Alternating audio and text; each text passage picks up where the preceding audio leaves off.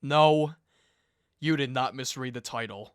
I watched, ranked, and reviewed every single episode of Better Call Saul.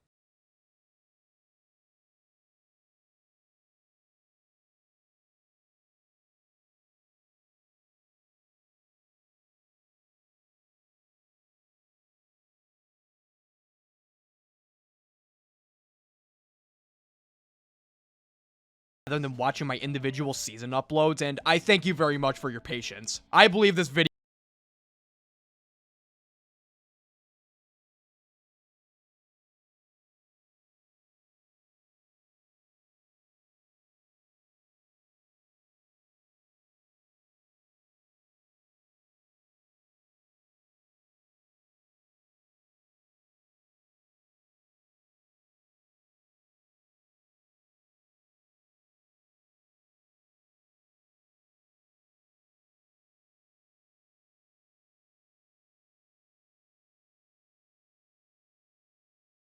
like, you don't have to, but it'd be cool if you did. I'm tired. Also, go follow my Twitter. I do funny stuff on there sometimes. Anyways, let's begin this series. Starting with Season 1, Episode 1.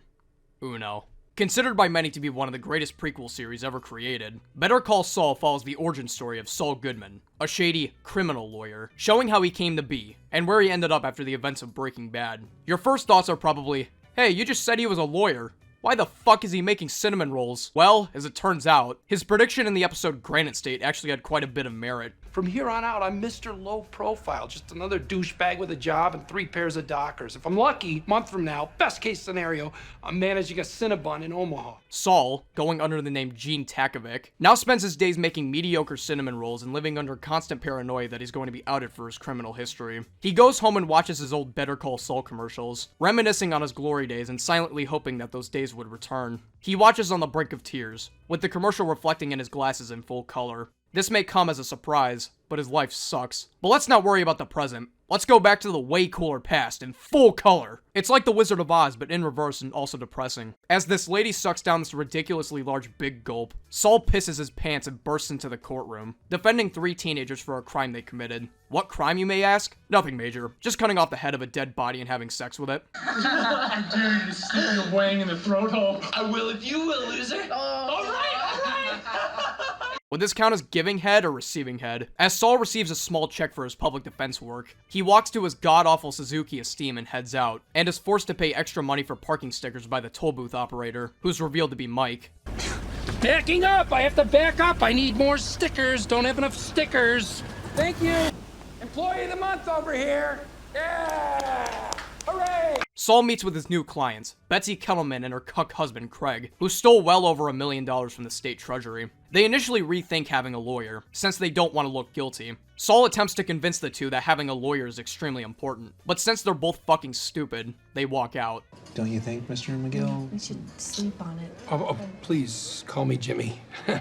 Oh, silly me, I forgot to mention. At this point in the show, Saul goes by the name Jimmy McGill, so I'm gonna call him Jimmy for now. As Jimmy orders a card to try to goad Betsy and Craig into using his and I just shit my pants. The 2 skateboard twins claim that Jimmy broke one of their legs, and that he now has to pay them up or else they'll call the cops. However, Jimmy quickly realizes that these 2 are pulling a scam, and calls the both of them out. Now, let's talk about what you owe me for the windshield. You, what?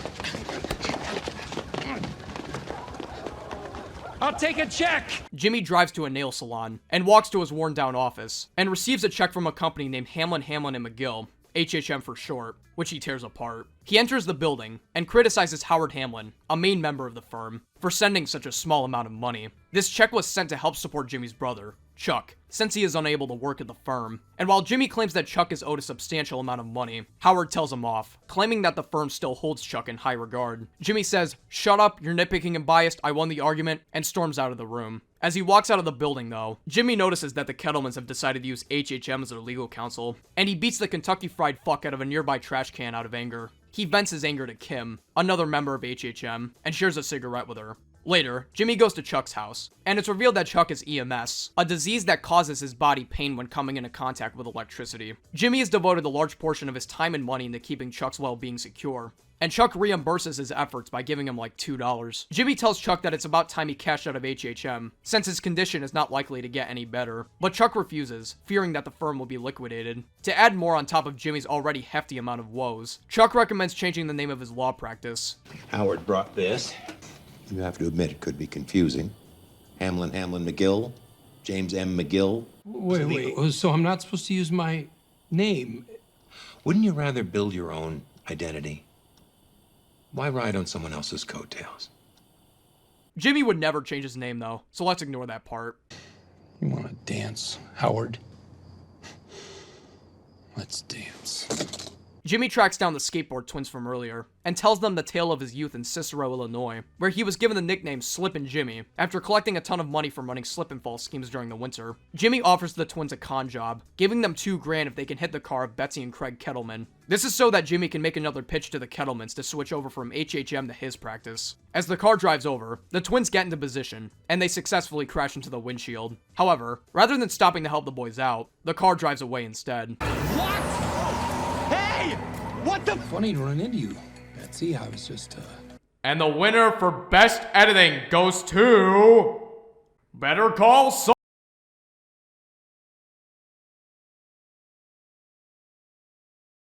The car, and they confront the driver, who turns out to be not at all the Kettlemans, but rather an elderly Mexican woman who doesn't speak English. As the two follow the lady into the house, Jimmy tracks down the car and knocks on the door. Open up, officer of the court! Good afternoon, this...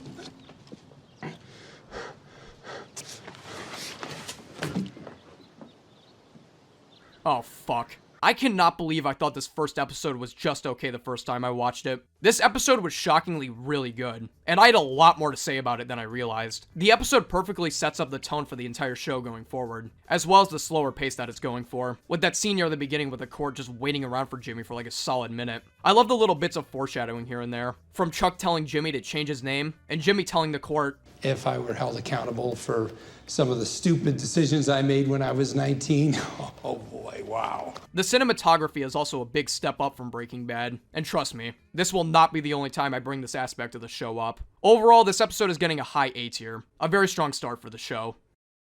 Season 1, Episode 2, Mijo. The episode begins with Tuco cooking up some Krabby Patties when his grandma walks through the door, asking him to deal with the skateboard twins. While it initially seems like it's going to be a calm confrontation, one of the twins makes the horrible mistake of calling Tuco's grandma a biznatch, angering Tuco. You called her biznatch? Yeah, whatever, man. Please, hurry it up. I'm hurt. No. Biznatch.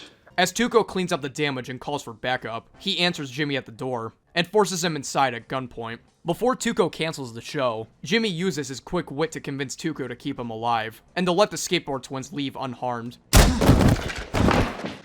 No. I mean, like, not unharmed, but you know what I mean. Tuco brings Jimmy to the twins and allows him to cut the twins from their shackles. Unfortunately, Jimmy forgot the fact that the twins are complete fucking morons, as one of the twins tries to throw him under the bus. It was him. It was all his idea. No! Shut up! Say what?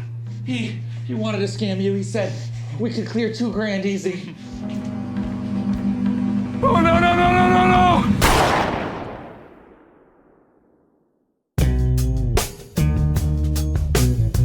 Jimmy is taken out to the desert along with the twins, and tries to tell Tuco that he was after the Kettlemans, and not his grandma. Tuco doesn't believe him, believing that he's part of law enforcement. At first, Jimmy indulges Tuco's belief, claiming that he's an FBI agent who set up a sting to take down Tuco. However, Nacho, a member of the cartel who contrasts Tuco's more chaotic approach to business, calmly asks Jimmy for the truth, and Jimmy quickly drops the act and begs him to let him and the twins go. Nacho convinces Tuco to let them go, since killing a lawyer would arouse a ton of suspicion. They disrespected my abuelita. They called her biznatch! And they just walk! While Jimmy is let free, the twins are left to be killed by Tuco, and Jimmy tries his best to prevent the two from becoming strawberry slushies. He once again uses his quick wit to convince Tuco not to kill the twins, instead attempting to come to a compromise. Break their legs. How many legs? 2. They got 2 legs. 1 leg. Look, they can't skateboard for 6 months, and they're scared of you forever. You show everybody that you are the man, but that you're fair.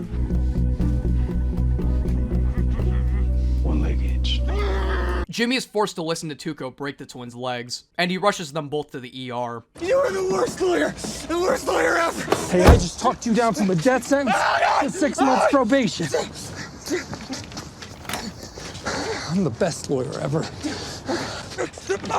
Later that day, Jimmy goes on a date, but the sound of a nearby man snapping crackers in half gives Jimmy PTSD from that brutal scene, so he decides to get wasted to forget what happened. Chuck wakes him up the next morning, wrapped up in a space blanket, looking like a deranged conspiracy theorist. Jimmy asks why Chuck has it on, and Chuck says that Jimmy left his cell phone in the house the other night. Chuck also asks Jimmy about a medical bill that fell out of his pocket. Obviously, this bill was meant for the twins' broken legs, but Chuck thinks that Jimmy is relapsing back into his old ways of slipping Jimmy.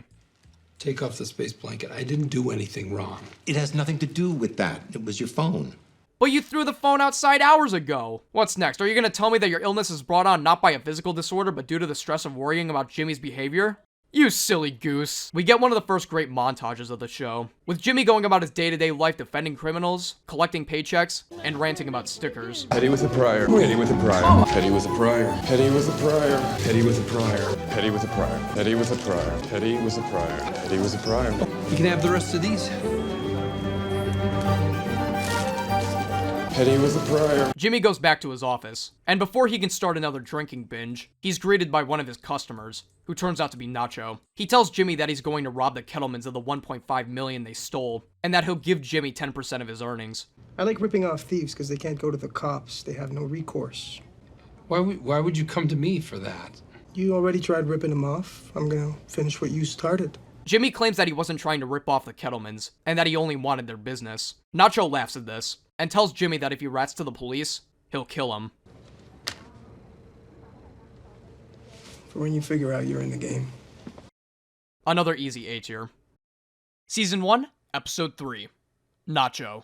In our first flashback in the show, we see Chuck talk to Jimmy in prison. Shitty haircut and all. Jimmy's in prison due to his Chicago sunroof incident, which we'll certainly get to know a lot more about in a few episodes to come. Jimmy begs for Chuck's legal counsel, promising that he'll act like a better person in the future, and Chuck reluctantly decides to defend him. By the way, one thing I want to note about this show is that, unlike its predecessor, the visuals for the intro actually change from episode to episode. One of my personal favorites is this one, featuring a lady using the scales of justice as an ashtray. A very fitting metaphor for the entire series. Jimmy calls Kim in the middle of the night, talking to her about the Kettleman case, and accidentally warns her that the Kettlemans may be in danger. Jimmy decides to warn the Kettlemans himself, so he uses a payphone and makes an anonymous tip to the couple using a sex robot voice. Hello? Kettlemans, you're in danger. You're in danger. I'm sorry, what? This is a warning. You're in danger. You have a terrible connection.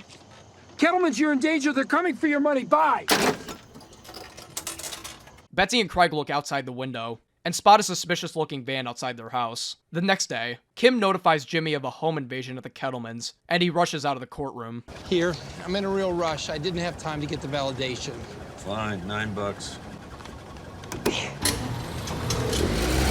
Screw you, geezer! Jimmy arrives at the scene, and Kim explains that not only was the house ransacked, but the Kettlemans are now missing, including their children. Kim asks Jimmy to elaborate on his Kettlemans are in danger comment, and while Jimmy explains that it's logical that someone would want to come after their money, Kim tells him to fuck off. Suspecting that he was the one who robbed the house, Jimmy calls Nacho, or rather, he leaves like 40 messages for him, desperately trying to contact him like a clingy ex-girlfriend. Jimmy eventually gets a call back, but nobody answers, and the caller hangs up. Jimmy sulks back to his car, and he notices two men walking the same direction towards his car. Thinking Nacho was somehow able to track him down or something, Jimmy nonchalantly walks out of his car, and then proceeds to nonchalantly run down the alleyways the two men nonchalantly chase behind him. A cop car nonchalantly pulls up in front of Jimmy, and it's revealed that the two men were a part of law enforcement, and they arrest him nonchalantly. As it turns out, the suspicious-looking van from earlier got its license plates tracked, which belonged to Nacho. Jimmy tells Nacho to give up the location of the family for him, but Nacho claims that Jimmy had him set up, since he had nothing to do with their disappearance. The cops are out there right now poking into my business. You get me out of here. Today. Or you're a dead man. Kim allows Jimmy to take a look through the Kettleman's household, and as Jimmy looks through the children's bedrooms, he notices that a doll is missing from the daughter's playset. Jimmy figures that the Kettlemans staged the kidnapping in order to run away with the money they stole, and goes outside to confess to Kim that he had made a warning call to the Kettlemans. I called the Kettlemans anonymously to warn them. Anonymously? You did... Oh, God, you didn't... You didn't do the sex robot voice, did you? I did. The tube and the whole thing. See, you thought I was kidding or something earlier. No, this is an actual plot point. Jimmy tries to get Kim on his side to help him find the Kettlemans and prove Nacho's innocence, but Kim says no way, Jose. Later, Jimmy tries to get back in the courtroom, but Mike still remembers the stunt Jimmy pulled the other day, and he doesn't let him through. Jimmy tries his best to protest against Mike, but with no luck. I'm gonna park right here. I don't think you want to be doing that. Oh, yeah? What are you gonna do? You got a poop-filled diaper in there? You gonna throw it at me? You gonna gum me to that, huh, geezer? Oh,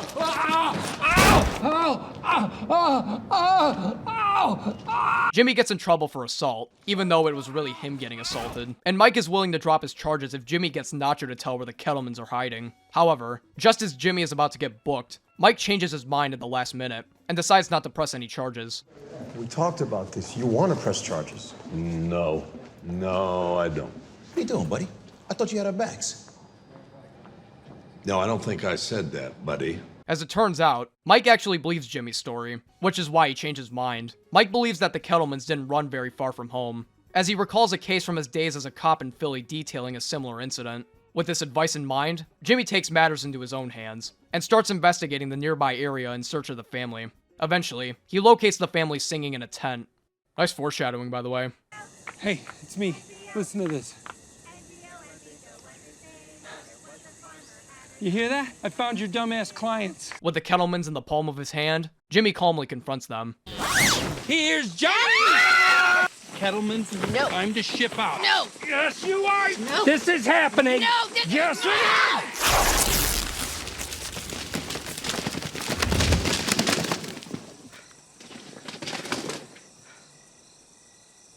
Yeah.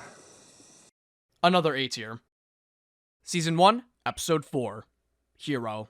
We get another flashback to the Slip and Jimmy era, with Jimmy talking to some random dude while exiting their local furry convention. Oh, yeah! After completely whiffing a high five, Jimmy takes this guy to the end of an alleyway, where they encounter a completely blacked out dude with a fixation for buttholes. Help yourself to some of this, you butthole. Hey! Hey, we're not buttholes, all right? So stop saying that. Butthole. The dude steals the $1,000 from the guy's wallet, while Jimmy steals his watch. The other dude notices that the watch is a Rolex, and demands that they split the money evenly, since he figures that the watch is worth $3 grand. The dude keeps the watch, while Jimmy keeps the money from the wallet, along with an extra $500 from the dude to make it even. As it turns out, however, it was all just another Slip and Jimmy scheme, as the butthole guy rises from the ground, and the two smoke it up, their collection of cheap dollar store watches intact. We're taken back to the woods, where Jimmy tries to drag the Kettlemans back home. Betsy claims that they can't, since the court will absolutely peg Craig's ass in their case, and they try to bribe Jimmy with their money to not tell anyone about said money. To dissuade their offer, Jimmy makes one last attempt for them to switch over from HHM and use his legal services. But why not? I'm sorry. You're just what? You're the kind of lawyer guilty people hire.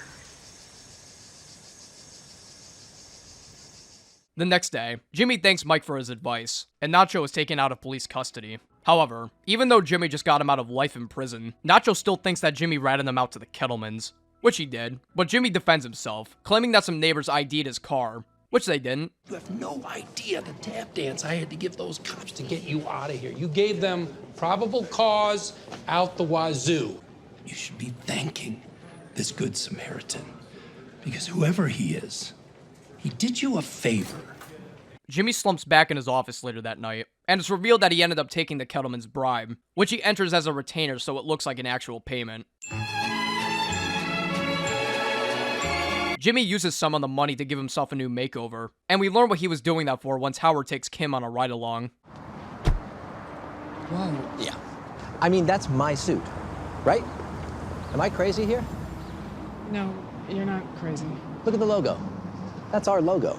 This was an actual billboard that was put up in Albuquerque for a while, and you can actually still call this number. The voicemail's changed a couple times, but this is the message you would have gotten if you called when Season 1 was airing. Hello. You've reached the law offices of James M. McGill, Esquire, a lawyer you can trust. Kindly leave your information at the tone, and Mr. McGill will phone you promptly. I've got your phone number and I'm gonna wring your fucking neck. Howard is pretty upset by Jimmy's blatant copy pasting, and Kim goes to the salon to give Jimmy a cease and desist letter, and warns him that the future will not look pretty if he keeps it up. Jimmy and Kim's relationship is expanded upon a bit in this episode, with Jimmy at one point during a brief argument suggesting to Kim that she quit HHM, and work in a place where she's actually appreciated. The next day, Jimmy is told by a judge to take down the billboard, which Jimmy obliges. There are only so many fonts out there. Does Mr. Hamlin outright own them all? No, but we've been using this particular font for 12 years now, and it, in concert with our tri-rectangle graphic and Hamlindigo Blue. Hamlindigo Blue? Ew! Jimmy tries calling a bunch of news outlets to cover the injustice of his story, but none of them bite. So he hires a film crew and creates his own story. Let me tell you something. If they want to fight, they're going to get a fight. Because I'm not giving up, Holy shit! Dude! The dude! Dude, the dude! Jimmy rushes to the top of the billboard, the camera still rolling, as a crowd begins to form around. He gets to the top and pulls the dude back up to the billboard. Because of his heroic efforts, Jimmy is interviewed by the local news, further pissing off Howard. This whole thing was a publicity stunt. It's gotta be. You don't think anyone's gonna actually buy this? Hard to say. People love a hero. Whole thing's a damn stunt.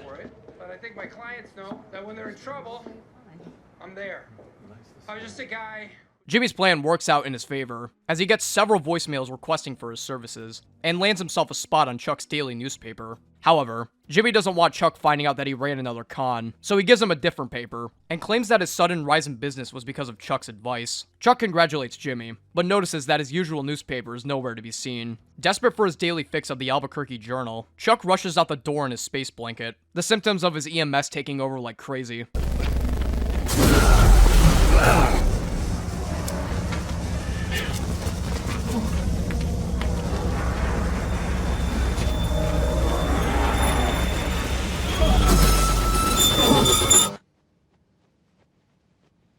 Chuck reads the paper and finds out about Jimmy's heroic act, worsening his already increasing symptoms. As amazing as that scene is, I'm still feeling a high beats here for this episode. Season 1, Episode 5, Alpine Shepard Boy. Alright, I want you to look at the title of every Season 1 episode. Do any of them stick out? If you said, hey, the 5th episode doesn't fit the ends in O gimmick, you'd be correct. Apparently the name of this episode was supposed to be Jell-O, referring to some advertisements Jimmy creates in the episode, but due to legal issues with the Jell-O company, they couldn't. So right off the bat, this episode's getting an F tier, but let's see if it can redeem itself. We're taken back to the moment after Chuck stole his neighbor's newspaper, and the police show up to his house to investigate the incident. The police ask to come into Chuck's home, but Chuck says no, due to his condition. As Chuck lectures the cops over probable cause, they look around the house and notice a bunch of ripped cords and lighter fluid, and assume that Chuck is a certified gas station tweaker. The police barge into the house, and the blinding sunlight, combined with his newfound stress over Jimmy's latest con, causes shit to hit the fan very quickly. Look, I'll give the paper back!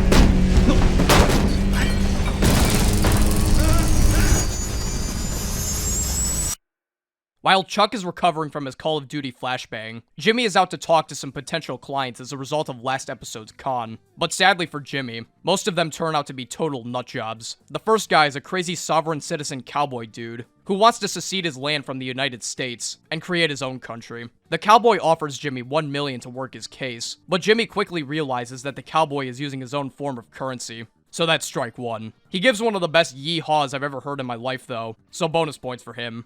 Yeehaw! Yeehaw! Yes, we are doing this! The second potential client is a much more normal-seeming guy, who's asking Jimmy for his help on creating a patent for a potty-training toilet that speaks whenever your toddler takes a shit. Fill me up, Chandler. Put it in me. Chandler's my youngest. Loves it. Give it to me, Chandler. I want it all.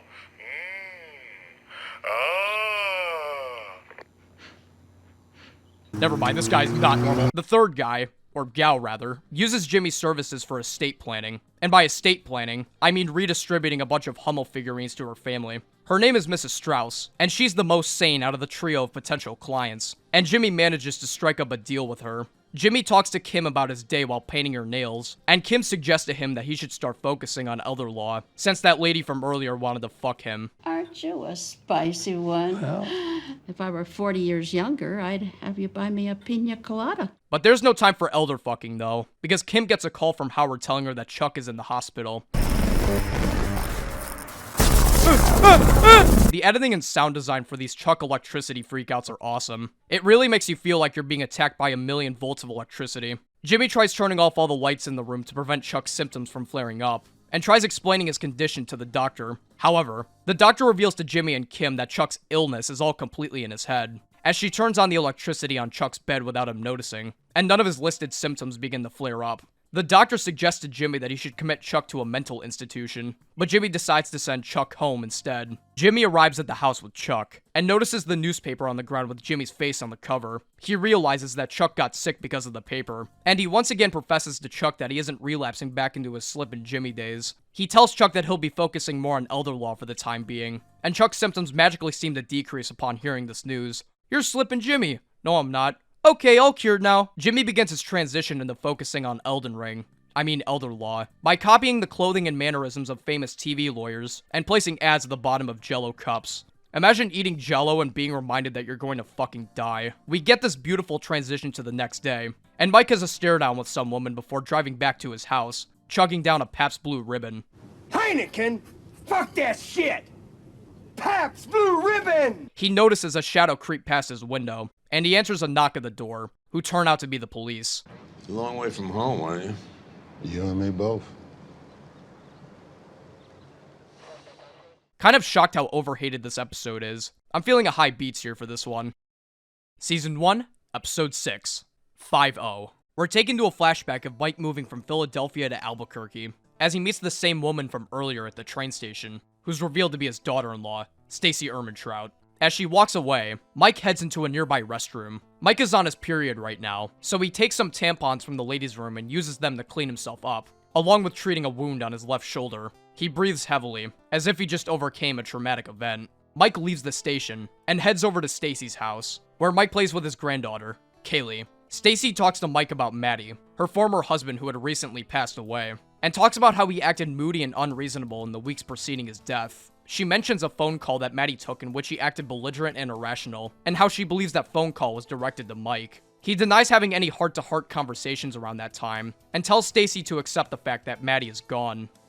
I know what you're doing, replaying it over and over, thinking if I'd noticed this or changed that, maybe I could have done something. You don't think I haven't had those thoughts? I do. Every day. You gotta quit beating yourself up like this. Mike leaves the house, and takes a taxi to the veterinarian's office to stitch up his wound.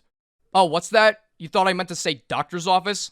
"Nope, you heard me right." This office belongs to Dr. Caldera, a veterinarian who has many secret ties to Albuquerque's criminal underworld. Caldera offers Mike some criminal work, but Mike turns him down as we're taken into the smooth-ass transition into the present day, where Mike is being interrogated by the police from last episode. You really want the formal treatment?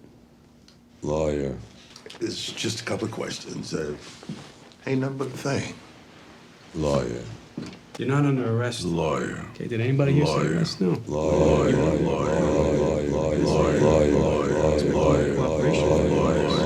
Cop to cop. Lawyer.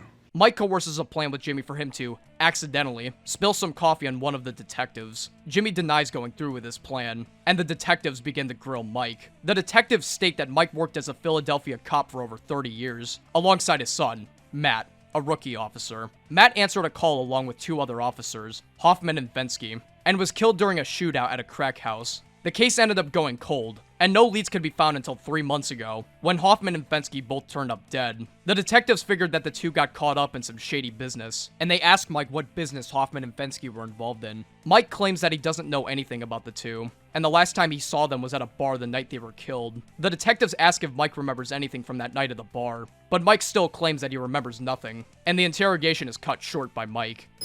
Oh, hey. Oh, shit. Jeez, sorry. I can get most. You know what? Hey, I got it. Thank you. Jimmy ends up going along with Mike's plan, and Mike manages to snatch the notebook from the detective. Let's get an instant replay on that scene. Jeez, sorry. I can get most. You know what? Hey, I got it. Thank you.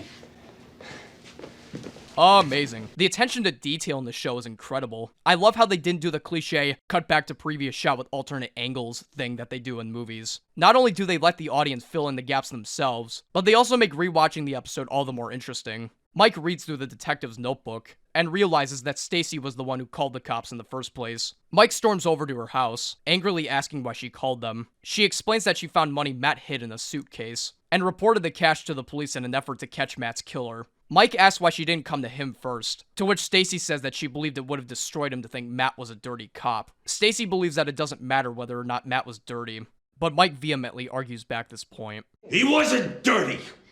God damn you! You get that through your head! My son wasn't dirty! After some intense cinematography, we're taken back to Mike's visit at the bar, where he opens up the door of a cop car with some string to steal something. He drinks heavily at the bar that night, and he looks at Hoffman and Fensky at a nearby table, suspecting that they were the ones who really killed Matt. He walks over to their table, and whispers ominously in their ears.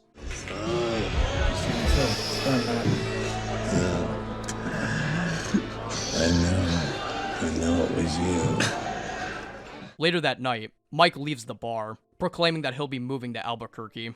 As he stumbles down the street, Hoffman and Fensky offer him a ride in their car, practically forcing him to get in. They take away his gun as they strap him in, and they ask what Mike meant when he said he knew it was them. You killed him. You killed Maddie. And you killed him for nothing. You killed him because you were scared of what you thought he might do. The cops pull over to a nearby alley, and Mike grabs a pistol dug between the seats as they force him out of the car. They plan to murder Mike, and to frame it as a suicide. He's drinking himself to death. We're doing him a favor. Smart. That's what I would have done if I were you.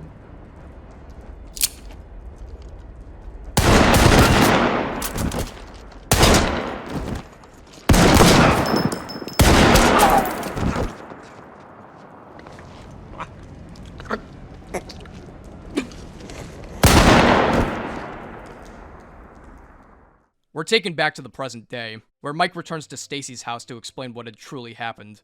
Mike explains that stealing, bribery, and other forms of corruption were common back at Philadelphia's precinct, and admits that he was heavily involved. Fensky had stolen a hefty amount of cash from a drug bust, and Hoffman offered Maddie a cut of the cash. Matt, shocked by this offer, called Mike to ask him what to do, and Mike told him to accept the money, since reporting Hoffman and Fensky would have likely gotten him killed. I told him I did it too. And that's what you heard that night. Me talking him down, him kicking and screaming until the fight went out of him. He put me up on a pedestal. And I had to show him that I was down in the gutter with the rest of them. Broke my boy. I broke my boy. Matt listened to Mike and took the money. However, Matt hesitated while taking the money, which convinced Hoffman and Fensky that he wasn't solid, resulting in his murder. Hoffman and Fensky. If they killed Maddie, who killed them? What happened? You know what happened. The question is, can you live with it? In a show full of some of the most talented actors and inspired performances of all time, I personally think Jonathan Banks is up there in at least the top 3 just for this episode alone. The character of Mike Ehrmantraut has grown on me ever since I started rewatching this series. Despite being a stoic, grumpy old man, Jonathan Banks' performance is incredibly captivating to watch. You could put him in a metal folding chair, have him sit in front of a wall with drying paint, and film that for 2 hours, and I'd still be invested in his character. His monologue near the end is one of the few times I've ever been on the verge of tears watching a TV show or movie. There's something so heartbreaking about watching this tough, grisly retired cop from Philadelphia let his emotions overwhelm him. It's an incredibly tragic backstory, making Mike even more interesting to watch than he already is. An easy S tier, and absolutely deserving of being the first one on our list. Season 1, Episode 7, Bingo. Mike and Jimmy are confronted by the two detectives, who take the notebook back from Mike, and one of the detectives threatens them with jail time, believing that they purposefully spilled coffee on him to steal the notebook. Jimmy claims that they found it at the parking lot, which angers the detective, and he starts berating Mike, telling him that he hopes his somewhat illegal behavior didn't rub off on the rest of his family. The detective storms out of the room, and Mike tells Jimmy to fuck off, as he starts talking to the other detective, who apologizes for Mr. Angry Man's behavior. They talk about the old precinct, and how a majority of the team believe that Hoffman and Fensky got what came to them. Jimmy asks Mike what he said to the detective, and Mike tells him to suck his dick and drives off. Jimmy goes to Chuck's house to deliver him food, and he discovers him standing outside, counting to 120 before rushing back into the house. Chuck is trying to train himself to build a tolerance to electricity, and Chuck claims that he's doing this because he wants to better himself and get back into work. Jimmy brings in a bunch of case files he claims are 413s. You mean 513s? 513s from his transition into elder law. Jimmy brings Kim into his new office space, which has a ton of space in multiple rooms compared to his old office in the nail salon. Jimmy shows her the corner office, and Jimmy says it's reserved for a partner.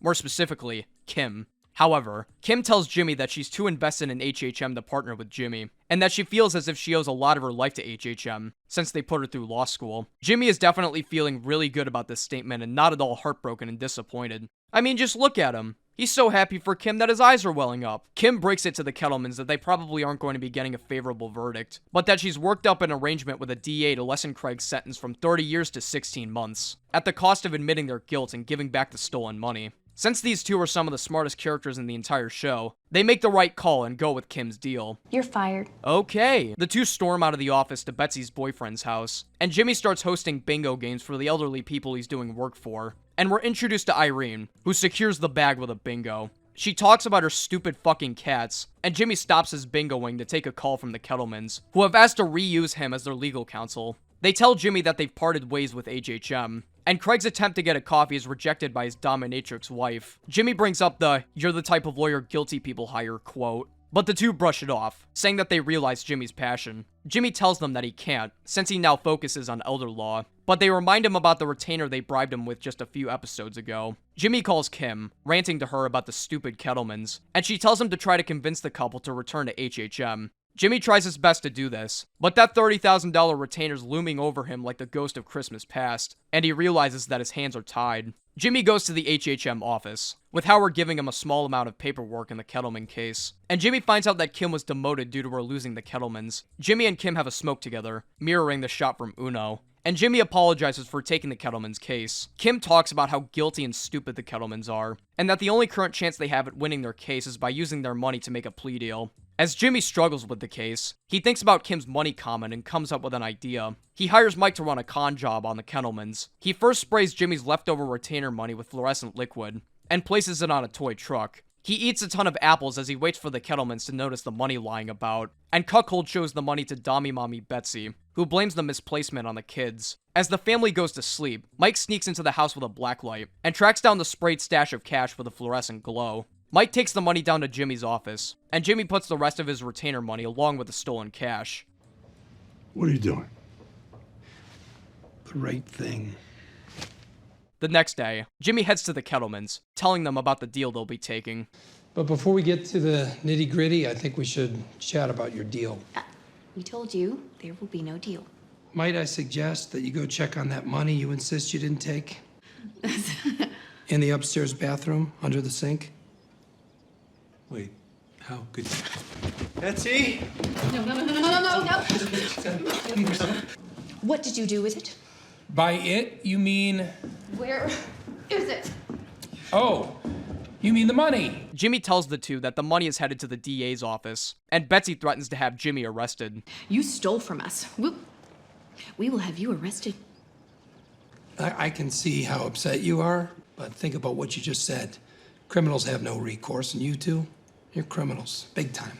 This line is a great callback to what Nacho told Jimmy back in the episode Mijo. Ironic how the guy who tried to convince Nacho not to steal from the couple ended up becoming the thief himself. Jimmy quits representing the couple on the spot, and tells the two to apologize to Kim, take her back as their lawyer, and take the deal. Betsy threatens to tell them about Jimmy's bribe, but Jimmy points out that this would implicate Betsy in the crime along with Craig. Betsy complains about their predicament, but Craig stands up to her, or rather, sits down to her, and convinces her that this deal is for the best. Jimmy brings the two to HHM with Kim, and Kim silently mouths thank you to Jimmy.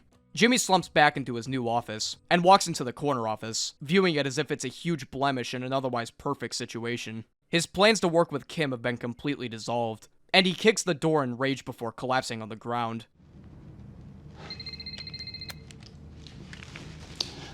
Law offices of James M. McGill, how may I direct your call? This was a good episode, featuring some emotional and impactful scenes along with a pretty important character moment for Jimmy. This one's getting a B tier. Season 1, Episode 8. RICO. We're taken to another blueberry-colored flashback, featuring Jimmy going about his job as a mail guy at the HHM office. He goes to Kim's office, and hands her a letter, which reveals that Jimmy passed the state bar. The two celebrate, and Jimmy goes to Chuck's office to give him the good news. Chuck is shocked, since Jimmy had not told him that he was working to obtain a law degree, and Jimmy tells him that he took an online course for the University of American Samoa, another nod to Breaking Bad. While Chuck feigns excitement over this sudden development, he's secretly really not happy. Oh, hey, I was hoping, once I get sworn in and everything, consider hiring me. As what? Oh, a lawyer, obviously. Yeah. It's almost like Chuck is already trying to forget the fact that his brother can now work as a lawyer. The rest of the HHM staff celebrate Jimmy's success, and Howard enters the room, kicking everybody out so he can have a talk with Jimmy. Kim shuts the door, making the conversation between Howard and Jimmy inaudible, with only the monotonous sounds of a copier that can be heard. Through the two's body language along with the movement of the camera, it's implied that Jimmy's job at HHM has been rejected by the higher-ups. Howard exits the room, and the camera zooms out, as we see Jimmy sulking in his chair, disappointed.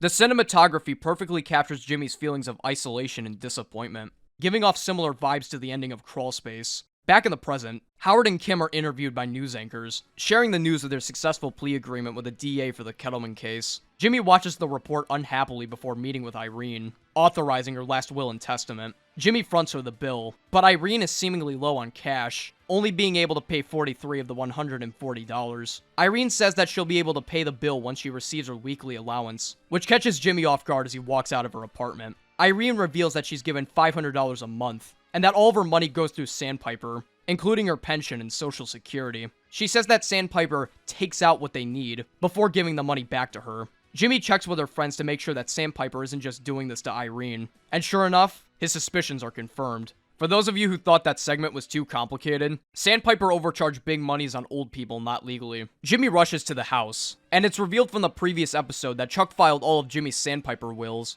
and criticizes him for doing a ton of work and wanting to be a big shot. While Chuck tells Jimmy to hire a paralegal, Jimmy tells him to shut the Chuck up and check out this crazy Sandpiper shit. Chuck takes a look, and notices all of the small things that Sandpiper is overcharging the residents for, which is printed in extremely small text. Jimmy points out that this could be a huge case for him, and Chuck advises Jimmy that he should investigate for more information. Jimmy heads to Sandpiper, but is denied access by this lunch lady-looking secretary. Jimmy notices that one of the employees is shredding documents, and is blocked by the security guards while trying to walk in. Jimmy asks to use their bathroom before leaving, and uses this time to file a lawsuit on the back of a notebook and a roll of toilet paper, which is completely unrealistic. The toilet paper in every public place that I've been to are like that cheap half-ply discount toilet paper that you have to use an entire roll of to get even the least bit clean. And yet, somehow, Jimmy's pen doesn't go right through it. They gotta be using 16-ply in that bitch. This is a demand letter informing Sandpiper Crossing of pending litigation for defrauding my clients through systematic overcharging. So call your lawyers right now and tell them I said that. Me, James McGill, Esquire. I'm telling you guys, big mistake! Later that night, Jimmy spies on Sandpiper and watches them secretly dump out all of the shredded documents. He gags as he searches through the garbage dump, and gets dumped with even more garbage by two other employees. As he looks around, Jimmy gets a call from Rich Schweikart, a lawyer who works for the firm representing Sandpiper, Schweikart & Coakley. Rich asks about the demand letter written on toilet paper, and Jimmy describes the fraud Sandpiper is committing, and the actions he'll take to bring the company to justice. Rich claims that Jimmy has no basis to threaten litigation, and hangs up the phone. Sorry for interrupting your evening. Enjoy the magic flute. Blow my magic flute. Jimmy climbs out of the garbage and realizes that the shredded documents were placed in the recycling bin. This company may scam the elderly and put them in massive debt, but at least they recycle. Jimmy later dumps the documents on the ground, spending the rest of the night trying his best to piece them all back together.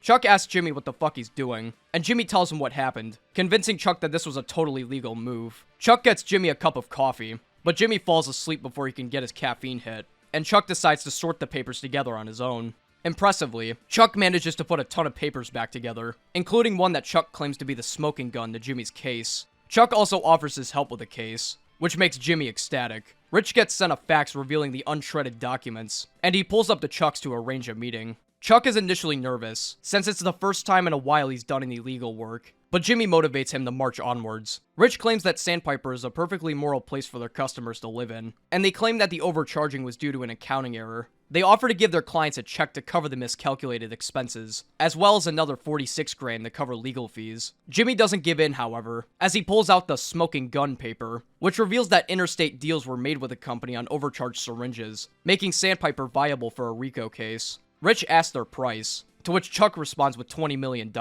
since Chuck figures that Sandpiper has multiple locations that are also overcharging in multiple states, which could result in a class action lawsuit. Rich shits his pants and drives away. Mike goes to Dr. Caldera's and makes a request for work, while Jimmy brings in more clients. Jimmy forgets some papers in the car, so Chuck goes outside to retrieve them, completely forgetting the fact that he's sensitive to electricity. Jimmy rushes outside, and Chuck is reminded of his symptoms, which shocks him, figuratively and literally. For a brief moment, Chuck was able to work with Jimmy without being reminded of the stress of Jimmy's antics, to the point where he completely forgot about his supposed illness. If it wasn't clear enough already, Chuck's EMS being completely in his head has been outright confirmed. A tier. Season 1, Episode 9. Pimento.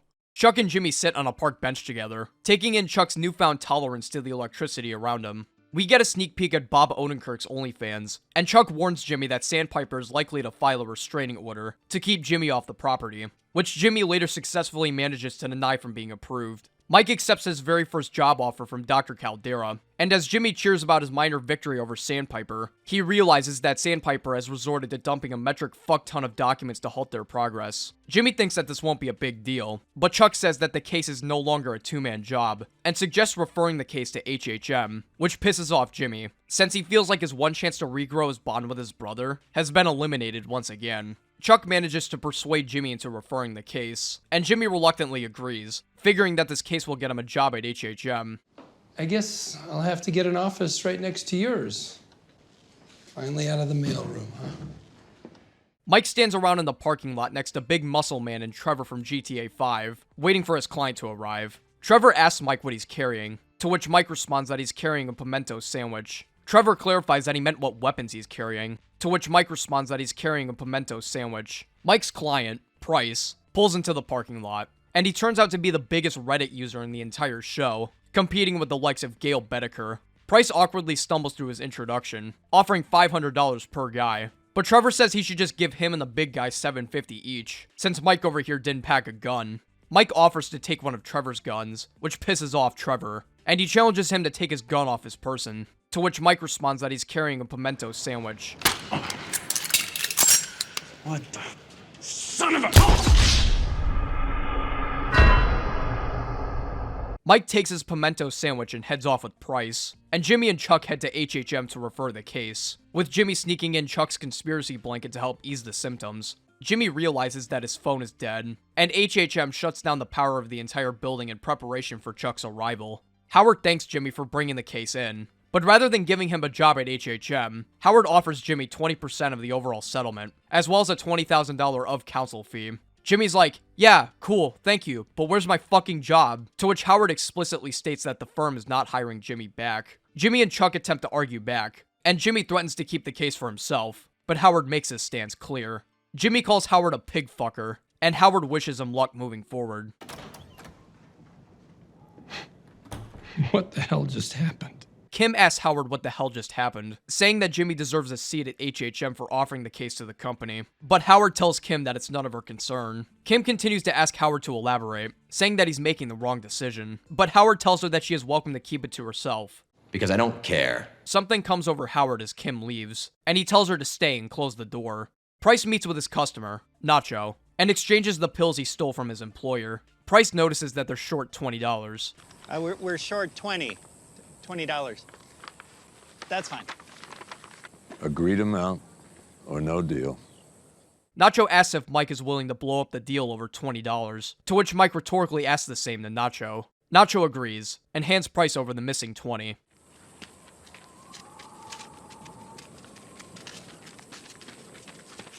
As Price gives Mike his money, he asks him how he knew that he didn't need to bring his gun, and Mike reveals that he did a lot of digging into Nacho, learning that he's making this deal outside of his usual crew, so it was in his best interest to not fuck anything up. Mike says to do your homework if you're gonna be a criminal, but Price claims that he's not a bad guy, and Mike clarifies the difference between a criminal and a bad guy. I've known good criminals and bad cops, bad priests, honorable thieves. You can be on one side of the law or the other. You can go home today with your money and never do this again. But you took something that wasn't yours, and you sold it for a profit. You're now a criminal. Good one, bad one, that's up to you. Jimmy meets with Kim at the nail salon to drink his ass off and rant about Howard, but Kim advises Jimmy to take the deal, which pisses off Jimmy even more. He accuses Kim of making some sort of secret deal with Howard to be on his side, and that she threw him under the bus just so she didn't have to work in the mailroom. Kim silently tells Jimmy to take the deal one last time on the verge of tears, and leaves the salon. Jimmy slumps back into his office, and as he plugs his phone in, he realizes that someone else had to have used his phone the night before. The next morning, he goes to Chuck's place, telling him that he'll accept Howard's deal. He talks about how great it would have been if him and Chuck were able to work together on the case, and Chuck says he'll continue to badger Howard for a position for Jimmy. Maybe I can gradually wear him down, get him to come around. Thanks. Wow, I'm so lucky to have you looking out for me. Jimmy suggests to Chuck that he should quit HHM in order to force Howard to give Jimmy a position, due to the sheer amount of respect and power Chuck holds of the company. You've got the nuclear option. Launch the doomsday device. Game over. If working with me is what you really want. Right, Chuck? You called him. You called Hamlin. Jimmy confronts Chuck, telling him about the fact that he always turns his phone off before placing it outside, and about the deleted phone call that was placed at 2 in the morning 2 nights beforehand, which was made to Howard. Jimmy figures how painful it must have been for Chuck to make that phone call, and believes that the only thing that Chuck was willing to do to endure that pain was to keep Jimmy out of HHM. It was always you, right? Right back to when I passed the bar and tried to join the firm, you didn't want me. Tell me why. Why were you working against me, Chuck? You're not a real lawyer. I'm what? You're not a real lawyer. University of American Samoa, for Christ's sake? An online course? What a joke. I worked my ass off to get where I am. And you take these shortcuts and you think suddenly you're my peer? I committed my life to this. Chuck rants about how Jimmy doesn't have the same level of respect or dedication to his job as he does. Jimmy disappointingly says that he thought Chuck was proud of him, to which Chuck says that he was more satisfied when Jimmy straightened out and got a job in the mailroom. So that's it then, right? Keep old Jimmy down in the mailroom because he's not good enough to be a lawyer. I know what you were, what you are. People don't change. You're Slippin' Jimmy. And Slippin' Jimmy I can handle just fine, but Slippin' Jimmy with a law degree is like a chimp with a machine gun. Chuck continues to rant about Jimmy refusing to take his job seriously, and Jimmy decides that this is the straw that broke the camel's back in regards to taking care of Chuck. I got you a 20-pound bag of ice and some bacon and some eggs and a couple of those steaks that you like. Enough for 3 or 4 days. After that, you're on your own. I am done. It's easily one of the most tragic moments in the entire show. Jimmy did so much to take care of his brother while balancing out his work life, and all he ever wanted was Chuck's love and validation. But Chuck doesn't see Jimmy as a changed man. All he sees is the former law-exploiting con artist that lives in the past. All he sees is something to worry about, to the point where he can't even use the electricity that surrounds him. All he sees is Slippin' Jimmy. In the last scene of the previous episode, it's as if Chuck was able to let go of the past for a brief moment, and finally be able to work alongside his brother. But his petty instincts still lingered, to the point where he was able to risk giving up a multi-million-dollar case, just so he didn't have to work with Jimmy. Sure, Jimmy isn't exactly a law-abiding citizen, and he's still willing to pull a scheme every now and again. But over time, his schemes were made less for his own benefit, and more to support the people around him. I believe that Jimmy was on a path to change, all of it just to be crumbled by Chuck's malicious intentions. With that in mind, I think I have no choice but to give this one an S tier. An absolute highlight for Season 1. Season 1, Episode 10.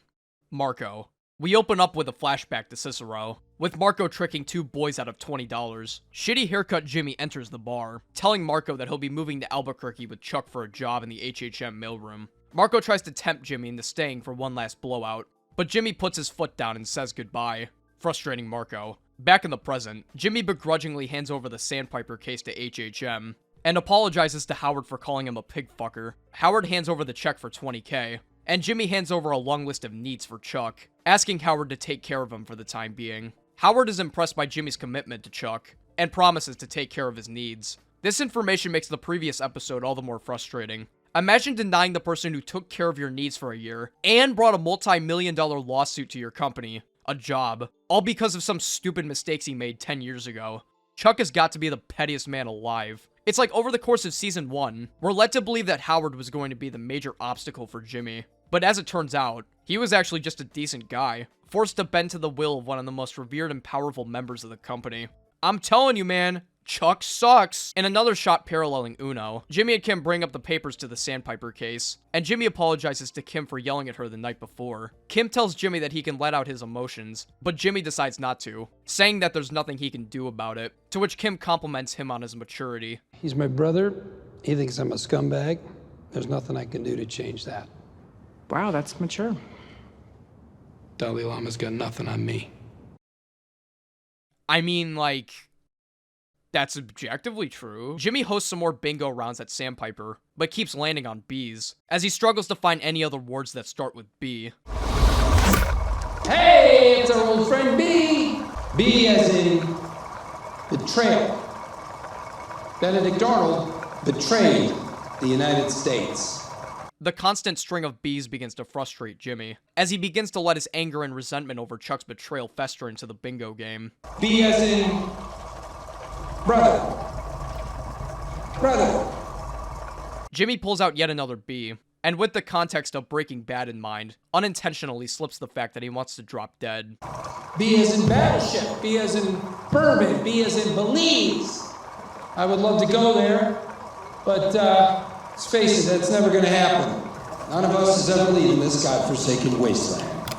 The people in the nursing home give Jimmy really weird looks as he pulls out yet another B, and as he looks at the number, he rants to the elderly folks about the time he pulled a Chicago sunroof back in Cicero on a guy who slept with his ex-wife and owed him money, which is what he got arrested for in the cold open back in Nacho. What is a Chicago sunroof, you're probably asking? Well, I'll let Jimmy explain this one. He drove up and he double parked outside of Dairy Queen and went in to get some soft serve. Now, Chet drove a white pearlescent BMW 7 Series with a white leather interior.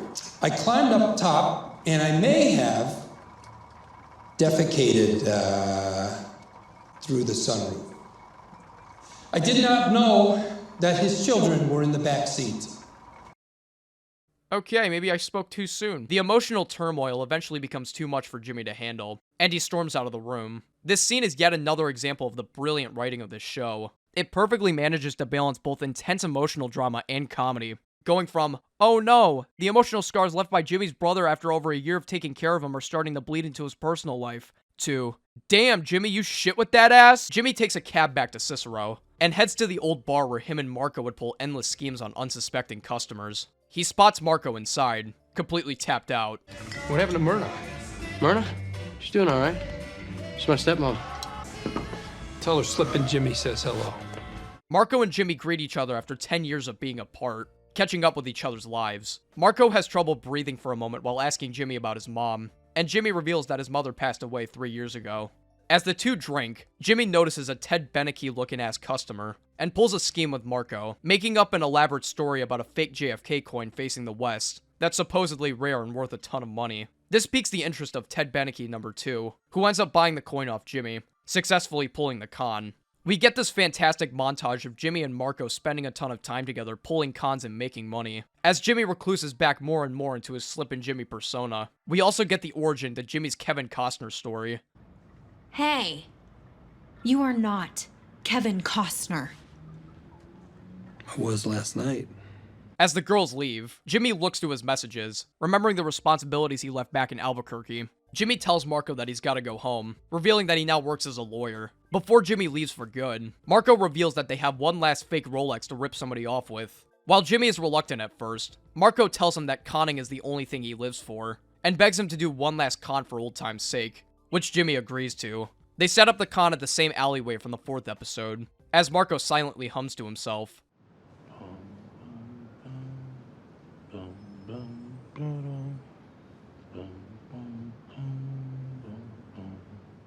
Jimmy howls, the guy picks up the wallet, and they notice Marco passed out, all according to plan. As Jimmy pokes him with a stick, however, Marco doesn't respond, and Jimmy realizes that Marco had a heart attack. This was the greatest week of my life. Hey, wake up, man! Come on! Marco! Buddy! Marco passes away, while Jimmy desperately tries to resuscitate him. Jimmy attends his funeral the next day, where he's given Marco's ring from his mother as a gift. Kim updates Jimmy, telling him that the Sandpiper case is extended to include another firm, Davis & Main, who are offering him a job at the company. Jimmy thanks Kim for going to the effort of recommending him, but Kim reveals that a lot of the persuasion came from Howard. Back in Albuquerque, Ernesto, one of the best interns ever, delivers Chuck his supplies, and as he walks out of the house, notices Jimmy sitting nearby in his car, which Chuck notices out the window, right before Jimmy leaves for his interview with Davis & Main. As he's about to enter through the doors, he pauses for a moment, reflecting on his life choices. At this moment, he's at a crossroads. Does he want to continue being a lawyer and prove his brother wrong? Or does he want to continue relapsing back into the schemes of his past life? He rubs Marco's ring on his finger, reminding him of his supposed glory days, and he turns around and leaves the station. He talks to Mike about their mission to take down the Kettlemans, and how they had well over $1 million sitting in front of them. He asks why they didn't just split the money 50-50, to which Mike reminds him of Jimmy's line about doing the right thing. Jimmy drives away in his car, as he starts humming a certain song to himself.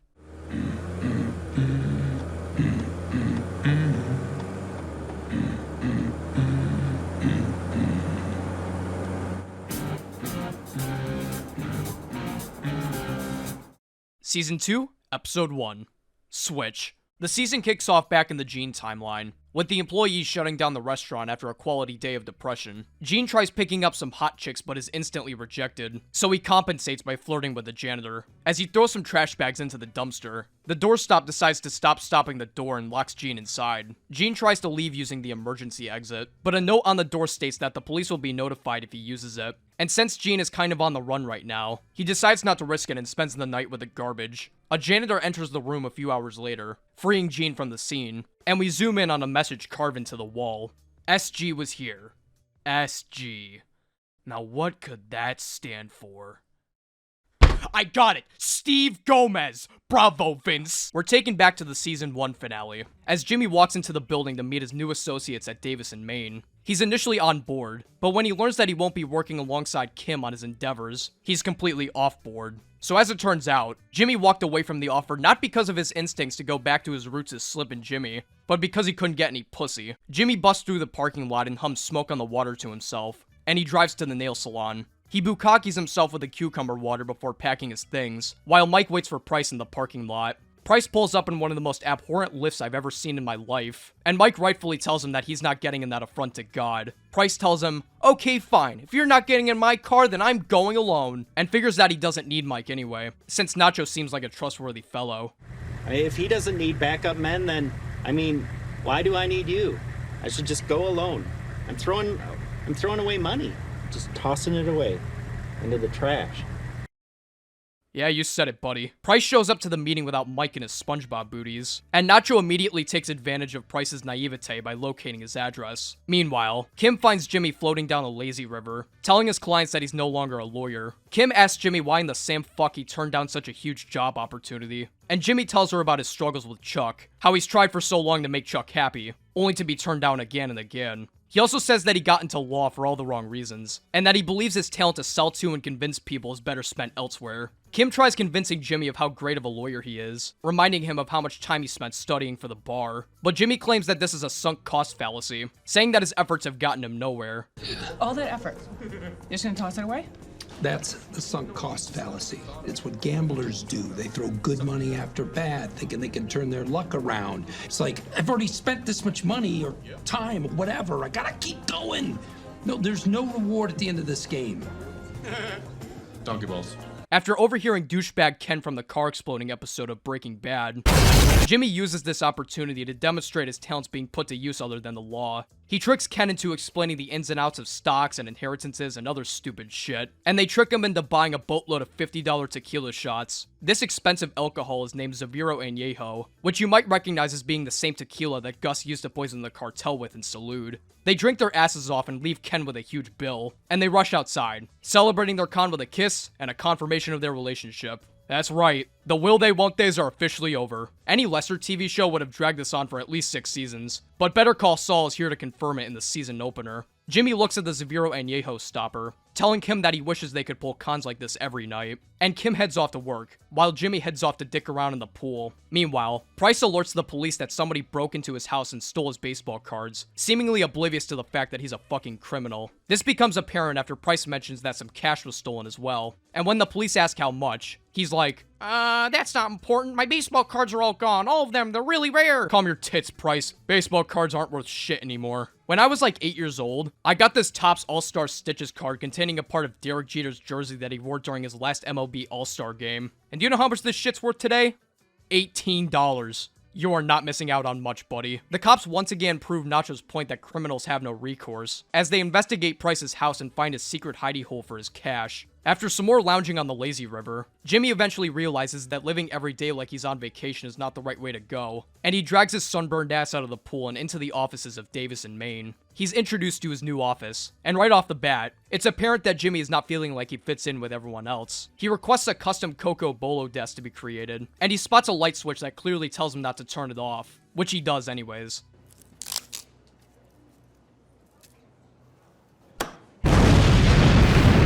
A tier.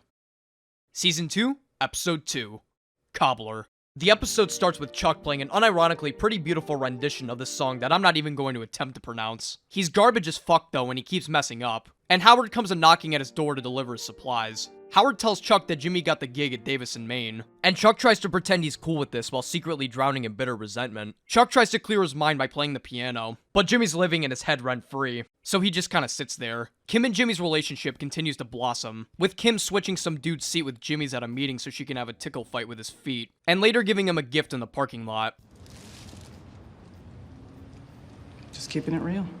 Jimmy gets his new company car from Davis and Maine, but has trouble fitting his new gift into the cup holder, once again displaying his feelings of not fitting in with the firm. Mike's cup of coffee pulls a Jurassic Park as Price pulls into the parking lot, subtly blending in with the people around him. Mike is fucking pissed, and he asks Price why he's at the police station. Price tells Mike all about his precious baseball cards that were robbed from him, along with the stolen drugs that the police totally won't find out about. Mike tells Price how stupid he is for talking to the cops, and how the cops have Price under suspicion, only helping him with his baseball card fiasco to get more info out of him. I disagree. Not open for debate. You go home now. But what about my baseball cards? Cost of doing business. No! No, no, no! I am getting those back! Those cards? Some of them were my dad's. Mike realizes how much of a basket case this guy is, and eventually gives in, promising to find his stupid-ass baseball cards. Cliff Maine plays the solo from Freebird, and we get our introduction to Nacho's dad, who owns an upholstery shop that Nacho also works at. Mike enters the shop, asking for a remodel of his car, and lures Nacho outside, who's not particularly pleased at Mike's arrival. Mike tells Nacho that Price is an idiot, and told the cops about the baseball cards that Nacho definitely stole. Nacho tells him that this is a you problem, but Mike threatens to tell Tuco about Nacho's secret side business, unless he gives back the baseball cards, along with some extra cash. Nacho nets the cash by taking Price's god-awful car, which Nacho tells him up front that he'll be selling for parts. Wait, why? You think I'd be caught dead driving that thing? It looks like a school bus for 6-year-old pimps. All right, shall we move this along? Price counts up his worthless baseball cards, and Nacho concludes his business with Price. During a meeting with Davis and Maine, Chuck enters the HHM building, signaled by Howard taking everybody's phones and turning off all the lights in the room. Imagine being such a dick that you literally darken everybody's day. I hope Chuck's piano gets bludgeoned with sledgehammers. Jimmy is initially distracted by Chuck's presence, but luckily Kim touches his dick, and he's back on his feet.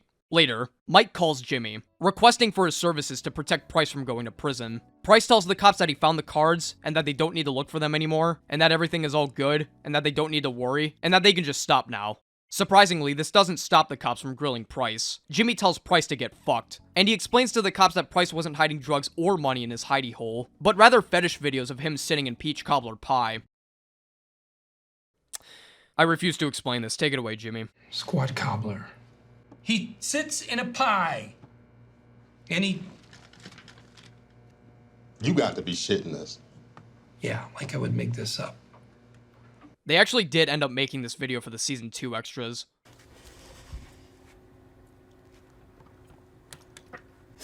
Oh no. I messed up this nice clean room. I think I feel berries. Later, Jimmy tells Kim about his squat cobbler lie as they disgustingly eat some pie together. Jimmy tells her that they actually made a video to exacerbate the lie, and Kim tells Jimmy that they just committed a crime by fabricating evidence, and tells him that he's risking his job with Davis in Maine by doing this. They're never gonna find out. Seriously, you sound like every dumb criminal out there. If you keep this up, they will find out. I could not hear about this sort of thing ever again, okay? B tier. Season 2, Episode 3.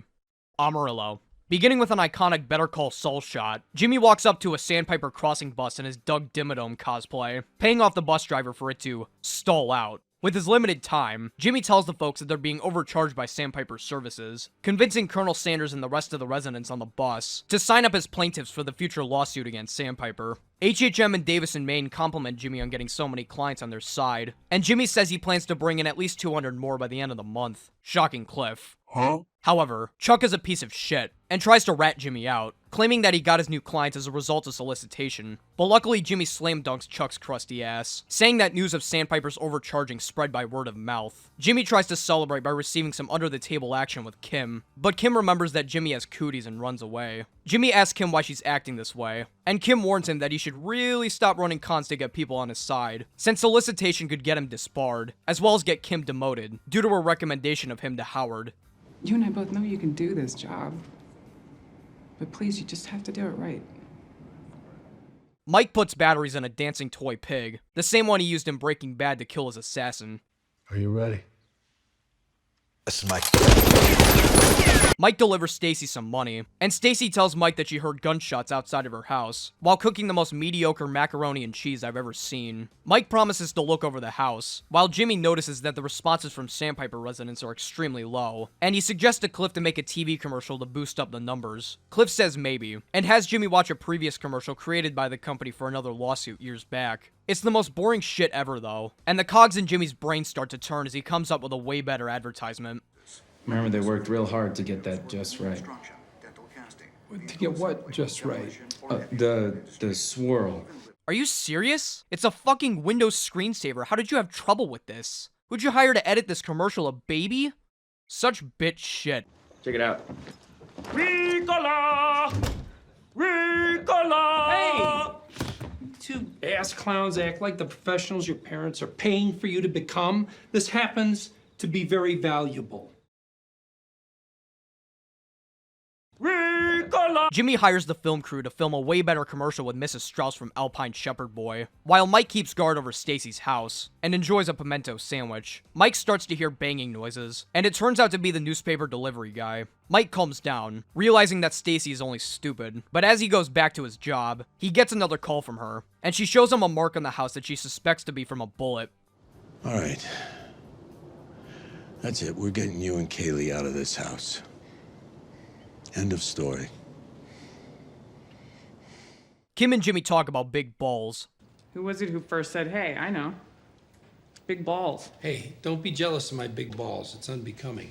They watch Jimmy's commercial, featuring a very sad Mrs. Strauss, talking about how her financial stability has fallen and can't get up. Kim is impressed by the quality of the commercial, which convinces Jimmy to pitch the ad to Cliff. At the last minute, though, Jimmy decides to call up a local TV station to air the ad, while Mike requests another bodyguard job from Dr. Caldera. He says that he doesn't want to fulfill a job that requires killing people, but Dr. Caldera tells him to suck it up, Buttercup.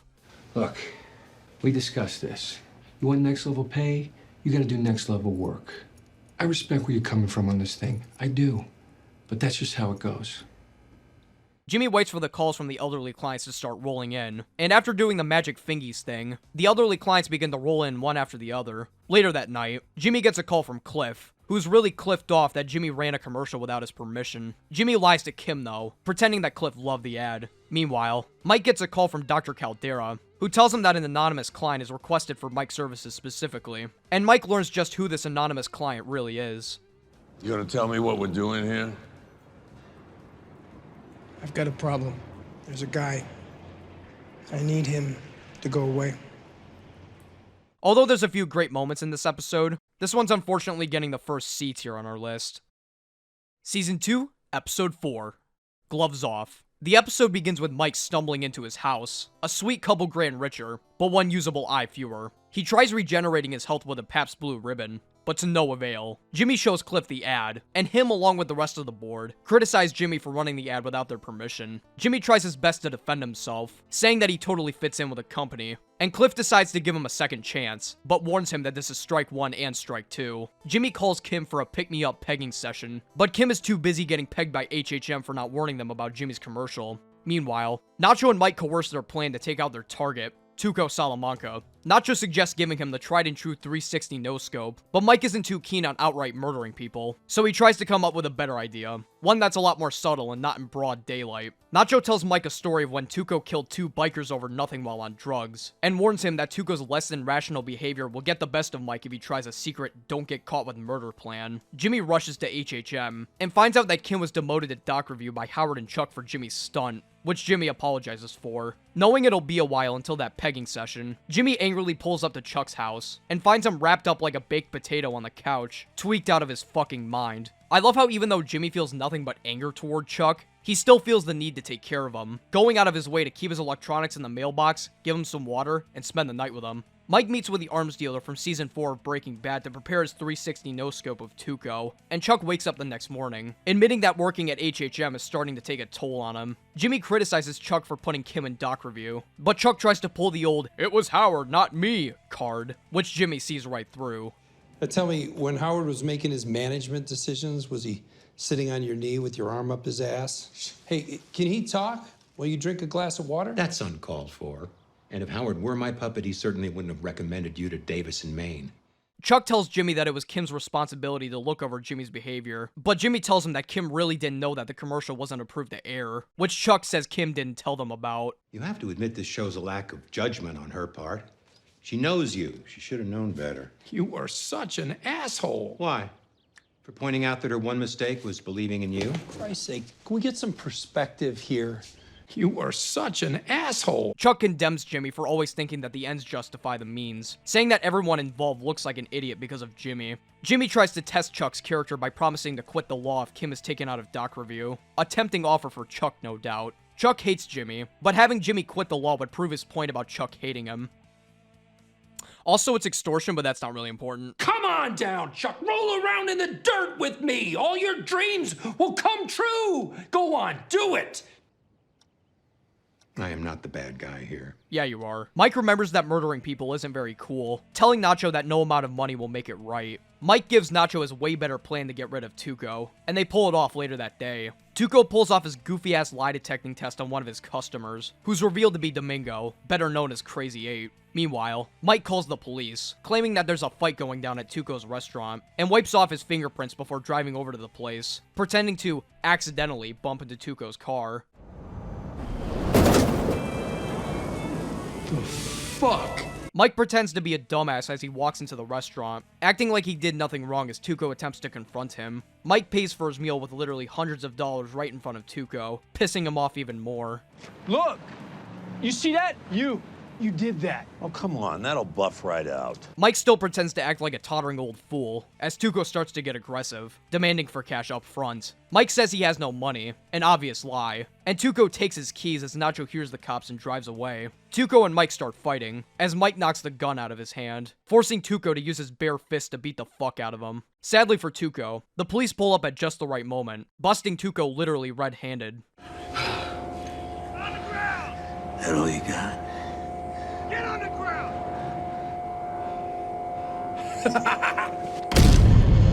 Later that night, Mike gets his money from Nacho, and Nacho asks why Mike would go through all this trouble to not kill Tuco. Mike doesn't respond, instead silently walking back to his car, concluding the episode. This is one of the first real great episodes of Season 2. A definite S tier. Season 2, Episode 5. Rebecca.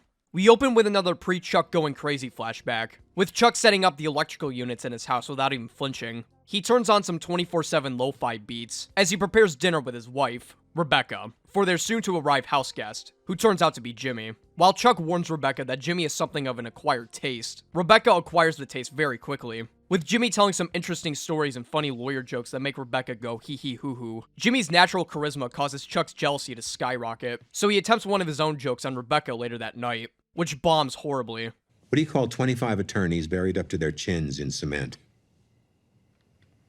Not enough cement. What? Oh.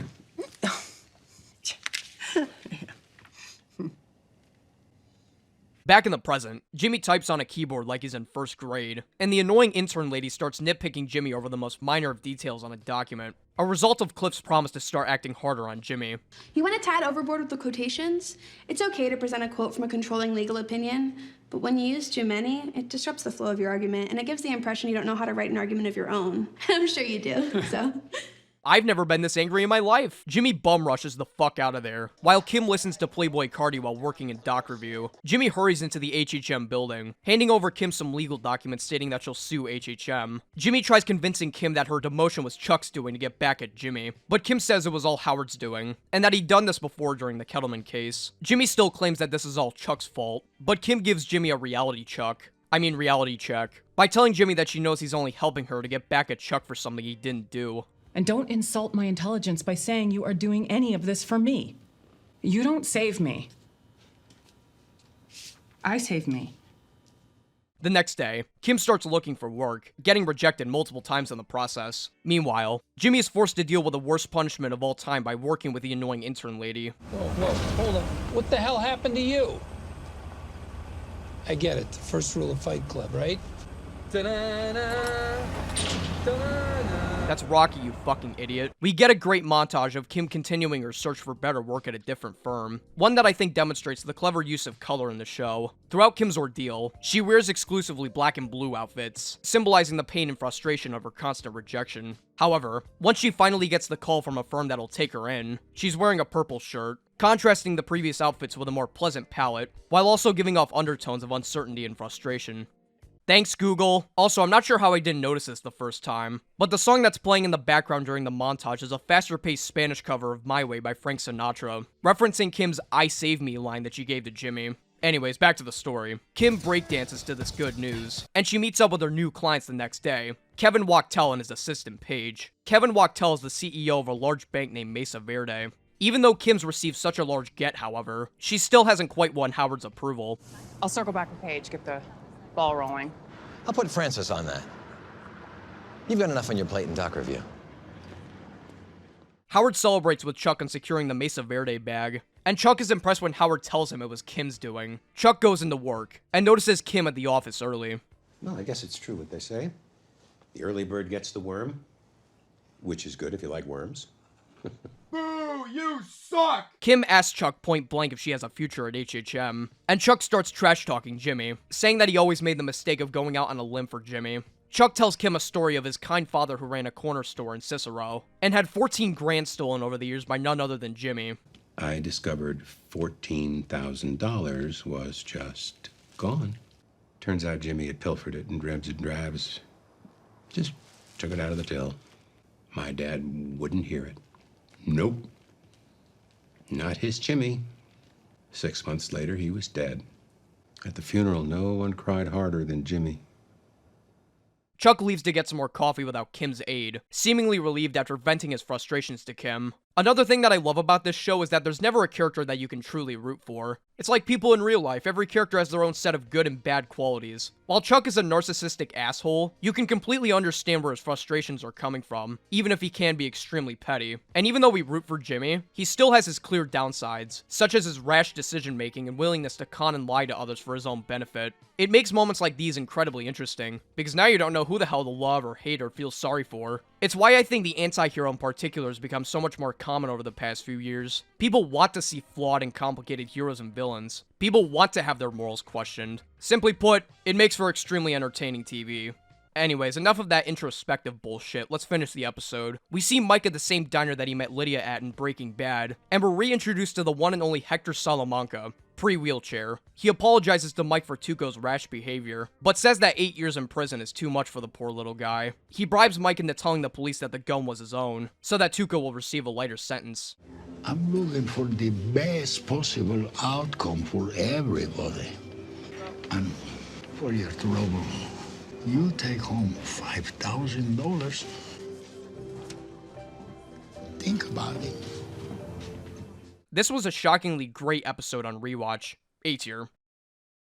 Season 2, Episode 6, Bali Ha'i. Slippin' Jimmy is trying to become Sleepin' Jimmy, but he isn't able to doze off. He watches some TV, and he spots an inferior ad being run by Davis and Maine, with a flowing blue background that I'm sure took multiple weeks to render. Those fucking babies. Jimmy plays with his balls to try and wear himself out, but he gives up and leaves the apartment. He goes back to his old office at the nail salon, where he falls asleep instantly. Kim answers some voicemails left by Jimmy, which discloses some incredibly important exposition. You'll hear me call you, singing through the sunshine. Sweet. All joking aside, this is actually a really beautiful scene in retrospect. It has that weird kind of charm that you'd only see in those cult indie films. Jimmy gets caught with his pants down by Mrs. Nguyen, figuratively and literally. Why are you here? You lose that job already?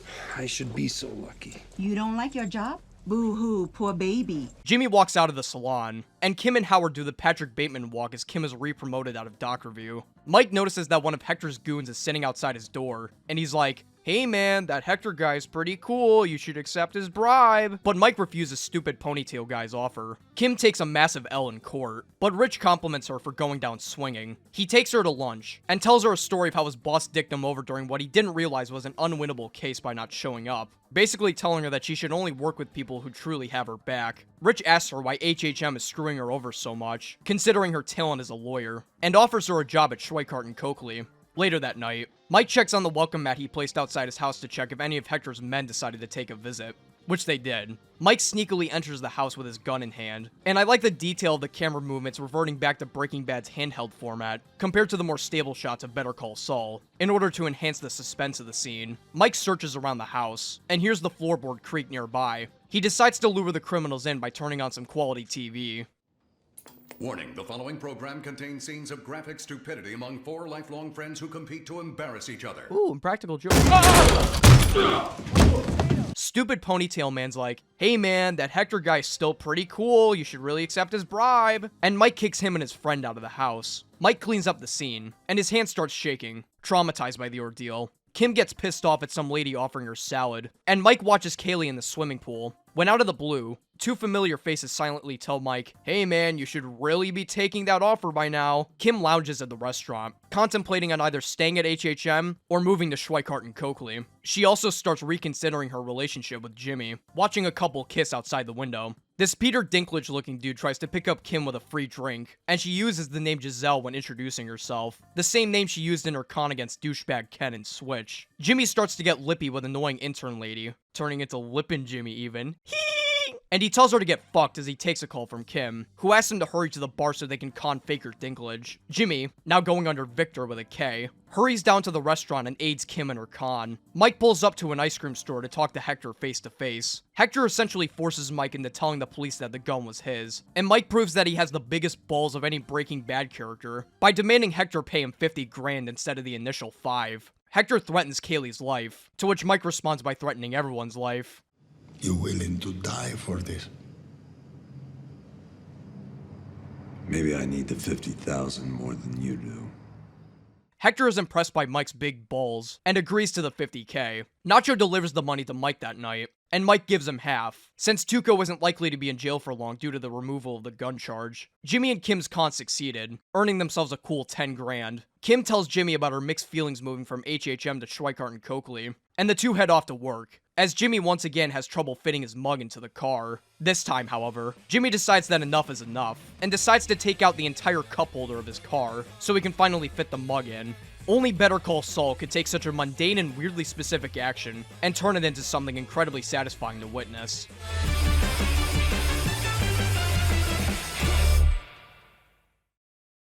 Season 2, Episode 7, Inflatable.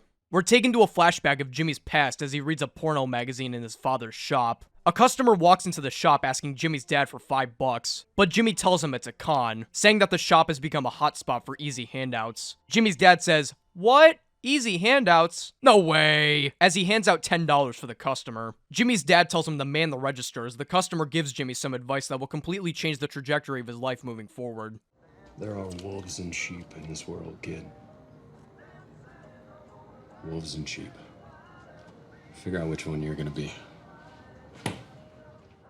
Jimmy begins his streak of stealing cash out of the register, just as Chuck's story described. Back in the present, Mike amends his story, telling the detectives that the gun was his, and Jimmy tells him about his own run-in with Tuco, but Mike doesn't care and leaves. Jimmy has Omar write a letter of resignation to Davis in Maine, which shocks him. Omar tells him how much he's giving up by quitting such a huge gig, but Jimmy is fine with this. He figures that he'll be receiving a bonus anyways, but Omar tells him that he won't be getting the bonus if he quits, which makes Jimmy go whoopsie-daisy. He claims that he made a severe and continuous lapse in his judgment, but secretly figures out a plan to get that bonus. As he drives back to Albuquerque, he notices an inflatable tube man, which gives him an idea. He can't receive the bonus if he quits, but if he somehow managed to get himself fired, he can quit his job and receive the bonus. This idea begins one of the best and most well-edited montages in the entire Breaking Bad universe, with Jimmy acting like an all-around nuisance to the entire office to try and get himself fired.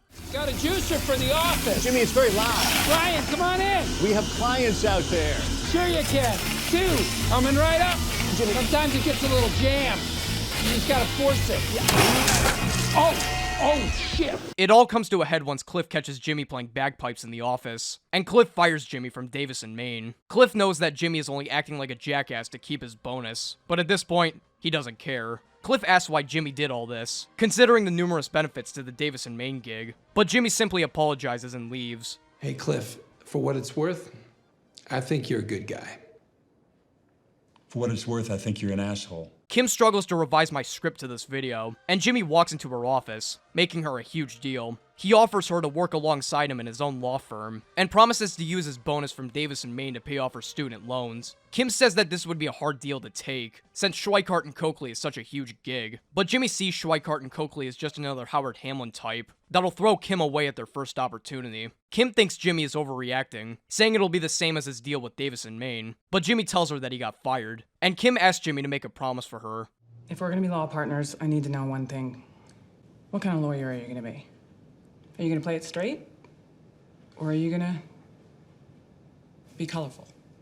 Jimmy promises he'll play it straight, but one look at the ring on his finger says otherwise. He tells Kim that he isn't able to do work someone else's way, and that he's already sacrificed his own methods in the past to please others. Jimmy asks Kim if she's in, but Kim sadly rejects this offer. Mike and Stacy settle on a brand new house for her and Kaylee to live in, and Jimmy gets back his shitty Suzuki Esteem, along with his custom-made Coco Bolo desk. He records a new message for his phone number, ditching the stupid high-pitched British voice, and instead using his real voice and going under Jimmy rather than James M. McGill. Mike spies on the restaurant he dealt with Hector in, and Kim is interviewed by Schweikart and Coakley, which goes well. However, as she says goodbye, she accidentally calls Rich Howard, a callback to Jimmy's warning that the people of the company could do the same things to her as Howard. As she walks to her car, she sits by the edge, smoking a cigarette while reconsidering Jimmy's offer. She looks at the business card he gave to her, featuring a logo that Jimmy was designing near the beginning of the episode. She heads over to the nail salon, where Jimmy is planning on filming another commercial with a film crew. She tells Jimmy that she rejected Schweikart's offer, and instead wants to kind of team up with Jimmy. Separate firms under one roof. You do things your way, and I do them mine. Not partners, solo practitioners. Together. I don't know what to say. Say yes. B tier. Season 2, Episode 8, Fifi. In an extremely impressive long take, we watch as one of the delivery trucks for Hector's ice cream business is searched by the police. The police don't find anything though, so the truck driver celebrates by pounding down a popsicle. He grabs a gun from his secret hidey hole, and pollutes the environment by sticking his stick into the ground instead of throwing it away. Selfish fuck. Kim and Jimmy eat at the Doghouse restaurant featured many times throughout Breaking Bad. As they finalize their plans to work alongside one another, Jimmy tells Kim how she should quit her job, but I'm too distracted by these prices. Only $1.69 for a soda? 50 cents for a bag of chips? $1.75 for a large hot dog?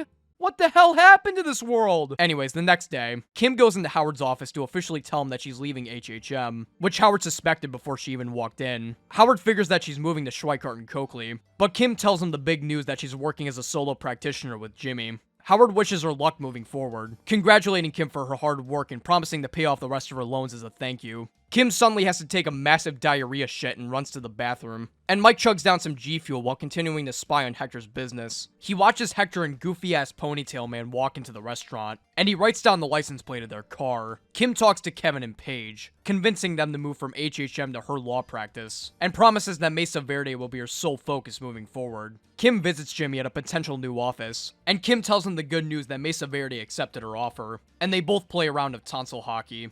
I remember watching this episode for the first time on a big-ass TV, and I remember my dad walking in at the literal moment Kim and Jimmy kissed each other. Thomas Schnoz, you ruined my life. Chuck hums the solo to Freebird as Howard busts into his house, telling him the not-so-good news that Mesa Verde is leaving HHM for Kim's solo practice. Chuck says that this isn't a big deal, but Howard tells him that she's pooling her resources with Jimmy. And Chuck says that this is a big deal. Howard tells him about a meeting with Kevin to try and get Mesa Verde back, and Chuck pulls out his suit and tags along with him, ditching Jimmy's electricity blanket suit to try and seem as normal as possible. He uses reverse psychology on Kevin and Paige to make it seem like HHM is the better choice, which unfortunately ends up working very well. Kim Wexler is indeed the right choice to handle Mesa Verde. She's young, she's brilliant. Let's face it, Howard, two old guys like us, we're the past. Well, navigating that correctly. Boring! I wouldn't handle your coming expansion. Look, I take your point. I do. But I have to say... Boring! Blah, blah, blah. Glad we did this. Chuck almost fucking dies and demands Ernesto to drive him home. And we witness a classic slip in Jimmy Con, as he uses a fake war hero to gain access to a fighter jet, which Jimmy uses as a background prop for a future advertisement. Ernesto calls Jimmy, telling him that Chuck's in bad condition, and Kim tells Jimmy the bad news that she lost Mesa Verde. With this huge opportunity off the table, Kim is reconsidering putting a lease on the office space, but Jimmy doesn't want a repeat of what happened last season, so he convinces her to go forward with the lease anyways. Mike follows the car from earlier to a junkyard, and watches as a delivery truck pulls up to the lot. Jimmy lets Ernesto leave as he watches over Chuck, who's recovering from his electricity-laden meeting with Mesa Verde. Jimmy notices a fat stack of documents belonging to Mesa Verde, and with the anger of screwing Kim over still festering within him, he decides to majorly fuck with Chuck. He looks through the documents, finding the ones with a certain address written on them. He steals these papers, and takes them down to a copy shop, asking the guy behind the counter for some materials on a copier. He prints out each paper, and uses an X-Acto knife and a ruler to swap the address on each paper from 1261 to 1216. Once he's finished, he puts the documents back in the box, like nothing ever happened. Jimmy confronts Chuck the next morning, but Chuck ignores Jimmy and thanks him for looking over him. Jimmy, I know we have our issues, but if things were reversed, I hope you know that I would do the same for you. B tier. Season 2, Episode 9. Nailed. Popsicle Guy is having a fun time driving his truck and singing some tunes, when a hooded figure totally screws up his day.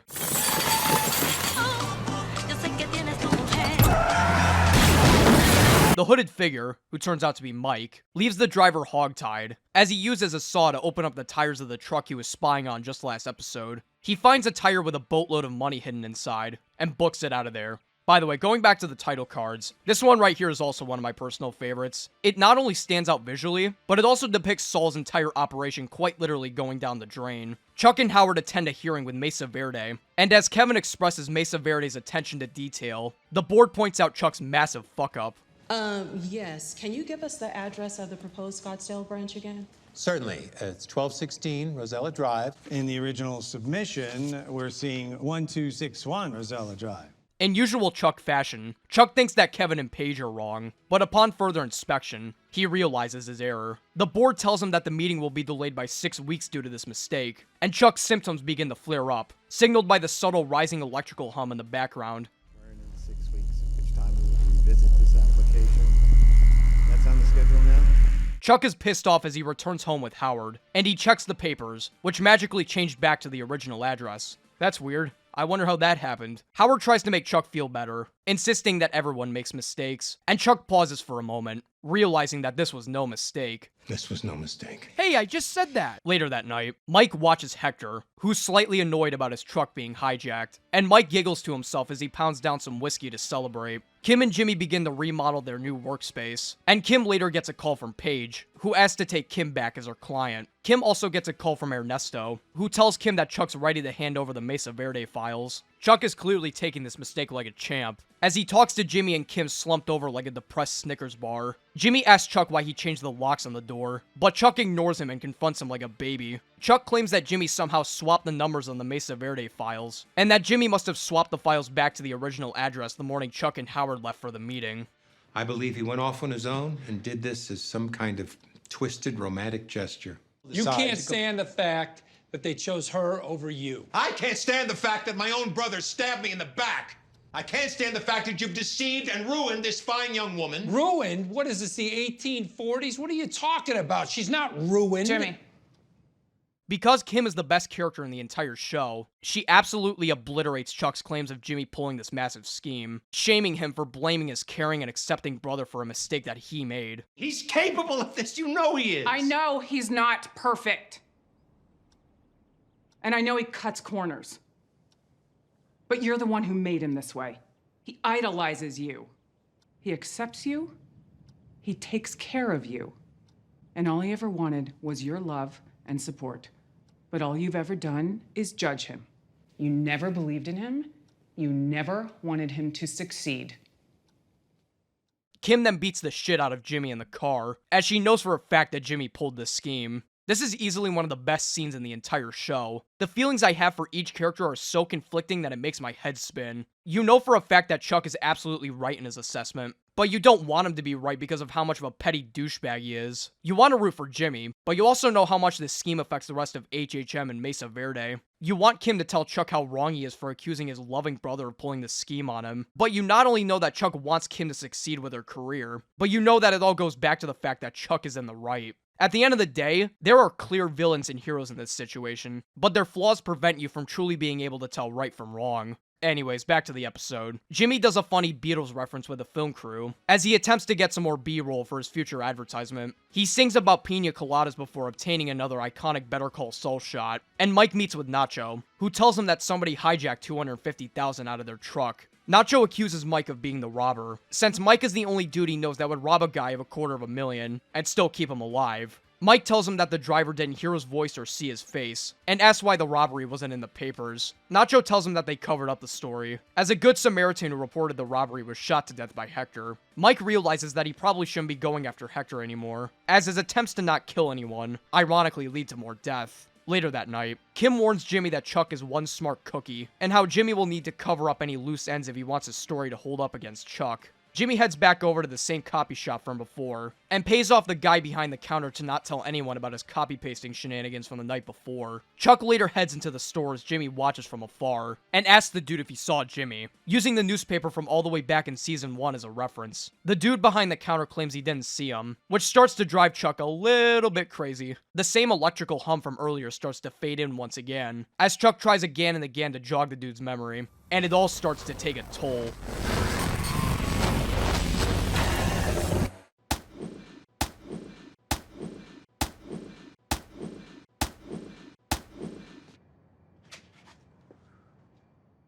A tier. Season 2, Episode 10, Klick. In the final flashback of the season, we see Chuck and Jimmy looking over their mother in the hospital. Chuck acts like a douche as usual, and Jimmy leaves the room to get some Jimmy Johns. As Jimmy leaves the room, Chuck cries to himself in a rare form of emotion, and his mother wakes up for a brief moment, calling out for Jimmy. Jimmy. No, Mom, it's me, Chuck. Jimmy. No, Mom, it's me. As Jimmy returns, he runs to Chuck in the waiting room, who tells him the bad news. She's gone. What? When? Did she wake up? Did she say anything? No.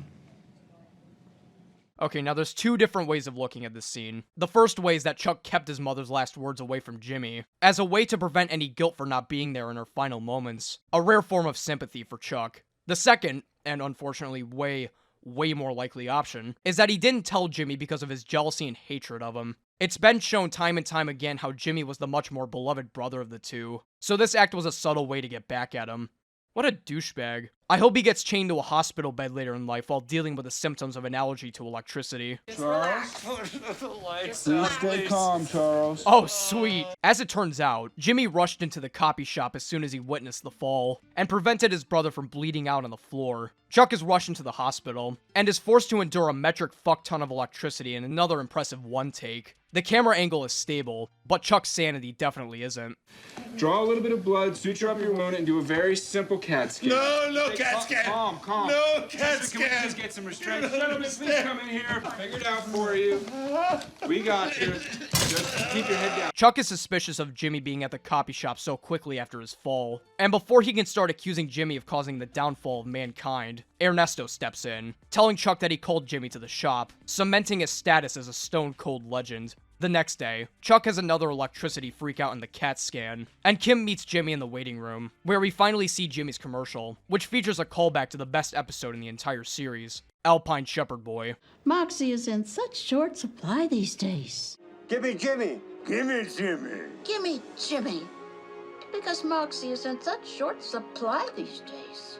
The doctor gives Jimmy the results, saying that Chuck will recover fine, physically speaking. Mentally speaking, however, Chuck got his shit rocked, with the doctor telling Jimmy about Chuck's self-induced catatonic state. Jimmy gets pissed at the doctor for forcing Chuck to endure all that electricity, so he decides to spend the night with Chuck to look after him. The next morning, Chuck finally wakes up from his slumber, and Jimmy brings him home. The moment Jimmy leaves the house, though, Chuck instantly starts plotting against him, grabbing a tape recorder from his garage. Meanwhile, Mike meets up with the arms dealer to test out some sniper rifles, and he uses this new weapon to spy on the Salamancas. He watches as the twins force the still hogtied truck driver out into a shallow grave. He tries to get a good aim on Hector, but can't due to Nacho standing in the way. He watches as the truck driver is murdered, and before Mike can murder anyone, he notices a car horn blaring in the distance, which turns out to be his own. Wondering who placed the stick in his car, Mike searches around, and notices a note on his front windshield, which simply says, "Don't." Now who could have possibly placed this note here? Wait a second.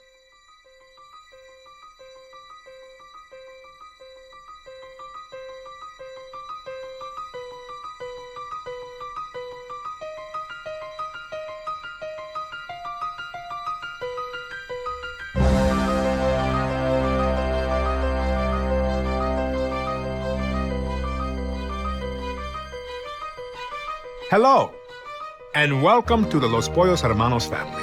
My name is Gustavo, but you can call me Gus.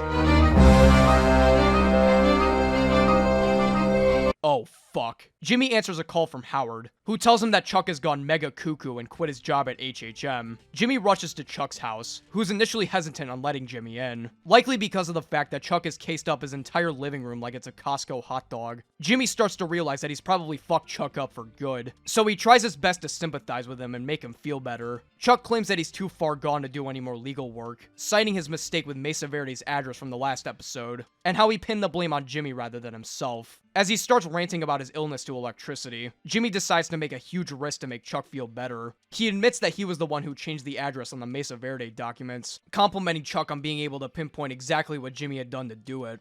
You'd go to such lengths to humiliate me? I did it for Kim. I did it to help her. But I honestly didn't think it would hurt you so bad. I thought you'd just say, "Oh crap, I made a mistake," and go on with your life like a normal person. But oh no! Wishful thinking! Jimmy tells Chuck that he didn't realize that this would have affected him so much, which frustrates Jimmy. Chuck promises Jimmy that he won't quit HHM anymore, and he asks Jimmy to reiterate himself. You do realize you just confessed to a felony? I guess. But you feel better, right? Besides, it's your word against mine.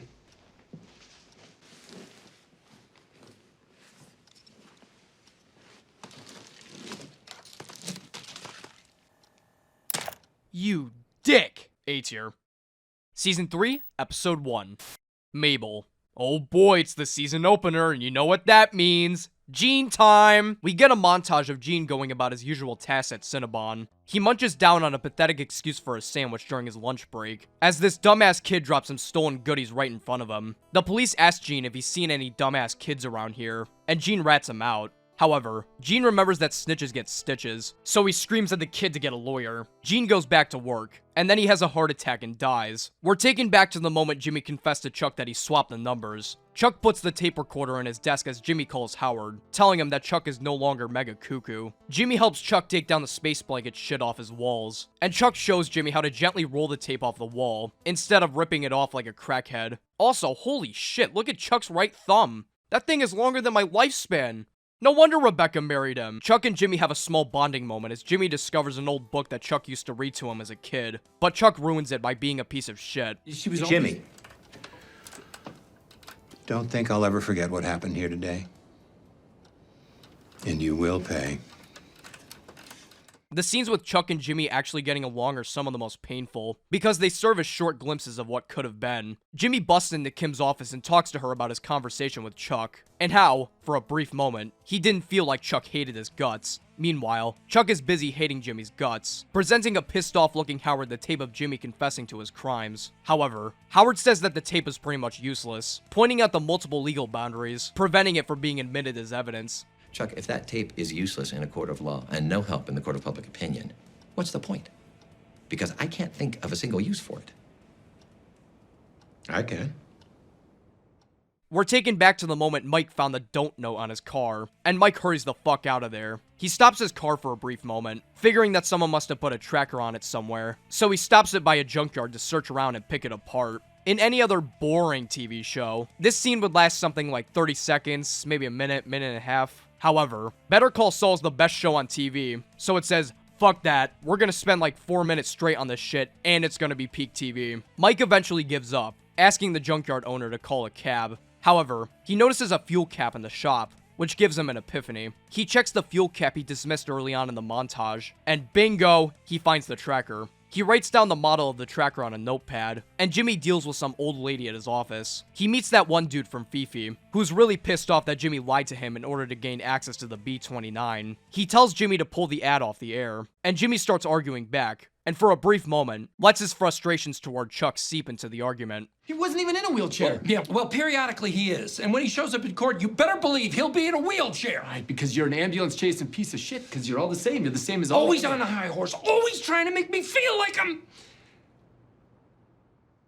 Mike heads home after a hard day of doing nothing, and he meets with Dr. Caldera, asking him to buy the tracker model he wrote down earlier. Paige compliments Kim on her epic lawyering abilities, and bitches to Kim about Chuck getting the address wrong during Nailed. Kim writes some stuff down on her computer, and... Wait, is that Cambria font?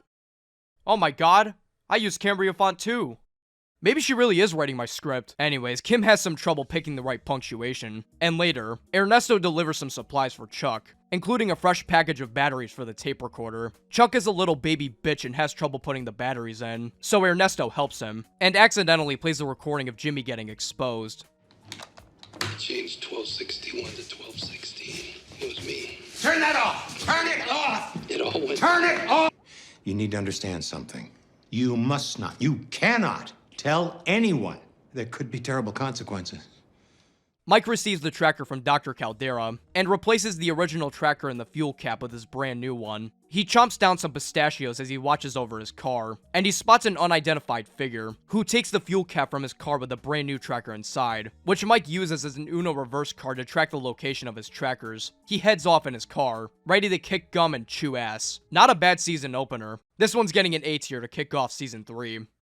Season 3, Episode 2, Witness. Stupid piece of shit Chuck locks every door in his house. He knows that Jimmy is probably going to find out about the tape at some point, and figures that he's going to try to break in and steal it. So he's preparing like a bomb's going to go off, going as far as to hire a round-the-clock private investigator. Meanwhile, Mike continues to track down the dude who put the tracker in his car, who picks up 1 trillion dead drops on his way. Eventually, the dude leads Mike to some random restaurant.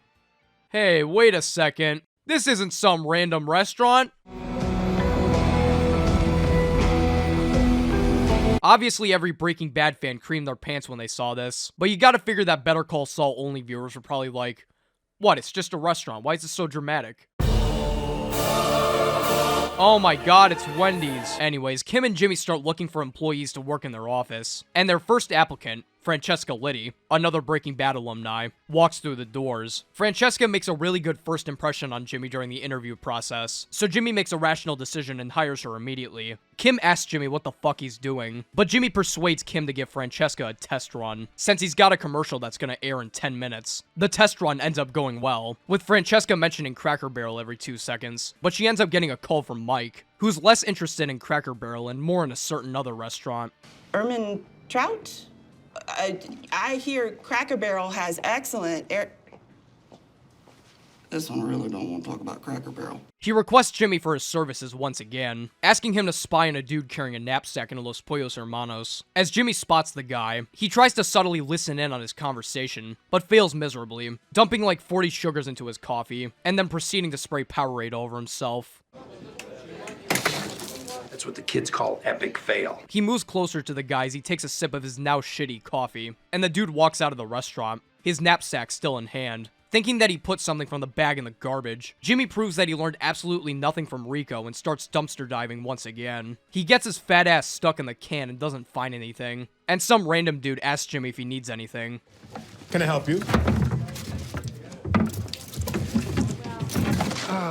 Hooray! We're finally reintroduced to Gus, who helps Jimmy get his watch out of the garbage. Mike gets pissed at Jimmy for not finding anything, and he continues to spy in the restaurant. He spots a black car parked in the back, which is driven by Victor, and Mike starts to tail him. Meanwhile, Ernesto pulls up in his fucking Dynaco blue Lyft, and he tells her about Chuck's secret tape recording. Kim tells Jimmy about the tape, but before she does, she asks him for $1 in order to obtain client confidentiality, something that Jimmy pulled on Walt and Jesse back in Breaking Bad. First things first, you're gonna put $1 in my pocket, both of you. You want attorney-client privilege, don't you? So that everything you say is strictly between us. Hello? I can't... Give me $1. Give you $1? Yeah, just hand me $1. Come on. All I got's a 20. Fine, whatever. All right. I'm your lawyer now.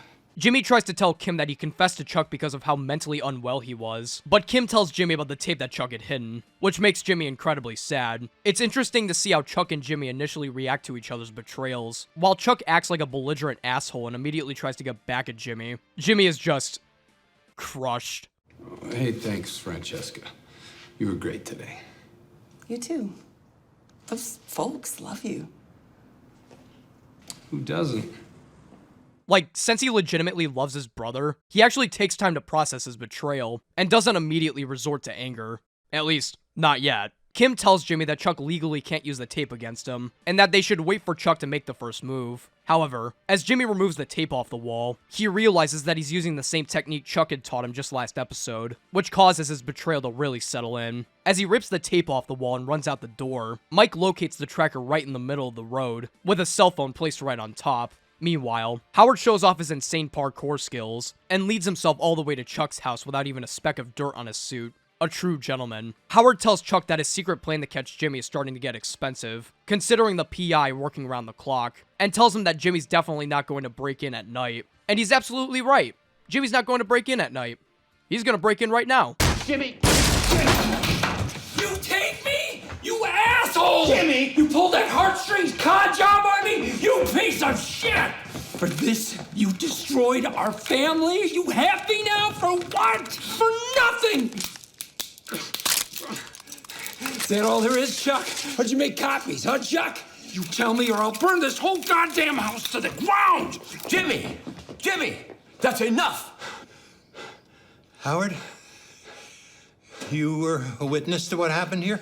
I was. And you? I'm a witness. You are such an asshole. I'm not sure if it's just me, but Bob Odenkirk's acting is really starting to get good this season. Like, he was already really good, but I don't know, something about his acting this season is really impressive. This episode's getting an A tier. Season 3, Episode 3.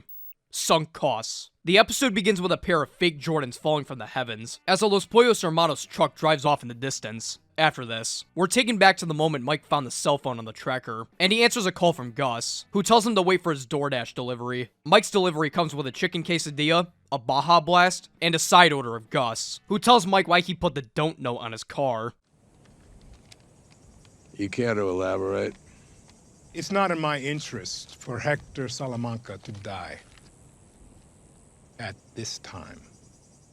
Gus essentially tells Mike, hey, only I'm angry at Hector, so only I get to kill him. Me. And Mike agrees not to kill Hector, as long as Gus stops tracking his every move. Gus's hate boner for Hector grows ever stronger, as Mike suggests a way to get police attention on Hector, as well as disrupt his supply line. Jimmy calls Francesca to tell her he fucked up, as he has a smoke by the curb, ready to be taken away by the cops. Asshole Chuck tries to tell Jimmy that he's doing this for his own good, believing that some quality jail time will set Jimmy straight and make him a better person, instead of being, you know, a caring and supportive brother. Fucking dick. Here's what's gonna happen. One day you're gonna get sick. One of your employees is gonna find you curled up in that space blanket, take you to the hospital, hook you up to those machines that beep and whir and hurt. And this time it'll be too much. And you will die there. Alone. Oh my god. I mean, like, I hate Chuck too, but like I'm hurt. That wasn't even for me. Jimmy gets picked up by the cops in a quality-ass montage, where he's taken to the police station and booked. Bill Oakley tries to make fun of him, but is immediately shot down. Don't you want to throw the book at me for old time's sake? I'll see if I can work some magic. But those decisions are really above my pay grade. Oh, yeah? When did they start paying you? In a stunning move by the show, we get another montage right afterwards, displaying Kim's morning routine with like 20 close-up shots of her feet. We've gotten 2 montages in one episode before in the Breaking Bad universe, but to my knowledge, this is the very first episode to feature 2 back-to-back montages. An excellent play by the show, definitely going to pay off for the rest of the show going forward. Ernesto meets Kim in the parking lot and tells her that he got his ass fired and Jimmy's ass in jail. Kim rushes over to the court to represent Jimmy in his case, but Jimmy says nuh-uh, and he pleads not guilty and posts bail. He takes a cab to the office and tells Kim that he fucked up. I fucked up. See, I wasn't joking this time. Jimmy rants about how he got owned by Chuck, and apologizes to Kim for putting all this pressure on her. Mike receives some cocaine from Mr. Poof Poof from all the way back in crawl space. Puff, puff, puff. And Bill Oakley eats one of the most god-awful excuses for a meal I've ever been witness to in my entire life. I know I criticize a lot of the food on this show, but this easily takes the cake for the absolute worst. This Chef Boyardee-looking motherfucker is eating 2 bags of chips with a side of coffee. This man is getting 4 grains of protein maximum from those 2 bags of chips combined, so he's pretty much relying entirely on that 1 cup of coffee to keep him energized. But that's assuming that he even finishes the bag of chips, which he doesn't. He eats like 2 chips out of the bag, chugs his coffee, and then throws them away. No wonder he steals Jimmy's food. Asshole. Anyways, Bill tells Jimmy that he isn't prosecuting the case, and he asks Jimmy if Davis and Maine let him keep the company car, and Jimmy tells him that they didn't. Good. He probably would have tried to steal that too. Shit dick. Mike ties up a pair of fake Jordans and hides the bag of coke inside, and he tosses them into the air, landing them on a power line. He waits nearby with a sniper rifle, and as one of Hector's trucks pulls by, he snipes the shoes, sprinkling dust from the cocaine fairy all over the truck. As the truck is searched by the police, one of the drug dogs sniffs out the cocaine, getting the 2 drivers arrested. Meanwhile, Kim and Jimmy have a smoke outside the office, and Jimmy tells Kim the news that he received a PPD, and can avoid jail time as long as he confesses to his charges. However, he'd also have to send a confession to the New Mexico Bar Association, an act that will likely get Jimmy disbarred. Jimmy and Kim know that Chuck intentionally set this all up to prevent Jimmy from working in law again, so they officially decide to team up, and take Chuck down together. So what now? Now we take that PPD and we shove it right up Chuck's ass. Hi, A-Tier. Season 3, Episode 4, Sabrosito. We're taken to a flashback to the piss-colored land of Mexico, as we're reintroduced to Don Eladio, who's recreating that one Nirvana album cover. Yeah, that one. Hector tells Don Eladio about his brand new ice cream business, and brings in his monthly earnings along with a lame-ass bobblehead doll. Eladio is initially impressed, until Juan Bolsa brings in Gustavo's monthly earnings, as well as a way cooler Los Pollos Hermanos t-shirt. Eladio makes fun of Hector for being jealous of Gus, and everyone goes inside as Hector silently looks into the pool. Poor Hector. What did he do to deserve this?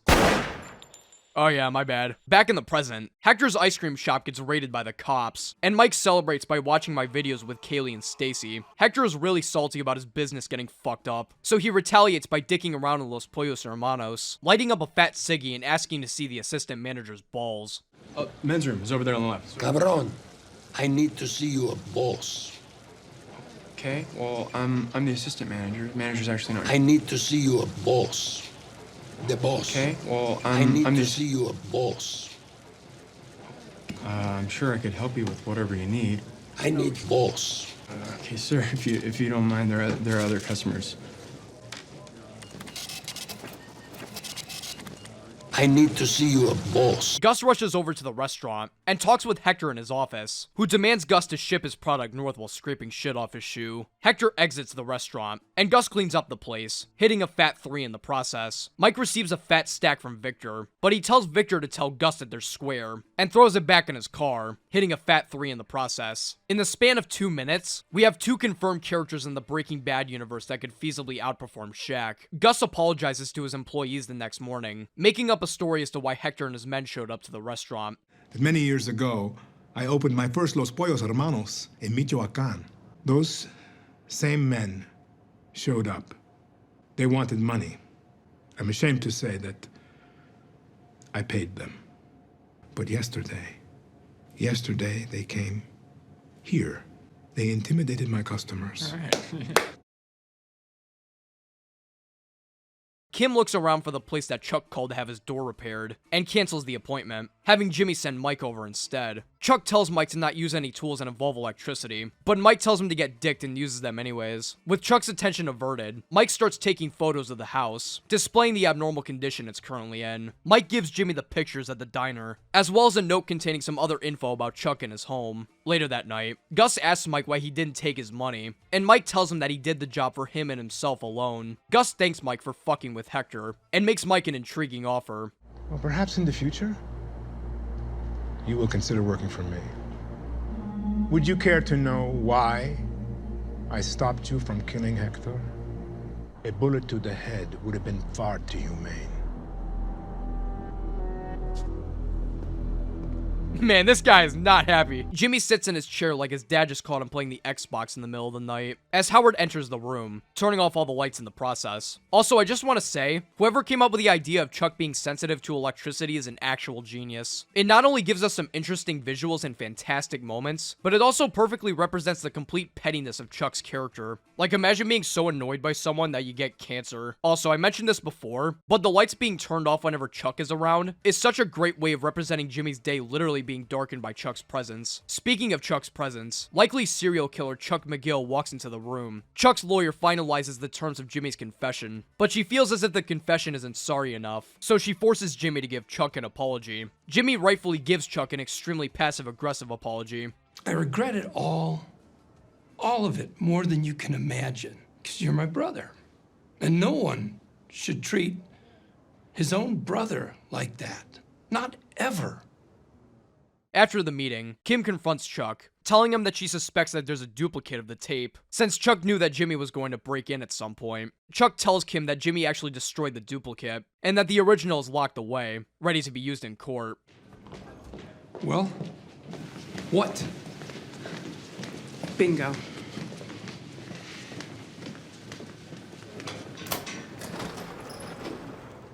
Holy shit, this episode is a million times better than I remember it being. This one is jam-packed with some fantastic moments, as well as a ton of great shots as well. The cinematography in this show is already top-notch, but something about this episode is especially great. Like, they didn't need to hook the camera to the ceiling, but they did anyways because they thought it looked cool.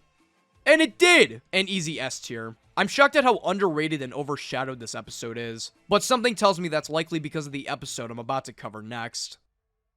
Season 3, Episode 5, Chicanery. Oh boy, we finally reached one of the most iconic episodes of Better Call Saul. One that single-handedly brought the word chicanery back into the public lexicon. We open with a flashback of Chuck removing all of the electrical units out of his house, as he prepares dinner for him, Jimmy, and Rebecca. He lies to Rebecca, telling her that the lights are turned off due to a power outage. Rebecca and Chuck have a nice conversation about Jimmy being a lawyer and old ladies on scooters, until Rebecca's phone starts to go off, causing Chuck's EHS to flare up as she walks closer to him. I love this moment with the score as it starts to intensify the closer Rebecca gets to Chuck, but then settles down as she walks away. Got it. I will make sure that... Can you hold on a second? Let me just get a pen. Yeah, hold on one second. No. Okay, Heidi? Oh, thank God. I thought there was going to be a real catastrophe on our hands. God damn it! Chuck eventually can't take the pain any longer, and he bitch slaps the phone out of Rebecca's hand. Instead of admitting the truth, however, he berates her for answering the phone during dinner, and she storms out of the house. Back in the present, Jimmy goes to Dr. Caldero's office and asks him for an assistant, while the court is accommodated for Chuck's condition. Howard asks Chuck if he really wants to take the stand, since he figures that the case is in the bag anyways. This is not the time to worry about how we look. This is about what's right and what's wrong. I'm not going to risk Jimmy getting, a year's suspension? He deserves disbarment, not some slap on the wrist. Let justice be done, though the heavens fall. We get a great scene of Jimmy and Kim getting ready for the court battle that lies ahead, as the attorney representing against Jimmy reads out Jimmy's alleged crimes. Afterwards, Kim reads out her case defending Jimmy, and the first witness, Howard, is called to the stand. Howard recalls the story of Jimmy breaking into the house and damaging the cassette tape, and he recalls how surprised he was when Jimmy managed to obtain a law degree while working in the mailroom. Kim asks Howard why the firm didn't hire him, and Howard explains that they feared it would come across as nepotism, to which Kim exposes him for being a hypocrite. Your firm is Hamlin, and McGill, right? Who's the other Hamlin? My father. Eventually, he was hired by the firm of Davis and Main. I'd be happy to say more about that, if you'd like. No. Kim elaborates on the rest of the lies and hypocritical actions of Chuck, explaining how Jimmy had taken care of Chuck for so long, only to be betrayed by him, exposing him for being a big meanie head. Things seem pretty cool for Jimmy, until the court says that they'll be playing the entirety of the tape recording. Before this, Jimmy talks to Francesca, who tells him that a flight's been delayed for a certain person. I'm begging your pardon. The defense requests a moment to review, if we could. What are we doing? While Chuck practices for his testimony, we get another great scene of the court playing the tape, with a great zoom in on Kim during the segment of Jimmy saying he pulled the scheme for her. Afterwards, the court prepares for Chuck's arrival, turning off all the lights and taking everyone's electronic devices, with Jimmy claiming that he left his phone in the car. As Chuck and Howard enter the building, Chuck accidentally bumps into a certain individual, who looks back at him, reasonably happy. Chuck is sworn in to testify, and recalls the allegations of Jimmy swapping the Mesa Verde numbers. The attorney asks Chuck to elaborate on his illness, and Chuck admits that he's never been officially diagnosed with EHS. He claims that while the illness affects him physically, he's perfectly lucid, and the attorney asks him an interesting question. Do you hate your brother? Absolutely not. Yeah, you do. He has a way of doing the worst things for reasons that sound almost noble. But what I know for sure is that the law is too important to be toyed with. And the way my brother treats the law, it breaks my heart. While Kim and Jimmy take a moment to confer, Chuck is absolutely blindsided, as none other than Rebecca walks through the door, and he asks the court for a breather. He talks to Rebecca, who tells him that Jimmy had informed her about his illness, and while she offers him to leave, he tells her to stay, saying that she's been had, and that she'll witness the truth in court. During the break, Jimmy munches on literal dollar store barbecue potato chips when there are real barbecue potato chips sitting right in front of him. I mean, granted, it's not as much of a national tragedy as Bill munching on 2 bags of chips, but still, massive L for Jimmy. F tier. You know, she's gonna hate you when this is over. Yep. As the court reconvenes, Jimmy begins his cross-examination of Chuck. He asks him to elaborate on where he hid the tape, and what the state of his house looked like at the time of the recording. Chuck reveals that it was tucked under a space blanket, whoop-de-fucking-do, and that his living room was covered in space blankets as well. Chuck claims that he played up his condition to provoke Jimmy into a confession, and that his house was normal every other day of the week. However, Jimmy proves this to be false, showing the pictures of Chuck's house, including one of an open lantern sitting on top of newspapers. The attorney tries to deny Jimmy delving into Chuck's mental state, but Jimmy claims that this move is important into understanding Chuck's motives. He claims that he lied to me to get me to tell the truth. And I'm telling you, I lied to my brother to make him feel better. Which of us you believe depends on how we all understand the mind of Charles McGill. Jimmy elaborates on Chuck's illness, explaining that the symptoms first began after his divorce with Rebecca. Chuck apologizes to Rebecca for hiding the illness from her, and tries to expose Jimmy for bringing her in, chalking it up as an attempted ruse by Jimmy to break Chuck down. Jimmy continues, and begins to hone in on Chuck's supposed illness, asking him what electricity feels like to him. Chuck explains that the farther away an electrical object is, the less pain that he feels, and vice versa. Jimmy walks closer to Chuck, asking if he can feel any sources of electricity at the moment, and Chuck tries to out Jimmy as a failure. He asks Jimmy if he has something in his pocket, and Jimmy reveals that he had his cell phone hidden on himself, and puts it in front of Chuck. Chuck reveals that he didn't feel anything due to the battery being removed from the phone, and makes fun of Jimmy for being a total loser. At least, for a moment. What do I have to do to prove it to you? Could you reach into your breast pocket and tell me what's there? Can you tell the court what that was? A battery. Jimmy reveals that Huell planted Jimmy's cell phone battery on him nearly 2 hours ago, and that Chuck felt nothing the entire time. The entire court starts to lose its shit, and the pressure begins to be too much for Chuck to handle. If he were schizophrenic, it wouldn't take away from the fact that the I defendant... am not crazy! I am not crazy. I know he swapped those numbers. I knew it was 1216. One after Magna Carta, as if I could ever make such a mistake. Never. Never. I just couldn't prove it.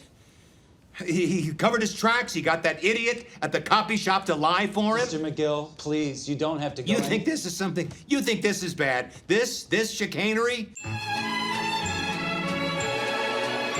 He defecated through a sunroof. He'll never change. Ever since he was 9, always the same. Couldn't keep his hands out of the cash drawer. But not our Jimmy. Couldn't be precious Jimmy. Stealing them blind. And he gets to be a lawyer? What a sick joke. I should have stopped him when I had the chance. And you have to stop him. Chuck apologizes for his outburst, and Jimmy slumps back to his chair, knowing that his con succeeded. Chuck looks up at the exit sign, his symptoms flaring up, and he realizes once and for all that the illness was all in his head. He explained earlier that the further an object is from his person, the less pain that he feels. But with such an insurmountable amount of stress laid on him, the electrical currents of the exit sign that once felt far away now feel all too close for comfort.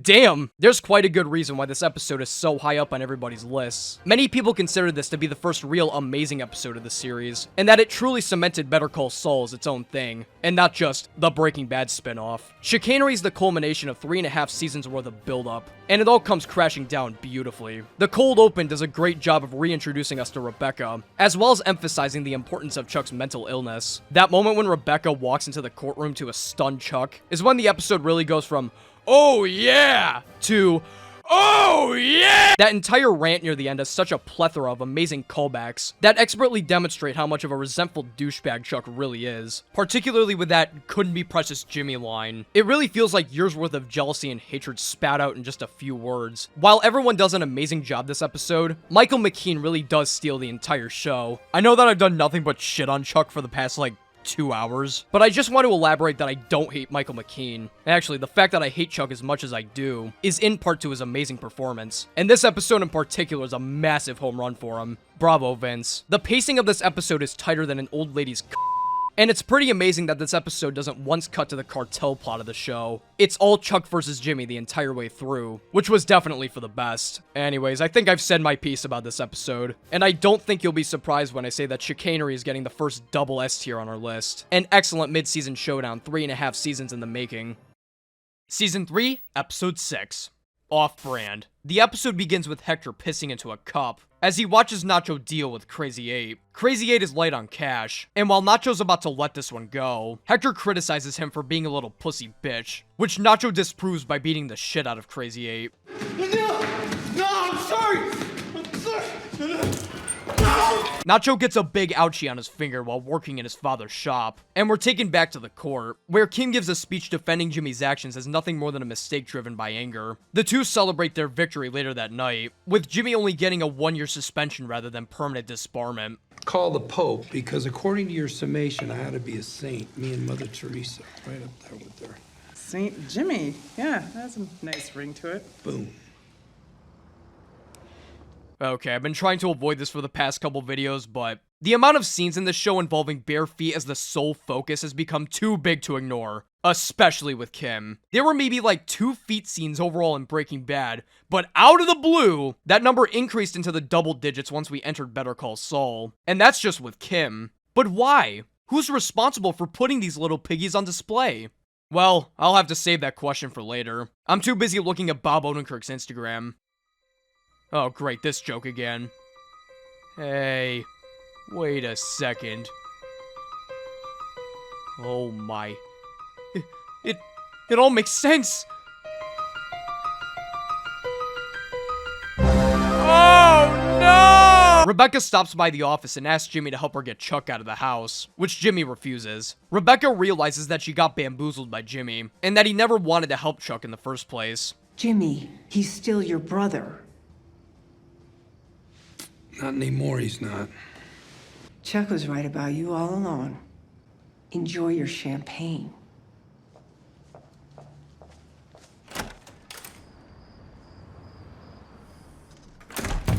Thank you. Mike goes to a meeting with Stacy to talk about Maddie, while Chuck mentally recovers from the ass fucking he just took in court. Howard tries to cheer Chuck up with a 35-year-old McAllen.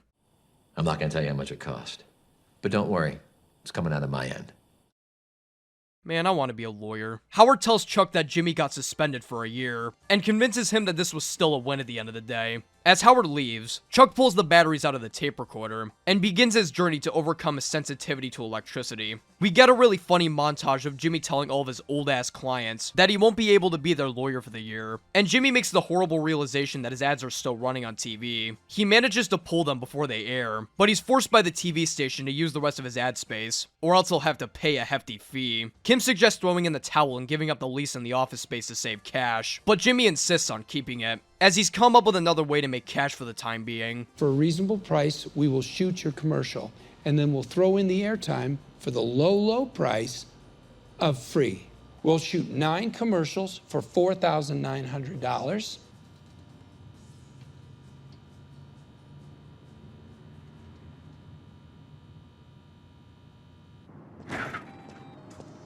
The makeup lady gives Jimmy the idea to make an ad about creating commercials for smaller businesses. But before they start filming, Jimmy remembers that he can't use his name in the ad, so he re-strategizes. While he does that, we're given a sequel to one of the best cold opens in the entire Breaking Bad universe, the one from Kafkaesque, as we're shown a Los Pollos Hermanos truck sneaking in several blocks of meth. They distribute the meth, and while Nacho is allowed to take 5, he takes 6 instead, which pisses off Tyrus. Nacho says that Hector is expecting 6, so Tyrus tattles on Nacho to his mommy.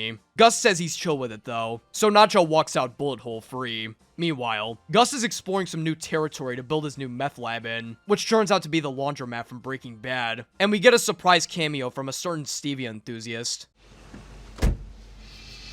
Well, it could work.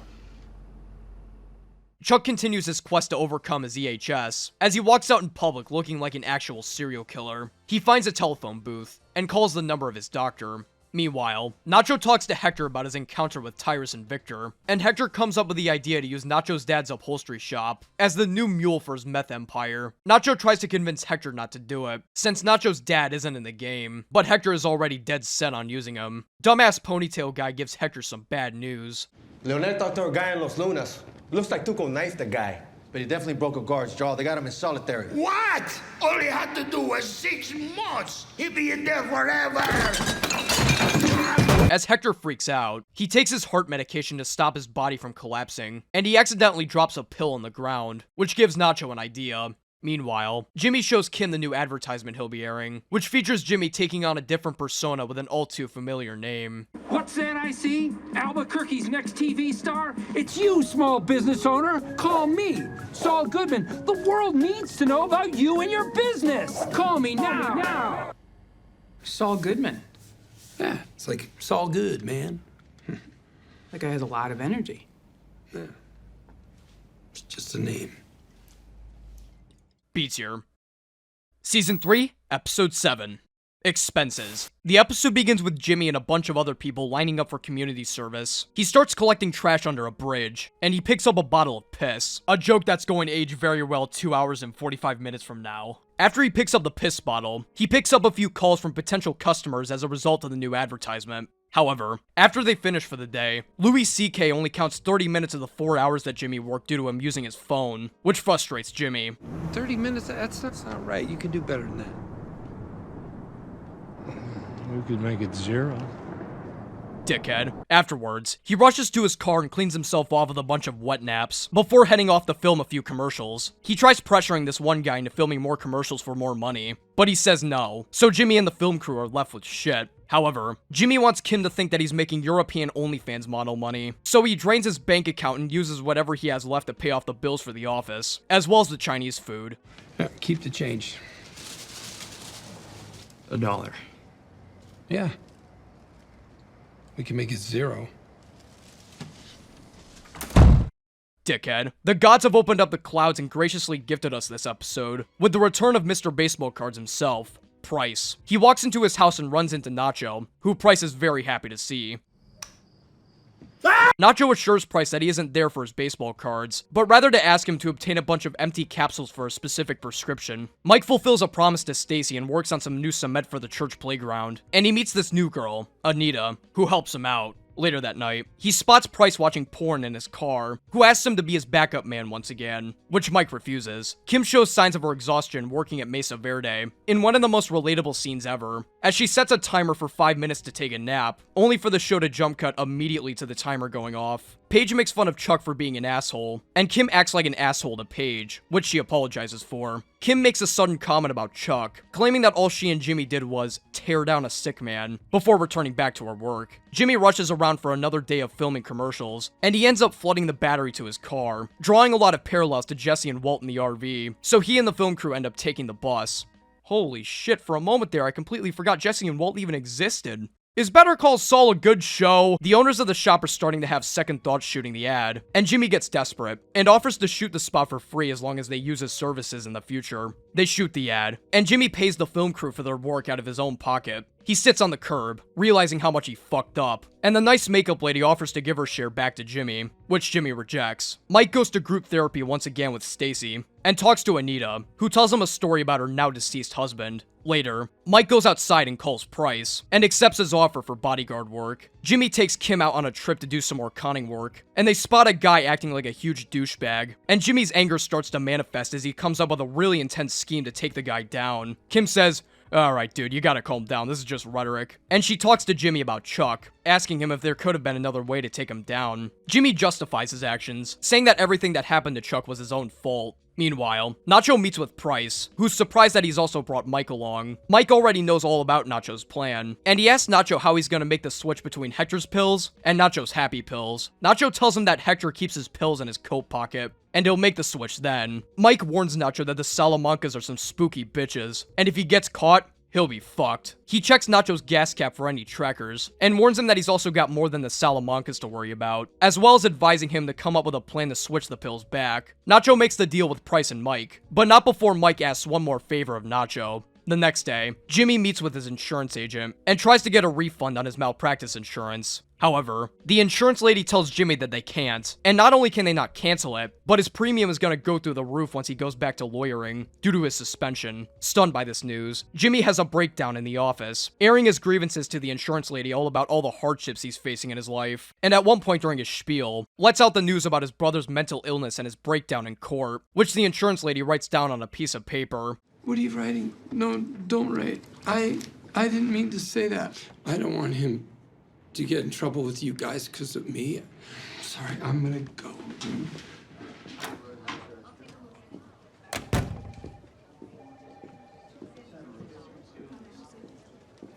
Even though I hate Chuck and I really hope this news fucks with him massively, I still hate the insurance lady more for using this information to sabotage Chuck. Like, this poor guy's crying in front of you about his brother, and you can't wait to fuck with him until after he leaves? Jimmy's, and to an obvious extent, Bob Odenkirk's, acting is also great. The way that he uses his real emotions to trick and deceive people is very unique to watch. I should be mad at him for this, but that insurance lady still pisses me off even more.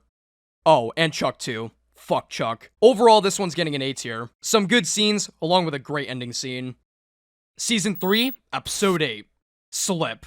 We're given the glorious return of the most iconic Better Call Saul character, Marco. As the episode opens up with a flashback to Jimmy looking around his father's now abandoned shop, he finds an old pack of band-aids in the ceiling tile. Except whoopsie daisy, those aren't band-aids, those are coins. They use the coins in their future cons to earn some money. And Marco asks Jimmy why he kept a bunch of random coins in his father's shop. Jimmy tells him a story of the time a customer unknowingly gave Jimmy a rare quarter that his father tried to give back, so he secretly kept every other rare coin to himself. As Marco puts the coins in his pocket, Jimmy snatches the band-aid container, and we're taken back to the present, where Mike heads to the same place that he totally messed up the ice cream man's day.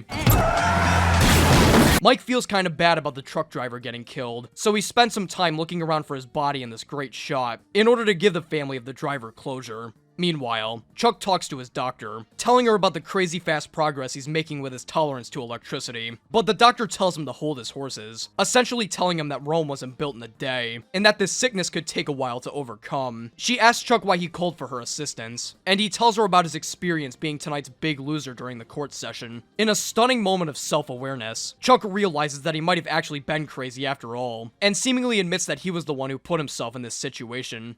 This condition, to me, it's as real as that chair. It's as real as this house. It's as real as you. But what if it's not? What if it's all in my head? And if that's true, then what have I done? The advertisement worked wonders for the guys at the guitar shop, but since they're assholes, they take advantage of Jimmy essentially giving them a free advertisement, and completely rip him off, severing their ties with him and using their own money to air Jimmy's ad without his permission. In a desperate move, Jimmy goes back to his roots as Slippin' Jimmy and pulls an impromptu con on the asshole twins. Guys, sorry to interrupt, just want to make sure there's no wiggle room here. We are with customers right now. Please, all right? Just go. Best of luck in all your future endeavors. Go. Goodbye. Go. Sorry about that.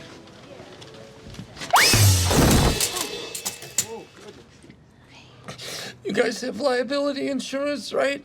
Kim has a clinky clink with Kevin and Paige, when Howard goes full goody two-shoes mode and acts like a saint towards the three. Kim pulls a fast one and leaves the table, writing a check for Howard to pay him back for taking care of her student loans. Howard sees this as some sort of way for Kim to cut ties with the firm once and for all, so he bites back at Kim for doing this, saying that Kim betrayed the firm, and that he spent the past 2 weeks talking with every client to try and save HHM's reputation. Kim bites back at this bite back, accusing Howard of trying to cover up Chuck's mental illness, and that she was only doing her job to save Jimmy. Your debt is forgiven, but anything else, that's on you. All Jimmy and I did was show the situation for what it is. And if you are hiding that from your clients, well, Howard, that's on you. Later that night, Nacho starts working on Hector's substitute happy pills, as well as practicing his method to sneak the pills into Hector's pocket. Meanwhile, Chuck heads into a grocery store without his space blanket, and manages to go an entire trip without having an electrical meltdown. Jimmy recovers from his slip and fall at the office by playing the Smoke on the Water riff on his free sick-ass guitar, really ringing in the return of Slippin' Jimmy. Jimmy gives Kim his half once again, but Kim tells Jimmy to take a chill pill for a while, and makes an offer to pay for the expenses for the time being, which Jimmy rejects. Chuck meets Howard outside his house after getting his groceries, and Howard tells him that there's an issue with his malpractice insurance. Nacho fucks with the store's AC in order to get Hector to take his coat off. He gives Hector a supposed counterfeit bill to inspect, and uses it as a distraction to take Hector's real prescription out of his coat pocket. He swaps the pills with his own happy pills, and in an extremely intense moment, walks over to sneak the bottle back into Hector's coat.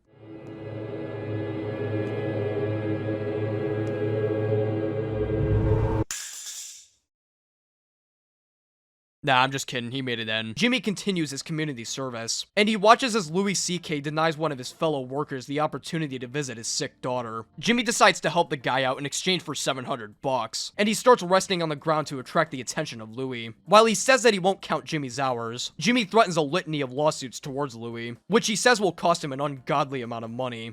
Let my friend here visit his sick daughter in the hospital, and you can let me rest my back on the sacred, now litter-free New Mexico soil. Oh, and we keep our hours.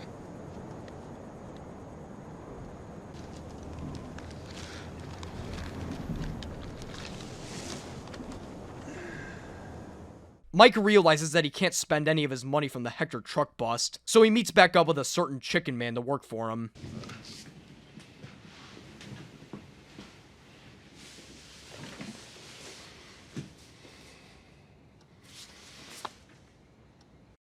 A tier. Season 3, Episode 9. Fall. Jimmy visits Irene with some cat cookies, catching up with her life and asking her about the Sandpiper settlement. Jimmy's excited to get his fat stack of cash from the settlement, but Irene denies his money boner and tells him that she hasn't settled yet, because the annoying intern lady at Davis and Maine told her not to. God, I hate her.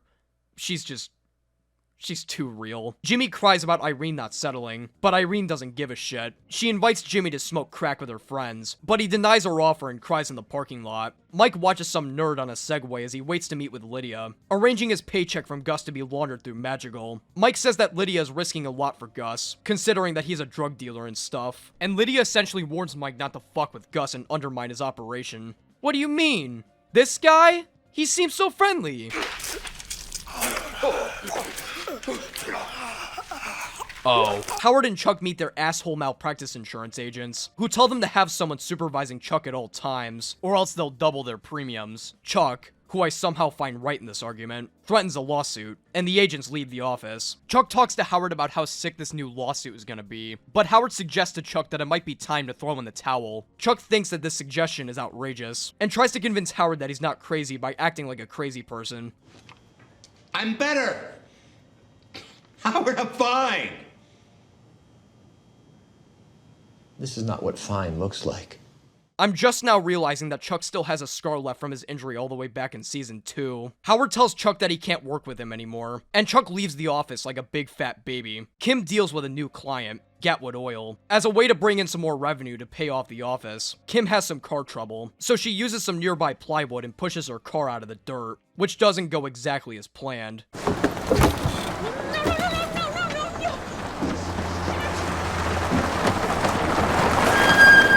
I gotta say, Kim might just be one of the best characters in the entire show. She's an incredibly hardworking and interesting character, but isn't completely stoic 24/7, and actually lets certain parts of her personality shine, especially around Jimmy. She started out as the kind of voice of reason at the beginning of the show, but as the series has progressed, it's become pretty clear that she's not an entirely moral person. What an all-around great character. Also, Rhea Seahorn is hot as fuck. I'm sorry, I can't take it anymore. She's a fucking 10. And I'm tired of pretending like she isn't. How old is she anyways? What? God damn, who did she sacrifice? Jimmy confronts Howard about settling the Sandpiper case, and Howard tells him that he's gonna have to wait to earn his paycheck, since he's planning to earn a lot more than just the projected $1 million. Jimmy criticizes Howard for putting his clients in jeopardy, and Howard criticizes Jimmy for being a hypocrite, considering the dicking over Jimmy incurred on Chuck like 4 episodes ago. Settle this and settle it now. It's in everyone's best interest. Meaning it's in your best interests. And if we don't, what are you gonna do? Peel off some members of the class? I know you're low enough to do something like that, but you're too damn greedy. You do any of that, you'll be jeopardizing your payday. You'll get your damn money. You're just gonna have to wait for it. Gus and Hector's crews meet up to discuss how their product will be delivered, and Eladio tells Hector on the phone that his product will be shipping through Gus's operation, to Hector's slight disdain. Jimmy runs into Irene in the mall with absolutely no malicious intentions, and offers her a pair of free shoes. He asks her what size she is, and grabs one of multiple pairs of shoes from his car in her size. As Irene leaves with a new pair of Jordans, Jimmy commits one of the scummiest acts in the entire show, and lies to her friends behind her back, telling them that Irene is purposefully not settling the Sandpiper case to spite them, and that she already has enough money to spend on her own, explaining the new pair of shoes that she's wearing. This causes Irene's entire friend group to turn their backs on her, as they ignore her during a mall walking session. Man, I can't believe I'm saying this. Chuck might have had a point. We follow up that sad scene with an even more sad scene, as Nacho tells his dad that Hector is going to be taking over the shop soon, and that he'll have to hand over the shop, or else he'll be killed. Nacho's dad doesn't say anything, only telling Nacho to get out of his house, and Nacho leaves on the brink of tears. Howard receives a letter from Chuck, which he assumes is his retirement letter. However, Howard quickly realizes that this is no retirement letter. God damn it, Chuck. You're suing Hamlin McGill. Howard angrily asks Chuck why he's suing HHM, and Chuck basically says that he's going to tear down the entire firm, unless Howard lets him be his partner again. Okay, time. Wow, 39 entire seconds of me being on Chuck's side.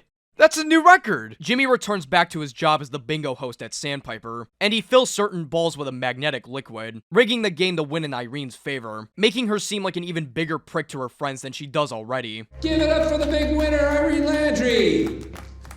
Come on, let's hear it for Irene. Irene, where you going? Hey. Irene weeps to herself as Jimmy asks her what's wrong, and Irene tells Jimmy that her entire friend group has turned on her out of nowhere. Jimmy suggests to her that they might be doing this because of the Sandpiper settlement money. What should I do? Should I settle? Irene, you listen to your heart.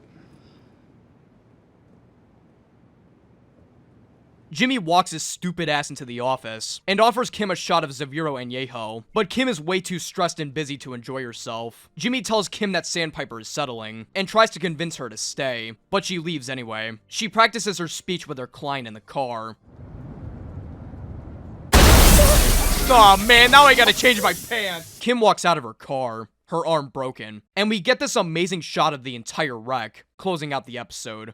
What a fantastic penultimate episode. This episode is extremely underrated, with some fantastic and supremely emotional scenes, along with some great acting to boot on all sides. It feels like everyone in this episode has their own moment to shine in terms of acting, with Howard's roast session of Jimmy, Nacho's conversation with his dad, and Chuck being an asshole. Rhea Seehorn also did amazing in this episode, especially with that scene nearing the end.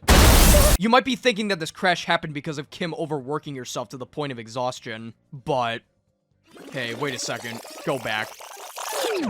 I knew it! It was the smell of Denny's shitty food that caused her to crash. Bravo, Vince. Easy S tier. Season 3, Episode 10. Lantern. The episode begins with a flashback, with a young Chuck reading a much younger Jimmy the same book that was mentioned in the season opener. The camera slowly zooms in, eventually focusing on the lantern before cutting to black. We're taken back to the present, with Kim recovering at the hospital after her wreck. Jimmy picks up her papers at the scene, and Chuck meets with HHM, promising to cancel the lawsuit, provided that Howard lets him back into the company. Howard tells Chuck how disappointed he is in him, stating that Chuck has always put his own needs and personal vendettas before the firm. Chuck tries to imply that Howard betrayed him, but Howard calls him out for being wrong as usual. Eventually, Howard caves in and offers to make a settlement out of his own pocket, handing Chuck over a check for $3 million, and sadly telling him that he won. Howard and Chuck walk out of the office, and Howard gives Chuck's retirement announcement to the entire firm. The employees clap as Chuck exits the building, but Chuck still acts like a tight ass on his way out. Jimmy takes care of Kim with some high quality Gatorade, and Jimmy finally admits to Kim that they should give up on the office space once and for all. Kim tells Jimmy that she could have killed someone, and that she's been running on 6 hours of sleep for the past few weeks. Wait, you're telling me 6 hours of sleep isn't normal? I've been running on 4 hours of sleep for the past 17 years, and look at me. I'm healthy. Nacho reluctantly takes Hector to his father's shop, and Hector talks to his father, who makes an offer with him. However, Nacho's dad has balls of steel, and flat out rejects Hector's offer, and Nacho tries his best to calm the situation down. Hector, I'll talk to him. He'll come around. I don't trust him.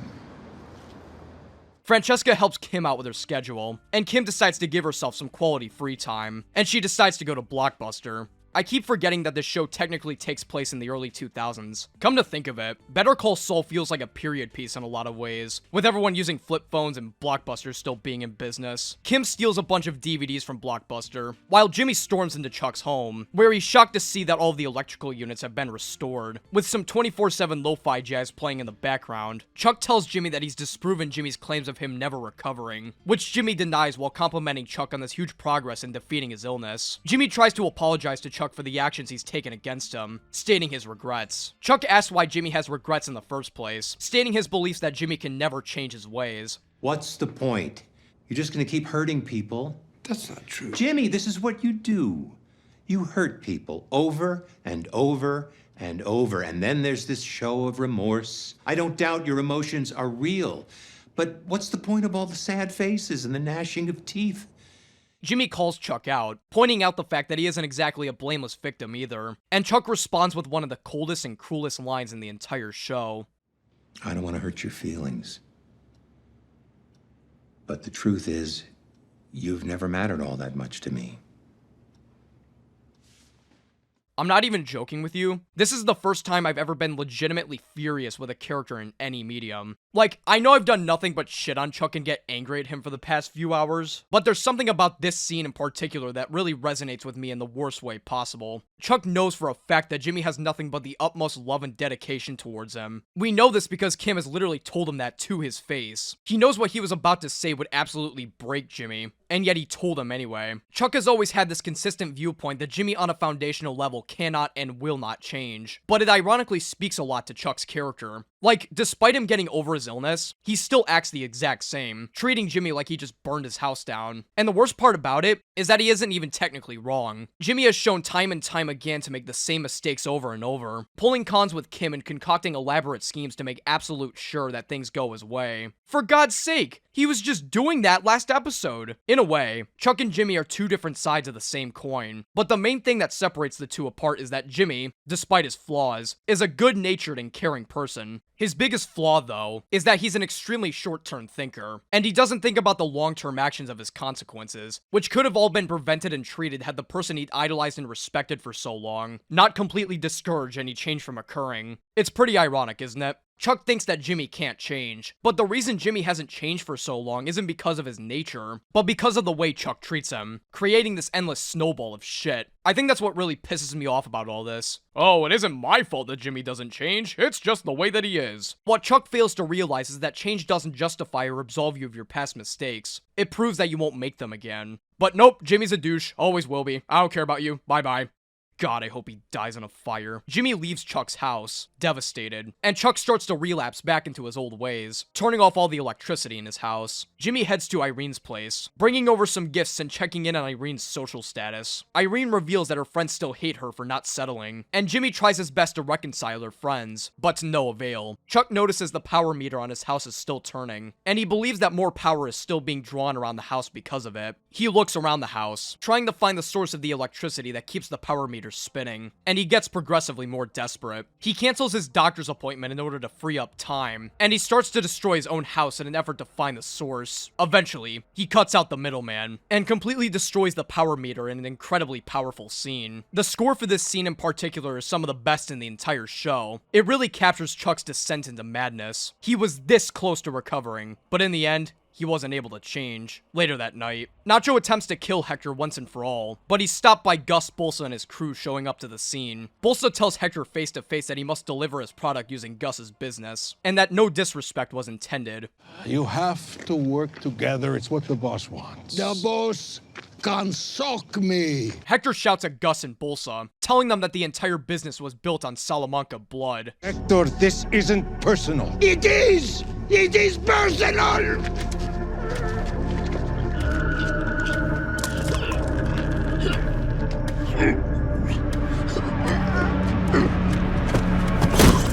Gus tells his crew to call 911 as he attempts to resuscitate Hector. Nacho switches out the pills before handing them over to the ambulance, which Gus is extremely suspect of. Jimmy tells Kim his frustrations of trying to get Irene and her friends back together, but as they're about to watch a movie, Jimmy figures out the perfect scheme, which he's reluctant to try out. Jimmy goes to Sandpiper to do some yoga with the old folks, when the annoying intern lady pops out of the blue and calls Jimmy outside. She criticizes Jimmy for taking advantage of Irene and her friends, which Jimmy responds with a comically evil sentiment. If the only thing standing between me and $1 million is some old lady's tears, then I suggest investing in Kleenex. You ruined her life because you wanted your money faster. Boo and who? Jimmy realizes that he left his mic on, and Irene gives a look to Jimmy before heading off with her now reunited friends. Jimmy heads out of the building, and tells the annoying intern lady that Irene will likely be going back on the settlement.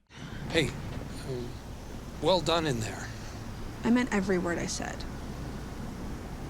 Afterwards, Jimmy, Kim, and Francesca move the furniture out of the office, and Kim and Jimmy give a farewell to Francesca. Jimmy throws away the Rolodex containing the numbers of his elderly clients, since he figures that those old fucks are smearing his name with his newfound discovery. Jimmy and Kim look at the wall one more time before heading off, leaving us with this beautiful and incredibly empty feeling shot, before transitioning us back to Chuck's place, who is not doing well in the slightest. He bangs on the table with his foot as we look at multiple shots of the broken down walls of his house. He kicks the table a few more times, knocking over the lantern placed on top of a few newspapers, a callback to the photo Mike took in Chicanery, and he delivers one final kick.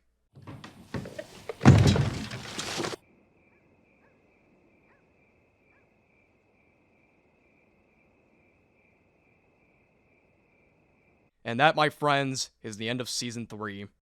Man, this is a lot sadder than I expected. I never thought Chuck's death would have been so impactful. Wait. Oh yeah! Chuck's dead! Hooray! Okay, in all seriousness, this was an amazing season finale. What a beautiful and tragic send-off to one of the most intriguing and hateable characters in the entire Breaking Bad universe. Jimmy redeeming himself with Irene was great and hilarious. Hector having a stroke was also great and hilarious. Man, this episode is fire! Oh, it was really good! A definite S tier in my book. Season 4, Episode 1. Smoke. We're taken to our season-mandated Gene scene. Right after Gene totally biffed his noodle on the floor, he's taken to the hospital, where his personal records are being closely analyzed, giving Gene a bad feeling. Luckily, the doctors don't find anything out of the ordinary, and they tell Gene that the fall wasn't caused by a heart attack, so they let him leave the hospital. As he tries to check out though, the receptionist has trouble trying to process Gene's identification, but before Gene can start shitting his britches, the receptionist realizes she made a small mistake typing into the computer, and Gene leaves the hospital, his britches unshitted. As Gene looks out the window like he's the Joker, Gene notices his taxi driver's air freshener for the Albuquerque Isotopes, an actual baseball team by the way. As the driver starts to give Gene some weird looks, Gene asks the taxi driver to pull over and drop him off, and Gene bum rushes out of there, realizing that his identity may not be as undercover as he thought. Back in the present, we're given this beautiful scene of ashes floating through the air, with the camera panning over from the Dr. Mesa Verde files to Jimmy sleeping in bed with Kim. Jimmy gets an early start to the day, feeding his goldfish and looking around the newspaper for any job offerings. He gets a call from Howard, telling him the not-so-good news about Chuck, and Jimmy rushes to the scene, with Chuck's house burnt to a crisp like a rat that fell into a KFC fryer. He sits on the bench that he and Chuck sat on during Pimento, staring at the same transformer that Chuck did. Jimmy talks to Kim, telling her about the electrical units that he found in Chuck's backyard, and how he believes that this, along with his death, was no accident. He tries recalling his conversation with Chuck and how normal he seemed, but forgets to mention the part where Chuck told him to go fuck himself. Mike quits his job as the toll booth operator, and he gets his first check for Madrigal, netting himself a cool 10 grand. Kim gives Jimmy a call from Howard, who goes through Chuck's obituary to check by Jimmy. Howard goes through all of Chuck's life story and major achievements, but Jimmy straight up ignores Howard and walks out of the room. Jimmy sits on the couch, depressed, and Kim pops open the Zavira Añejo bottle to try and make him feel better. We transition to the next morning, with Kim fast asleep on the couch, but Jimmy's still sitting in the same hunched over position. One thing that I love about this show is the amount of visual storytelling on display. Kim and Jimmy go a good 2 minutes without even saying a word to each other, but the message is still crystal clear. I also love how the show leaves a lot to our imaginations. Jimmy goes almost the entire scene without saying a single word, and we're left to wonder what he's thinking about as he walks away from Howard's call and sits on the couch. Is he sad about Chuck's passing? Is there something that he felt that he should have done to prevent his death? Or is he simply trying to repress his memories? This makes rewatching the show all the more fun, because it's also possible that Jimmy thought about none of that and was actually thinking about pounding down a Nachos Bel Grande combo from Taco Bell. Fucking smash some hot sauce in that shit and go. We're taken back to the moment Hector went bye-bye on the ground. Nacho knows that Gus likely smells foul play in the air, so he tries to dispose of the evidence into a manhole cover, but is stopped by Gus, who takes him to a meeting with Bolsa. Nacho sweats his balls off during the meeting, and Bolsa tells him that the Salamanca's territory still belongs to the Salamancas for the time being. As Nacho leaves, Gus warns Bolsa of a likely move against the Salamancas, which would likely bring war, chaos, and worst of all, attention from the DEA. Nacho disposes of his pills into a nearby river, as Victor spies on him, tracking him down with a bug placed on his car. The discount version of Terrence Fletcher from Whiplash heads to work for the day, when he realizes that not only will his car not start, but his ID is missing too. Now who could have possibly done that? Oh, it was Mike. Mike dicks around the Madrigal office, driving around on the Mike mobile and marking down all of the imperfections with the business. He gives the ID back to its rightful owner, and grills the fuck out of the manager for letting Mike just waltz on into the business without anyone giving him a second look. You got duplicate routing numbers on cargo, surveillance camera blind spots on the north and the east side of the floor. Well, all due respect, I don't know anything about a security consultant. Well, you wouldn't, would you? Maybe you best call corporate. Try Lydia Rodart Quayle. We transition to Chuck's funeral, which is just as boring and depressing as Chuck was. During the funeral, we can hear a rendition of this song I'm still not going to attempt to pronounce, playing in the background, a reference to Cobbler's Cold Open.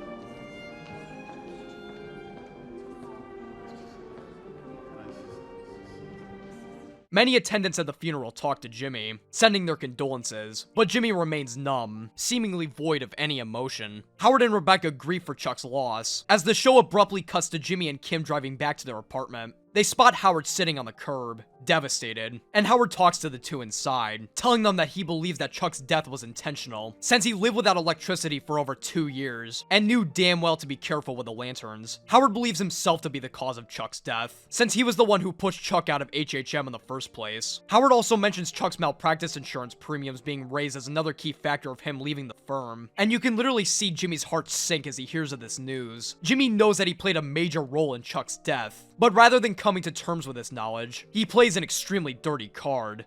I think he did what he did because of me. Well, Howard, I guess that's your cross to bear. Oh my god, Jimmy, what the fuck? I thought the Irene thing was bad, holy shit! Jimmy is projecting more than a fucking movie theater in this scene. Rather than coming to terms with his own emotions, he instead decides to redirect them towards Howard, pinning him to be the main cause of Chuck's downfall, and represses his own guilty conscience in an effort to trick himself into believing this narrative. Douchebag. This episode is hauntingly quiet, with Chuck's death looming in everyone's heads. It's a very slow-paced and visual-heavy watch. While there are some great scenes though, this one's still getting a B tier for me. A good start to the season. Season 4, Episode 2. Breathe. The episode begins with Hector in a hospital bed, recovering from his stroke.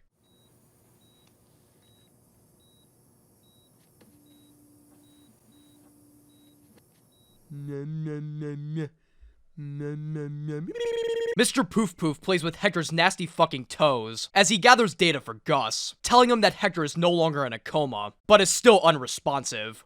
In the end, I can think of no better judgment on this man. Isn't this what he deserves? I decide what he deserves.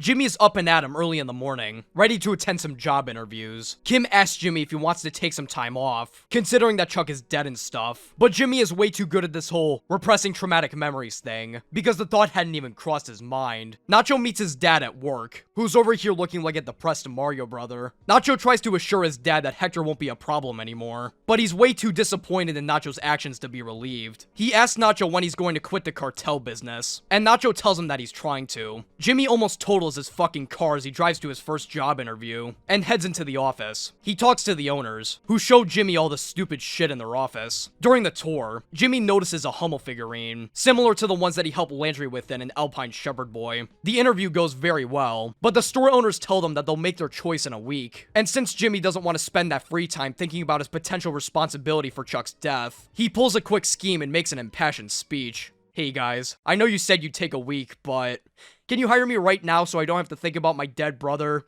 Pretty please? This somehow works, but Jimmy immediately feels bad and takes it all back, criticizing the shop owners for taking in some random guy off the street, and he storms out of the office. Mike has a meeting with Lydia, who asks Mike why he pulled that scheme last episode. Mike tells her that he did it to add proof to the cover story, since the employees around the office now know the face behind the name that receives the check. If I asked you to reconsider, I'd ask you to do the same. at the moment, you have Gus Fring's respect. I'd want to keep that if I were you. The twins meet Hector in the hospital, and the nurse tells them about Hector's procedure to get him back on his feet. As Nacho and stupid ponytail guy walk in, she recommends that they speak to Hector, in order to help Hector's brain build pathways to reconnect and improve his communication skills. They tell Hector how many hot bitches they've been fucking, and how the Salamanca's reputation is still holding up well in the street. Lydia calls Gus to tell him that Mike's going to continue acting like a dumbass, but Gus assures her that Mike is reliable, and suggests that she not question his motives. So I'm just supposed to let him keep stealing my employees' badges. This isn't something I want to spend my time worrying about. Then I suggest you give the man a badge.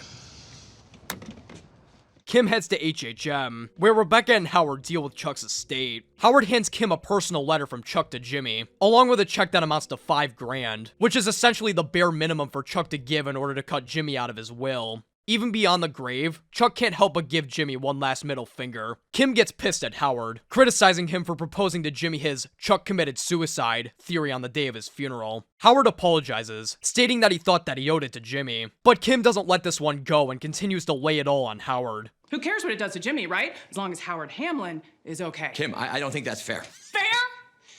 Let's talk about fair. Hey, let's let Jimmy dig around the fire-damaged wreck where his brother died screaming. And then let's let him pick up a keepsake or two. That is so fair. What can I do to make it better? Nothing. There is nothing you can do. Just stay away. Is Reyes Sehorn a good actor? Man, poor Howard. You know for a fact that he's struggling like crazy, but instead of getting emotional support from Jimmy and Kim, he's told that Chuck's death was his fault and that he should go eat shit. Jimmy shows up with way too much food, and he and Kim decide to play Battleship as the poor goldfish is forced to watch. While watching pornography, Jimmy finds out that the Hummel figurine that he saw earlier is selling online for nearly $9 grand, and he leaves Mike a message, asking if he'd like to pull another con with him. Nacho and Stupid Ponytail Guy head to a meeting with Victor and Tyrus, and Stupid Ponytail Guy complains that there's only 5 blocks of coke this time around, instead of the usual 6. Victor and Tyrus tell them to eat ass, but Nacho pulls out his gun, threatening them unless they give the extra block. This threat ends up working, and Nacho and Stupid Ponytail Guy walk out happily ever after.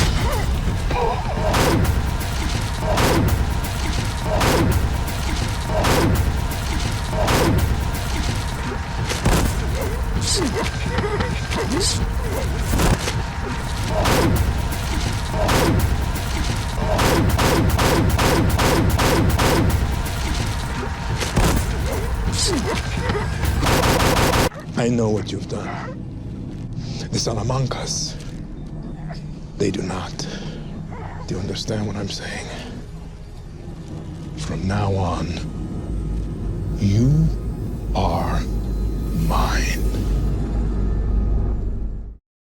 B tier. Season 4, episode 3. Something Beautiful. Oh, sweet, time to kick off the Something trilogy. The episode kicks off with Victor causing his car to eat total shit.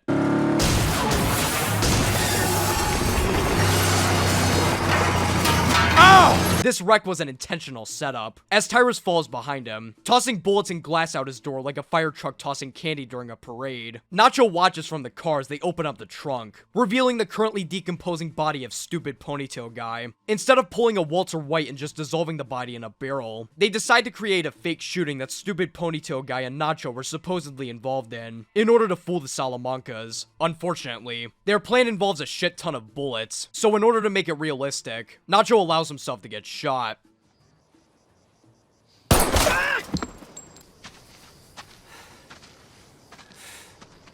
Can I make the call? Jimmy asks Mike if he wants to participate in his latest Alpine Shepard Boy scheme, asking him to break into the office and swap the original figurine with a similar duplicate. But Mike thinks Jimmy's lame as fuck and leaves. The twins investigate the definitely real crime scene, and they find Nacho dying on the ground. They take Nacho into their car, and they clean out his gunshot wounds that I'm definitely not gonna show here. Yeah, that's right. I'll show Walt's bare ass cheeks in the Breaking Bad video, but I won't show some itty-bitty gunshot wounds. Anyways, the twins burn up whatever's left of the crime scene, and they drive out of there in this beautiful looking shot. Kim does some boring shit at Mesa Verde, and Kevin shows Kim a bunch of models for some potential new buildings, which she gets bored of very quickly. She asks her new paralegal Viola for a ride to the courthouse, while Jimmy meets Dr. Caldera at his office, who helps Jimmy gain access to a new partner to pull that Alpine Shepard Boy scheme with. As Jimmy exits the office, the twins enter, and they ask Dr. Caldera to fix up Nacho's extremely wounded body. He fixes Nacho up for the most part, and requests them to not ask for his services ever again, since the cartel business is too hot for him to handle. Later that night, Jimmy's new contact breaks into the office and steals the figurine. However, as it turns out, one of the store owners is the most depressed motherfucker alive, as he walks out of the bathroom and heads to his makeshift bed, forcing the robber to hide. The store owner argues with his wife, and then calls a pizza joint, and Jimmy's contact realizes that he's probably gonna be there for a while, so he calls Jimmy, begging him to pick him up. Jimmy tries setting off the store owner's car alarm, but he turns it off immediately, so Jimmy takes a more desperate measure.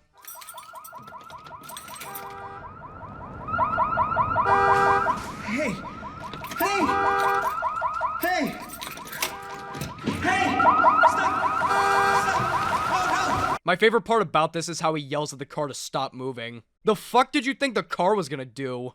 Listen? Jimmy's contact escapes the office, and assures Jimmy that they'll be shitting gold here soon. Bolsa calls Gus, telling him about the totally real hit on Nacho and Ponytail guy, and tells him that this is the last straw when it comes to shipping cocaine through Mexico, advising him to look somewhere in the United States to ship meth instead, all according to Gus's plan. You see, Gus has his eye on a certain scientist to cook some high-quality product, and you might be able to recognize him from his rap skills that surpass the likes of Eminem and MF Doom. There's yttrium, terbium, actinium, rubidium, boron, gadolinium, niobium, iridium, strontium and silicon and silver and samarium and bismuth, bromine, lithium, beryllium and barium.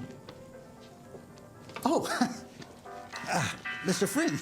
Gale shows Gus some test samples, which peak at around 67% impurity, a far cry from the rates he'll be seeing in the future. Gale admits that these samples are poor, and offers to make better ones, but Gus tells him not to, as he doesn't want to interfere with his studies. Kim is hard at work while Jimmy slouches his fat ass around the house. Kim hands Jimmy over the letter Chuck wrote to him before he died, and Jimmy reads it aloud, completely unaffected by the emotional words put on display.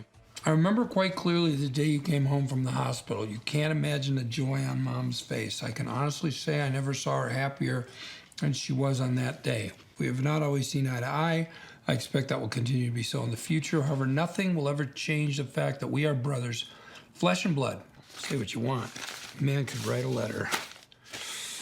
Unlike Jimmy, the letter made quite the impact on Kim, and she leaves the room, crying. This final scene is incredibly interesting. I've brought it up a few times already, but Jimmy's compartmentalization and repression of his feelings toward Chuck are put on full display in this scene. Before he read the letter, Kim handed over the check for $5 grand, which Jimmy casually responds with, Yeah.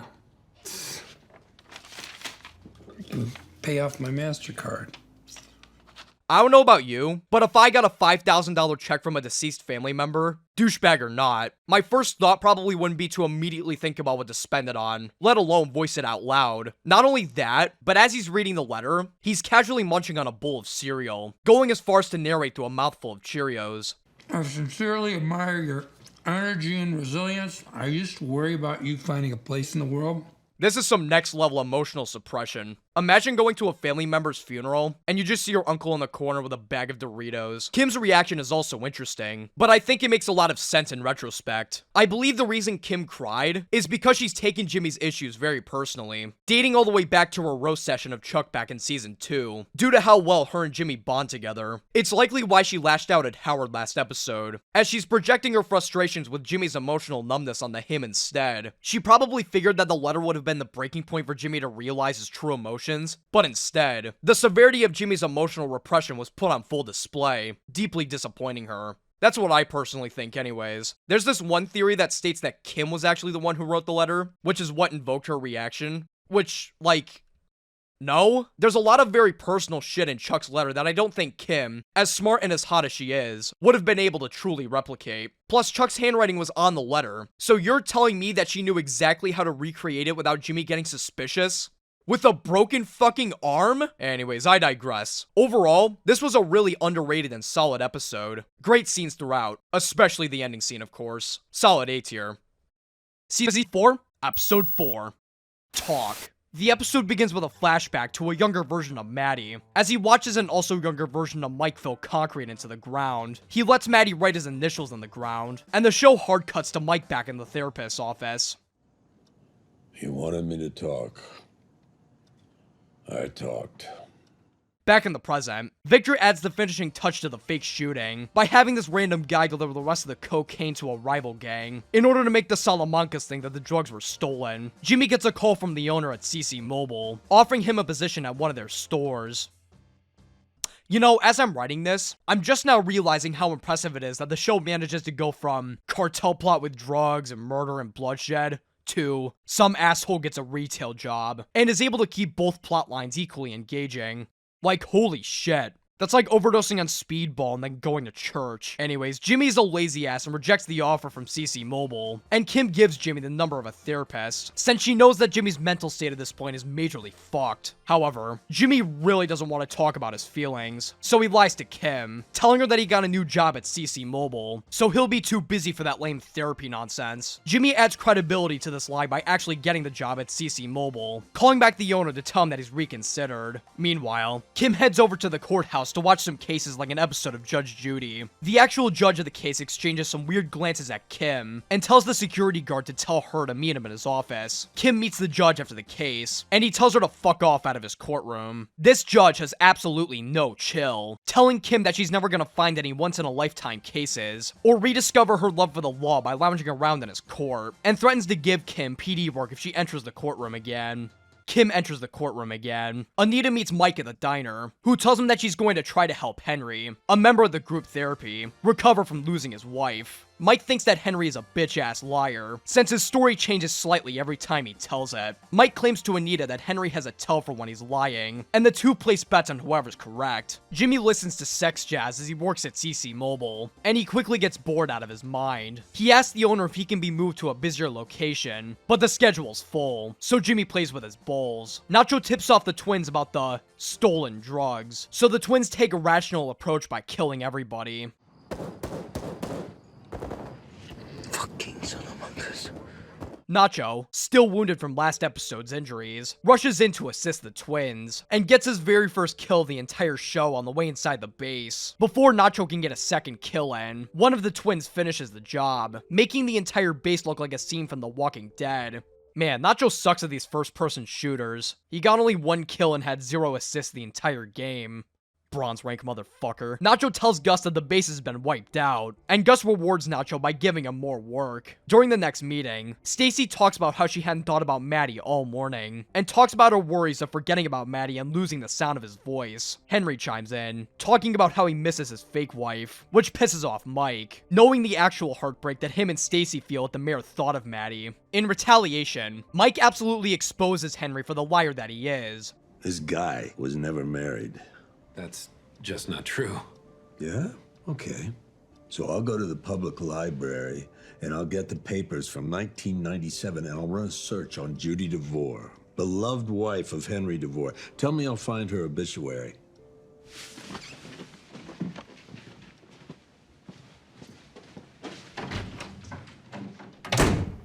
You wanted me to talk. I talked. Man, lying about being involved in a tragic event as a way to gain adoration from complete strangers? Who does this guy think he is? Steve Ranazizi?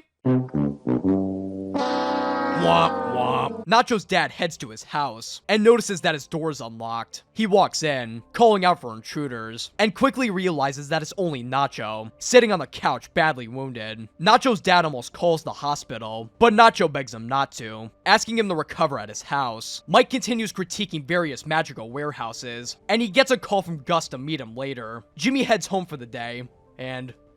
Wait, is that the Bernard MT condensed font? Oh my god, it totally is.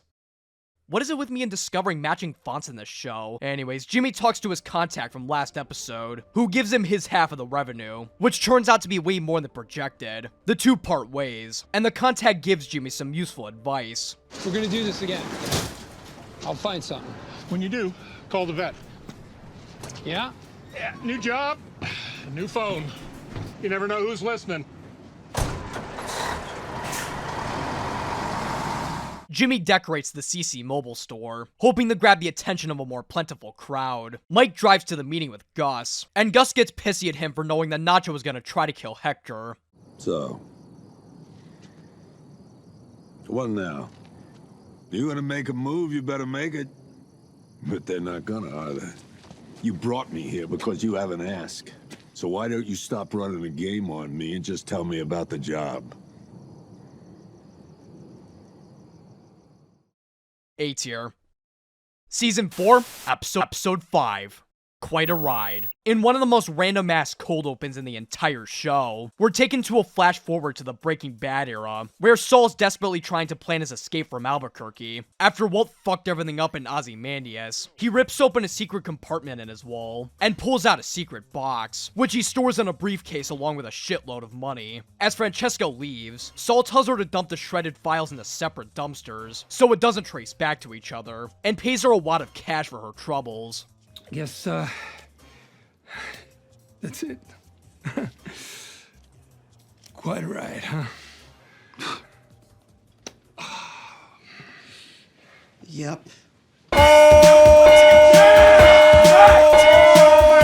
Saul Saul calls the vacuum repair guy, closing out the cold open. This entire sequence is so out of nowhere, yet so amazing. Both Bob Odenkirk and Tina Parker effortlessly slip back into their old personas, and the attention to detail in this one scene is insane. They not only went back to the handheld format for that maximum Breaking Bad feel, but they also went as far as to use the original 35mm cameras from Breaking Bad, instead of the digital ones that they use in Better Call Saul. You could put this scene right in the Granite State, and it would fit perfectly, especially considering that Saul's wearing the same clothes that he wore in that episode as well. That's a double S tier cold open right there. But let's see what the rest of the episode has to offer before I climax. We're taken back to CC Mobile, where Jimmy's conspiracy decorations are not working. That is, until a customer finally drives by the store, and Jimmy does the magic fingies thing for good measure. Jimmy pretends to look cool in front of the customer by snapping his phone in half, connecting back to the cold open. As Jimmy starts selling burner phones as part of his new conspiracy ad campaign, Mike picks up this hooded mustache guy and brings him to the laundromat. Mike is helping Gus find just the right person to help lead the construction of the secret underground meth lab in the laundromat, and the first guy takes measurements to estimate the amount of time it'll take. He has way too much confidence in his abilities, and he tells Mike his experience of working on a super secret project undetected, thus making it no longer super secret. That took us 17 weeks. If I can do that, I can certainly do that. Thank you for your time. Pardon. Kim is having a good time doing pro bono work back in the courtroom, diverting her attention from Mesa Verde and making her rediscover her love for the law. She manages to lower this kid's sentence from a year in jail to 4 months probation, before heading off to a meeting with Mesa Verde. Later, Jimmy wants to watch a movie with Kim, but Kim has to catch up on all the Mesa Verde work she missed, so Jimmy decides to head back to CC Mobile. He buys a shit ton of burner phones, and starts selling them on the streets in a bomb-ass montage. After nearly getting his ass beaten by a motorcycle gang, he gets going home, satisfied after a night of making hard-earned cash. That is, until 3 pieces of shit decide that they want that cash. Hand it over. Nice try. Look, I gotta go. Hey! Hey! Get it. Go, go, go. Come on, man.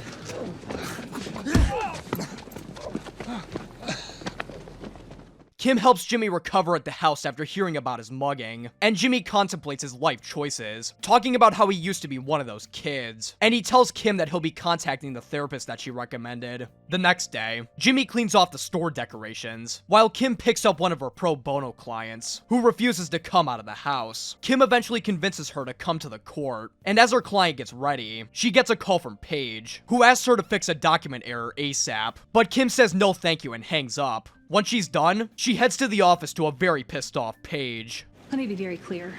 The mistake is not the issue here. I need to know your head is in this. You made us a promise that Mesa Verde would be your sole focus. When we need you, we need you.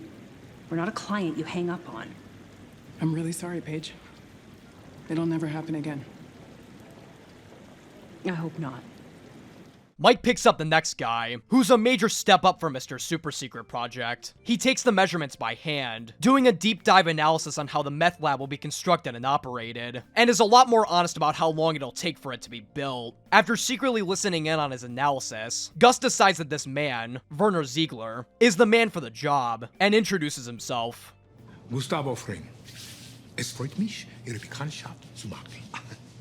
I find it kind of odd that Gus introduces his face and name to Werner right then and there, considering how secretive and careful of a person he is throughout both Breaking Bad and Better Call Saul. Like, damn, I know Werner's good and all, but like, you gotta give it time, man. You can't just go balls deep on the first date, come on! Jimmy walks into the courtroom, and he runs into none other than Howard in the bathroom, who's currently wearing the biggest "it's so fucking over" expression in history. He talks to Jimmy about his insomnia, and Jimmy gives Howard the number of Kim's therapist, but Howard tells him that he's already seeing someone. As Howard leaves, Jimmy rips up the number of the therapist and flushes it down the toilet, since he doesn't want to be like Howard because of how totally not cool he is. Jimmy talks with his probation officer, who confirms his community service hours and employment status. The officer asks Jimmy what he'll be doing in the future, and Jimmy tells him his intent to go back into law. Everything will be better. I'm gonna have more clients, I'm gonna win more cases, I'm gonna be a damn good lawyer, and people are gonna know about it. Okay. So, lawyer. Yeah. Lawyer. B tier. Season 4, Episode 6.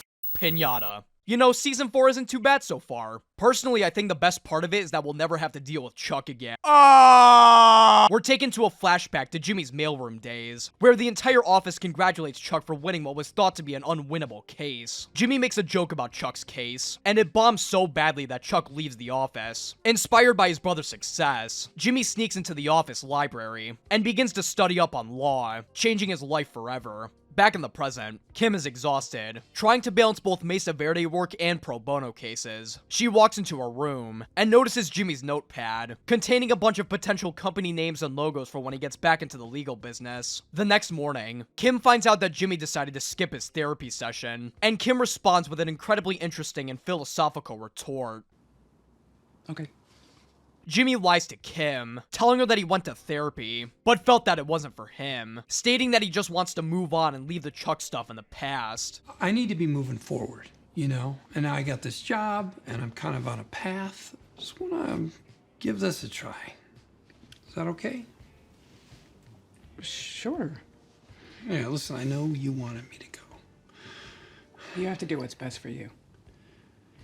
Kim meets with Rich Schweikart and makes an offer to pass Mesa Verde over to Schweikart and Coakley. Mike and Gus head over to this Home Depot warehouse, where 2 houses are being kept. As part of Gus's secret meth lab operation, Gus intends to keep every person who works on the project in hiding, Manhattan Project style. Mike suggests putting in things to keep the workers entertained, so that they don't go crazy throughout the ordeal. Mike also suggests putting up security cameras, in case one of the participants tries to hit the bricks. Jimmy acts like a dirty slut and sticks his ass directly into the camera, and he gets a call from one of his former clients, who tells him that Mrs. Strauss from Alpine Shepard Boy passed away. Jimmy reluctantly refers the client to HHM, as he mutters to himself, frustrated. He watches the ads that he made back in season 2, memorializing her Oscar-winning performance. Kim talks to Jimmy at a restaurant, telling him the big news that she's taken a job at Schweikart and Coakley in order to lessen her workload. She also tells him about her pro bono work, saying that she's doing it because she likes to help people.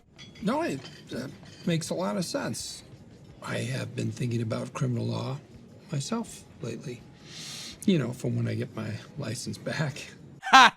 That would never happen. Jimmy talks to Kim about potentially, maybe, I don't know, opening up another law firm with just him and her. I don't know, it'd be pretty cool, I think. But Kim tells Jimmy that Schweikart and Coakley is way better, and Jimmy tells her that he's fine with his decision, as he leaves the table to shit his pants. Mike apologizes to Stacy for roasting the hell out of Henry, and Jimmy heads through the HHM office to talk to Howard. Jimmy asks why so many of the office cubicles are empty, and Howard tells him that they've had to make a ton of layoffs, citing the fact that the firm's reputation has taken a major blow.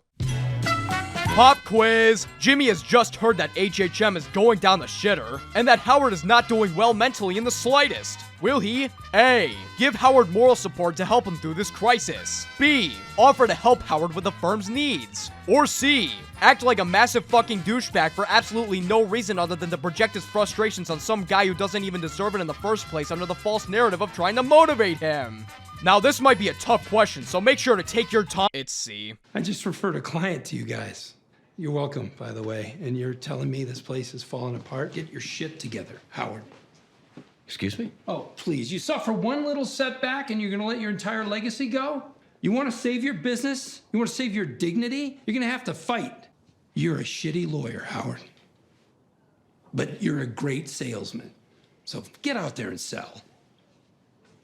Fuck you, Jimmy. Jimmy uses the nail salon to store an assload of burner phones, as Mrs. Nguyen gets progressively more annoyed with him. Jimmy calls Dr. Caldera about pinatas, and bribes Mrs. Nguyen with a free phone to keep them in the office. Later that night, we're taken back to Hector in the hospital, as Gus sits in a chair next to his bed, tormenting him. He tells him a story from his childhood, where he found a coati stealing fruit off a lacuma tree that Gus had spent so long taking care of. He managed to snag the animal in a trap, but the animal managed to escape, breaking its leg and crawling underneath the house in the process. Gus says that he waited hours on end for the coati to crawl from under the house, until one day, it finally came out.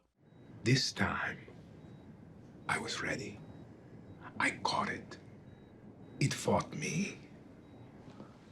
But I was stronger.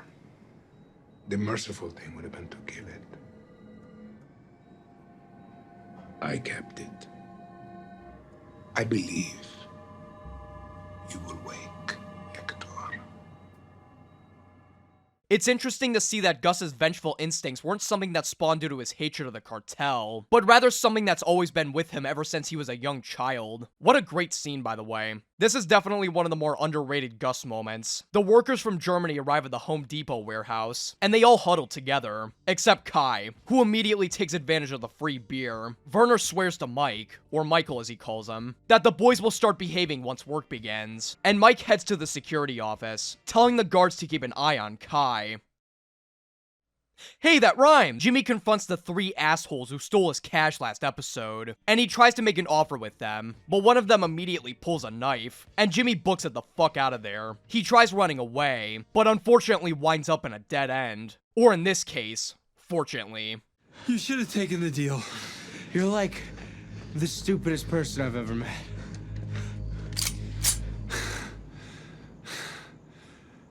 Jimmy kidnaps the three idiots and hangs them up in a warehouse filled with pinatas, and he gets the morons to spread the word that Jimmy is not someone to be trifled with, as Huel and Mountain Man start busting the pinatas right behind them. You know what? If it's that important to you, go ahead. No, please. No, please. No, please, no. You get one warning, and that was it.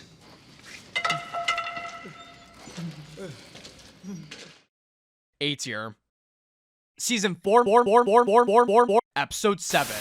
Something Stupid. In our second entry of the Something trilogy, we're treated to one of the best and most iconic montages in the entire show, displaying an 8-month-long time skip as Jimmy and Kim go about their daily lives. Kim officially moves her belongings into the offices of Schweikart and Coakley, while Jimmy continues his campaign of selling a busload of burner phones out on the streets, selling them under the name Saul Goodman. All the while, this beautiful cover of the song Something Stupid plays in the background. One thing that I love about this scene is that Kim is on the left side of the screen, while Jimmy is on the right, matching up with the female and male vocals placed in the left and right channels respectively. The show's visual storytelling is also put on max. Despite there being two different stories being told, there isn't too much information on display, to the point where it becomes overwhelming, so you're able to follow along on either side and know exactly what's happening. Near the end, we watch as Kim and Jimmy eat dinner and lay in bed together, but despite them being physically next to each other, you can feel how distant their relationship is becoming, with Kim's side of the screen fading to black, ending a truly beautiful montage. The next day, Jimmy gives Huel a house tour like he's a shitty vlog YouTuber, asking him if it would be a good place for him to practice law in. Huel thinks the house sucks and says no. If I was a lawyer, nope. Big glass high-rise. 40th floor. Big glass high-rise. Yeah, when I'm not on my boat. The nurse helps Hector recover from his stroke, and Hector purposefully knocks over his cup of water, so he can take a look at the other nurse's delectable level 3 ass cheeks. Kim takes Jimmy to a party at Schweikart and Coakley, and Jimmy compliments one of the partygoers on their tie, symbolizing how much he likes ties. During the party, Jimmy takes a look at Kim's office, noticing the quality of the office she works in, along with all of her personal achievements, making him ever so slightly jealous. He joins a conversation about a company vacation, and he starts pitching his own suggestions, each one progressively more expensive and flashy than the last, as he harps on the material wealth of the firm. Jimmy kills Kim and Rich's vibe, and is taken back to the house in an extremely awkward car ride. We're taken back to the Home Depot warehouse, where the workers are taken to the laundromat to continue working on the lab. Gus cooks whatever the fuck this is, and he finds out about Hector's current condition from his nurse, which is steadily improving. Gus asks the doctor if Hector is still the same person even after his stroke, and she shows him a tape of Hector being treated, including the part where Hector spilled the water to take a look at the nurse's plentiful bakery, which basically confirms to Gus that,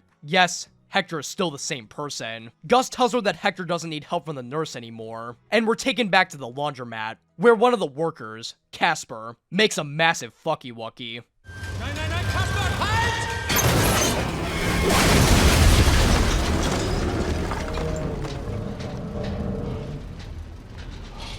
As Jimmy sells his burner phones, he's interrogated by a cop, who tells him that a drug dealer had recently been busted using one of the burner phones sold to him by Jimmy. He tells Jimmy to change his targeted demographic, but Jimmy starts arguing with him as Huel walks by, who thinks that the cop is some random guy that's about to beat Jimmy up.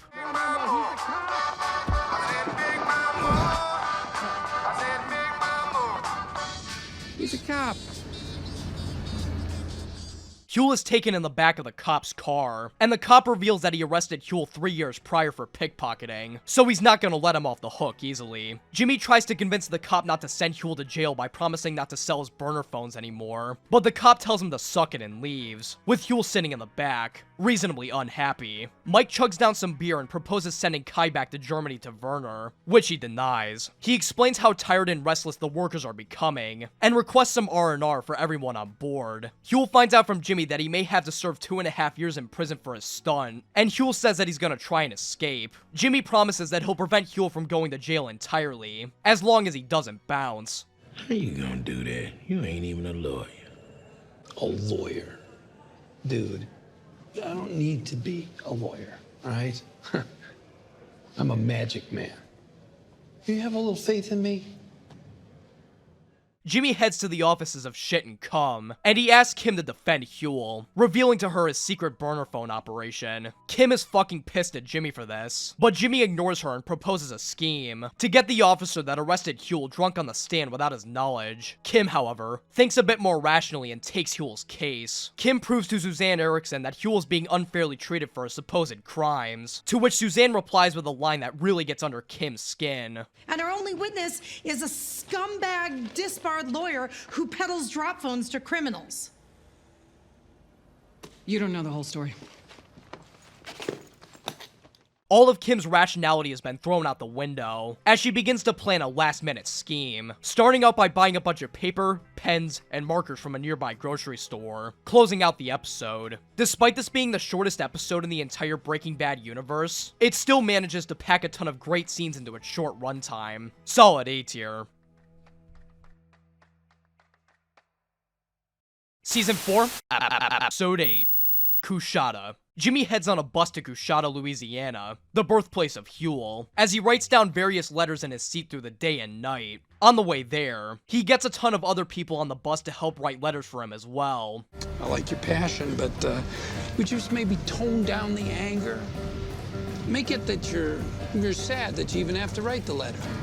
After many miles and hours worth of writing, Jimmy ends up at the Coushatta post office, where he sends out his boatload of letters. Crazy 8 is promoted from guy that gets beat up to guy that still gets beat up but gets to deal drugs now. Nacho thinks that one of his customers' earrings is ugly, so he politely rips it off his ear. After a hard day's work of abusing his customers, he goes home to his Twitch streamer girlfriends to give them more crack. As he puts his money in his safe, he finds fake IDs for him and his father in case of emergency, which depresses him. Mike takes Werner and the gang to a strip club to get their weenies wet, but Werner doesn't feel like playing around a battleship right now, so he and Mike go to a regular bar instead. Werner tells Mike about his dad, who used to be an electrical engineer, whose most famous contribution to the world was the Sydney Opera House. Mike asks Werner if he's ever considered having kids, but Werner tells him that his wife is enough, and talks about how much he misses her. Mike finds out that Kai had a little bit too much fun with one of the strippers, and Mike steps in before Kai gets sent to prison. Mike thinks that his troubles are done, but as soon as he heads back to the bar, he finds Werner showing some random people at the bar the exact blueprints of the underground meth lab on a napkin, which really starts to grind Mike's gears. Not even a few minutes outside, and 8 months worth of being undercover have almost been completely blown. Jimmy sets up 1 trillion burner phones in his office for the future scheme, while Kim meets with Suzanne Erickson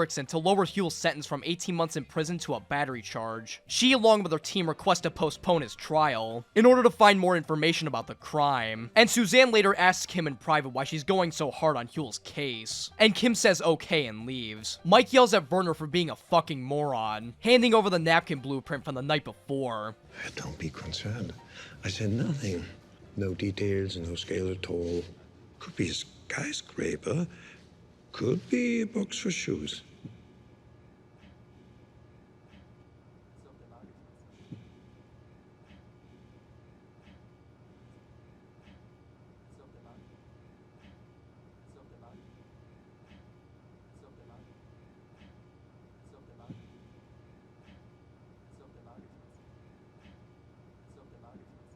I said nothing about the construction. The judge talks to Suzanne Erickson and Kim, and is not particularly pleased. Are you prosecuting Santa Claus? Your Honor? Because it looks like Miracle on 34th Street in here. Get your hands off our hero, they say. Mercy for Huel Babineau, they say. What, like I'm sending him to the electric chair? Kim tells the judge that the people of Coushatta are very pissed about Huel going to jail, framing him as a lifelong hero to the area that doesn't deserve to be prosecuted for some small crime. The letters are just the beginning of Kim and Jimmy's scheme, as they also provide several phone numbers for the fictional defenders of Huel that redirect back to the burner phones in Mrs. Nguyen's office, where Jimmy and the film crew reside. Suzanne Erickson calls one of the numbers, and the makeup lady picks up, providing the address of a website for the Free Will Baptist Church that you can actually look up right now. There's a ton of really cool details to explore on the site, including photos of Huel's supposed service at Coushatta, voicemail testimonies that definitely aren't the guys on the film crew. This is Jake, and I guess I just want to say that Huel's like about the nicest person I ever met. This year my grades started to slip, and Huel tutored me by phone all the way from Albuquerque. He's like the big brother I wish I had, because let's face it, my big brother sucks. He'd never do that. And the email for choir director Dale Pratt, which you can contact at bigshotsodapop65@yahoo.com. There's also a donate link at the bottom, which, if you click on it, redirects you to the food bank of Northwest Louisiana, which is a great touch. I'd recommend giving the site a visit. There's some funny Easter eggs to be found. Jimmy and the rest of the film crew continue taking calls from Suzanne Erickson and her team, with Jimmy pretending to be the pastor of the church, as organ music drones in the background. What did he do to gain so much devotion in Coushatta? He's a bona fide hero. He's a hero? Yes, ma'am. There was a fire in the rectory, and it was during Bible study at night. He burst right in, and he carried out every last one of them oldsters. Jimmy threatens Suzanne Erickson to bring a bunch of charter buses to protest Huel's case, and Suzanne Erickson realizes that this case is going to be way too much bullshit to deal with. Jimmy spies on Kim talking to Suzanne Erickson, and Kim later tells him that the case has been settled. Kim and Jimmy have hot steamy sex to celebrate. They congratulate each other on successfully pulling the scheme, and Jimmy tells her that he's still trying to find an office for when he becomes a lawyer again. Mike gives Gus an update on the super lab construction, and Kim is really bored of working at Mesa Verde, displayed by her looking at the bottle opener from all the way back in season 2. Her passion for pulling schemes with Jimmy and helping out the little guy is only stopped by the work Mesa Verde is putting on her, which is exemplified later when she visits Jimmy at a potential new office. Listen, Kim, I know what's on your mind. The thing that we did, I mean, it was nuts. And also, I agree, we are totally done with all that. Over and out, no more. Let's do it again. Nacho makes his way to Hector's shop, where a new employee is working in the back. Except this isn't just any employee. It's another member of the Salamanca family that Nacho has to deal with, and is easily one of the hardest obstacles he'll ever have to deal with in the entire series. Oh, hey! This is Lalo Salamanca, who is already one of the most likable characters in the entire show in the first 3 minutes we get to meet him. He cooks Nacho some food, telling him who he is and why he's shown up to the restaurant out of the blue. What are you doing here? I'm just here to lend a helping hand, make sure the business is running in order. I got a good head for numbers. Don't even worry. It's gonna be like I'm not even here.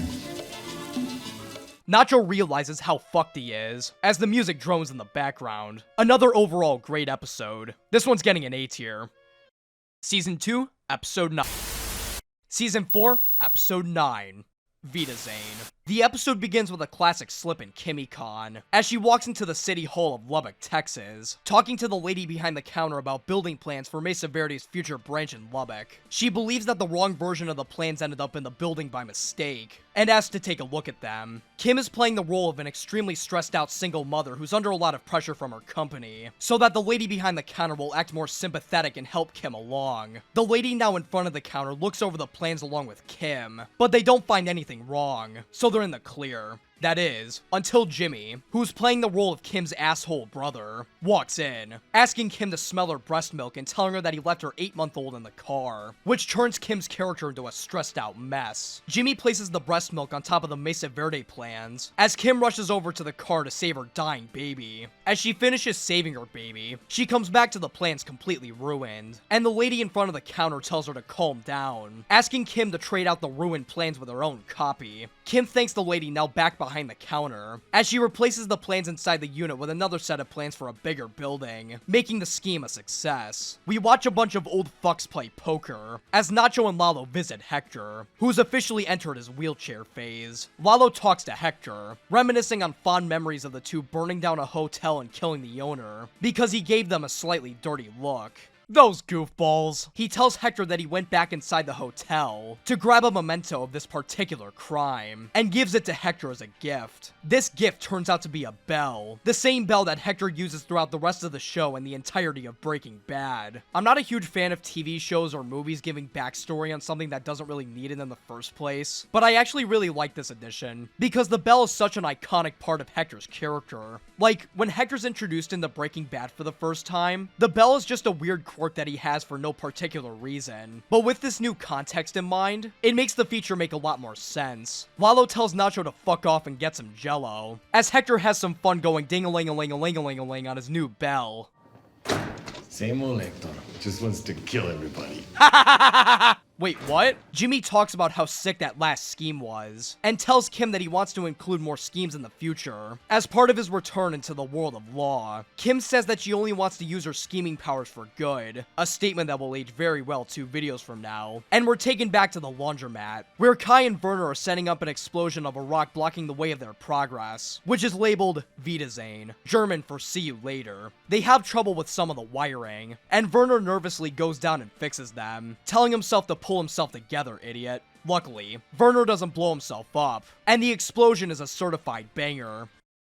God, that joke was so fucking funny. The boys have a boatload of beer to celebrate, and even Mike gets a piece of the action as well. Everyone is happy, except for Werner, who's sitting on a couch all depressed and shit. Mike asks Werner what's wrong, and Werner tells him that he misses his wife. Werner says that Kai should supervise the crew so he can go back to Germany and fuck his wife, to which Mike tells him no, but promising to let Werner call her tomorrow. While Gus plays Sudoku, Lyle bursts into his office, warning him of a suspicious-looking guy in the restaurant. He fears another "I need to see your balls" situation, but Gus assures him it's all good, man, and walks over to the table, where Nacho and Lalo are seated. Lalo talks about how awesome the chicken is, and subtly intimidates Gus into talking with him in his office. Is there anything else I can do for you?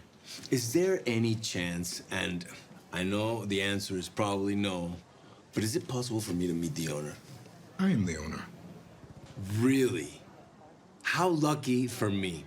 Would you be interested in franchising? Because I would be eager to invest. Well, perhaps we should go to my office where we can discuss it further. Excellent. Don't waste that.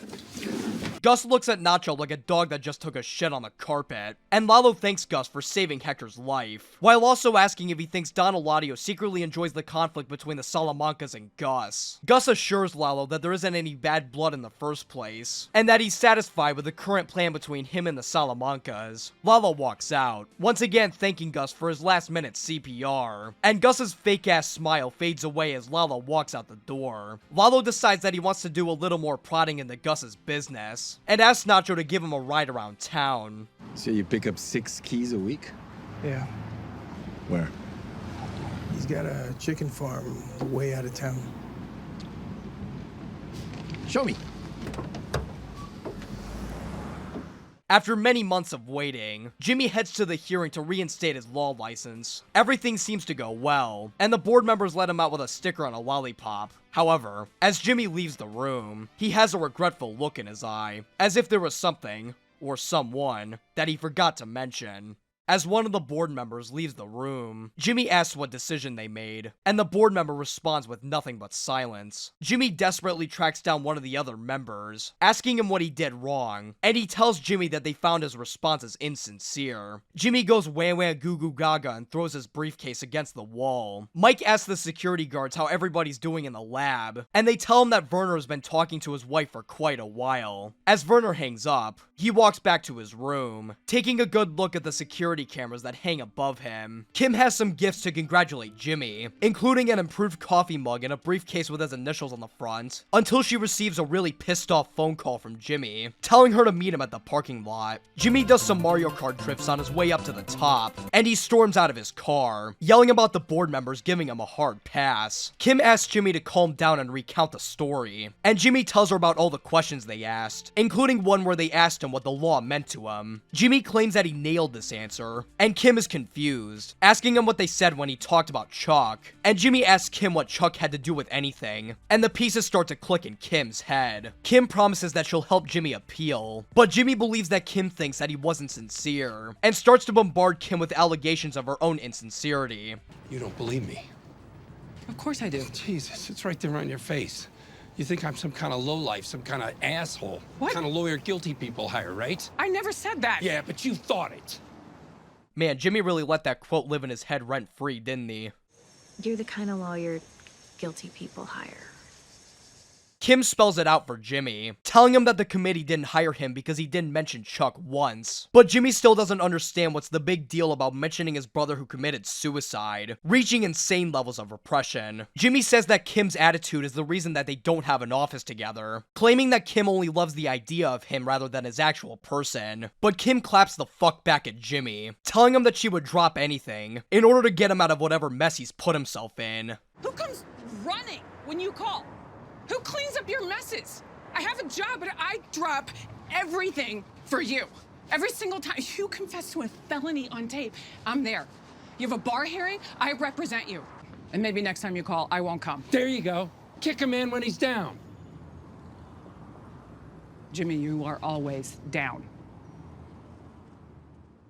This is easily one of the best scenes in all of Season 4. Top 3 at least. The acting needs no comment, you already know it's amazing. But what makes this scene especially great is just how much buildup there is to it. A majority of the first half of Season 4 deals with the enormous shockwave that is Chuck's death, showing multiple scenes of Jimmy compartmentalizing and repressing his feelings towards it. These scenes eventually lead up to the day that Jimmy can renew his license, and by that point, Chuck is so far away from Jimmy's mind that he didn't even consider the importance of mentioning Chuck. And even when he's explicitly reminded of him, he doesn't understand why he should mention him at all. We're also reminded of small but very important events that happened in earlier seasons, some going as far back as Season 1, such as Betsy telling Jimmy that he's the kind of lawyer guilty people hire, as well as the high-rise Jimmy wanted to work with Kim in. It's clear that these events, along with many others, had a detrimental impact on Jimmy, so rewatching past episodes with this context in mind makes them incredibly interesting. The same applies for Kim as well, as she brings up the many schemes that her and Jimmy pull to get him out of his many mistakes. That "Jimmy, you're always down" line is the hardest hitting of all though, because, well, he is. Kim carries Jimmy more than I carry my teammates in Siege. This kinda goes back to what I was talking about last season, with Kim being an amazing character and stuff. She not only goes out of her way to help Jimmy, even if she's dealing with a massive amount of work herself, but she also very rarely articulates her frustrations. So seeing her tell Jimmy to his face how much of a pain in the ass he can be is very cathartic. Still a big word. So yeah, unsurprisingly, I kind of like the scene a little bit, it's okay. Kim and Jimmy awkwardly arrive back at the apartment, feeling more distant than ever, displayed by this really cool shot of Kim and Jimmy on opposite sides of the screen, until it's revealed that Jimmy's side is a mirror, showing his reflection. The two are on the exact same side of the apartment, and yet they feel incredibly distant. Kim walks into the room, and Jimmy admits his mistakes, saying that he messed it all up. You still want to be a lawyer?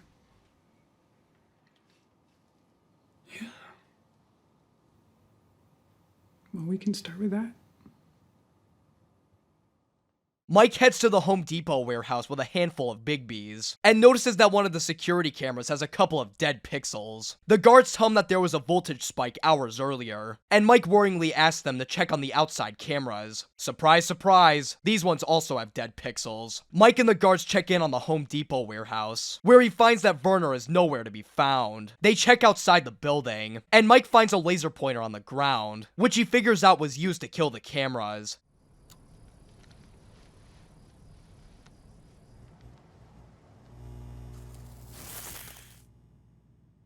This was a fantastic penultimate episode. A lot of standout scenes in this one, especially the argument on the parking lot. S tier for sure. Season 4, Episode 10. Winner. Just like Crawl Space, this episode was my all-time favorite in Better Call Saul on my first watch. Let's see if that notion holds up upon second viewing. The episode begins with a flashback to Jimmy being admitted into the New Mexico bar. The HHM employees sing karaoke to celebrate, with Ernesto absolutely killing it on the mic.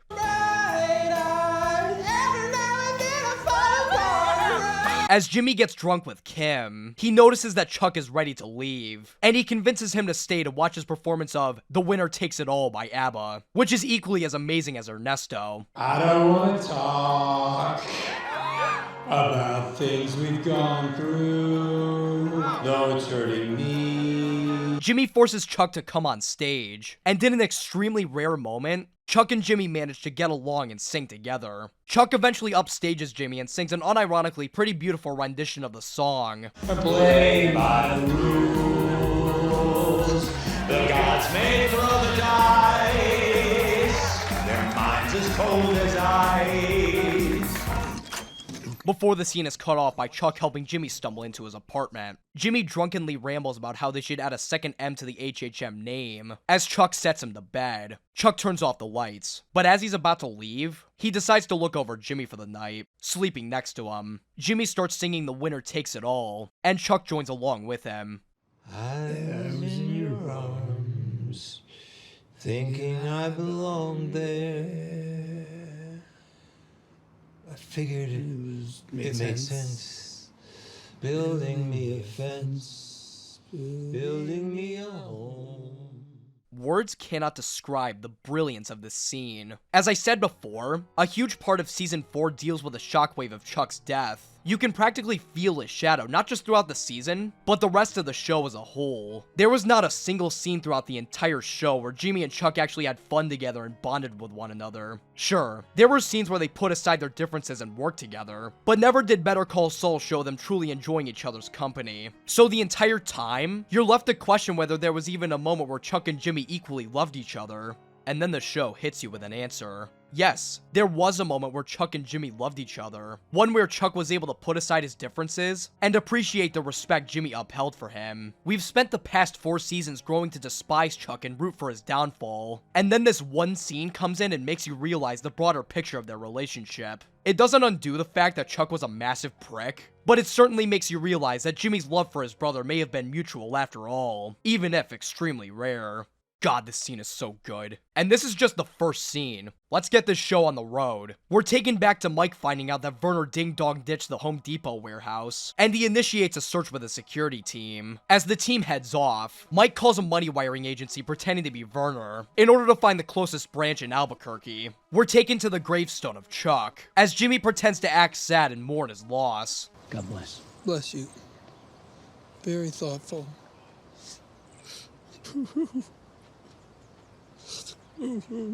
In order to add authenticity to Jimmy's future appeal to the court, Jimmy and Kim have planned a scheme, with the end goal of painting Jimmy as heartbroken and impacted by Chuck's loss, which we'll be seeing the full extent of later. Wallow spies on Gus's business, and he notices Gus and the security team driving off to find Werner, so he decides to follow along. Mike heads to Travel Wire, asking if they've seen Werner Ziegler anywhere. He pretends to be a family member of his, so that the guy behind the counter, Fred, will give out information. Fred eventually gives in, telling Mike that he did see Werner, but that he left an hour ago. Fred lets Mike take a look at the security footage, revealing that Werner made a few calls before heading off in a taxi. Part of the building blocked out the license plate though, so Mike is fucked. He hands Gus over the transcript of his calls, where Mike tells him that Werner only wants to see his wife for a few days, and that he won't be contacting law enforcement. He tries his best to convince Gus not to do any harm to Werner, telling him that the team is screwed without his leadership, and makes a deal with Gus to not do any harm to Werner, as long as he can find him. Mike calls the team to tell them to get on this shit, and Mike realizes that Werner likely went on vacation, so he picks up some brochures from Travel Wire, and calls the numbers to find Werner, with Lalo spying on him all the while. Howard makes a vlog for his Fortnite Let's Play channel, telling his subscribers about the Charles McGill reading room that was paid for by Jimmy. Word starts to spread about this act of kindness, as Jimmy complains about how he spent 23 grand for the room. Mike continues to call the numbers off the brochures, until he notices that he's getting tailed by Lalo. Mike reaches for his gun. Whoops, sorry, I made a typo. He reaches for his gum, popping a stick into his mouth as he pulls into a parking lot. He puts his chewed up wad of gum into a wrapper, and pulls out in front of this dude with a slushie. As Mike exits the parking lot, he inserts the wrapper into the slot, gumming up the machine. I am on a roll! Mr. Slushy has trouble putting his ticket into the machine, and Lalo politely tells him to move out of the way.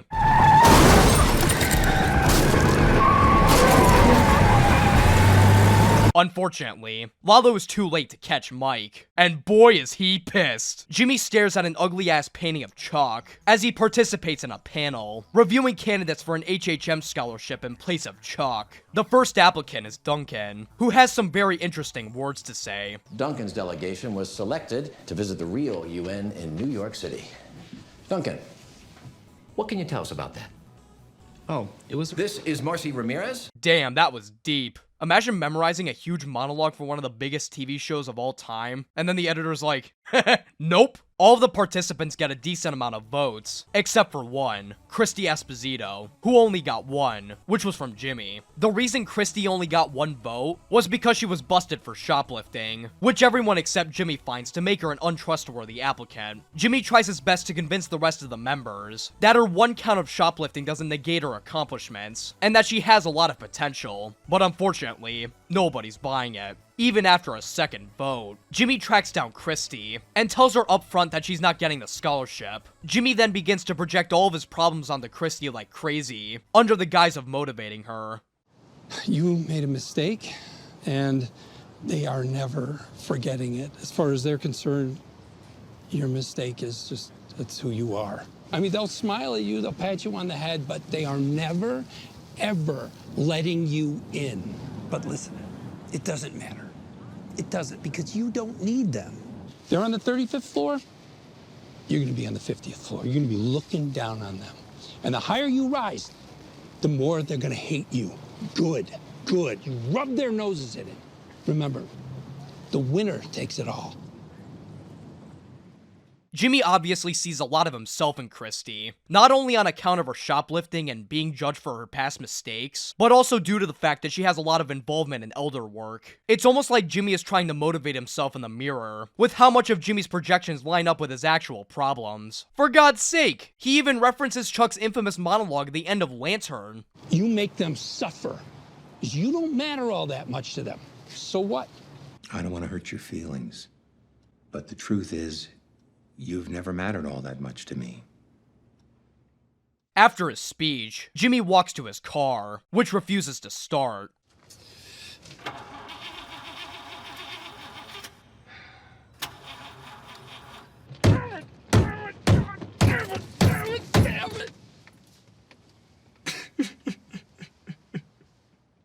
Lalo heads into the same travel wire that Mike checked into, and asks Fred if he can also take a look at the security footage, which Fred denies. Lalo doesn't feel like getting denied today, though, so he busts his way through the ceiling and kills Fred on the spot. Lalo looks back through the security tapes, and watches Mike take the brochures off the shelf, which gives Lalo an idea. As Werner jerks off at a resort, he receives a call from Lalo, who claims to be calling on behalf of Gus, in order to receive top-secret info about the Superlab's construction. Werner yaps on and on, until Mike eventually intercepts the call. I'm sorry, I didn't get that last part. Could you repeat that? Mr. Ziegler.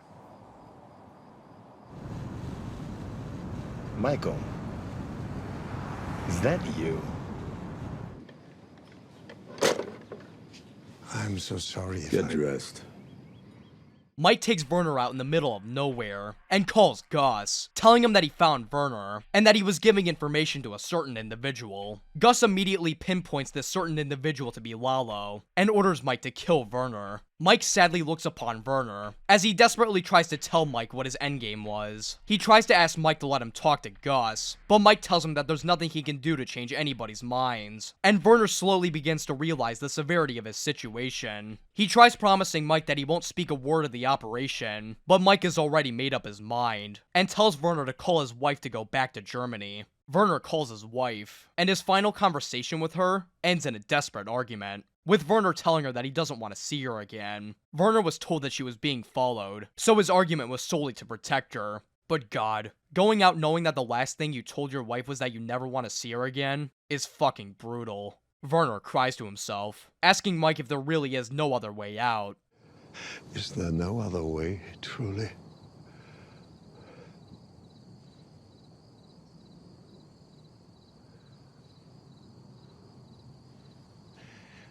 There are so many stars visible in New Mexico. I will walk out there to get a better look. In a genuinely beautiful shot, Mike kills Werner as he looks upon the stars in the sky.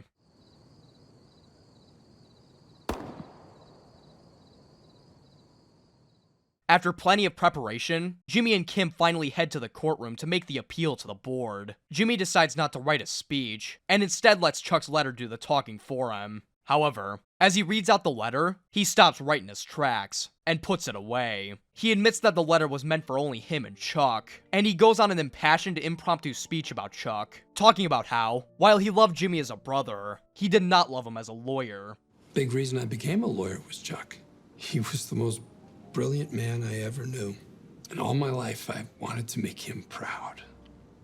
And he was not an easy man to make proud. And he let you know it, too. Could be a real son of a bitch. Chuck was the one who was always right. And usually he was, you know. So for a guy like me to live up to the standards of Charles McGill, Jimmy admits that he'll never be as loved, respected, or as good as his brother, but that he can try his best to do so. I'll never be as good as Chuck, but I can try. If you decide and I get to be a lawyer, I'll do everything in my power to be worthy of the name McGill.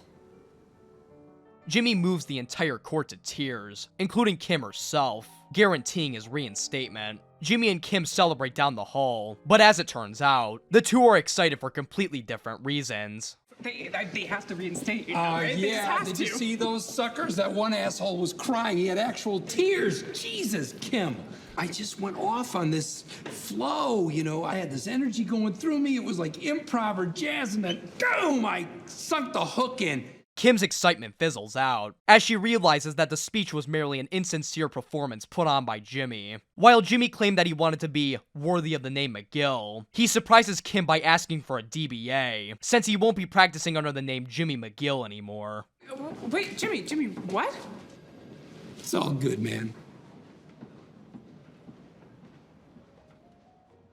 This ending scene is nothing short of amazing. The first time I saw this, I felt nearly the exact same emotions that Kim felt, in part to Bob Odenkirk's god-tier performance. I felt moved and taken aback, thinking that Jimmy had finally come to his senses about his true emotions towards Chuck. In a way, it kind of felt like the entire episode was building towards Jimmy finally realizing his true emotions, but then the ending just slaps you in the face with a cold, hard reality. It wasn't Jimmy McGill giving the speech, nor was it Slippin' Jimmy. It was Saul Goodman. By the way, nothing will ever top the amount of actual shock I got from this episode's ending. Like, this was the moment when I realized that this show might actually be better than Breaking Bad, because this episode is nothing short of brilliant. With an entire season's worth of build-up, this episode fires on all cylinders, and delivers a powerhouse of a finale. It's a shockingly fast-paced episode, and the whole cat-and-mouse game with Mike and Werner, within another cat-and-mouse game with Lalo and Mike, gives off a lot of vibes from another certain Season 4 finale. Speaking of Lalo, though. His intimidating nature really starts to come into play in this episode. Like, he's no longer the goofball guy that makes tacos. He's the dude that'll crawl through your ceiling and shoot you in the nuts if you don't give him what he wants. There are so many standout scenes in this one episode. From Mike's gum scheme in the parking lot, to Mike's gun scheme with Werner, to the beginning and ending sequences. Man, the title of this episode is no lie. This one really is the winner. To the shock and surprise of a grand total of no one, this episode is getting a double S tier. An unbelievable end to a great season.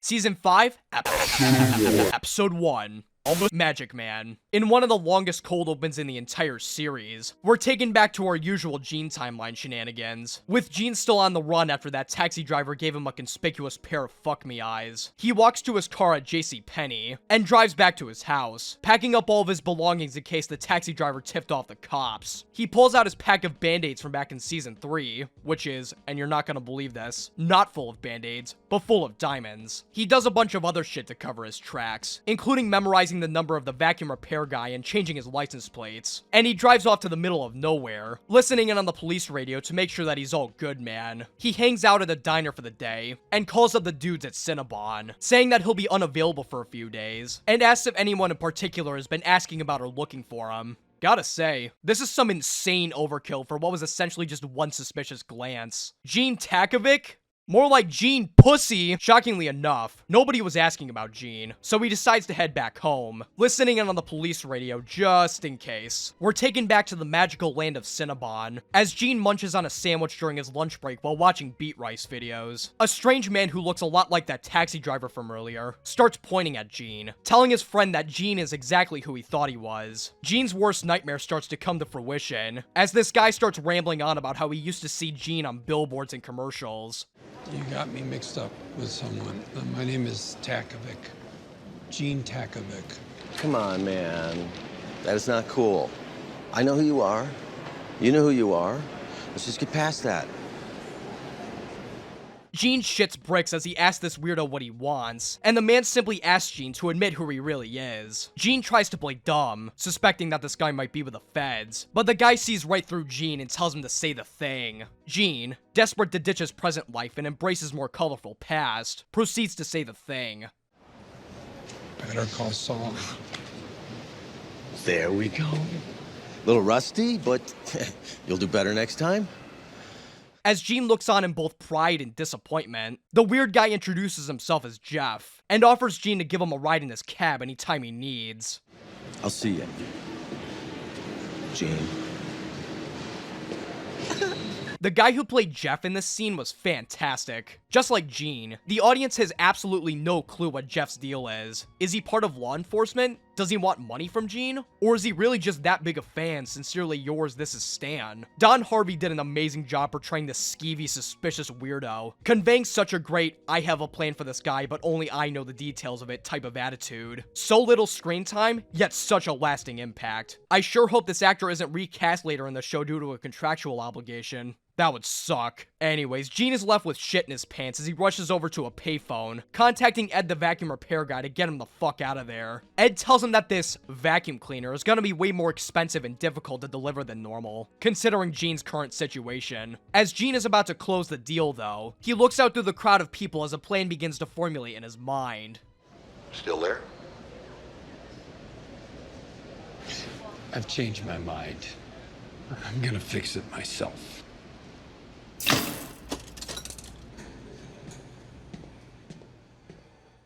Easily one of the best cold opens of the series. It's obviously got a lot more going for it, since it's nearly 13 fucking minutes long, but it packs a ton into that runtime. It's the most amount of Gene timeline stuff that we've gotten thus far, and we're introduced to creepy cab driver Jeff. This is also the last appearance of Ed the vacuum repair guy, played by Robert Forster, who unfortunately passed away just a few months before the episode aired. Rest in peace, man.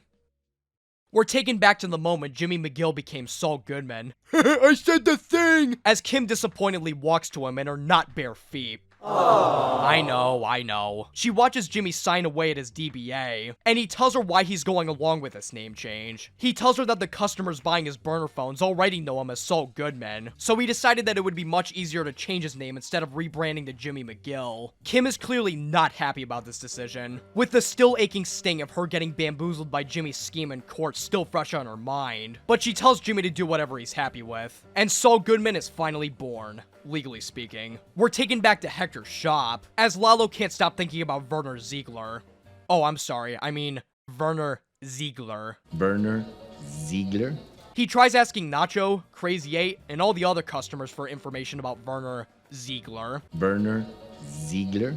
As well as the construction of the super lab. They got nothing about the construction of the super lab or Werner Ziegler, but they do tell Lalo of a rumor from some skells that his cocaine has been stepped on, and Lalo thinks rationally through his Show me. Whoa, did you guys see that? That was crazy. Lalo and Nacho head to the crack shack, and Lalo inspects the cocaine, realizing that some of it isn't from the cartel at all. Back at the apartment, Jimmy opens up his presents from Kim, and Kim apologizes for the JMM on the briefcase, and Jimmy says that he'll just pretend that it's his new motto. Justice matters most. Jimmy talks about how much ass this Saul Goodman guy is gonna kick, talking about how he'll be combining his burner phone business with his lawyer business, and offering a bunch of deals, such as a commit 4 felonies, get the 5th one free deal. Kim rightfully points out that it sounds like he's encouraging people to commit crimes, but Jimmy says that they're probably just gonna commit crimes anyway. Kim asks Jimmy if he thinks that he's selling himself short, and Jimmy eventually admits to Kim the deeper reason why he's changing his legal name to Saul Goodman. Jimmy McGill, the lawyer, is always going to be Chuck McGill's loser brother. This is a fresh start. This is how I move forward, and I like it. Lalo heads to Gus's chicken farm and has a sit-down with Gus and Juan Bolsa. They acknowledge the fact that Lalo's product is more ultra than usual, and Gus confesses, quote-unquote, as to why this happened. He tells Lalo that Werner, while working on the construction project, stole 2 keys worth of cocaine, which led to his firing. Gus is attempting to kill 2 birds with 1 stone with this excuse, in order to get Lalo off his fucking ass about the super lab, and he apologizes to Lalo for the misunderstanding. Lalo continues to challenge Gus, asking him what construction project he was referring to, and Gus is like, wait, did you say construction project? Oh yeah, I meant this construction project. And leads Lalo to a bogus chilling system being built on the farm, supposedly by Werner's team. Lalo notices Mike heading the project, and asks Gus to give him a fine how do you do. Mike leaves, and Bolsa tells Gus and Lalo to get along or he'll turn this car right around. Lalo and Gus agree, and Lalo makes a passing comment to Gus, essentially telling him that he's not convinced. South wall's gonna look beautiful. Bolsa scolds Lalo for being a sneaky little bitch, and tells him to stop messing around with Gus's business, since he's one of their highest earners. Saul has a massive blowout with his clients in the burner phones, trying his best to convince them to use his lawyering services in a fantastic montage. He eventually runs out of phones to sell, and tries to sell his legal consultation exclusively. That doesn't work, so he gets desperate and makes an insane deal. Since none of you are getting phones tonight, how about special discounts? For the next 2 weeks, nonviolent felonies, 50% off. Okay, 50% off. Remember, 50% off. All right. Well done, Magic Man. We're just getting started. Mike takes Werner's workers to the middle of nowhere to ship them all back to Germany. He tells the workers to not say jack shit about the project, and gives each one of them their payment as he sends them on their way. Kai, of course, acts like a jackass and pisses off Mike one more time for good measure. It had to be done. He was a good man, but in truth, he was soft.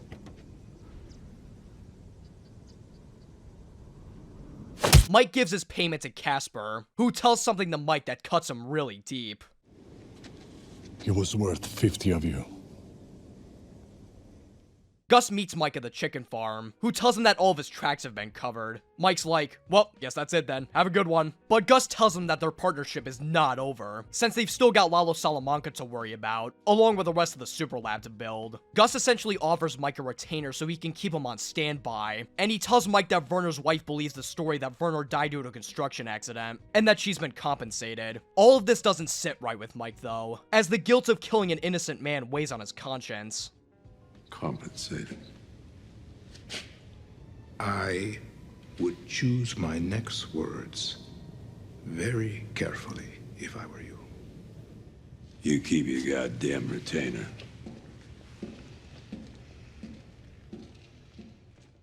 Bill Oakley eagerly awaits his shitty lunch like a German schoolboy awaiting a lollipop, and is confronted by an on-the-spot news organization, which turned out to be the film crew. They ask Bill questions about an upcoming case, but Bill is speechless because he's stupid. Luckily, Saul Goodman is here to show this cuck how it's done. You're who? I'm Saul Goodman, and we are countersuing you and the entire Albuquerque DA's office for malicious persecution, unlawful detention, and abusive process. I'm sorry, what'd you say your name was? I'm Saul Goodman, and I make it my business to defend the citizens of Albuquerque against injustices of every kind. Kim deals with this fucking dumbass who wants to go to trial, since there's an extremely small possibility that he might get a shorter sentence than the one Kim has already cooked up for him. And she vents to Jimmy about how stupid he is. He cooks up a scheme to get the dumbass on his hands and knees for Kim's deal, but Kim vehemently tells Jimmy to eat shit. Jimmy goes boo-hoo-hoo and goes home, and as Kim goes back to her stupid clients, she reluctantly succumbs to the idea and goes along with Jimmy's scheme. They're taking the deal off the table. Bobby, I'm sorry. It looks like they want to make an example out of you. We better go tell the judge that we're taking this to trial. Yeah. You know what? Are you sure we still can't get the 5 months? Are you sure that's what you want? Yeah. I thought about it, just like you said, and I could do the 5 months.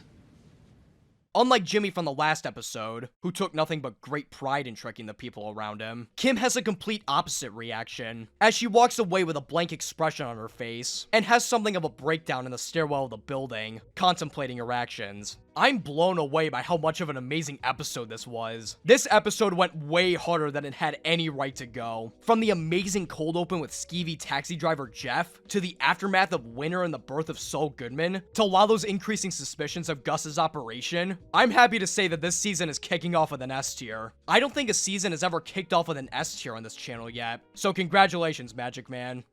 Hey, I guess you could say this episode is something of a Magic Man. Season 5, Episode 2.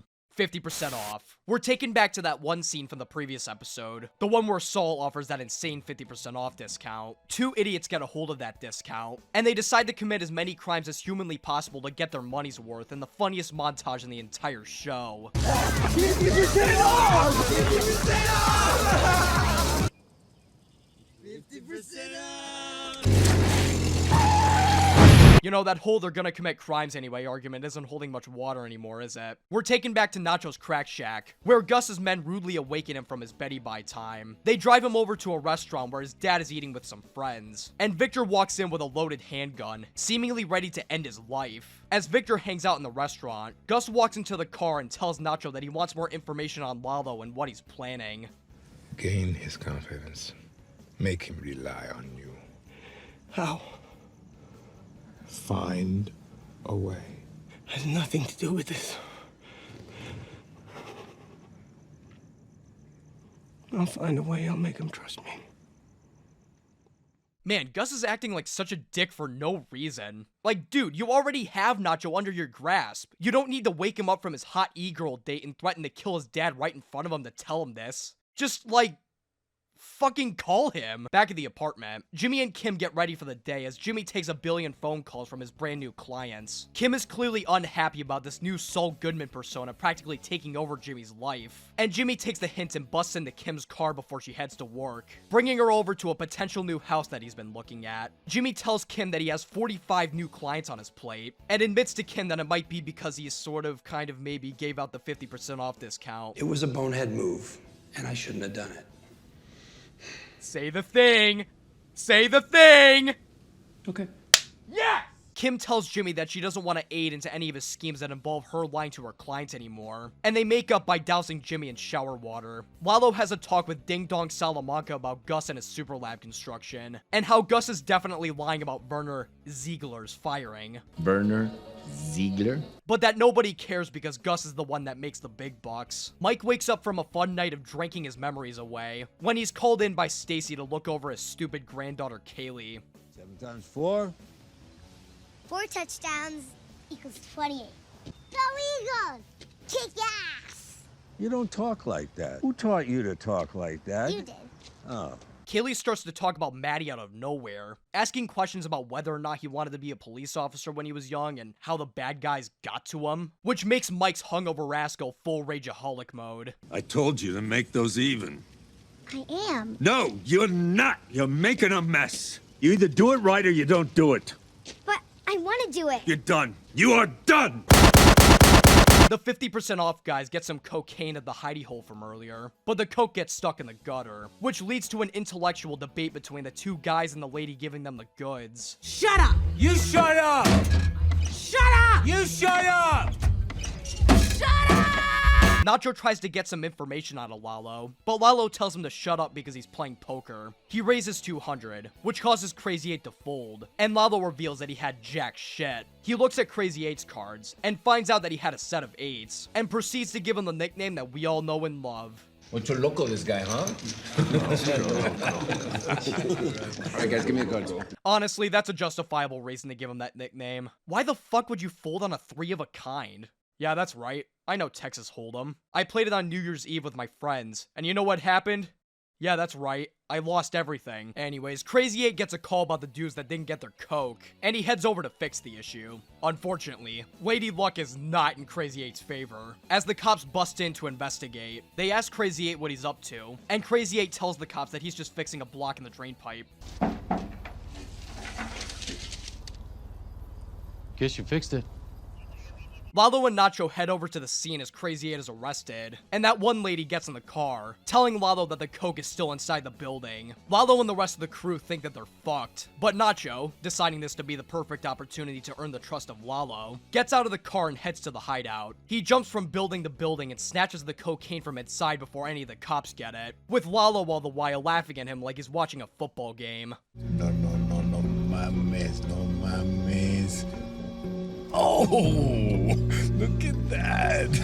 Nacho makes it out without getting busted, and Lalo calls him a badass before driving off, making Nacho's mission a success. Jimmy starts to enter full Saul mode, as he dons the Bluetooth earpiece and starts harassing Bill Oakley about his clients. Saul successfully gets some witnesses on the case and negotiates his client's sentence, and he goes back to prepping for a negotiation with Suzanne Erickson. Howard, who's looking a lot better than he did last season, jump scares Saul out of the blue. He offers to talk to Saul over lunch, but Saul says, yeah, sure, and harasses Suzanne Erickson, asking her to move their meeting to right now so he can get a bunch of clients out of the way. And she criticizes him for wanting to make a quick paycheck by having a bunch of clients on his plate. Nacho tells Lalo that the coast is clear and asks when he wants everyone to move out again, but Lalo tells him that it's Nacho's call this time around, since Nacho over here was such a cool badass last episode. He has a sit down with Nacho, asking him questions about Crazy 8, including when him and Nacho met, what he's like, and how long Nacho thinks he'd last inside a jail cell.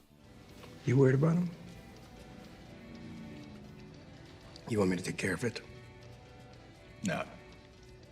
I got something much better for him. Suzanne talks about bagels with some dude and gets on an elevator, and Saul also boards the same elevator. As the two take a ride up, however, it breaks down, which conveniently leaves Saul and Suzanne the perfect opportunity to go through all their clients right now. As Suzanne lets her dogs go barking, the two finish up with their clients, and in a case of insane timing, the elevator is booted back up again. Unsurprisingly, Saul was the one behind the shutdown of the elevator, as he pays off the electrician right as Suzanne walks away. Saul decides to get a cone of ice cream to celebrate his victory, but unfortunately, that good mood is about to be soured by a certain individual. Mr. Varga, long time no see. Get in.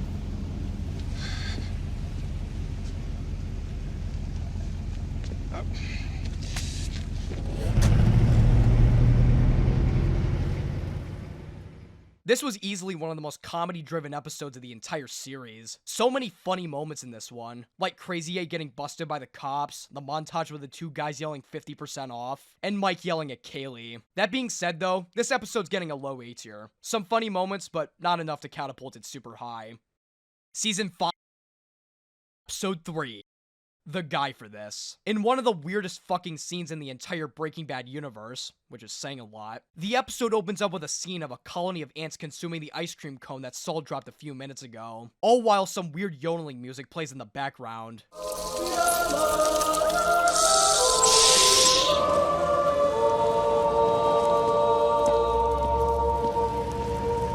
Now this is a scene that'll drive video essayists wild. Better Call Saul certainly isn't a stranger to artsy, surreal scenes, but this one has got to be one of the weirdest in the whole show thus far. You're probably thinking, well, Beat Rice, since this scene is so vague and out of nowhere, surely it has to have some sort of meaning behind it. And you'd be right. I think. My interpretation of this scene is that the ice cream cone represents Saul Goodman, and the ants represent the cartel. Despite involving himself with disheveled and disgusting criminals, up to this point in the show, Saul Goodman's image is one of a quick-witted but overall clean and safe person, similar to that of the 50s game show hosts and fictional lawyers that Jimmy McGill based it upon. However, as we're about to see in just a few moments, the cartel wants to use Saul's legal services for more sinister intentions, which begins Saul's corruption into the criminal lawyer that we see later in Breaking Bad, and, in turn, turns Saul's image into a much more shallow and vulgar person. Clearly his taste in women is the same as his taste in lawyers, only the very best, with just the right amount of dirty. Anyways, that's my interpretation. Damn you, Ann Cherkis. I fell for your fucking college thesis bait. Jimmy is forced to listen to graduation as Nacho takes him over to that one abandoned warehouse that Hector had a stroke at, where Lalo currently resides. Lalo brings up the meeting that Saul had with Tuco in the desert, telling him about how Tuco described Saul as the guy with the mouth. Lalo was impressed by the fact that Saul managed to convince Tuco not to murder the skateboard twins, and asks him for his legal skills to solve the current Crazy 8 debacle. Saul tries to avoid this deal by offering him a burner phone, but unfortunately for Saul, those burner phone days are numbered. Burned even. You talk directly to your guy. Cut out the middleman. It works better if you're in there with him. You're the guy for this. Saul, either realizing the ginormous money-making potential or simply testing the waters to see if they'll reject him, increases his rates to $8 grand, which Lalo gladly accepts. Mike acts like a drunk loser, which you'll be seeing a lot of going forward for the rest of the season. He asks the barkeeper to take down the photo of the Sydney Opera House, clearly trying to forget the pain of killing Werner Ziegler. Mike stumbles his drunk ass home and is confronted by a gang who try and fail to beat the shit out of him for $20. Hold up, Gramps.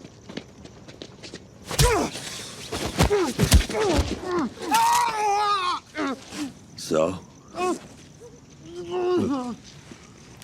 Jimmy heads back to the apartment and has a couple beers with Kim, who's excited over the fact that she has all pro bono clients tomorrow, and no Mesa Verde. Jimmy tells Kim that Saul Goodman just had his best day yet, financially speaking, and Kim almost sarcastically says good for Saul before aggressively exiting the scene, once again tipping off to Jimmy that Kim is not a huge fan of this new persona. Nacho's dad heads over to Nacho's house and has yet another disappointed and depressing chat with him. Nacho's dad tells him that a man offered to buy his shop for way more than it's worth, and suspects Nacho of being the one who put him up to this, saying that he thinks that Nacho is planning to leave town. Entrégate a la policía, enfrenta lo que has hecho. Si quieres huir, oye, pero yo, ni madres, yo no voy a huir. God, Nacho's dad is just the saddest character in the whole show. Every time he shows up on screen, I'm just like, oh boy, here we go, time to get bummed out. Kim is prepared for another pro bono case with Judge Margaret Meatloaf presiding, when all of a sudden, she's blindsided with an emergency from Mesa Verde, which she promptly denies. Miss Meatloaf totally fucks Kim over in court, and she gets a call from Rich, who tells her that Kevin Wachtel is starting to get pissy and wants Kim to help Mesa Verde out now. And Kim disappointedly gives up her day of pro bono clients to help them out. Saul meets with Crazy 8 in prison, telling him who he is and what to say to the investigators. These aren't just some random investigators, however. In fact, these investigators are two guys that you might just be familiar with. Excuse me? Hey, Marina. As a boy. Yeah! Hank complains to Gomez about Marie throwing away expired yogurt before heading to the meeting with Crazy 8, who follows the instructions Saul gave to him and tells Hank and Gomez info about 3 dead drops. Saul busts into the room and pretends to have a disagreement with Crazy 8, but Hank and Gomez see right through this act and attempt to leave the room. Saul insists that Crazy 8's info will lead to progress in the investigation, and Hank tells them that the info must lead to arrests, which Saul agrees to, under the condition that Crazy 8 is given client confidentiality. Kim deals with some old fuck who's refusing to move out of his house to make way for Mesa Verde's new call center. Old fuck McGee tells Kim that he's not moving out of his house, even though Kim clearly tells him that his contract states that the owners could buy him out at any time. That big bank thinks it's gonna build a call center. Well, not this house, sweetheart. You're one of those people that give a little money to charity every month, so you can make up for all the bad that you've done. You go to a soup kitchen once a year on Thanksgiving. Makes you feel like one of the best rich people. I hate this guy more than I hate cancer. In yet another Kim W, she absolutely destroys this guy, telling him to put on his big boy pants and accept reality. You do not get to make up your own rules. No one is mistreating you here. We were trying to meet you halfway. Well, that's over. The $18,000, guess what? It's off the table. Why should you get to drag this out for 7 months while all of your neighbors, every single one of them, played by the rules? A contract means something. It's the law, and it's enforceable. Deal with it. Lalo goes wee while doing donuts on an abandoned racetrack, and Saul tells him about how the plan went off somewhat as expected, and tells Lalo that he's not really a fan of this whole working for the cartel thing anymore, and that he should go looking for a different lawyer. You're gonna have to find a different attorney for future endeavors, because my schedule is just very, very tight. You'll make time. Come on. Saul realizes how much deep shit he's in as he arrives back at the sidewalk, witnessing the colony of ants absolutely smashing down his ice cream cone. Kim feels bad for taking out her anger on Mr. Old Fuck Acker after such a rough day, and she arrives back at his house, showing him some real estate that he can move into. Mr. Acker continues to act like a stubborn ass, and Kim tries to relate to his situation by telling him a story of her abusive mother, who moved her and Kim to new apartments constantly so she could avoid paying rent to the landlord. Unfortunately, Kim forgot to take into account that Mr. Acker is the reincarnation of the devil, because he shuts the door on her. Gus is informed that Crazy 8 is now a DEA informant, but stops Tyrus from shutting down the dead drop sites, since Lalo would know that somebody snitched if the DEA didn't find anything at the sites. Kim heads back to the apartment after a shit-ass day at work, and has a drink and a smoke with Jimmy. In a scene with absolutely no dialogue, Kim and Jimmy decide to vent their frustrations by throwing their beer bottles off the balcony, waking up their neighbors before heading off to bed. This was a pretty solid episode. Obviously, Hank and Gomez's cameo was a highlight, though I thought some of their banter and dialogue felt kind of forced. I don't know, maybe it was the writing, the acting, the show's different style or whatever, but they didn't really have the same chemistry or delivery that they had in Breaking Bad. Other than that though, it was cool. Feeling another A tier for this one. Season 5, Episode 4,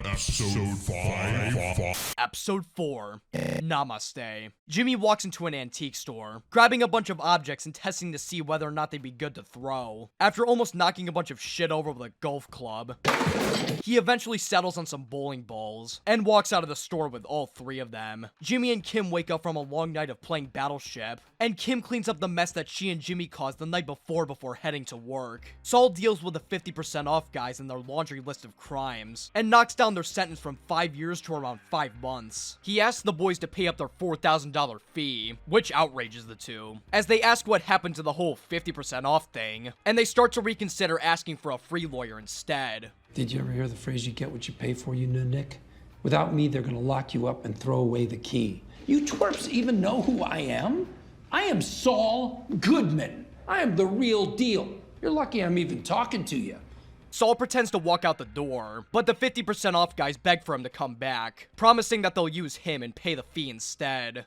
Before you make my headache even worse, no, you cannot pay me with the money you stole. You know, it's pretty ironic that Saul is criticizing these two for paying him with dirty money, considering who he literally just got paid by last episode. After this meeting, Saul reluctantly takes up Howard's offer and goes to lunch with him. Howard asks what Saul Goodman is all about, and Jimmy describes Saul as the last line of defense for the little guy. Howard claims that Jimmy McGill could have done the exact same thing, but explains that he understands why Jimmy changed his name in the first place. Your name is a part of that firm. Now it's tainted. We took your legacy away from you. You deserved a shot. And I could have given it to you. When you got barred, or when you brought a sandpiper, both times. I should have shown some backbone. It would have been the right thing to do.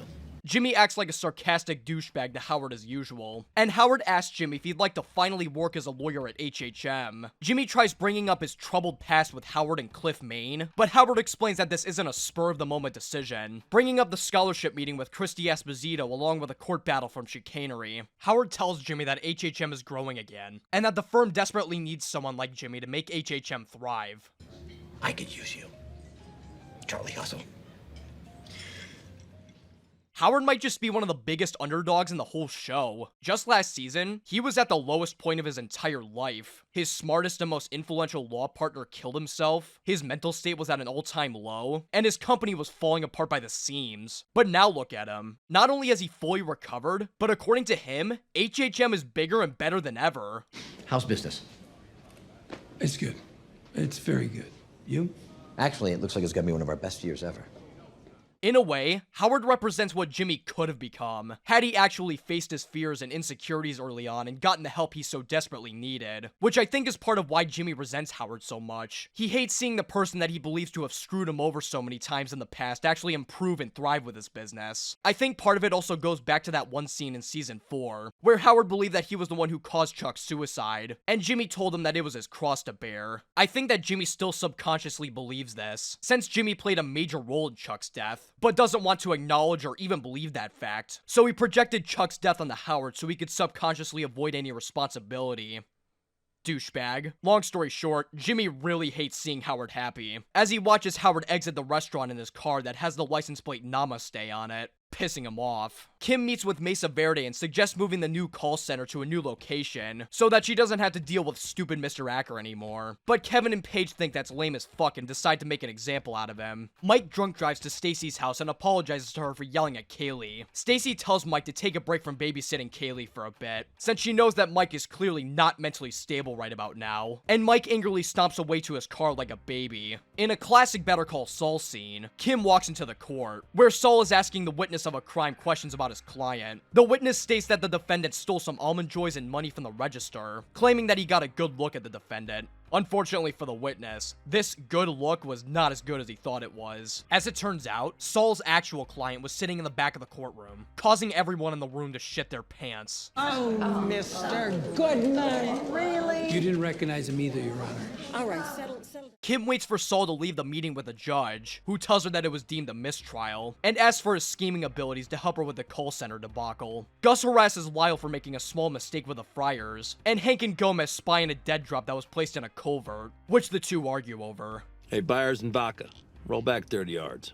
You don't want them to get nervous. You want to keep them nice and relaxed. Like your mom on date night. Like your left hand every night.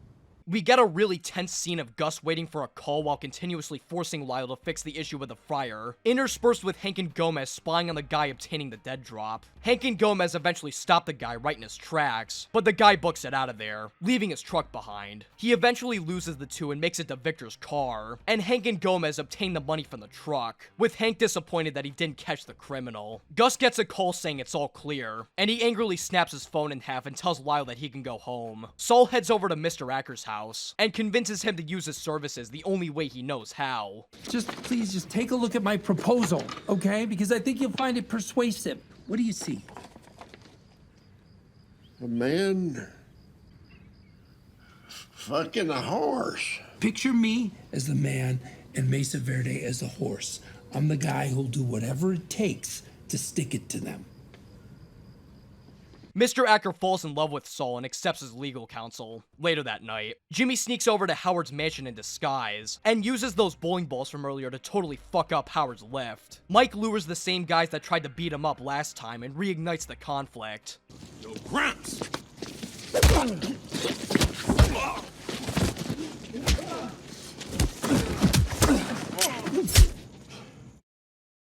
year.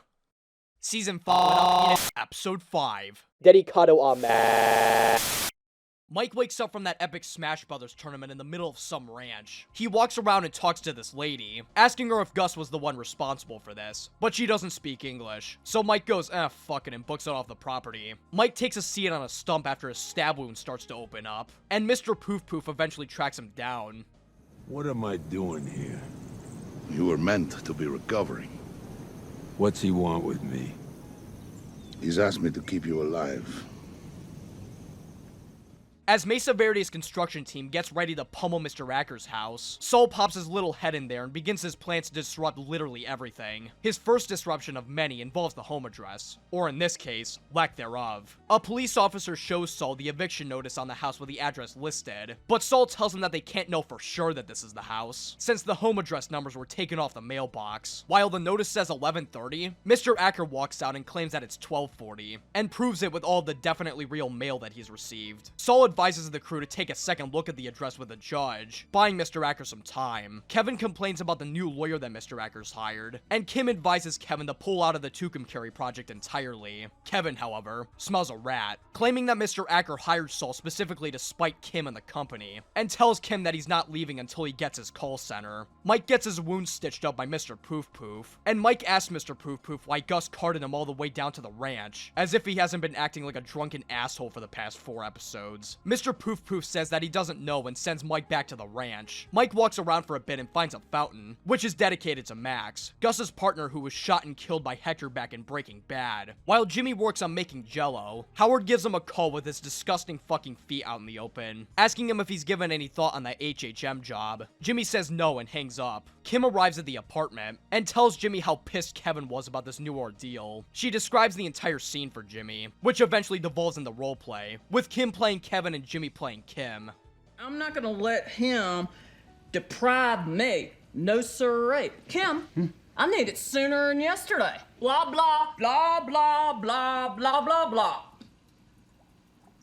True love. Mike's phone battery is dead, so he finds some old parts around the ranch and uses them to create a charger. Once charged, he calls Gus, asking him why he's here, and Gus says haha I don't care and hangs up. In another one of Saul's disruptions, he plants a bunch of broken pieces of supposedly very valuable art underneath the ground, and hires a bunch of art fiends to start digging for it. Whoa. How long is this gonna take? A day or two, a week at the most. A week? The acting of this construction guy is killing me. A week? A week? This is the same thing with the house numbers all over again. No, that was an honest mistake. This is the law. Says who? Says who? This disruption kicks off a really funny montage of Saul constantly pushing back the timing of the construction, with dozens of different excuses and schemes, including claiming that the lead contractor is an escaped felon, lacing the property with a radioactive chemical via pants, and having Mr. Acker call a Christian radio program to tell them that a mural of Jesus Christ miraculously appeared on his house, attracting busloads of old people onto the property to take pictures. All of this is making Kevin super duper angry, to the point where he's considering suing Mr. Acker, but Rich suggests just giving up trying to fight for the land and switching the call center location to the one that Kim suggested. However, Kevin is really stupid, and rants about how his dad didn't raise him to walk away from a fight. You're gonna figure out a way to get them off my property. That call center's not moving one goddamn inch.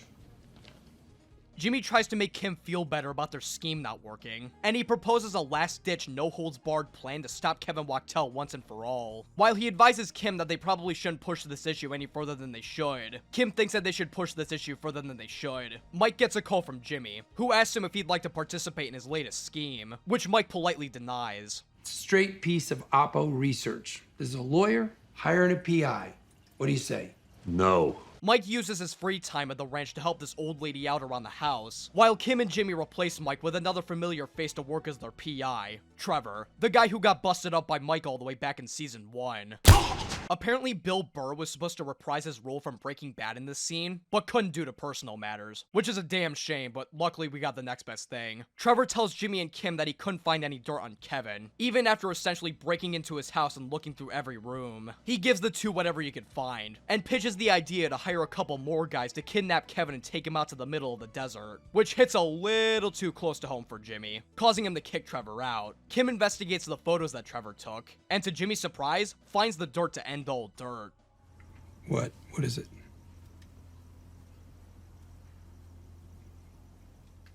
The next day, as Kim figures out her plan to destroy Mesa Verde, Rich walks into her office offering her a break from Mesa Verde. He tells her about how strangely she's acted toward the company, what with her trying to convince Mesa Verde to change property locations, followed immediately by Saul being hired as opposing counsel. Kim shaky cams her way over to Rich, yelling at him about how she worked her ass off to get to this position, and that she'd never risk her career over something like this. While Rich tells Kim that he's only concerned about protecting her, Kim tells Rich that she doesn't need his protection, and Rich is like, alright, if you say so. Mike finds Gus staring over the fountain, and Gus tells Mike how he's essentially at a crossroads in life. He can either keep up being a drunk loser and get into fights with random people, or he can work for Gus and act as a soldier. Why me? Because I believe that you understand. Understand what? Revenge. This was a pretty good episode. Some standout scenes, especially that construction crew montage. Feeling a high beats here for this one. Season 5, episode 7. Season 5, episode 6.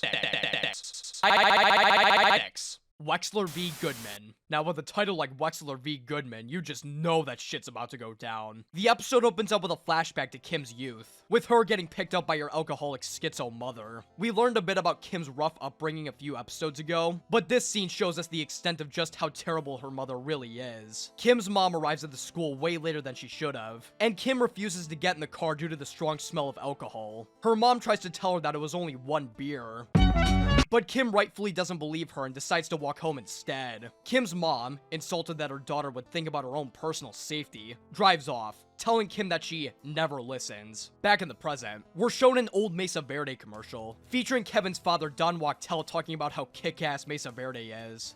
Yep.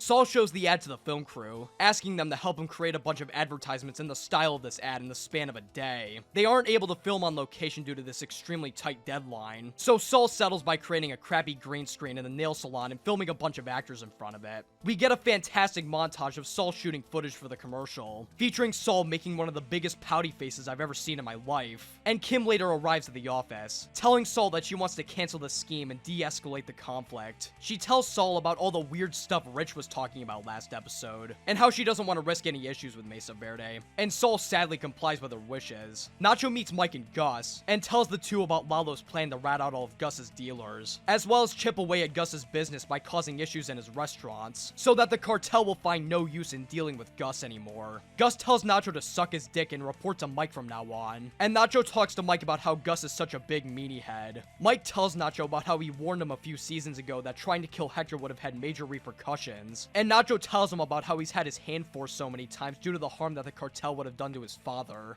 He's got a gun to my father's head. I don't do what he says. First things first. We take care of Lalo. Then we'll talk. Man, Nacho cannot catch a break in this show. Like, yeah, you can make the argument that a lot of this was Nacho's fault for even getting involved in the game in the first place, but even then, a lot of the horrible things that happen to Nacho in this show are a direct result of him wanting to protect his father, and not out of some selfish desire like a lot of the characters in the show. A lot of Nacho's suffering these past few seasons are almost entirely due to Gus's control over him, who, by the way, I just want to say, has been such a massive asshole this season for seemingly no other reason other than the fact that Nacho tried to kill Hector once. Like, the only reason he paralyzed Hector in the first place with those happy pills is because he didn't want his father to be involved with illegal activity. It's not like Nacho wanted to beat Gus to it or something. Like, okay, if there was a scene where Nacho went face to face with Gus and went, nah, nah, nah, boo boo, I paralyzed Hector, then I could probably understand. But Gus is just so petty for no reason. Man, fuck Gus. I hope Los Pollos Hermanos burns to the ground. I'm on Team Lalo, bitches. Lalo's cool. That guy makes tacos. Kim and Rich announced to Paige that Mr. Acker is finally settled, and Kim apologizes to Rich for yelling at him the other day, which Rich accepts. Mike looks through the evidence of the whole travel wire incident from Winter, and finds the main witness of the case, who works at the local library. She tells Mike about how the man in the building waved her off, and when she came back, the travel wire was burnt to a crisp. Mike asked the librarian if there was an old-looking car at the scene, but she sadly has no info. Any unusual or unique cars? Oh, I don't really know cars. It had 4 wheels.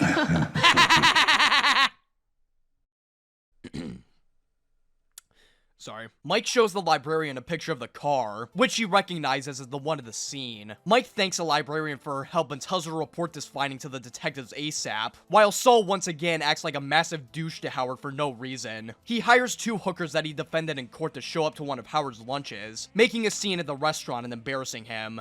You can't take a ride on a Carnival cruise and only pay for a tugboat. You know what I'm saying? I can leave if you need. No. I don't know you and owe no money to you. That's it. Don't touch her! Detective Roberts, originally from Breaking Bad, receives the info from the librarian, as well as info about the hit and run that took place on poor Mr. Slushy, which both correlate with the travel wire murder, and figures that they found their guy. Saul meets with Kevin and the rest of the team, who discuss the amount of money that they want to settle at. While Kim offers $45,000, Saul decides to go a little farther than that and demands $4 million. You can literally see Kim's heart sink in this moment, as she realizes that Saul is pushing forward with the scheme despite her wishes. Kim desperately tries to end the meeting, but unfortunately, Saul is already going full steam ahead with the scheme, as he pulls out a DVD and presents it to the board. In one of the funniest scenes in the entire show, the DVD contains a bunch of PSAs accusing Mesa Verde of increasingly outlandish claims. Have you or a family member been wrongfully evicted from your home by Mesa Verde? Call 505-503-4455 today! Are you kidding me? Yeah, this is libel. It's libel. This is a good one. Mr.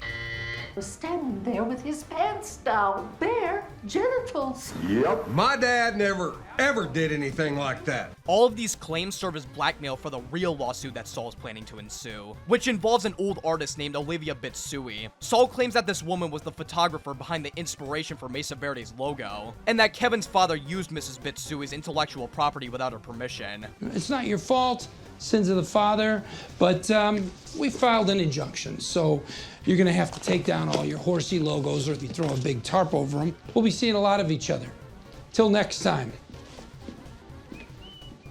Easily one of the best scenes of the whole episode, maybe even the season 2. Obviously, the completely slanderous PSAs Saul made are hilarious, but I also love how Kim and Saul interact with each other the entire scene, with Kim trying to remain professional the whole time while also making all sorts of remarks that have extremely obvious subtext. That subtext being, hey, Jimmy, I'm gonna kill you if you keep this shit up. It also demonstrates just how good Better Call Saul is at foreshadowing and building up to huge moments like these. On first watch, you're left to speculate on what the hell these characters are planning to do in the first place, with small clues being dropped every now and then. And then once that one scene finally arrives, it is explosive, and all the pieces suddenly fit together. On rewatch, a lot of these clues were hidden in plain sight, which is what I think makes Better Call Saul a lot better than Breaking Bad in some regards. While I obviously enjoyed Breaking Bad on second watch, I didn't find as much rewatch value in it as I do with this show, since in a way, it kind of felt like I was just going through the motions. But with Better Call Saul, it feels a lot more thought out, detailed, and intricate, and I think the slower pace of the show helped it out majorly in this regard. Anyways, after Saul walks away from the dumpster fire he just lit up, we get this great shot of the entire board losing their shit as the camera zooms in on Kevin, who's completely fed up with this whole situation and decides to deal with Saul himself. He talks to Saul in the parking lot, who gives Kevin a laundry list of demands to prevent the PSAs from going out, which he reluctantly agrees to. Mike hits up a police radio to snitch on Lalo, and Lalo was eventually tailed by a police officer. Lalo contemplates killing the officer, until multiple cop cars surround his vehicle, causing Lalo to surrender. Jimmy celebrates a long day of scheming by playing the riff from Smoke on the Water on his old guitar, and Kim arrives back at the apartment, extremely unhappy. Jimmy apologizes to Kim for sandbagging her, but tries to justify it, saying that she was equally as taken aback as everyone else, so nobody will question her about her involvement with Jimmy. Jimmy starts to realize that Kim isn't exactly as forgiving as he expected, so he apologizes again while continuing to justify his actions. I don't trust you. Why? You made me the sucker. Again. Again? What? Wait, how can you be the sucker? It was your plan. Oh, fuck you, Jimmy. Kim criticizes Jimmy for turning her and Saul versus the bank to her versus Saul, angrily venting her frustrations from all the other times Jimmy went ahead with his schemes when Kim clearly felt uncomfortable about it. Jimmy tries to tell Kim that she now has plausible deniability if he ever gets caught, but Kim chalks this up as a shitty excuse to keep stabbing her in the back. Kim continues to grill Jimmy for continuing to lie to and manipulate Kim into participating in his schemes. She makes a proposition to Jimmy. They can either go their separate ways and enjoy the times they had scheming, or Maybe we get married? Good idea. Wait, what the fuck? What a great episode. There were some fantastic scenes in this episode, especially the battle between Saul and Kim, along with the insane out-of-nowhere bombshell at the end. I'm feeling a strong S tier for this one. Season 5, Episode 7, JMM. We're given a close-up shot of Jimmy's hairy finger as Jimmy and Kim discuss their plans moving forward before officially getting married, with Jimmy promising not to hide anything from Kim anymore. Huel asks Jimmy why he's not going out with an all-out wedding, and Jimmy tells Huel that this is strictly a legal arrangement. The reason why Kim suggested marrying Jimmy last episode is because, if they do, they have the right to exercise spousal privilege, meaning that Jimmy and Kim legally can't testify against each other if Jimmy gets in trouble due to his wacky shenanigans. This might sound a bit familiar, and that's because this is the same right that Skyler used back in Breaking Bad to work alongside Walt in his meth operation. Married couples can't be compelled to testify against one another. So there's that. Kim and Jimmy get married in one of the least exciting weddings ever as the judge gives the two their vows. And they both say I do and give each other big smoochies. The two immediately get back to work after their wedding, and Jimmy answers a call from Nacho, who tells him that a client named Jorge de Guzman is waiting for him. This Jorge de Guzman guy is actually Lalo, who's currently being tried for the murder of the Travel Wire employee, Fred, as well as a litany of other charges. Jorge pleads not guilty, since Lalo was the one who killed Fred, not Jorge, and the judge denies bond for the time being. Rich and Kim apologize to Kevin for Saul messing everything up last episode, and Kim in particular apologizes for letting him down as their lawyer, while Paige tells Kevin that all the legal work with the new branches except Chicanery have been flawless thus far. Kevin still thinks that Kim dropped the ball, and makes the horrible mistake of judging Kim's relationship choices, essentially telling Kim that she can do way better than just boring old Jimmy McGill. As Rich decides that they should walk on eggshells for the time being, Kim decides to walk back to Kevin's office and calmly roast the fuck out of him, rightfully pointing out that they advised Kevin to pull out of Chicanery, but that he was the one who ignored them and pushed the conflict further. We are your attorneys, and it is our job to advise you. If you continue to ignore us, then this is the wrong relationship. And Kevin, whoever represents you in the future, I hope you're going to listen to them a little bit better. You know, this scene kind of feels like a sequel to that one scene of Kim yelling at Howard back in season 4, except this time the reasons are actually justifiable. Like, it's not like Kevin was trying to support Kim and she just yelled at him because she needed someone to lash out her emotions on. Kevin was simply being a dumbass, and Kim set his ass straight without getting overly emotional. Also, if somebody said that you could do better with your relationship the same day you just married your boyfriend, you'd probably be a little pissed off too. I'm just saying. Anyway, Saul meets Lalo in jail, and tells him the details of the deal he should take if he goes to trial. However, Lalo doesn't want a deal or a trial, and instead tells Saul to get him out on bail instead. What's that? Oh, that's my motto. Justice matters most. You want to be a friend of the cartel? Time to get yourself a new motto. Just make money. Mike is back on babysitting duty, and is in a much better mental state than he was a few episodes ago, able to bring up past memories of Maddie without wanting to yell at Kaylee. Jimmy and Kim play an intense game of Battleship, and Jimmy decides that this is the perfect time to exercise his newfound spousal privilege by telling Kim that he's defending a top-level cartel guy. He tells Kim that being a friend of the cartel will mean big money for the two, but Kim asks Jimmy if he really wants to be a friend of the cartel, and Jimmy's like, what? No, of course not. Totally not. The guy's the definition of a flight risk, so there's no judge on earth that's gonna grant him bail. I didn't want to tell you. You know what? What? I'm glad you did.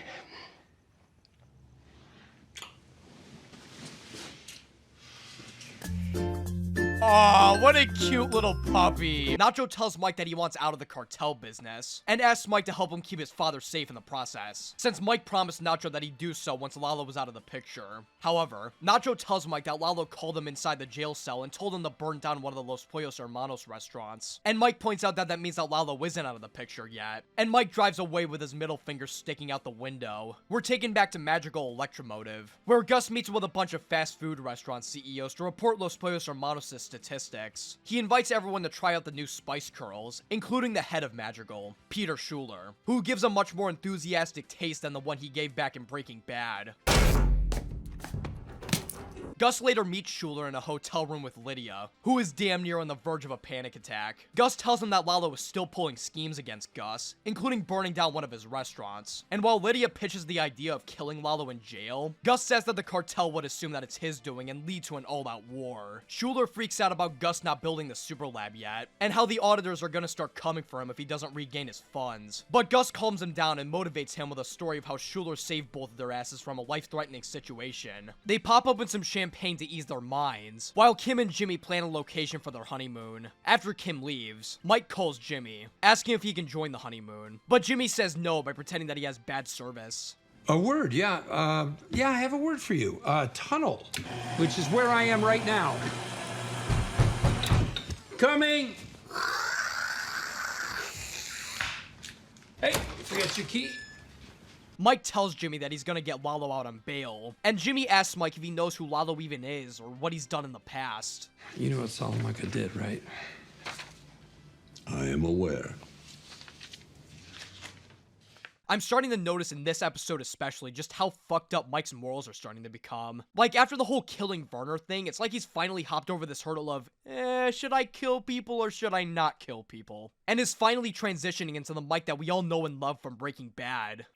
Like, if you told Season 1 Mike to get a ruthless cartel murderer out on bail, he'd be like, I don't know, man, that's pretty bad. But if you told Mike to do it now, he'd stick his index finger into the air and go, don't mind if I do! A lot of Mike's changing character is a direct result of Gus's persuasion and manipulation, using the same tactics on Mike as he did with Walter White by appealing to his emotions and mindset. As just one example, in Breaking Bad, Gus appealed to Walt's emotions by convincing Walt that taking his deal would help him provide for his family, an excuse that Walt sticks by until the very last episode of the show. In Better Call Saul, just a few episodes ago, Gus appealed to Mike's emotions by bringing up the subject of revenge, one of the few motives that drove Mike into killing someone way before he truly compromised his morals. There are definitely more examples of this, but I think you get it. My point is, this is some goddamn brilliant prequel writing. In Breaking Bad, you're kind of left to assume that Mike was always this brooding, murderous hitman. But Better Call Saul comes in and shows how he didn't used to be this way, and eventually showcases his downfall into the morally bankrupt person that we see in Breaking Bad. Not only that, but it also showcases the power and extent of Gus's manipulation, and connects the two shows together in a way that feels completely natural.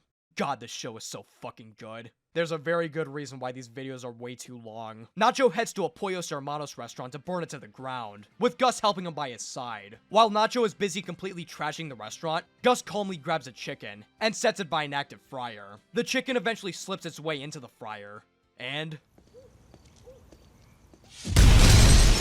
The next day, Saul briefly trash talks the prosecution on Lalo's case, and Saul heads to the court to defend Jorge. Saul notices Fred's family showing up to the courthouse, and while Lalo doesn't even seem to remember who Fred even is, Saul has other thoughts. As he looks back at the family, he watches as they grieve for his loss, and in that brief moment, Saul realizes the gravity of what he's gotten himself into. It's almost as if, for a brief moment, he's reminded of the distinct feeling of loss that he's prevented himself from feeling for so long. But in that same moment, he goes from giving a look of empathy and grief to an almost uncaring glance. Could it be because Saul was reminded of Chuck's hatred towards him? Could it be him remembering the financial incentive? Or could it be that he just figured that there was no way out for him? Or, even more likely, could his sadness possibly be stemming from the absolutely massive fucking mold spots growing on the court's ceiling? Holy shit, that thing is a fucking affront to God! Either way, Saul marches forward and defends Jorge from any wrongdoing. The prosecution labels Jorge as a flight risk, since he has no prior ties to Albuquerque's community. But Saul points out Jorge's definitely real and not at all fake family, proving that he totally has ties to the community. While Saul declares the evidence to be fabricated, the prosecution and Saul have a sidebar, and they both come to a conclusion. Considering the severity of the charges, I will set the amount at $7 million, cash only. I can do that. Thing is, I'm gonna need you to pick it up. What, me? I'll call you. Later, Saul makes a funny face as he stares sadly at the prosecution talking to Fred's family. However, this sadness is stopped briefly by Howard, who asks Jimmy if he's given any thought on the HHM job. Jimmy says he needs more time to think, but Howard decides to take the offer off the table, since he knows that he's upset Jimmy in some way. You want to know what's weird? It's weird to offer a job to a man, and in return have bowling balls thrown at your car. And prostitutes sent to your business lunch. That's weird.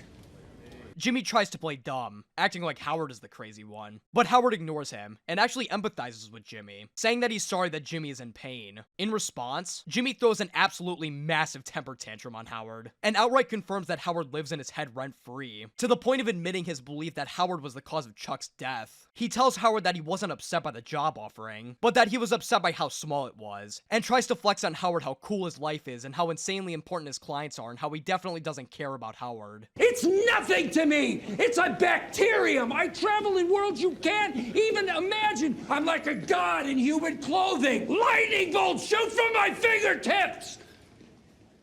Jimmy regains focus and leaves as the camera loses its focus, ending the episode. God damn, another great episode! This episode has so many amazing and memorable scenes, ranging from explosions to marriages to arguments to french fries to games of Battleship. Fantastic episode, and a severely underrated one at that. I'm feeling a very high S tier for this one. Season 5, Episode 8.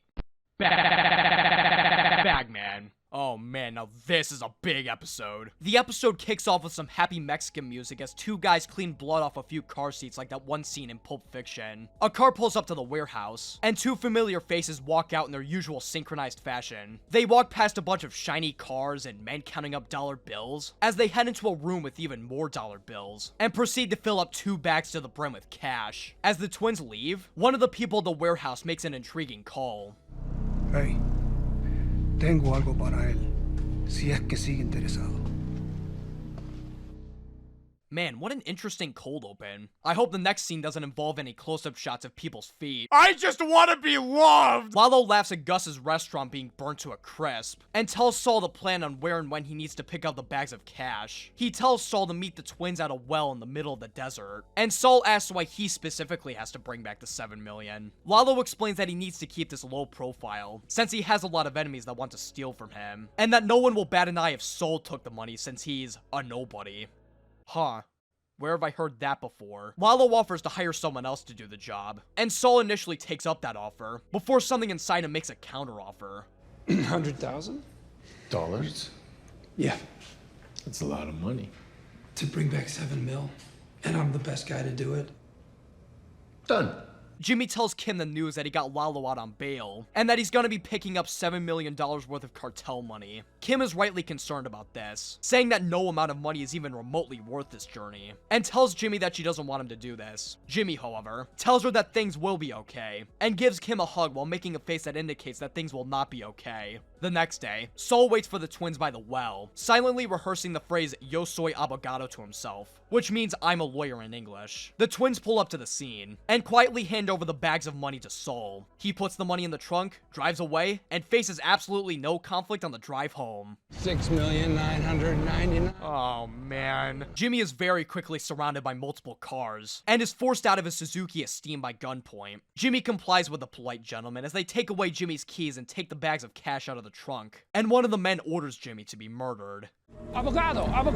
Enemigo del cartel! Enemigo del cartel! No!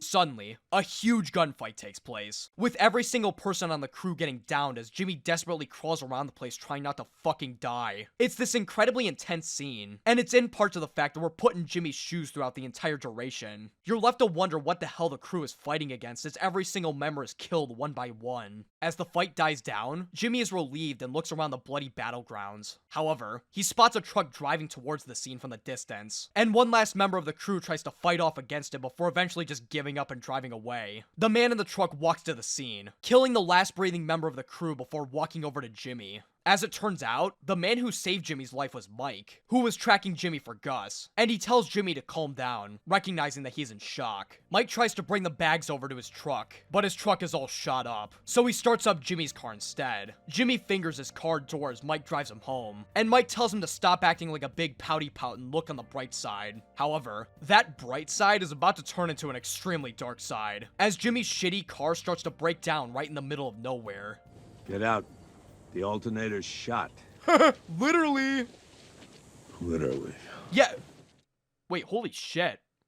Maybe Mike's writing my scripts. Mike and Jimmy decide that this car sucks and set it up to push it off the cliff. But Jimmy grabs his coffee mug from Kim before he does, which has sadly been shot. They eventually push the car off, ending the tragic and truly beautiful tale of the Suzuki Esteem. Mike tells Jimmy that, since that one guy from earlier got away, that they'll have to take a trip through the desert for a bit in order to avoid getting killed. They walk around the desert for 2 entire seconds and Jimmy is already tired, so they take a break in the shade. Jimmy tries pitching the idea of putting the bags of money into a hole and driving back to the hole later once they get home so that he doesn't have to carry it, but Mike tells him no. This scene is a subtle nod to the fact that Jimmy is stupid. As Jimmy tries digging a hole, Mike spots the guy in the red car, and the two take another trek in the desert before he spots them. After a while, Mike sets up camp for the night, and later, Jimmy talks to Mike about how Kim is gonna be worrying sick about Jimmy, and admits to Mike that she knows what he's doing. Mike criticizes Jimmy, warning him that Kim could panic and call the police, but Jimmy tells him that she wouldn't do something like that. Mike tells Jimmy that Kim is now in the game, but Jimmy desperately tries to tell Mike that she isn't, insisting that he only told her a slice of the truth. She's not in the game. Mike figures that, since the dude in the truck is probably still looking around for them, they won't be able to start a fire. So Mike pulls out a few space blankets for him and Jimmy, the same ones that Chuck used to have massive freakouts in. Mike offers one to Jimmy, but he denies it, as he knows that using it would make him literally surrounded by the constant reminder of Chuck's existence. So he decides to sleep in the freezing cold instead. Gotta say, as much of a mental fuck up Jimmy is, that is some impressive hating right there. Bravo, Vince. Jimmy was half right about Kim not going to the police, as instead of calling law enforcement, she decides to face the threat head on herself. She talks to Lalo, asking him where Lalo sent Jimmy, with the promise of not contacting the authorities if he tells her. Lalo is pissed that Jimmy told Kim about his business, but Kim reassures him that it's all good, man, since they have spousal privilege. Lalo quickly picks up on what's going on, realizing that Kim is worried about Jimmy, and assures Kim that Jimmy is just taking a nice little stroll around the desert. Your man, he's like the cucaracha, you know? He'll show. And if he's... Well, then, day's not gonna make a difference, is it? I really like the detail of Kim looking like she's holding back her tears. Rhea Seahorn's acting is great in this scene. Lalo eventually kicks Kim, or Mrs. Goodman as he calls her, out of the room. This entire interaction will turn out to be a huge mistake in the future, as attempting to confront Lalo not only brought 0 results, but Kim showing her face to a high-level cartel member has now made her part of the game, just as Mike accurately predicted. Mike collects whatever water he could obtain from the night before, which is barely any, and he tells Jimmy that he's not gonna want to waste that piss.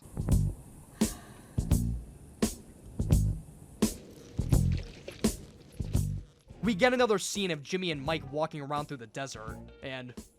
Hey, wait a second! Is that fucking Eminem? Hi, my name is... What? My name is... Okay, I looked it up, and apparently this is actually a song called I Gotta by Lobby Saffer, which was sampled by Eminem and Dr. Dre to create My Name Is. Huh. Go figure. Anyways, Jimmy's name is absolutely exhausted, as his face becomes sunburnt and his lips become chapped to all hell, as he and Mike continue their long walk through the desert. Jimmy gets sick of carrying the bags, and he comes up with the brilliant idea of carrying the bags by his waist as they drag on the ground, which turns out to be a not so brilliant idea as he rips a hole in one of them, causing several bills to fall out of the bag. Mike fixes the issue as Jimmy grabs each individual bill off the ground, and he completely eats shit on a cactus.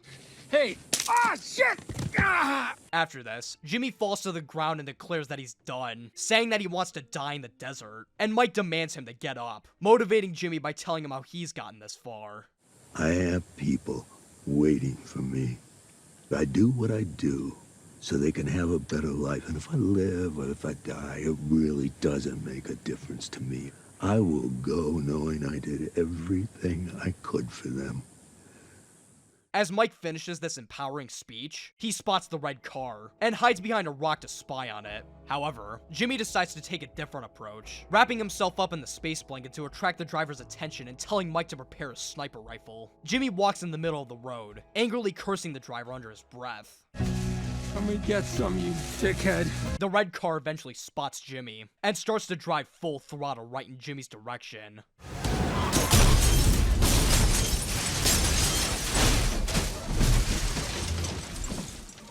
Mike inspects the scene to make sure that the driver is dead, and Jimmy takes a victory chug of piss. See? I told you that joke would be funny. Jimmy leaves the space blanket floating away as he and Mike begin their trek back home, ending the episode. Now this was a banger of an episode. While I don't think that this is the 10 out of 10 Ozymandias masterpiece that a lot of people seem to claim it to be, I still think that this was one of the most memorable, well-made, and most ambitious episodes of Better Call Saul ever. It's not often that we get action-filled episodes of Better Call Saul of the same caliber as Breaking Bad, which is why this episode hits especially hard. This episode was directed by Vince Gilligan, and according to him, this episode was the single hardest thing he's ever had to direct ever, with the overall filming process taking around 17 to 18 days to shoot, compared to the usual 9 days for every other episode. Apparently, according to Vince, Peter Gould kept saying that the episode he was assigned was gonna be a good one, and whenever Vince asked him to elaborate, he'd essentially just rub his hands together while laughing. Technically speaking, this might just be one of the best episodes of the show ever, not only because of the action, but also the makeup and cinematography too. I feel nothing but pain every time we get a close-up shot of Jimmy's sunburnt, chapped, and severely dehydrated body. And there were some incredibly stunning shots of Mike and Jimmy traversing through the desert. Again, while I don't think this episode is the best of the best, it absolutely deserves the praise that it's been given. This episode is getting an easy S tier.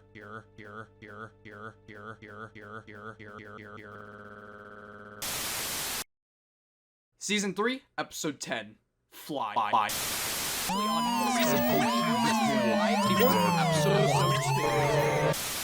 Season 5, Episode 9, Bad Choice Road.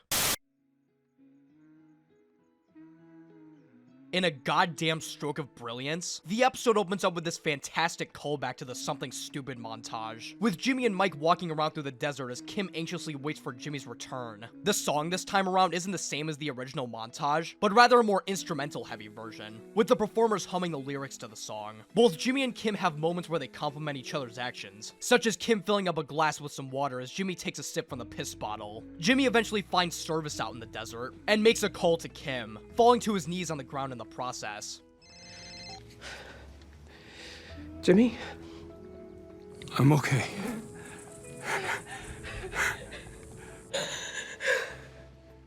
This scene only lasts 2 minutes, but it is pure gold. Jimmy and Mike eventually find a gas station to settle down at, where Jimmy switches out his piss bottle for an early 2000s bottle of Gatorade. I always love little details like these. It kinda goes back to what I was talking about earlier with Better Call Saul acting as a very low-key period piece. Anyways, Jimmy and Mike look like actual burnt chicken nuggets as they wait for Tyrus and Victor to pick them up. They tell Mike that the car crash scene is being cleaned up as we speak, and Mike tells Jimmy not to doze off, as he's got a hell of a story to cook up to not only Kim, but the people that are gonna count up Lalo's bail. Saul brings the cash in, and later, the prosecutors head into the office, watching as the employees count up all $7 million. They ask Saul just who his client is and how he was able to get bail so quickly, but Saul goes, I don't know, and they leave. Saul gets his extra cash from the employees as Lalo is officially let go, and Lalo asks what the fuck took Saul so long. Saul claims it was car trouble that took so long, but Lalo says that Saul could have just hitchhiked, and Saul decides that it would probably be a good idea to change the subject. He tells Lalo how fucked he's gonna be, since the police are starting to look into Lalo's sudden and huge buyout, but Lalo tells Saul that he's gonna be long gone back to his hometown in Mexico before they find out any wrongdoing. Lalo also tells Saul that their business relationship is not yet over, since Saul is still a friend of the cartel, and congratulates Saul on his hot wife before he leaves. So make sure you buy something nice for the wife. Man, she's a looker, huh?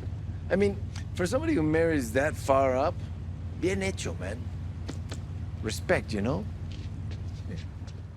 I'm sorry, but there's no way Lalo could tell that Kim was in her late 40s at this point. I initially thought that Kim was in her late 20s, early 30s or something. I don't know, maybe it's just me. Tell me in the comments section below how old you thought Kim was. Kim helps Jimmy recover at the apartment with an oatmeal bath, and Jimmy tricks Kim into thinking that Jimmy walked through the desert entirely by himself. Immediately after lying to Kim, Jimmy has the goal to ask Kim if she's got anything to tell him, referring to Lalo knowing about Kim. And Jimmy gets pissed at Kim for getting herself involved in the game.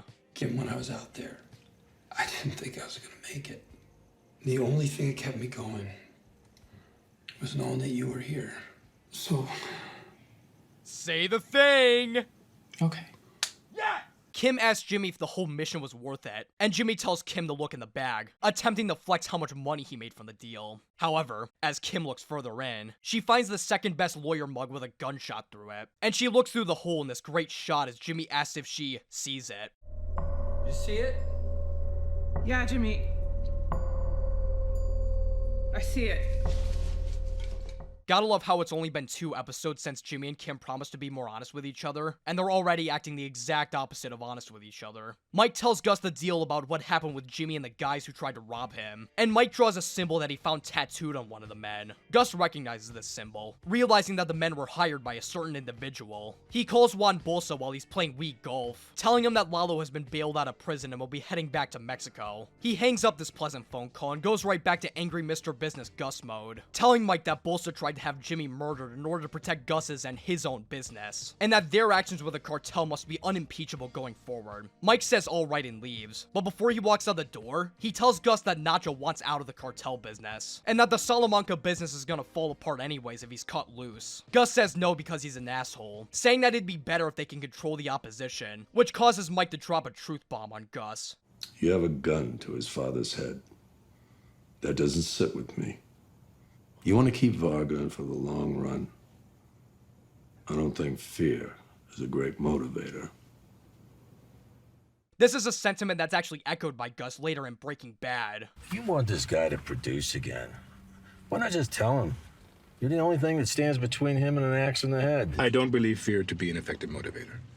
However, despite the validity of this truth bomb, Gus still acts like a dick to Nacho. A dog who bites every owner he's had can only be disciplined with a firm hand or put down. Oh, come on! He tried to kill Hector one time! He keeps acting like Nacho has been trying to screw with his plans for the past, 5 years of his life. Be thankful that he got your worst enemy paralyzed so you can monologue at him in the hospital, you ungrateful fuck. Nacho confirms that Lalo was headed back to Mexico, and Kim cooks Jimmy some breakfast, which quickly goes horribly wrong as Jimmy has a PTSD attack from Kim putting oranges into the blender, similar to the one that he had way back in season 1.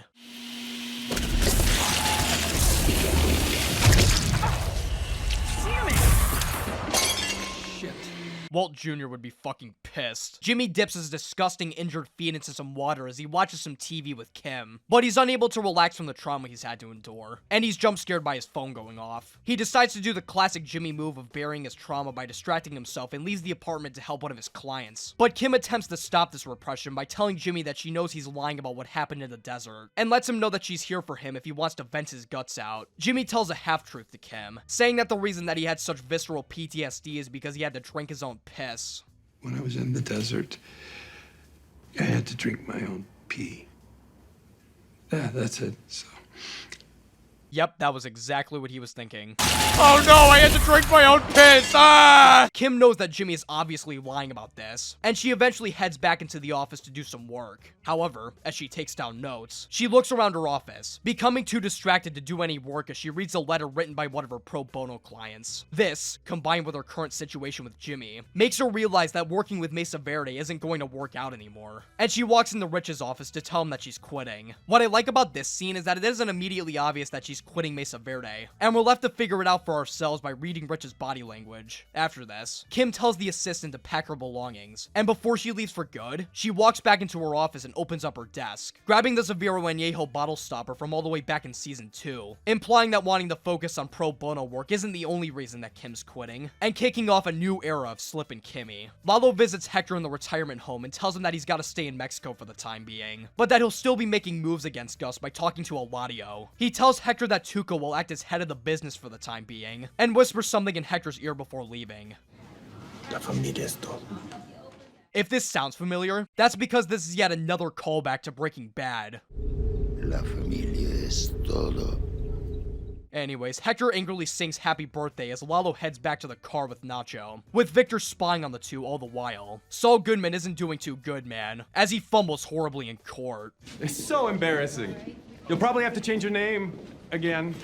Oh my god! As much as I criticize this guy's eating habits, man was that a zinger. Saul cries like a baby as Bill roasts him one more time before heading off. Later, Mike meets Jimmy in his car, telling him that his trauma won't last forever.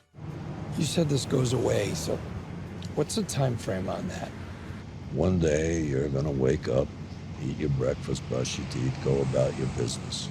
And sooner or later, you're gonna realize you haven't thought about it. None of it. Jimmy asks Mike if the situation affected him personally, and Mike tells him that it didn't, saying that it was an us or them situation. He justifies it further by saying that the people that he killed were in the game, but Jimmy brings up Fred, saying that he wasn't in the game and talks about how guilty he feels for defending Lalo in the first place, as well as the lengths that he and Mike have gone to get him out of prison. Mike says that it's not the end of the story, and Jimmy asks him to elaborate, asking Mike what the hell he's gotten himself involved with. We all make our choices, and those choices, they put us on a road. Sometimes those choices seem small, but they put you on the road. And the road we're on led us out to the desert and everything that happened there and straight back to where we are right now. And nothing can be done about that. Jimmy complains that, of all the people on Earth, the only person he can talk about this situation with is Mike, and storms out of the car, left on the same road that he was picked up by Nacho at a few episodes ago. The bad choice road, even. Nacho and Lalo drive through the Tohajali reservation in order to check the validity of Saul's story. Lalo compliments Nacho on that epic restaurant explosion as he checks down the well, and he tells Nacho to bring him farther down the road, attempting to find Jimmy's car. He eventually spots it pushed off the cliff, and he does an epic Mario jump on the car. Ah! Oh, my leg! Ah! Oh, I can see the bone! Call an ambulance, I think it's getting numb! As Lalo looks around the car, he finds bullet holes in the car, paralleling the shot of Kim looking through the cup, and he tells Nacho to bring him back to Albuquerque, ready to kick some Saul Goodman ass. Kim meets Jimmy dozing off in the apartment, and tells Jimmy the big news about her quitting Schweikart and Coakley and giving up the Mesa Verde case. While Kim is happy about this, Jimmy is concerned, asking her why she's done this. I keep pushing Mesa Verde away to do my pro bono work, and then I thought you were dead. So, that helped me to see what's important and what isn't. Jimmy gets a call but hangs it up as he asks why Kim is throwing it all away, but Kim insists that she didn't, saying that the experience simply didn't make her happy. While Kim insists that doing pro bono work makes her happy, Jimmy is hung up on the financial aspect of it, saying that no Mesa Verde means no money. I find that kind of funny, considering that this is the same guy who proclaims that his entire business is all about helping the little guy, but is now suddenly concerned about Kim doing the exact same thing. Jimmy brings up Mike's philosophy from earlier, saying that Kim is putting herself on a bad choice road by quitting Mesa Verde. Kim argues back that, when Jimmy changed his identity to Saul Goodman, she supported him all the way and didn't argue about it. But Jimmy claims that he did it because he was leaving behind a life of failure. And I'm giving you a reality check. This is too far too fast. And I'm giving you a reality check. This is really none of your damn business. Oh my God! Jesus Christ, Jimmy cannot stop getting decked by everyone this episode. Kim answers a knock at the door as Jimmy finally answers the person who was incessantly calling him, and it turns out to be Mike, who tells him to leave his phone open in a discreet place as he rushes over in his car. Shit goes from 0 to 100 really quickly as Lalo enters the apartment, and he tells Jimmy that he hasn't gone to Mexico just yet as he mockingly tells Kim that he told her that Jimmy would be back. Lalo goes tap tap tap tap on the fish tank, and Jimmy tells him to stop since it'll upset the fish, not realizing that the fish isn't exactly the upset one here. Lalo, gun in his belt, intimidates Jimmy and Kim into talking with him, and he asks Jimmy what specifically happened in the desert. While Jimmy tries to stick with his "I picked up the money and then my car broke down" story, Lalo tells Jimmy to tell him the story again, scaring the shit out of Jimmy and Kim. Jimmy tells the story again, and pulls the same trick that he used on Kim a few minutes ago, telling Lalo that he had to drink his own piss, and that he eventually found a cab to drop him off at the courthouse, where Jimmy paid Lalo's bail. I'm not sure what you're looking for here, but I just want to hear the story. Jimmy tells the story once again, with Mike staring at Lalo through the scope of his sniper rifle. Jimmy tries to go into as much detail as he can without revealing that he got ambushed, and he asks Lalo if Kim can leave, since she had nothing to do with it, and that it was all him. I saw your car. Did you push it in a ditch? I don't think so. You don't think so? You either did or you didn't, so, which one is it? Lalo continues to demand Jimmy for the truth, and Kim steps in for Jimmy and begins to berate Lalo for criticizing Jimmy, due to the fact that he hauled $7 million through the desert to bail Lalo out of jail for a crime that he is absolutely guilty of. Lalo continues, stating that there were bullet holes on the side of Jimmy's car, but Kim continues to defend him, saying that you can't go 2 minutes in Albuquerque without somebody getting shot, just like Chicago. What kind of operation are you running, anyway? Because I think I know why you sent him to do this job. You have no one else you can trust. If you don't trust your men with your money, you have bigger problems than if you trust Saul Goodman. Holy shit, Kim is a fucking badass. If your girl doesn't roast the shit out of the serial murderer who's trying to interrogate you, is she really worth it? I don't think so. In this incredibly tense face-off, we get this long moment of silence as Lalo stares at Jimmy, and Lalo silently walks out of the apartment. Jimmy and Kim look at each other, scared but relieved, as Lalo walks back to his car with Nacho. What now? Mexico. Back to the same place? Nope. Change of plans. Come on, Ignacio, go. We got a long way ahead of us.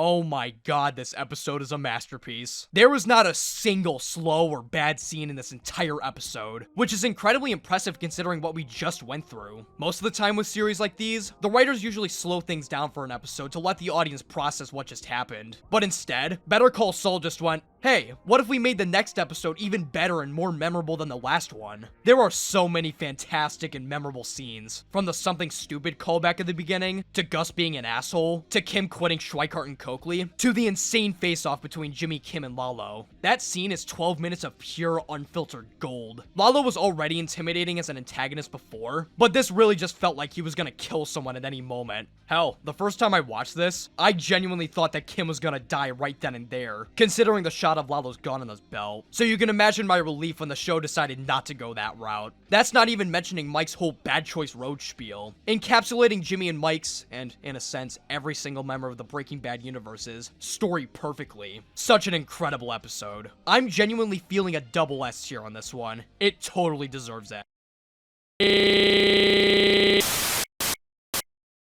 Season 5, Episode 10. Something Unforgivable. Season 5.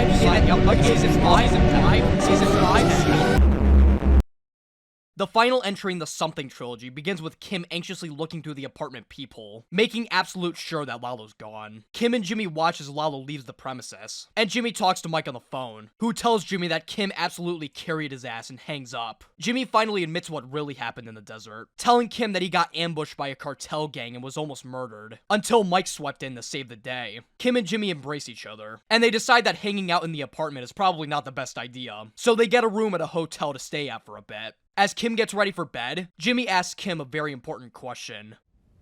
Am I bad for you? Are you bad for me? I got you into this. None of this would have happened if you weren't with me. You crossed a line. You're not gonna do it again. Gus cleans up the remains of the exploded restaurant from JMM as he talks to Mike, who tells Gus that Lalo is headed to his place in Mexico with Nacho. Gus is currently planning an assassination of Lalo and the rest of the people at his place. And while Mike suggests pulling Nacho out of there so that he doesn't get caught in the crossfire, Gus says no because he's a dickhead. Lalo pulls up to his house in one of the best entrances ever.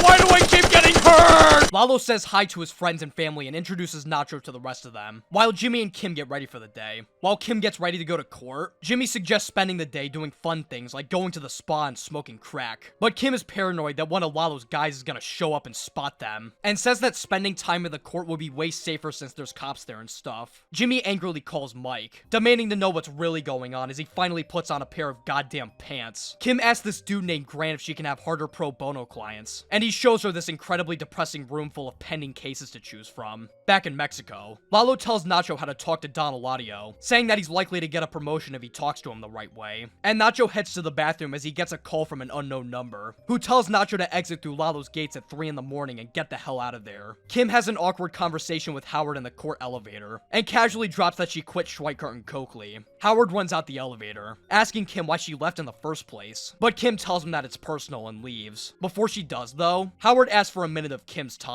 attempting to make up for the shit that happened last time he tried to talk with Kim face to face. He tells her about all the bad shit that Jimmy's done to him, from throwing bowling balls in his car, to hiring prostitutes to embarrass him, to yelling at him in public when being confronted, and all because Howard offered him a job at HHM. Kim responds to the situation rationally. Howard tells Kim that Jimmy is not behaving like a normal person should, and assumes that Jimmy's behavior had something to do with Kim giving up Mesa Verde. You gotta listen to me. The man needs help. Howard, I know Jimmy, and you're wrong. You know who really knew Jimmy? Chuck. Howard might just be the only good person in the entire series. Yeah, he's not a perfect character and has made plenty of mistakes, but unlike literally every single character in the show, he not only admitted to those mistakes, but he actively tried to right those wrongs he made in the past. Also, throughout this conversation, you can tell that Howard isn't trying to be some, haha, I told you so, you're an asshole kind of person. It's clear that Howard is genuinely trying to help Kim from going down this bad choice road, facing Kim with the hard reality that Jimmy is a big reason behind her moral degradation.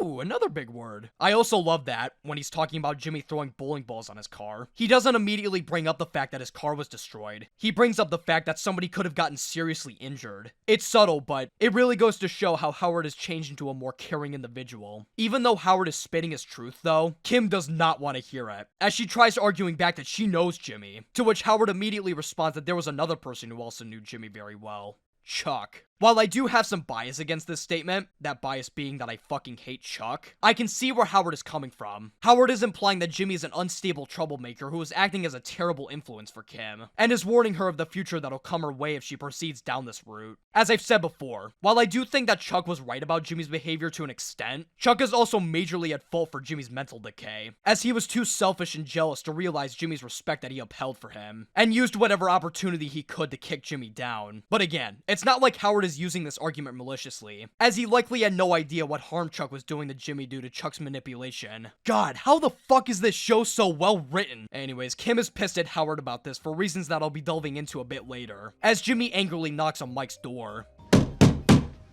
Open up, asshole! Open up, asshole! Mike arrives at the house and forces Jimmy inside, and Jimmy freaks out as he demands Mike for inside information and why he had to lie to Lalo, which Mike gives none of. Jimmy says that he doesn't want Kim to get hurt because of him, which causes Mike to give in and leak some of the details.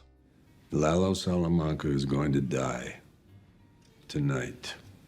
This time tomorrow it'll be done. Mike kicks Jimmy out of his house, as Lalo hangs out in Mexico with Don Eladio, and gives him the keys to a brand new car, with a boatload of money in the frunk. Yeah, you heard me right. En este modelo, la cajuela está aquí adelante. Ah, entonces es un frunk. Eso es.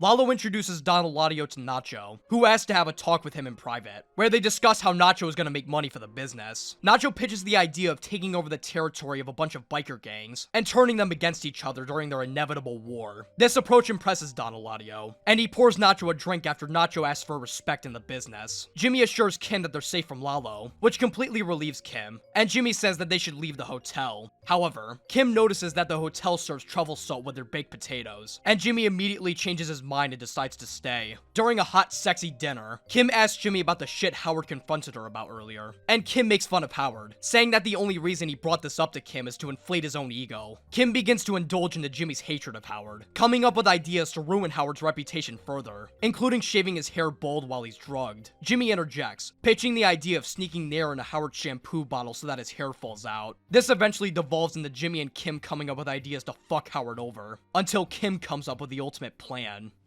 What if Howard does something terrible? Like he murders a waiter for putting butter on his cauliflower? No, I mean really bad. Like misconduct. You know what that'd mean for the Sandpiper case? They could tank the whole thing.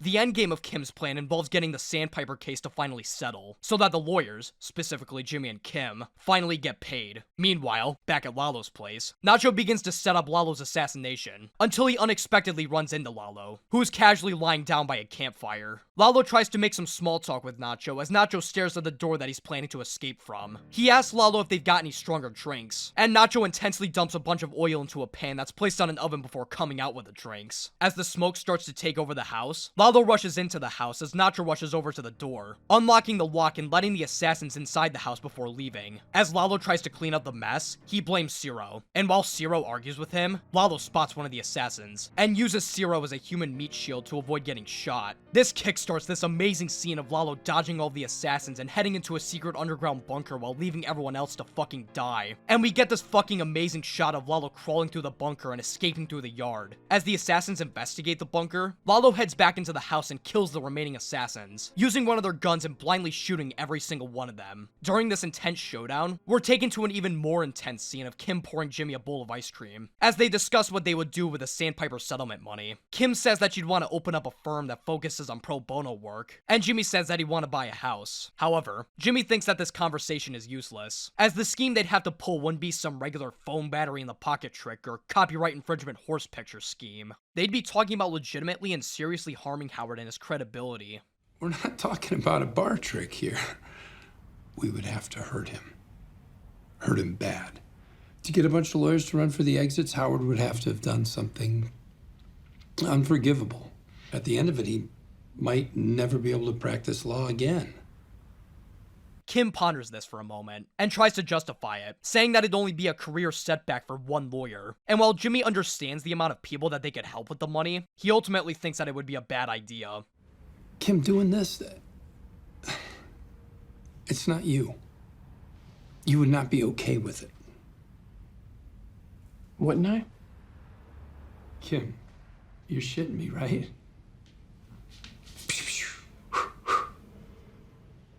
There were many aspects of Jimmy and Kim's relationship that make them bond together in a way that not many TV couples do, such as their rough experiences with family members and struggles in the world of law. But without a doubt, one of the biggest aspects of their relationship that causes them to bond so well is one thing: scheming. Even as early as season 2, when their relationship first began to bloom, one of the things that they did that brought them closer together was pulling that con on Ken, a scheme that is continually referenced throughout the show via the Zaviro Añejo bottle stopper. There wasn't anything in the show that brings these two more closer together than scheming, but ironically, it's also one of the things that causes the most harm to not only their relationship, but themselves as a whole, especially Kim. Over the past 5 seasons, we've seen Kim evolve into a morally corrupt individual as she begins to tolerate Jimmy's schemes more and more throughout the course of the show.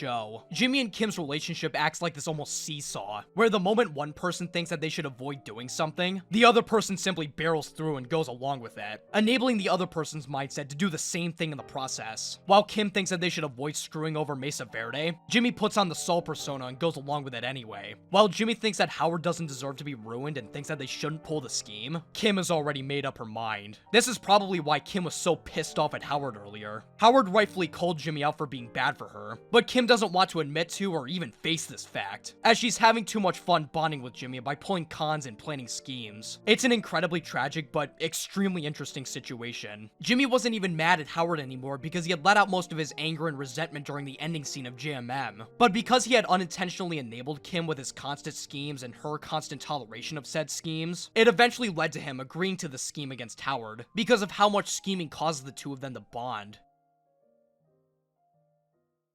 We're taken back to Lalo's house, as everyone except Lalo and one more assassin is dead. Lalo interrogates the remaining assassin, who admits that there was a middleman to the operation, but doesn't know who hired them. Lalo, however, tells them that he does, and forces the assassin to call up Gus and tell him that the job is done. As Lalo thinks about who this middleman actually was, he looks at the drinks on the table, and walks out into the yard, walking past his dead friends and family as he begins his rampage. The fun taco cooking Lalo that we were introduced to is long dead.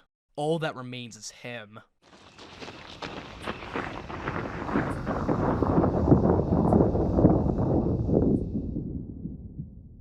What a damn good episode. While not as strong as the previous episodes, this episode still sets up an insane Season 6 showdown, in both the lawyer plot and the cartel plot. Some fantastic scenes too, like Kim's meeting with Howard, Kim giving the finger guns to Jimmy directly paralleling the scene from Winter, and the shootout in Lalo's house, along with Lalo realizing that Nacho was the middleman all along. This episode is getting a light S tier, a solid end to an unbelievable season.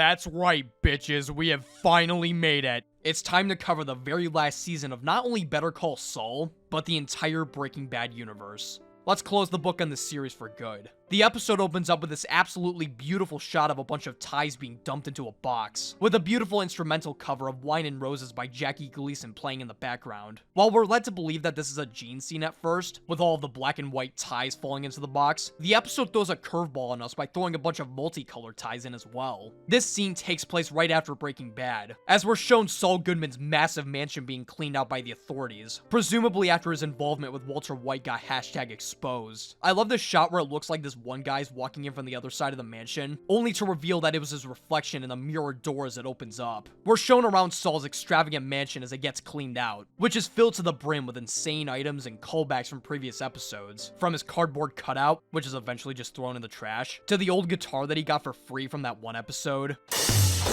to his old Cadillac, to the CC Mobile balls, the owl that he tried to bribe that one lady with, and the Mesa Verde horse picture all in the same box. We even got the bingo balls! How the fuck did he get those? We're also given a close-up shot of the book The Time Machine by H.G. Wells, which will definitely not be important later. At the end of it all, though, we're shown a shot of the Severo Añejo bottle stopper falling out of an unlocked drawer, toppling to the ground as the moving van drives away. The cold open ends with a close-up shot of the bottle stopper, kicking off Season 6 on a mysterious and incredibly somber note.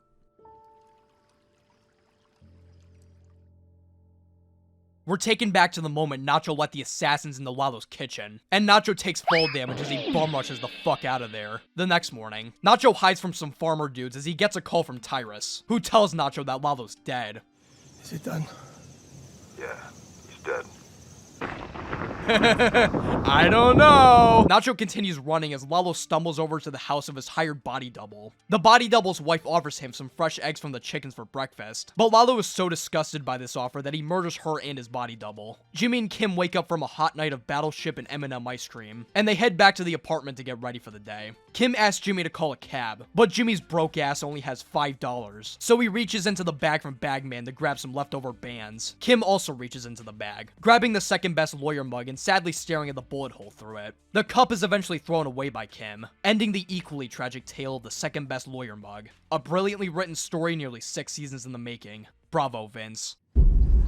Oh god, they're back! We're shown an ant climbing around on the assassin that confessed to Lalo last episode, as the twins walk in sync around the house, where the police are investigating the crime scene. As the twins walk into the house, they spot the slightly charred and disfigured body of Lalo's body double, which they immediately assume to be the real Lalo as they angrily walk out of the building. Gus gets a call from Juan Bolsa, who tells Gus the big news that Lalo's dead, and that everyone is currently trying to find Nacho as soon as possible. Gus says cool and hangs up, and he lets Mike and Tyrus inside, asking how the fuck the assassins were able to kill Lalo if every single one of them were murdered. Mike says that it happens sometimes, and as Tyrus walks out of the room, he tells Gus that Nacho deserves a lot more than just a pat on the back for what he's done. When all is said and done, the kid deserves your respect. He has it. Jimmy and Kim head into the courtroom, and Jimmy tells Kim that he's feeling fine as he stands around all bummed out in the elevator. He has a talk with the prosecution, who tell Jimmy to meet with them tomorrow so they can discuss Jorge de Guzman's release. They tell Jimmy that the address de Guzman gave them was some random Dairy Queen, and that the family that showed up at the court hearing can't be located. Essentially, they're telling Jimmy that his story is poo-poo bullshit, and that they want real answers now along with the location of Mr. de Guzman. Jimmy gets very defensive, saying that the prosecution is just mad that they lost the case, and proceeds to release the Freudian slip of the century. You got investigators, you got the whole damn police force, and it's my fault you can't keep track of Lalo? That is not my job! Lalo? Who's Lalo? I meant de Guzman. I have more than one client.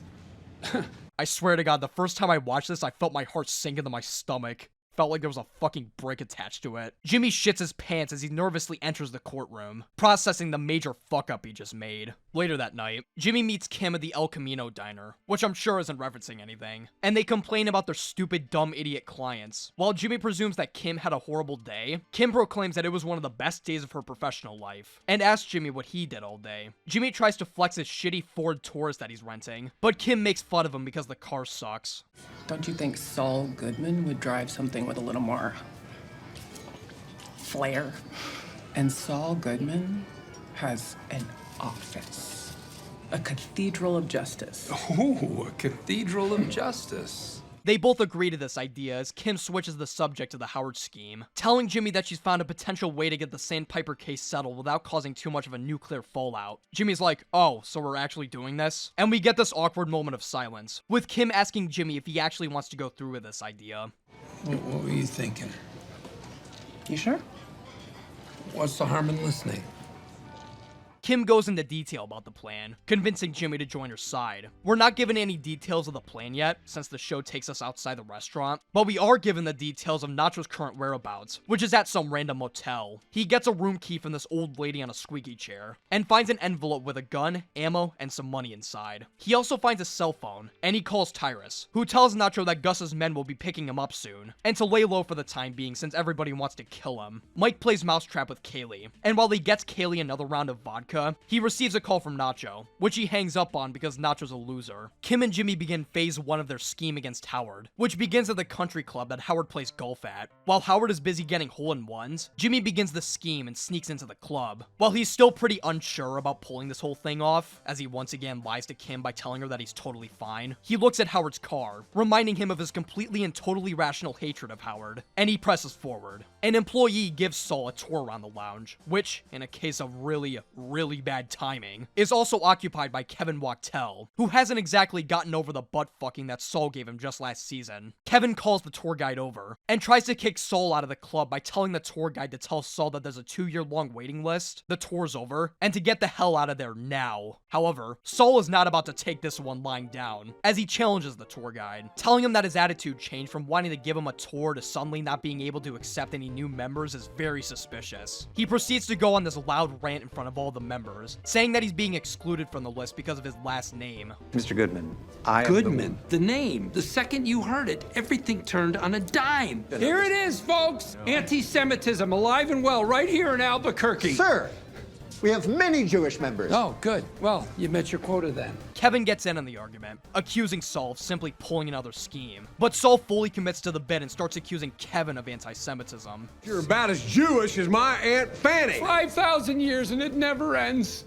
Here it is, violence! It always comes to this! Saul angrily tells the tour guide that he's never going to the club again, and asks if he can at least take a shit without being judged before he leaves, which the tour guide allows. It's okay, folks. I'm leaving. All is well. This whole scene is comedic genius. Watching Saul immediately dial up the entire situation from a 0 to 100 by bringing up anti-Semitism was insanely fun to watch. Shame on you, Kevin. Kim continues to spy on Howard as Saul shoves a god-awful amount of toilet paper into the toilet. As Saul floods the bathroom by flushing the toilet like 20 times, Howard decides that he's had enough golf for the day, sending Kim into a panic as she tries to abort the mission. Saul ignores her as he looks around for Howard's locker, but the moment he finds it, he hears Howard and Cliff Main enter the locker room, so he disguises himself by stripping butt-ass naked. Hey. Hey. As Saul pretends to clean himself off, he listens in on Howard talking to Cliff Main. When Howard opens his locker, a teenth of cocaine falls out onto the floor, all according to plan. This can't be. Sure looks like it. Where did it come from? Didn't it just fall out of your locker? I don't see how. Jimmy rushes back to the car, and he tells Kim that everything went according to plan, as Cliff Main watches Howard leave with a worried, suspicious look in his eye. Meanwhile, Lalo is on the move, as he arrives to a cargo truck to be dropped off in New Mexico. However, before he leaves, he calls Hector, telling him that he's alive and well, but that he should help maintain Lalo's low profile. Lalo tells him that the attack was Gus's doing, and that he's going to get vengeance on Gus once he arrives in New Mexico. Hector asks Lalo if he has any proof, and while Lalo initially thinks that he doesn't, he has a sudden realization. Sé dónde encontrarla. Adiós, tío. Me va a ver pronto. Lalo changes his mind on going on the cargo truck, and asks the driver for his money back. They say no, so Lalo politely shoots them. He tells everyone on the bus to find another way up north as he drives himself in the truck, ending the episode. This was a great season opener. The cold open was a fantastic way to open up the season. The country club scheme was especially fun to watch unfold, and the scenes with Nacho and Lalo were great too. Every scene feels like it's building up to an insane showdown, which is always such a treat to watch in any type of media, especially here. Not gonna lie, I'm feeling a light S tier on this one. A very underrated episode. Season 5 in our season 5 and God damn it infected everything. The piece of shit. Well, at least it didn't affect my other monitors. God damn it. What am I supposed to do? How am I supposed to fix this? What am I... Oh, thank God. Alright, let's see if it works. No effects. Let's do it again. Alright, third time's the charm.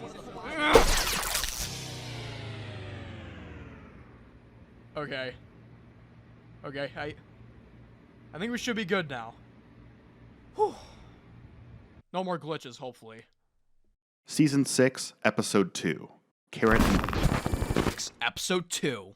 Carrot and Stick. The episode kicks off in Nacho's disgusting house as his crackhead gamer girlfriend plays with dominoes. Mike and the boys bust down the door and inform the girls that Nacho's gone, and that they'll have to move out of the house. He tells the two to take the money and go as far away as they can, and never come back. After they leave, Mike and the boys search around the house for any important belongings that Nacho might have left behind, and they eventually bust open his safe and take whatever's inside, including the fake IDs Nacho made for him and his dad, which makes Mike go boo-hoo-hoo. He puts Nacho's fake ID inside, but keeps his dad's ID to himself, which will be explained in a few minutes. Victor delivers a duplicate safe, where Mike puts the money, Nacho's fake ID, and an envelope inside. Meanwhile, Jimmy practices a fake monologue for Cliff Maine as part of their ultimate scheme to ruin Howard's reputation piece by piece. The first phase of Jimmy and Kim's plan involves leaving bits and clues all over the place to make Howard seem like a crazy coke addict. The first clue, as we saw earlier, was the teenth of fake cocaine that Jimmy left in Howard's locker. And the second clue that they're currently trying to cook up involves hiring a client to testify that Howard is acting suspiciously. Kim tells Jimmy that they need a client who has enough experience with Howard to make the story sound believable. And unfortunately for Jimmy, Kim just came up with the perfect idea.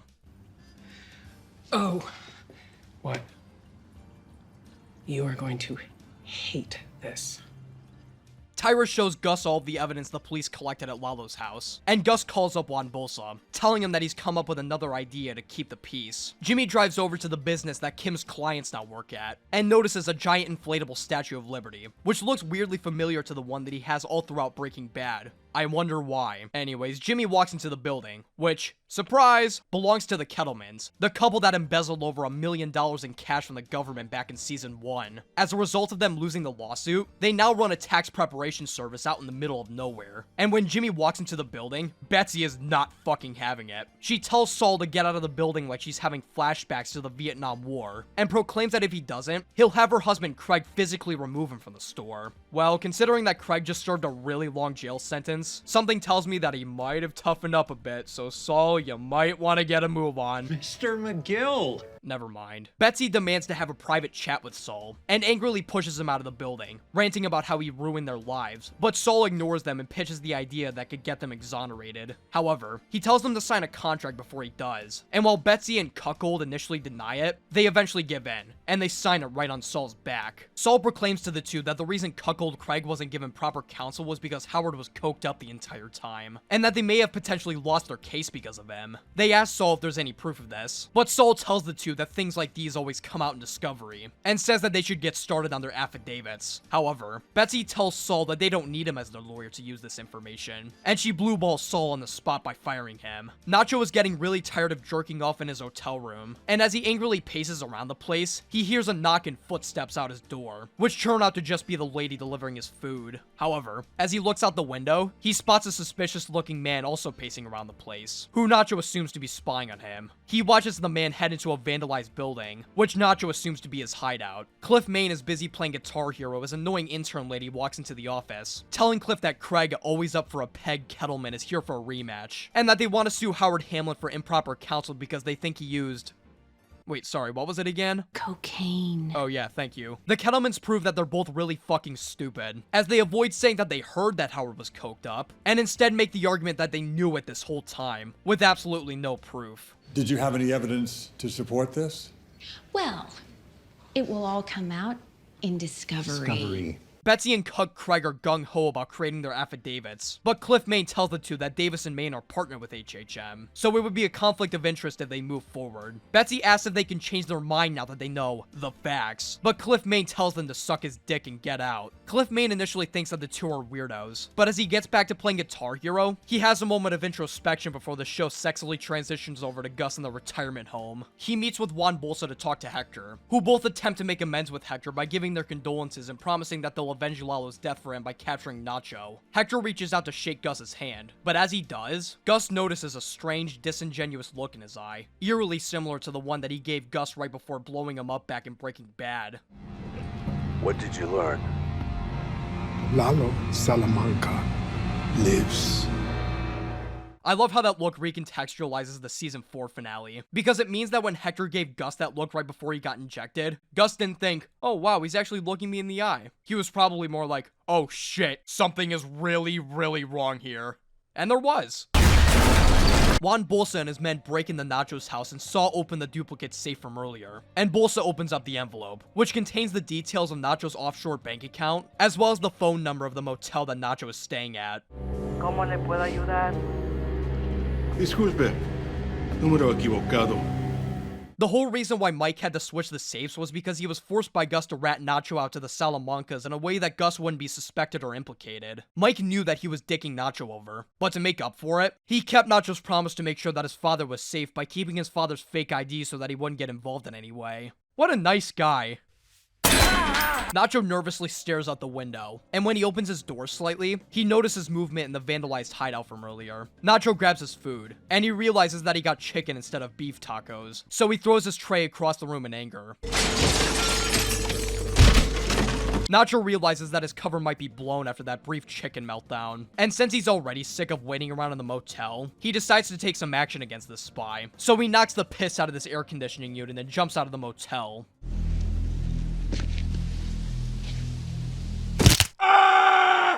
Oh god, it happened to me too! As it turns out, Nacho's instincts turned out to be correct, as a dude with an extremely sweaty back was spying on Nacho the entire time. As sweaty back guy stares out a crevice in the window, Nacho struts in like a drag queen with a gun in his hand. Nacho forces sweaty back guy to hand over his gun, and interrogates him, asking why he was spying on Nacho, to which sweaty back guy responds that an unknown voice on his phone told him to. While he swears that he wasn't there to kill Nacho, Nacho calls up Tyrus and puts on a super nervous voice, telling Tyrus that he's gonna go fuck shit up. As Nacho hangs up his phone, Sweaty Back Guy gets a call on his phone, confirming Sweaty Back Guy to be a big-ass liar. Sweaty Back Guy begs Nacho not to shoot him, and Nacho says okay and knocks him unconscious instead.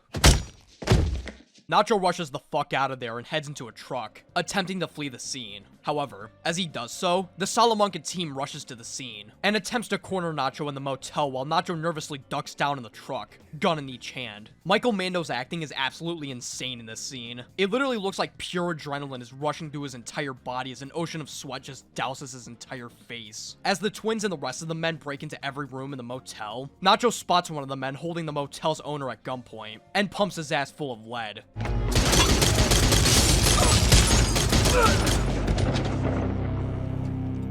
Damn, maybe Nacho is good at first-person shooters. As another one of the men attempt to take Nacho down, one of the twins murders them as they both walk in sync with each other as Nacho tries to rev up the truck, which ends up working as he plows the thing in reverse. The twins continue their stupid walk cycle over to the scene as Nacho prepares to run the two the fuck over, gun in hand.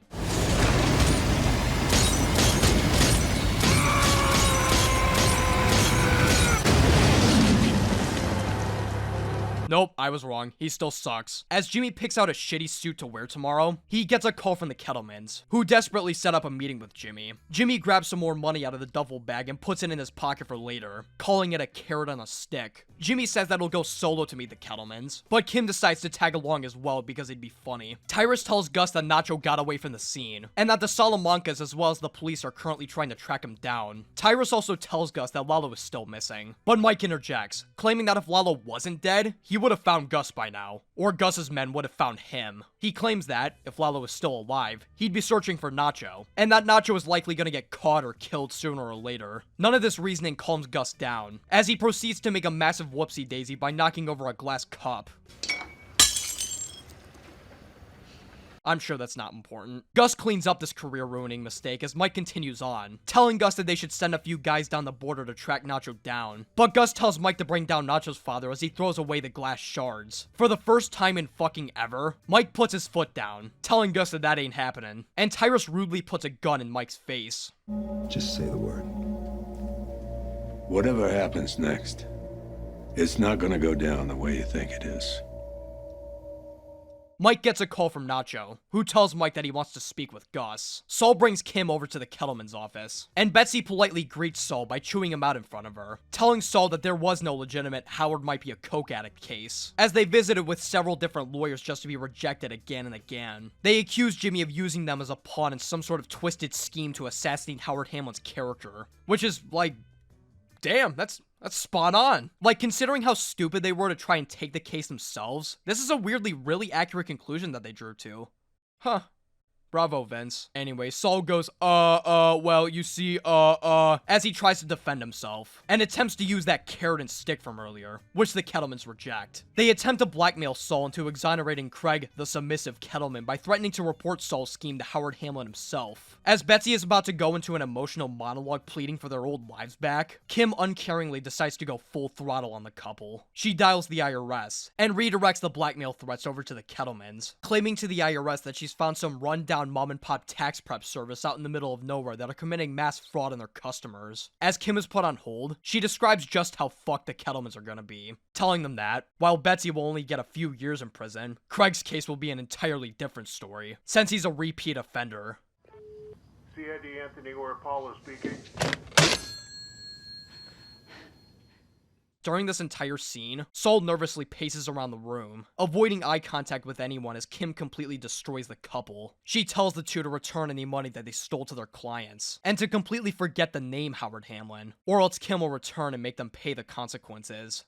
I'm keeping my eye on both of you. You think you've lost everything? You have no idea.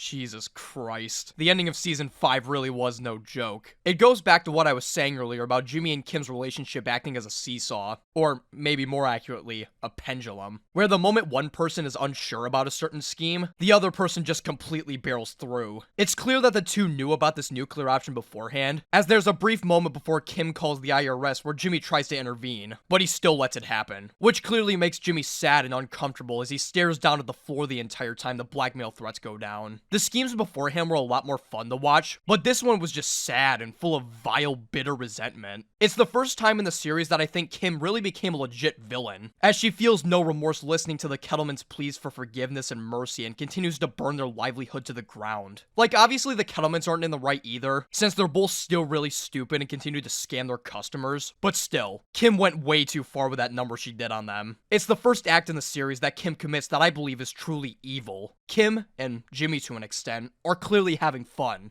but at what cost?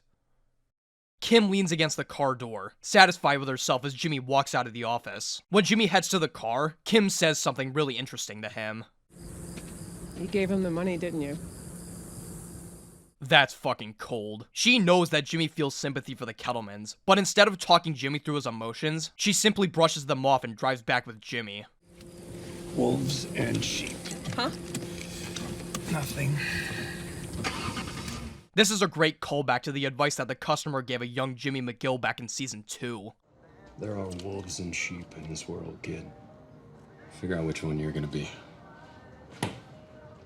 If only that guy knew just how many lives he changed with that single line. Jimmy and Kim drive off, as another car starts up and drives right behind them. This was another fantastic episode. This one had the perfect blend of action, comedy, tension, and sadness. The return of the Kettlemans was such a great addition. And considering the fact that they hadn't played the characters in like 6 or 7 years, the actors for these two did an absolutely incredible job. Especially Betsy, who genuinely made me feel sympathy for her at times, even when she was stupid. Some great scenes in this one, including the shootout with Nacho, the near murder of Mike, and the definite murder of the Kettlemans by Kim. Not gonna lie, I'm feeling another S tier for this one. Season 6, Episode 3, Rockin' Hard Place. Oh god. The episode kicks off with a cold open even more artsy and vague than the one with the ants and the ice cream, as we're taken out to the middle of the desert. The camera drifts around and focuses on a blue flower as it begins to downpour. And while this happens, the camera drifts over to a large glass shard covered in dirt and leaves, which is cleaned off by the rain as we listen to the clinking of the glass, ending the cold open. Usually this is the part where I explain what all the vague symbols represent in this scene, but I'm gonna save that for later. Trust me, you'll understand why in a bit. It's awesome. Anyways, Nacho's truck got fucked up last episode, as he's forced to pull over on the side of the road due to a flat tire. He gets out of the truck, and prepares himself for yet another shootout, but he remembers that he sucks at first-person shooters, so he books it out of there and runs through some fields. He finds an abandoned oil tank and quickly crawls inside, and watches through a peephole as the twins arrive at the scene. You'd think that they want to hurry the fuck up a bit, considering that Nacho is likely, you know, running away, but nope, they continue to walk in sync in the slowest possible way. Wow, the twins are fucking stupid. First they fall for Lalo's body double trick and now this shit. Wait, you're telling me that they could take on an entire cartel with only 2 guns in each hand, but eventually get murdered by a single fucking DEA agent? Holy shit, were they always this stupid? These guys suck! Anyways, one of the twins spots Nacho dead in the eye, and he takes his sweet time walking over to the oil tank, which gives plenty of time for Nacho to disguise himself in the leftover oil in the tank. The twin peeks his head into the oil tank and finds nothing, and one of the men points to another location, so the twin leaves without doing any more investigating. Once he's safe, Nacho emerges from the oil looking like he just had a really bad night at Taco Bell, and he camps in the tank for several hours before finally crawling out of there. He coughs like a maniac before continuing to run through the fields. The next morning, he finds a hose to clean himself off with belonging to a random mechanic, who helps Nacho out by giving him some soap to clean off with. He also allows Nacho to use the telephone, which he uses to call his father in one of the saddest scenes in the entire show. Nacho hesitates for a moment as he dials the number, and when his father picks up, he struggles as he says hello. Nacho's dad, overwhelmed, greets Nacho back, and asks Nacho why he called, to which Nacho says that he simply wanted to hear his father's voice again on the verge of tears. Nacho's dad tells him that he's busy, and once again tells Nacho that he should give himself up to the police. After a moment of silence, Nacho's dad ends the call on one of the saddest notes ever. ¿Qué más queda de decir? Adiós, hijo. Adiós, papá.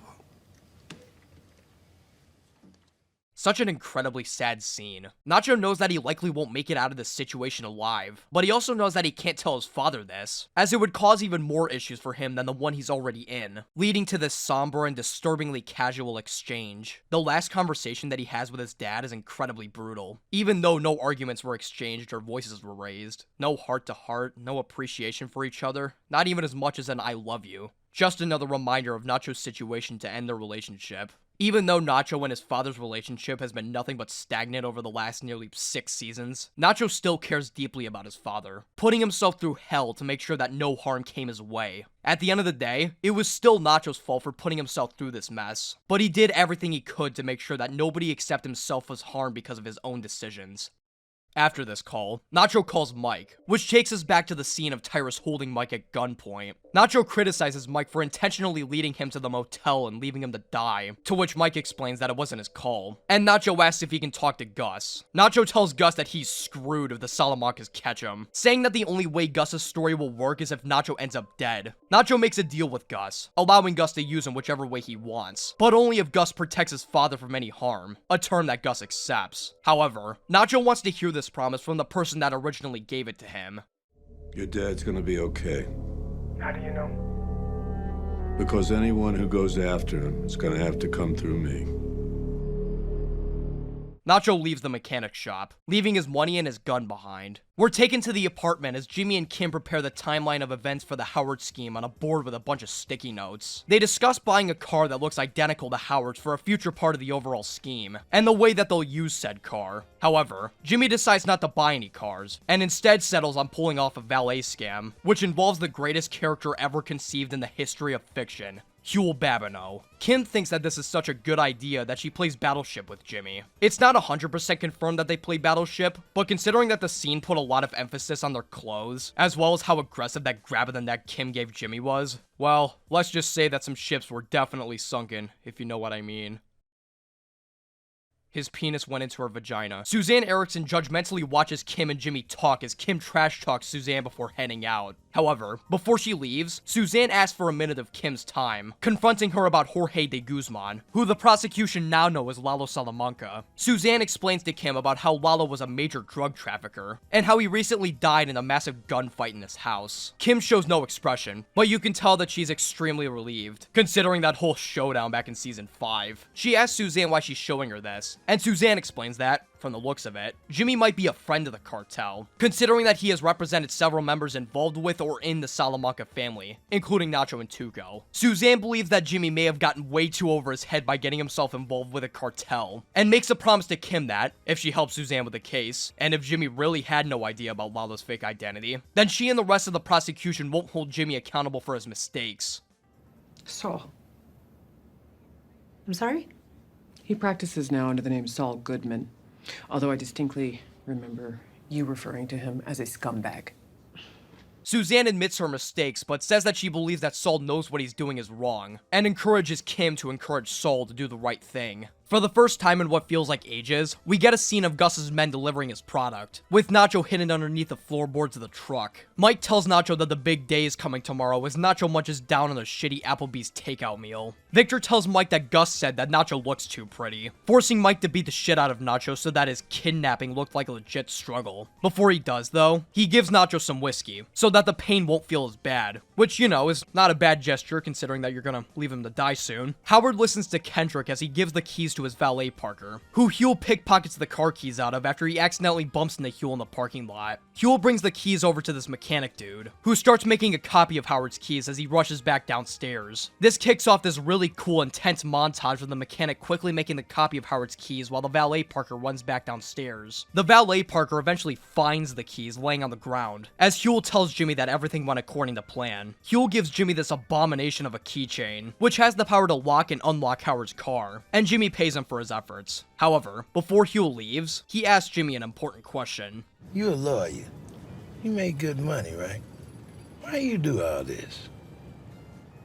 Jimmy frames the whole scam as extremely beneficial for people in need, when that very obviously is not the case. And I think that Huel has a feeling that this is not the case as well, as he pretty much just goes, yeah, sure, and walks out of the car. And in an extremely tragic turn of events, walks out of the entire series. Remove your hats, ladies and gentlemen, and give a long, proud salute to Huel Babineau, a true American icon. He was there when you needed him, and there when you didn't. A true friend through and through. He'll be remembered for generations to come.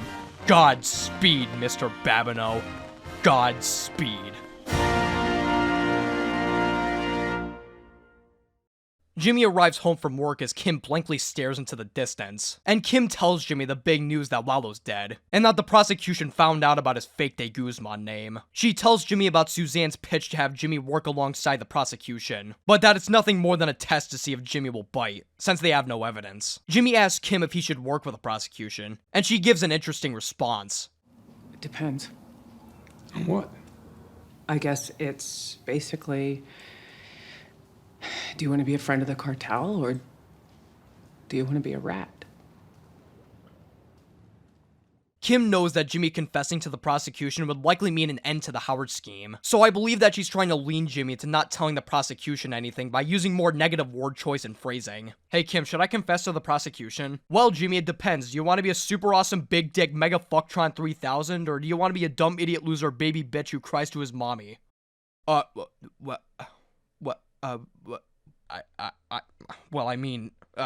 Jimmy, this is what you'll sound like if you take that option.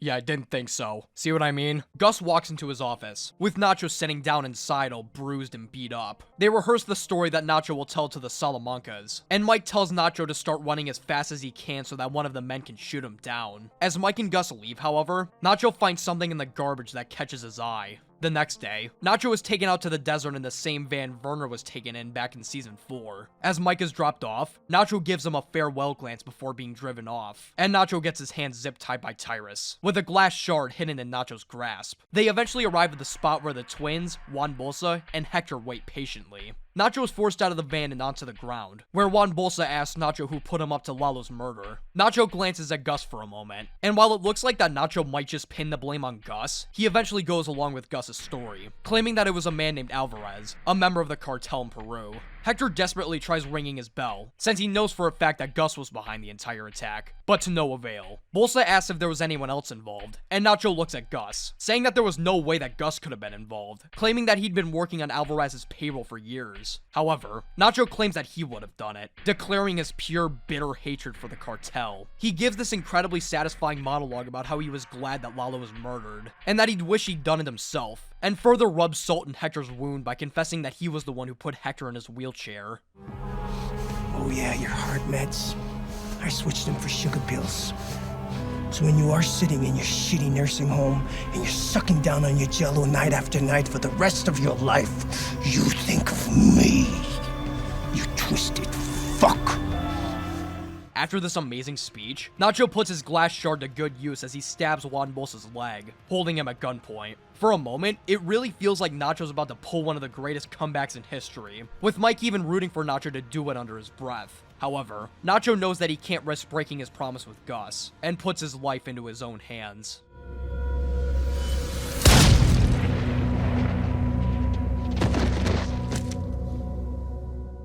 Nacho's story is genuinely one of the most tragic in the entire Breaking Bad universe. For almost 6 straight seasons, Nacho was put through hell time and time again, forced to overcome each and every obstacle that was thrown his way in the form of the Salamanca family as he was taken advantage of, injured, and threatened with the prospect of his family and friends being murdered or jailed. Was it his fault for joining the game? Yes. But should he have gone through all of this? Absolutely not. For a majority of the series, Nacho was completely selfless, pushing back against the Salamancas and the rest of the cartel in order to ensure the safety of his father, at the cost of ruining his entire life. Nacho was beaten and torn apart, but at the end of it all, he died knowing that his true feelings for the cartel would be remembered by everyone that day, especially Hector, which is about the absolute best send-off that he could have received. Now, let's go back to that cold open from earlier. We now know the origins of this glass shard, but what about this blue flower that bloomed just a few inches away from it? Well, like Breaking Bad, color is used frequently to display many things, like character motivations, objects, hell, even the story itself. What with the Gene timeline being in black and white to represent the soul sucked out of every single character? Red and blue are 2 colors in particular that the show emphasizes. Red represents evil criminal behavior, while blue represents more well-meaning intentions. In this case, Nacho's grave growing a blue flower on top of it represents Nacho being redeemed of his past sins. In a way, this flower is mourning for the death of Nacho,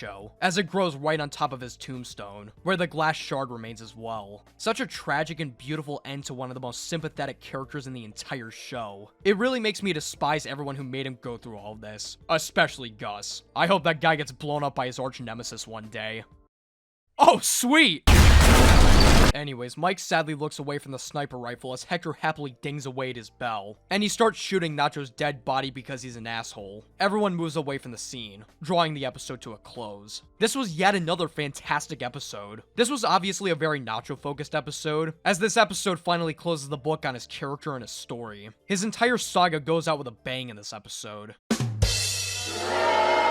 Oh, come on! That was funny! And it makes me really glad that the writers didn't decide to milk this storyline until like the last half of season 6 or something like that. They knew that his story was coming to a close, and in my opinion, they did it at the perfect time. I've seen a few people complain about the Jimmy and Kim B-plot of this episode, saying that it should have been all Nacho focused like how Chicanery was with the lawyer plot. But the Jimmy and Kim content was equally entertaining, so I can't complain that much. Obviously, the Nacho focused material was the real top tier shit from this episode. This was genuinely such a perfect send-off to the character. And I absolutely love the scenes from his last conversation with his father to the ending monologue that caused Michael Mando to almost go full Far Cry 3 on us. The cold open was also amazing as well, of course. You guys know that I gotta put this one in S tier. It's simply brilliant. No ifs, ands, or buts about it.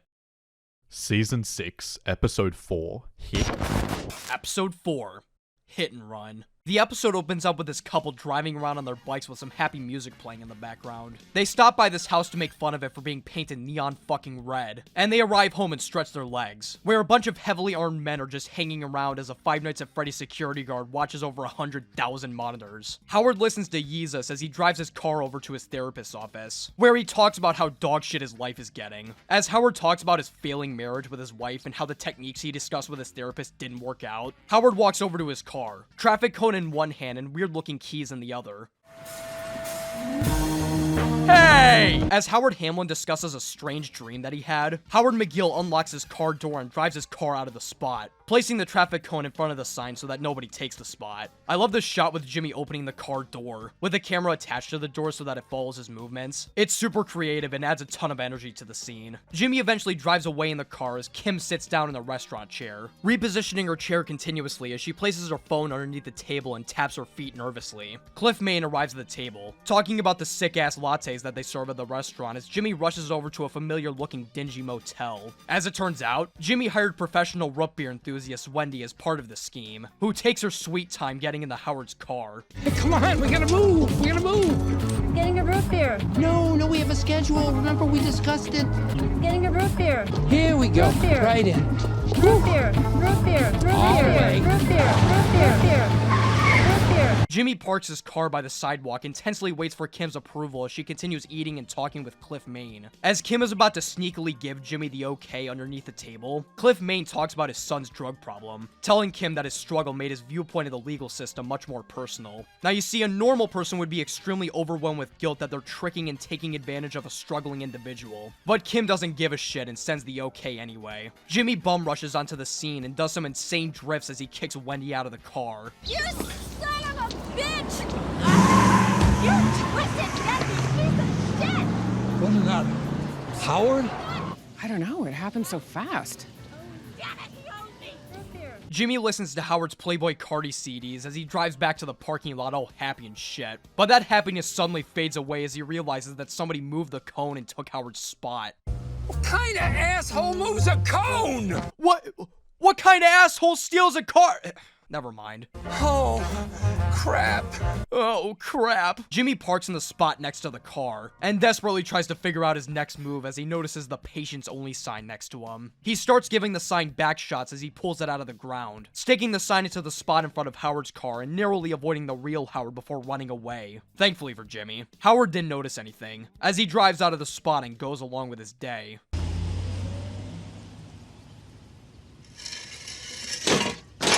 Kim drops Wendy off back in the motel along with her money, and tells Wendy to call her up for legal counsel in case she gets in trouble for serving sloppy seconds. Wendy immediately puts the money she earned to good use by buying a can of root beer. As Kim drives away from the motel, she notices somebody following behind her, who ends up driving away. Later that night, Kim and Jimmy reminisce about the scheme that they pulled today, with Jimmy telling the story of him having to pull the sign out of the ground. You know, this scene would be really wholesome if it weren't for the fact that they're trying to ruin a man's life. Kim calls the scheme that they pulled beautiful, and brags to Jimmy that, while she was holding Cliff over until Jimmy came, she ended up convincing him into buying her proposal. Suddenly, after this moment of toxic bonding, Kim asks Jimmy if he ever feels like he's being watched. She mentions that, when she dropped Wendy off, Wendy pointed at a car that she assumed to be undercover police. But when Kim drove away, that same car was following her, and that it disappeared when Kim glanced at it in her rearview mirror. Well, you know what they say. The wicked flee when no man pursueth. You think we're wicked? I think you're wicked hot.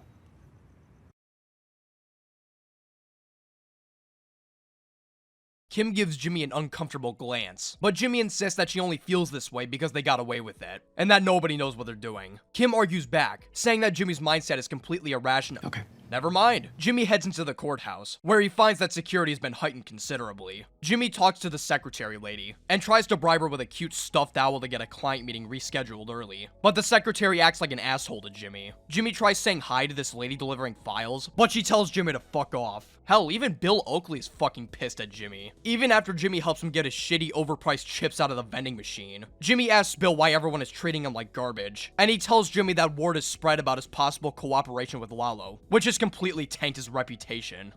It's a lot of big talk, Bill. Prove it. Prove it, Bill! There's proving, and then there's knowing.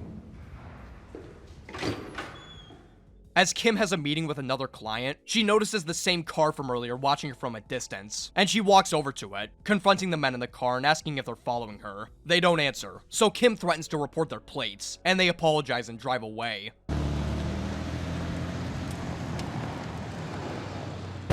We see the extent of Jimmy's destroyed reputation, as everyone eats lunch together while Jimmy is forced to eat by himself. He offers space for people to sit by him, but nobody takes the spot, really emphasizing how much of a loser Jimmy is. He even has a sippy straw in his fucking aluminum cup. What a dweeb! Fun fact, the straw in the can of sparkling water was actually Rhea Seahorn's idea. I love this overhead. Yeah, is that a crane?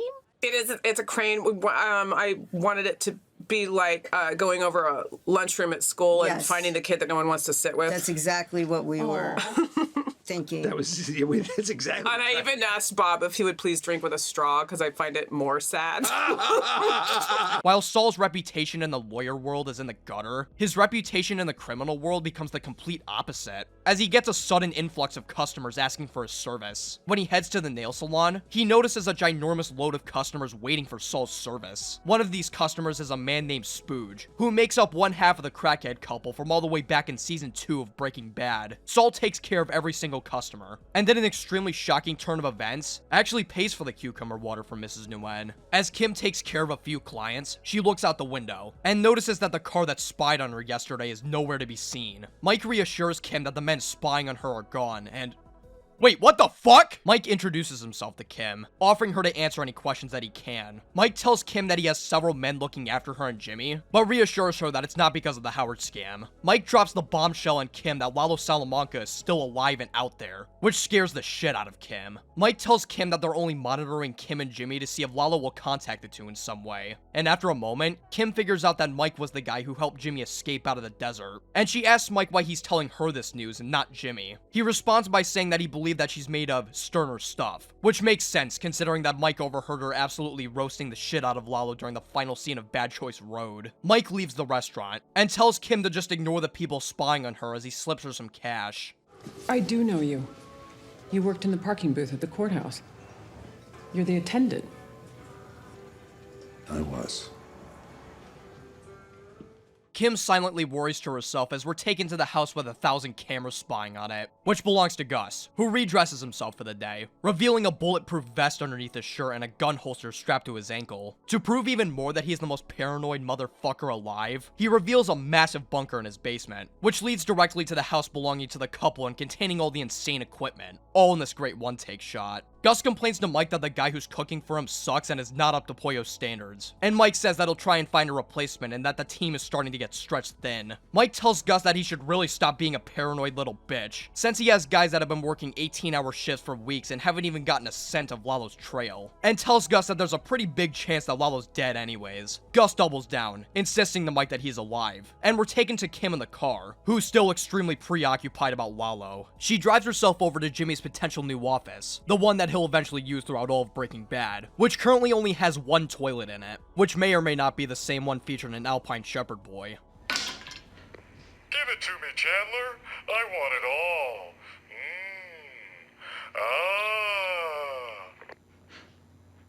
Still not normal. Still not normal. Jimmy tells Kim that Mrs. Nguyen banned him from her store, even though Jimmy paid for the cucumber water. And while Kim assumes this to be a bad day, Jimmy claims that it was actually a great one, paralleling the scene with Kim just a few episodes ago. He tells Kim that people were throwing retainers at him left and right, and Kim points out that this is likely because of the fact that he represented Lalo Salamanca. Jimmy ignores this valid point and tells Kim that, either way, he's gonna need a new office pronto, and proclaims that this one's just gonna be temporary until he finds a better one. Jimmy asks Kim what she thinks, and while she thinks that the place smells funny, she says that Taco Cabeza is just around the corner, which confirms Jimmy's decision to purchase the building. Kim tells Jimmy to not move the toilet in the building, and the two head to Taco Cabeza, as Kim anxiously looks around the place. This was yet another solid episode. Not an S tier or anything, but certainly a very fun episode. This specific episode was actually directed by Rhea Seahorn, which makes a lot of sense considering that this is a pretty Kim-centric episode. Some great shots throughout, like the previously mentioned Howard car door shot from earlier, and some great scenes, such as the entire deal with tricking Cliff Main into thinking that Howard is a major prostitute puller, as well as Jimmy being rejected by everyone around him, the scene with Kim and Mike, and the reveal of the bunker hidden underneath Gus's house. Overall, this was a very underrated episode. This one's getting a high A tier. Bravo, Seahorn.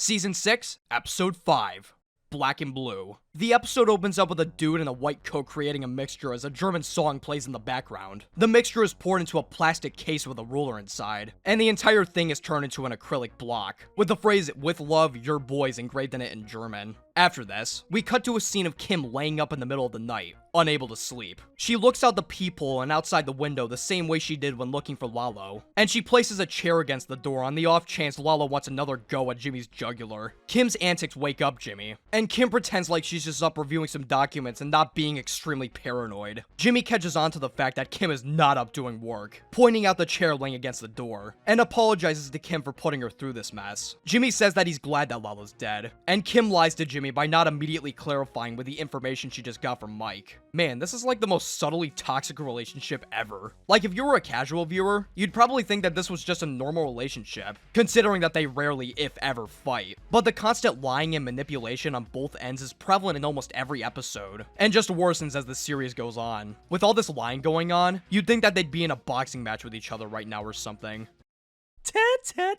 Jimmy gets some fentanyl from the kitchen as Gus pretends to read, double checking the gun holster on his ankle and thinking, damn, I am hot as fuck. We get another long take of Gus walking around the restaurant and taking a customer's order, and he tunes out the customer as his mind becomes preoccupied with the thought of how badass he looked with that ankle holster, and how awesome he'd look if Lalo busted into the restaurant and he took it out and used his gun on it. Ah!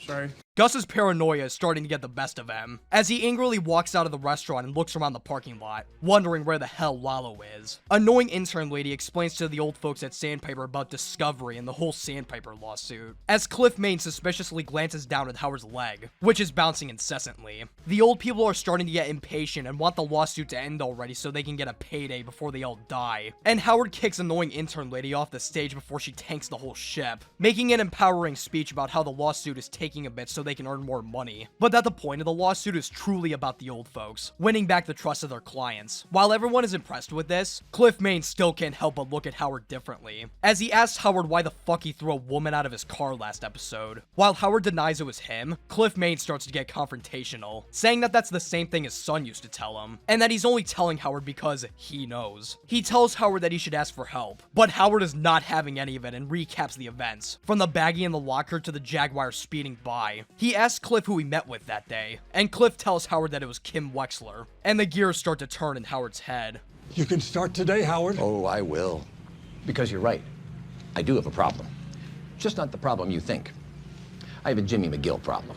Jimmy McGill? You'll have to excuse me. Howard! Julie, cancel my week. Yes, my whole week. We're given the glorious return of Francesca Liddy, who Saul has rehired as a secretary. Francesca is looking a lot more in the dumps than the last time we saw her, as she is not impressed with the new Saul Goodman persona in his shitty rundown office. She's about to walk out, but Saul gives her a last-minute signing bonus, and Francesca is officially sealed in for the long haul. As Saul rehires Francesca, Kim talks to her former paralegal, Viola, who tells Kim how impressed she is with her work ethic, which makes Kim feel a bit guilty since she's using Viola as a ploy to get the name of the judge mediating the Sandpiper case. Luckily, Kim distracts herself by ordering a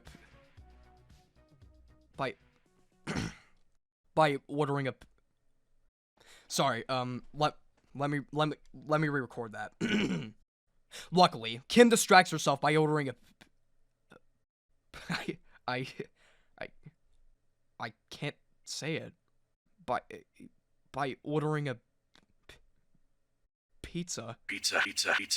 However, Jimmy says that he's already making dinner? Well, I'm making dinner. Pizza? Pizza. Making dinner? Making dinner. Pizza? Making dinner? Making dinner. Pizza? Pizza. Making dinner? Dipping sticks. Dipping sticks? Pizza. Pizza? Oh God! It's back! Ah! Jimmy drives his car over to a random boxing ring as he answers calls from Francesca and his clients, where he's here to meet up with one of his clients, Mr. Ward. However, as it turns out, this Mr. Ward guy looks a lot more familiar than you might think. Mr. Ward, I presume, as in H.O. Ward. That is really cute, Howard. Jimmy asks Howard what he's all geared up for, and Howard says that he's tired of all the scheming and the constant butting of heads with Jimmy, and decides to settle the beef once and for all via boxing match, calling it a Hail Mary. Jimmy thinks that this is a stupid idea as he gears up for the fight, which results in this really funny scene of Jimmy and Howard beating the piss out of each other. Howard is shockingly diligent as Jimmy fucks around for most of the fight, and it ends with Jimmy getting a nasty uppercut by Howard. You've mistaken my kindness for weakness. I'd like to think that tonight made a difference. After this epic match of the century, Howard talks to his PI, who he's hired to spy on Jimmy so that he doesn't pull any wacky shenanigans. He watches Jimmy walk out of the ring with a bag of frozen peas on his eye, and Jimmy heads back to the apartment, where Kim nervously has a smoke by the deck. Jimmy applies some makeup to his black guy as Kim shows him a photo of the Sandpiper judge, who's wearing an absolutely insane handlebar mustache. Jimmy complains to Kim about how much of a loser he is for losing to Howard, and Kim reassures him that it's fine, because her and Jimmy know what's coming next for Howard. Mike is sneakily driven over to Gus's security house, checking in on the security guys and Gus, who's busy letting his OCD completely take over him as a result of his increasing paranoia. Mike tells him to calm his ass down, since he figures that the men are prepared for when Lalo strikes Gus's house soon. But Gus says wham wham wham, I want to go to the laundromat, and he and Mike head to the soon-to-be underground meth lab, where Gus decides to do some weird shit with the electrical plugs and count his steps. He also decides that his ankle holster is no longer cool as fuck and takes his gun out of it, putting it in a discreet place before leaving the premises. We're taken to a random bar in Germany, where Werner Ziegler's now widowed wife is having a drink. As it turns out, Lalo is also there getting a drink, who is absolutely decked the fuck out in a new suit in order to make Mrs. Ziegler act up. Damn, it's been a while since we've seen Lalo, hasn't it? He's been brought up so many times these past few episodes that you'd think he'd have actually been, you know, in one of them. Anyways, Lalo and Mrs. Ziegler talk about minerals, causing Hank to get a raging boner wherever he is, and she introduces herself to Lalo, who calls himself Ben. She talks to Ben about how Werner supposedly died due to a caving accident on the job, how lawyers searched through Werner's house to protect proprietary material from the project, and that none of Werner's men, or his boys as he called them, showed up to his funeral. Mrs. Ziegler almost invites Ben into the house so that they can play Battleship, but Mrs. Ziegler has work in the morning and Ben has to fly home, so they both go their separate ways. The next morning, as Mrs. Ziegler almost misses the bus, Lalo breaks in and tells the dog to shut the fuck up as he goes upstairs. He looks around Werner Ziegler's binders, attempting to find more information related to the super lab construction. However, as he does so, Mrs. Ziegler comes back to the house to grab her phone, and her dog starts barking up the stairs to snitch on Lalo. Mrs. Ziegler walks up the stairs as Lalo stands around the corner with his silencer pistol all GoldenEye 007 style. He inspects the block from the start of the episode, which turned out to be a gift from Ziegler's boys, as Mrs. Ziegler is about to inspect the room. Luckily, no other Zieglers are murdered for the rest of the series, as Lalo was escaped through the window, which Mrs. Ziegler closes, ending the episode. This was a solid episode. I'm feeling a high beats here for this one. Season 6, Episode 6. Episode 6. Axe and Grind. The episode begins with a flashback to Kim's youth, where her mom scolds her in the manager's office of a retail store for stealing a pair of earrings and a necklace. Her mom acts extremely outraged, and offers the manager to pay them back, but the moment they exit the store and walk to the car, her mom makes fun of the manager and gives Kim an also stolen pair of earrings. Man, Kim's mom sure raised a hell of a schemer. Hopefully that doesn't lead to any life-ruining consequences. Kim's mom drives out of the store, with Kim staring out the window blankly. We're taken back to the present, with Howard getting ready for the day in his epic mansion and $800 coffee maker. Despite his wealth and healthy lifestyle though, things could not be worse in the Hamlin household, as he makes his wife Cheryl an intricately crafted cup of coffee, and she just pours it into her thermos without a second thought. Howard tells Cheryl about how much of a bitch Jimmy is, warning his wife of any schemes that Jimmy might pull, and Cheryl passive-aggressively walks out of the house. Later, Howard meets up with his PI, who shows Howard several photos of Jimmy going about his day-to-day routine of visiting Taco Gabeza around the corner 28 times. However, Howard is focused on a photo of Jimmy making a cash withdrawal at the bank, which Howard and the PI find to be suspicious. Howard stares at Jimmy's black eye, subtly and subconsciously telling Jimmy to suck his balls. We're given the glorious return of Dr. Caldera at his veterinarian's office, where he checks up on Jimmy's black eye to make sure that he's not going blind. They aren't just here for an eye checkup though. Caldera gives Jimmy a dose of a substance that they'll be using in the Howard scheme, which will kick in just a few moments. Caldera tells the two that he's going to be skipping town, and selling off his black book that contains every single one of his contacts. They ask Caldera if they can get a peek at this black book, which Caldera allows, and all of the contacts are written in a weird code language. It also contains a handful of business cards, including a suspiciously familiar best quality vacuum card. Caldera leaves the office, and Jimmy tells Kim how much of a waste it is for Caldera to walk away from such a huge money printer like that. Kim tells Jimmy to shut up and look in the mirror though, because that substance is kicking in hard.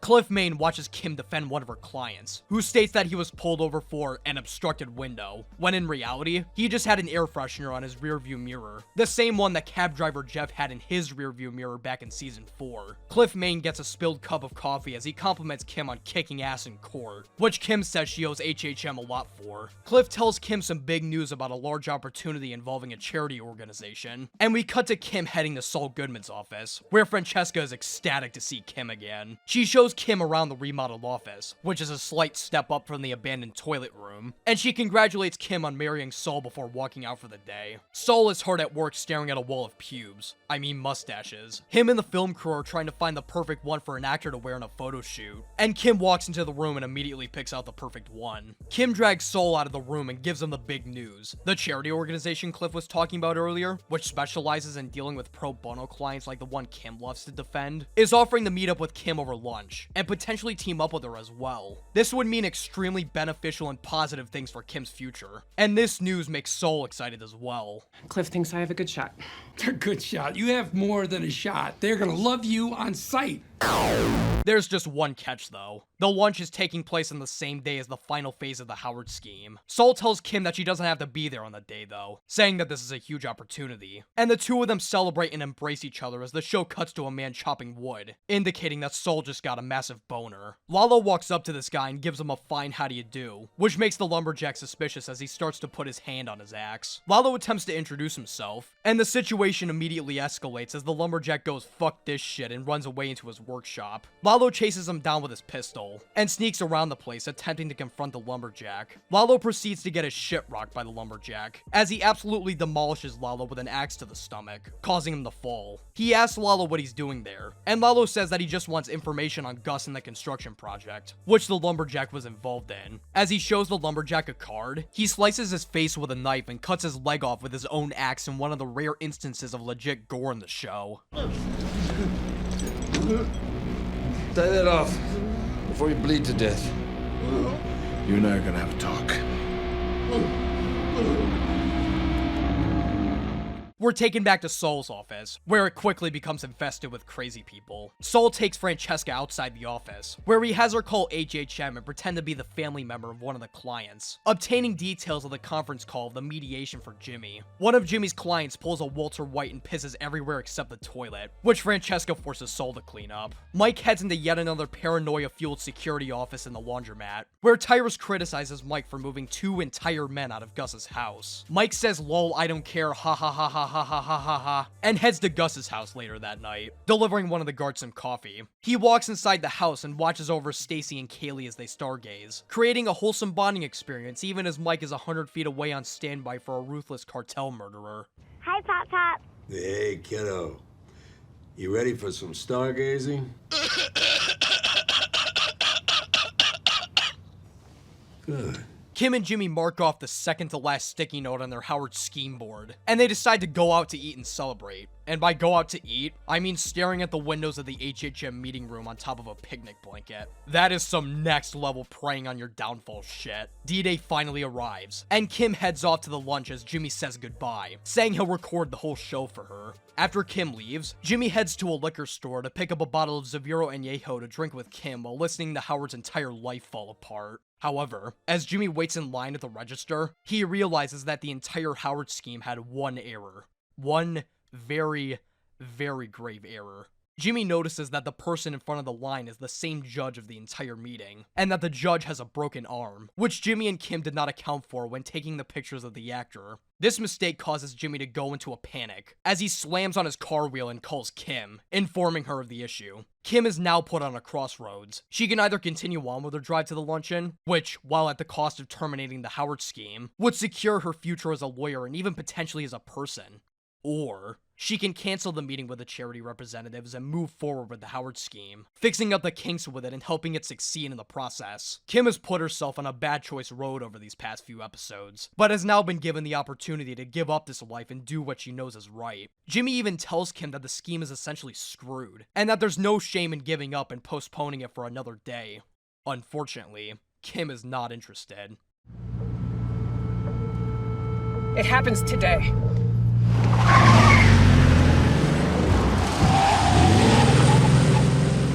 Kim cancels the meeting with a charity group and does an illegal U-turn, putting herself on the figurative and literal bad choice road as she drives back to Jimmy, ending the episode. The pendulum theory unfortunately strikes again, as even though Jimmy is willing to give up the scheme they spent months on to let Kim take the opportunity of a lifetime, Kim simply swings the other way and forces the Howard scheme to continue. While this was an alright episode, with some good scenes here and there, the ending scene with Jimmy and Kim is fantastic, and perfectly sets up for an absolutely insane mid-season finale. This one's getting a low B tier.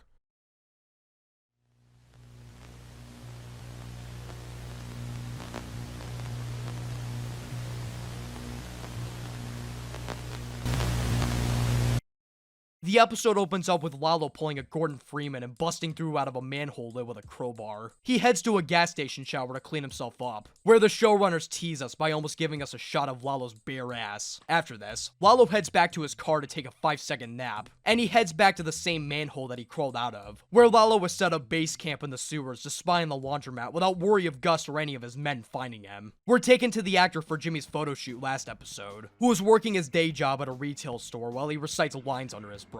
Jimmy almost kills someone as he desperately drives by the actor and begs him to get into the car for reshoots. After a bit of motivation and a bribe of $400, the actor decides to carpe diem and gets into the carte diem as the shopping carts that he was pushing bump into another car.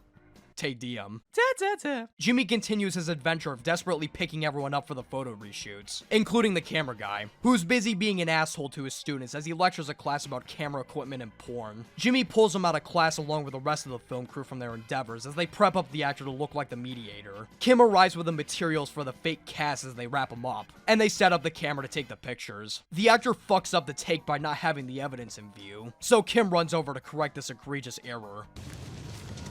Amarillo. No! Calm down! They manage to get the perfect shots for the operation, and they later get all the photos processed. Kim and Jimmy choose specific photos and place a certain eye-expanding substance on the photos before putting them in a secret envelope. Jimmy collects the envelope and books it out of the building, running over to a car and tossing the envelope inside, telling the driver to get out of there. Wait, what the fuck? Was that Howard's PI? Oh my god, I feel like I just got flashbanged. We're taken to the boardroom, where Howard walks in to make sure that everything is set in order. He jump scares this dumb idiot and causes him to spill ginger ale everywhere, and he helps clean up the mess. However, as the employee restocks the soda, Howard reminds him that shaken up cans tend to explode when opened, and shows the employee a trick on how to stop it from exploding. Something about the centrifugal force. Pulls the bubbles from the inside of the can, stops it from exploding. Believe it or not, this trick actually works in real life. Here, I'll show you.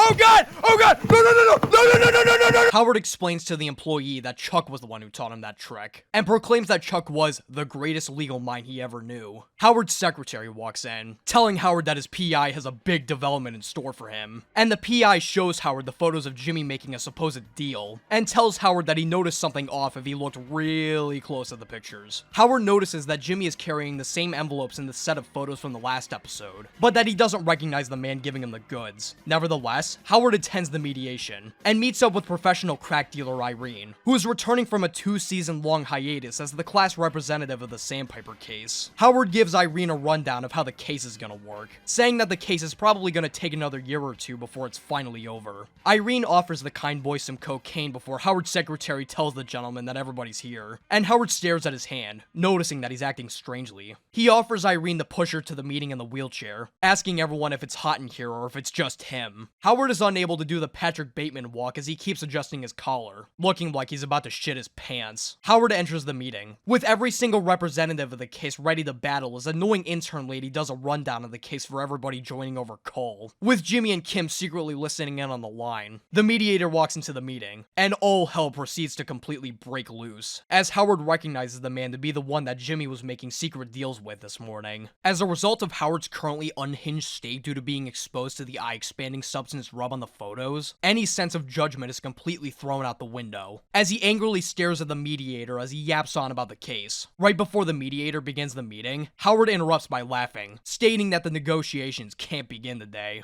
Our mediator here keeps using the word compromise, when he, in fact, is compromised. Howard begins to lambast the judge, accusing him of making secret deals with Jimmy McGill behind everybody's back, which causes Cliff Main to sink in his seat. While the judge rebuts this accusation, recounting his morning and saying that he stopped by a liquor store to get a gift, Howard attempts to rebut this rebuttal, asking his secretary to bring down the envelope containing the photos of the mediator and Jimmy making the deal. The mediator asks why Howard was following him, which Howard explains that he was only following Jimmy. But Rich Schweikart butts in and asks what the fuck Jimmy has to do with any of this, and Howard explains that everything will make sense once they see the pictures. Jimmy and Kim wait on the other line in anticipation as the secretary brings down the envelope. But once Howard actually shows off the photos, something is very, very off. Is that supposed to be me? Howard desperately and angrily asks the secretary to double-check the envelopes on his desk, claiming that she got the wrong one, and tries his best to explain to everyone that they had been switched by Jimmy, making him look even more like a crazy person. Annoying intern lady asks Howard if he's fine, noticing Howard's dilated pupils, and he tries to claim that he's not crazy as Cliff Main tries to calm him down and ask for a recess. He takes Howard outside, asking why the fuck he's blowing the entire case, but Howard insists that this is all a campaign by Jimmy to take him down as he calls his PI, who hangs up on him. Howard rushes upstairs as Cliff Main apologizes to the judge, who simply says that there's nothing to say and wishes Cliff Main for the best as he walks away. Rich tells Cliff Main even more bad news, stating that they've gone back to their original offer due to this blunder, and saying that it'll decrease by $1 million each day that they don't come to a conclusion. Our best to Howard.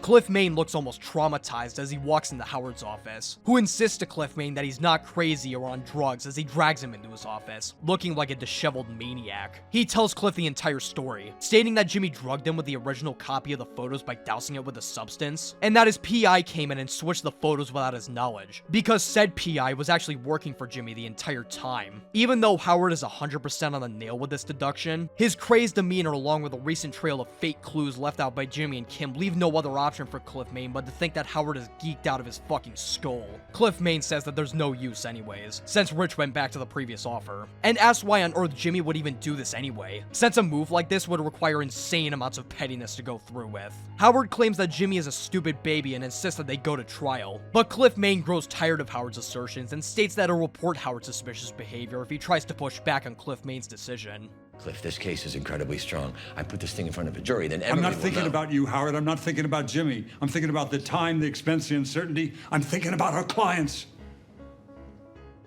Cliff Main states that they'll accept Rich's offer, bringing the Sandpiper case, as well as Jimmy and Kim's scheme, to a close, as Kim and Jimmy play Battleship in celebration.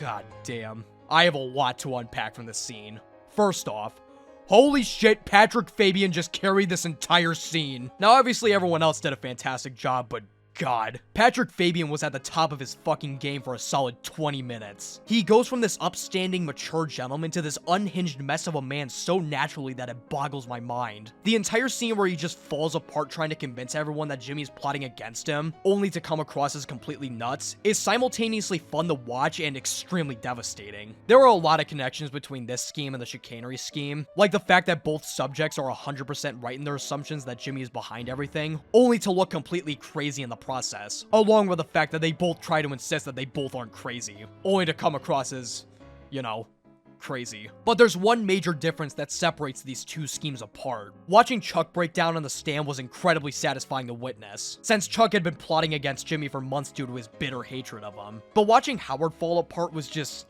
sad, because, like, what did he really do to Jimmy? Like, of course, Howard is not a perfect person. He was kind of a dickhead in the earlier seasons, with him placing Kim in doc review and unknowingly participating in Chuck's plot against Jimmy. Even in the later seasons, there were some subtle instances of him coming across like a dick. Like in the season 5 finale, where he assumes that the only reason Kim dropped Mesa Verde was because of Jimmy's behavior, unintentionally implying that Kim has little to no agency of her own. But like, does that really warrant all of the shit that Jimmy and Kim did to fuck with Howard? Does that really warrant him getting his reputation and career permanently stained and potentially even destroyed? Of course not. A huge part of Jimmy and Kim's scheme even working in the first place is causing everyone to assume that Jimmy plotting a scheme against Howard would be unbelievably petty on his part, to the point where him being involved at all wouldn't even be a thought. But nope, he really is that petty. And Kim is too, giving up the opportunity of a lifetime just so she could play tonsil hockey with Jimmy on the couch. Such a horrible but incredibly well-written situation. Speaking of well-written, can I just say how, putting moral quandaries aside, just how geniusly put together this entire scheme was? Like, how the fuck does a team of writers come up with a plot so creative, so well-paced, and so well-crafted? I can only imagine the 1,000 other variations of the scheme that they had in mind while writing these episodes. And I don't even want to imagine how long it had to have taken them to come up with each element and make sure that each piece fits together neatly in every single one of the scripts. There was an insane amount of effort on display for the entire first half of this season. And that's not even including all the other side plots too. And it all came together for an absolutely explosive mid-season climax. I'm giving this episode an S tier. Wait, what do you mean there's 15 minutes left? How do you even top what the hell just happened? Well, let's find out.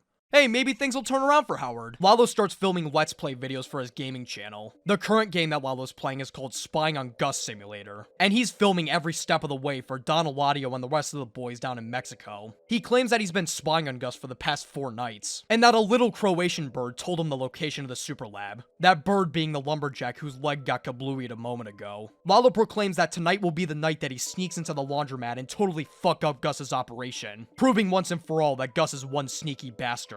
However, as Lalo attempts to call up Hector, he hears buzzing on the other line, and realizes that his phone is being tapped by Gus's men. This infuriates Lalo, realizing the massive wrench that's been thrown into his plans as he proceeds to completely fuck up his lawn chair.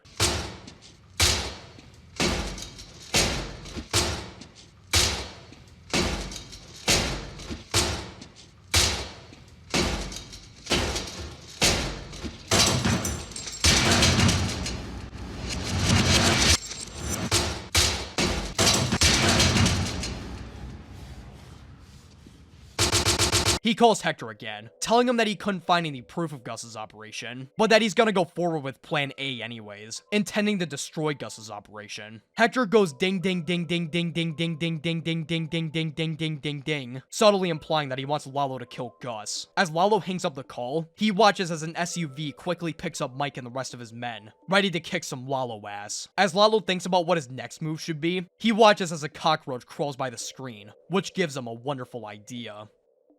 Gus does some lame charity work as Mike walks into the gym, who shows Gus a tape recording of Lalo saying that he's going back to Plan A. Mike says that they gotta get a move on right the fuck now, since Lalo could be anywhere at any time, and suggests that Gus drives back to the safe house with his men on guard, which Gus agrees. Meanwhile, Jimmy and Kim watch some TV at their apartment, and they hear a knock at the door, which Jimmy gets up to answer. The candle on the table flickers a bit as Howard asks if he can come in, and man does he not look okay. He tells the two that, when Chuck was alive, whenever the two won a major case, they'd celebrate with a bottle of Macallan, the bottle that was brought up back in season 3. However, this time around, Howard offers the bottle to Jimmy and Kim, proclaiming that the two won. Howard proceeds to go on this extremely critical and heartbreaking rant against the two. He asks how the two can live with themselves after all the schemes they pulled against him, asking them what he did to justify such aggressive behavior. So? What is it? I sided with Chuck too often? I took away your office, put you in doc review. Howard's daddy helped him get to the top, but you both had to struggle. Howie has so much, we have so little. Let's take him down a peg or two.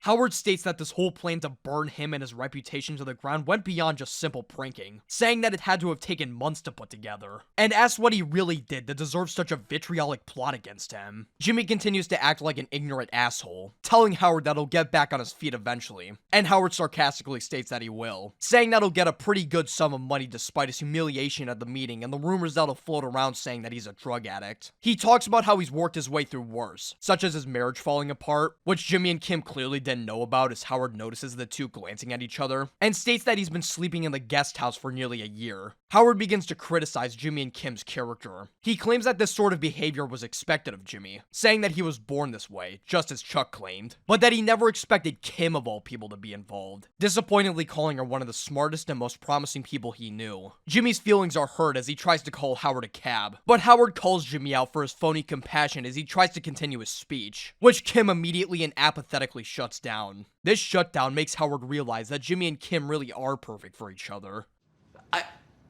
I thought you did it for the money, but now it's so clear. Screw the money. You did it for fun. You get off on it. You're like Leopold and Loeb, two sociopaths. All right, that's enough. Oh, you know it's true. You just have the guts to admit it. Howard proclaims that he'll be spending the rest of his life to make sure that everybody knows the truth behind Jimmy and Kim's elaborate plot. A lingering punishment that Jimmy and Kim truly deserve. Howard has suffered through a lot throughout the majority of the show, from Chuck's death to his failing marriage to Kim and Jimmy's plot. So for him to finally expose the truth on Jimmy and Kim would be an incredibly satisfying resolution to Howard's years of torment. Unfortunately, this is not one of those shows. Kim and Jimmy glance down at the candlelight as it flickers for just a moment, and the two suddenly and fearfully embrace each other as none other than Lalo walks through the door, mortifying Jimmy, who thought that he was finally dead. Howard is confused, asking what's going on as Kim begs for him to leave now. Lalo reaches for his pistol and begins to twist the silencer on top of it, saying that he's only come to the apartment to talk, which makes Howard realize the gravity of his situation. I think I'm in the middle of something. There's really no need to... Oh my God! Let's talk. Holy shit. This episode is genuinely amazing. As I've stated before, Patrick Fabian shines like the fucking sun throughout this entire episode, especially during his final scene, where he calls Kim and Jimmy out for being petty little bitches. His entire ending monologue is just so brilliant, as he correctly deduces their entire scheme and decimates the two for being such assholes to him. And Lalo suddenly appearing right in the middle of it is such a fantastic plot twist. By the way, the reason why that cockroach gave him the idea to head to Jimmy and Kim's house is because, back in Bagman, he described Jimmy as a cockroach crawling through the desert when Kim came over to confront him, which inspired him to walk into Jimmy's apartment and fuck shit up. Even watching this scene now, it still feels so difficult to process. The lawyer plot and cartel plot of the show remain pretty separate from each other, kind of like oil and water. Like, you're never gonna see Rich Schweikart having a beer with Don Eladio. So seeing Howard and Lalo in the exact same room together, and for it to make perfect sense in the story, is genius. The foreshadowing in this episode is insane too. From the subtle flicker of the candle as Howard entered the room foreshadowing Lalo's appearance, to Howard twisting the can around foreshadowing Lalo placing the silencer on his pistol. That is some top tier shit, man. Apparently that last one wasn't even intentional foreshadowing on the writer of this episode's part. Thomas Schnoz just really wanted to show a trick that his dad showed him when he was younger. And I gotta say, I'm glad he did. I use this trick all the time. The cinematography is also fucking incredible throughout too. That shot of Howard looking at annoying intern lady with his incredibly dilated pupils just hurts me every time. Howard is such a tragic character, man, but I think I've already drilled in that point enough already. This episode is just so expertly written and directed. It really feels like there's this loss of innocence in the end. All of the episodes before this, specifically in the lawyer plot, have been somewhat lighthearted, with Jimmy and Kim having a fun time pulling the con against Howard. But by the end of this episode, all of that fun and innocence has been completely ripped out, as Jimmy and Kim have not only been thoroughly called out by the colleague that they have been plotting against, but the life of said colleague had been taken away right before their eyes. The end of this episode feels like you're watching your parents argue for the first time when you're a kid. It's shocking, and it leaves this empty feeling in your heart and a deep sickness in your stomach. There's a damn good reason why this is one of the highest rated episodes of the show, and television as a whole, on IMDb. And that's because this episode is goddamn perfect. Extremely well paced, balances out both sides of the show, contains not only one but two insane climaxes resulting from a half season's worth of build-up on both sides of the show, and features the show at the absolute top of its game. From the acting, to the cinematography, to the writing. Literally everything about this episode screams 10 out of 10. Is it my favorite of the whole show? Nah, Winter's still taking it for me. But who knows, maybe that'll change. We still got like half a season left to go anyways. But either way, there's only one possible ranking that this episode can receive, and that is a double S tier. A fantastic episode from start to finish. Man, I feel so bad for Howard. Patrick Fabian really did a great job playing the role. I wonder which scenes from Better Call Saul were his favorite to film. Beat Rice. Howard Hamlin here. Well, actually, Patrick Fabian. Yes, hi, you know. Some of my favorite scenes were, without, you know what, you ask that, and the first thing that comes to mind is when Kim Wexler hands the check back to Howard in his office. And she just, you know, she hands Howard his ass. One, because I think it's a really well-written scene, and two, because I love Ray Seahorn. She's like one of my best friends. We had such a great time on the show, and that was one of those moments where, well, first of all, she's such a great actress. She's so good. I mean, you think she's good. I had a front row seat to everything that she did. And so you get to work with your best friend, and it's really great. Also, Michelle McLaren was the one who directed that. She's a really great director. So we're shooting the scene, and then Ray starts, you know, yelling at me. Yelling at Howard, obviously, because I'm Howard at that point. But all I could think of is like, Ray, why are you yelling at me? But we did the scene. You know, we rehearsed it a little bit. We knew our lines, and then we show up on the day to do it. And you know, you do it once, and then you have a director there, thankfully, to sort of come in and say, try this and try that. And so we adjusted it. We must have done it probably about, I don't know, 9 or 10 times. And we sort of dialed it up, and then we dialed it down. And then the final result was what Michelle McLaren, the director, picked, which I think worked out really well. You know, really, I thought, cemented Howard and Kim's relationship. And I just love working with Ray. And that being said, I can't just pick one. I also really, really loved being with... at lunch, when the hookers got sent to me to lunch, right? And I'm with Ed Begley Jr., that whole Joe Dog, and I had to talk to them like, I'm sorry, I don't know who any Joe Dog is. That was just super fun to do. And speaking of fun, obviously the final scene for Howard, really, when he's still talking and alive, so much fun. I got to do so many things in that scene.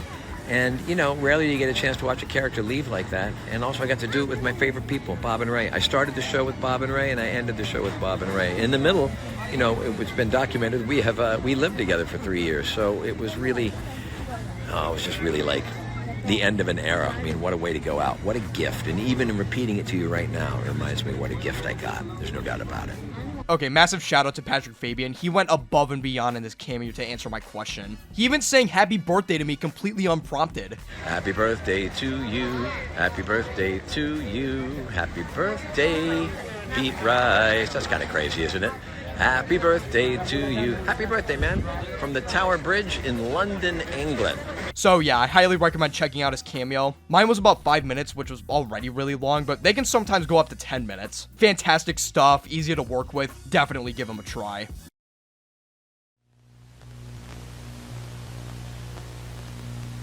You point and you shoot.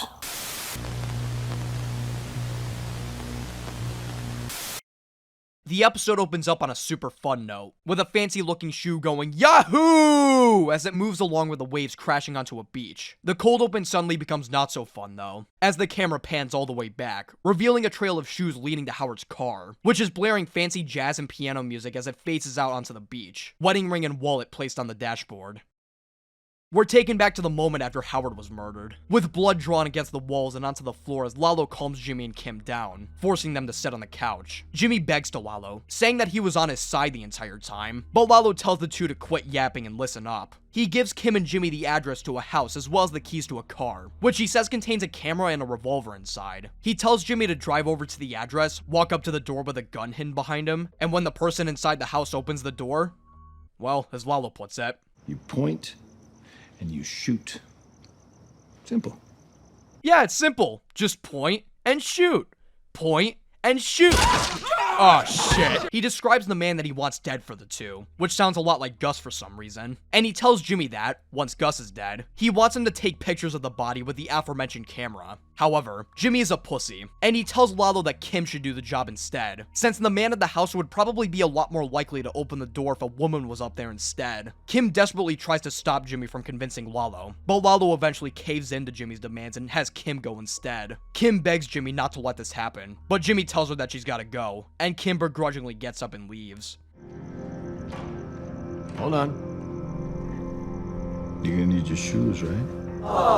Hey, quiet! This is a dramatic moment! To be fair, if the person that I had been dreading showing up to our house for weeks actually appeared and killed a close colleague right in front of me, I'd probably be doing the same shit. Kim puts on her shoes as she glances over at Jimmy, who has tears in his eyes as he believes that this may be farewell. Kim rushes to the car as Lalo holds Jimmy at gunpoint, asking how the fuck he managed to bag a girl like Kim. He puts Jimmy's hands in plastic handcuffs as he ties him to a chair, telling Jimmy about how he watched his whole family get murdered by assassins down in Mexico. He talks about how much this encounter hurt him, and specifically mentions how he watched his nephew Ciro get butchered in front of him, which I would understand a lot more if Lalo hadn't used him as a human fucking meat shield. Lalo reveals the reason why he chose to arrive at Jimmy's place, connecting the dots between Nacho and Jimmy. How did these men get into my home, do you know? Ignacio Varga. He let them in. And who did Ignacio introduce me to? You. Jimmy desperately tries to tell Lalo that it was all Ignacio, and that he had no part in the crime whatsoever. And Lalo ignores him as he starts to gag Jimmy's mouth with cloth. This whole interaction perfectly ties back to the moment from all the way back in season 2 of Breaking Bad, where Saul desperately screams that Ignacio was the one as he's hogtied by Walt and Jesse in front of an empty grave. No, it wasn't me, it was Ignacio, he's the one! Lalo didn't send you? No, Lalo? Who? Oh, thank God! Oh, Christ.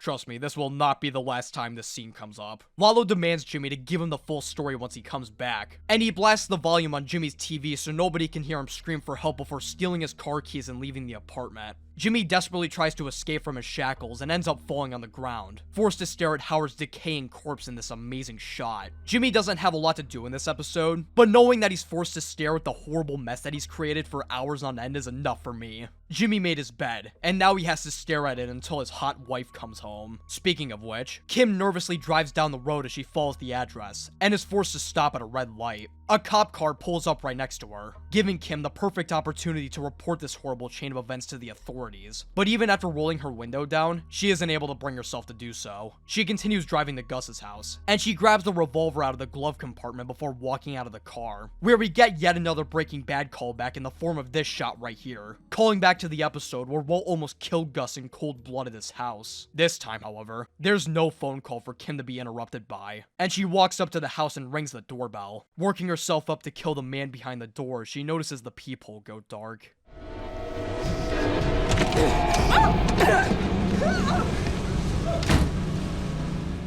Kim is interrogated by Mike, who asks Kim why the fuck she's here in the first place. Kim explains that Lalo Salamanca forced her to go to the house, and tells Mike that Lalo is going to kill Jimmy if she doesn't hurry back. Mike asks Kim what she was supposed to do, and Kim points at a dude that kinda looks like Gus, saying that she was supposed to shoot him and take a photo. Kim tells Mike that Jimmy is alone with Lalo, and Mike tells Kim that he'll handle the situation as Kim yells at him, asking where he was to protect her and Jimmy. We get this awesome shot of Mike walking in the bunker all the way to Gus's safe house, where he tells Gus to bunker down as they head out, leaving Gus to watch Kim beg for Mike's men to let her go over the monitors. Gus's men head into a black SUV and leave the laundromat, as Lalo sneakily rises up from Jimmy's car and walks out. He runs over to the laundromat, narrowly avoiding the attention of the security guard before climbing onto the roof and unscrewing a lid so he can bust in. Meanwhile, Gus is feeling anxious as he takes his tie off of his collar, and he calls one of his men so he can talk with Kim. He asks her why Lalo sent Kim in the first place, but Kim tells Gus that Jimmy was originally supposed to go, but that he managed to talk Lalo out of it to get Kim out of the apartment.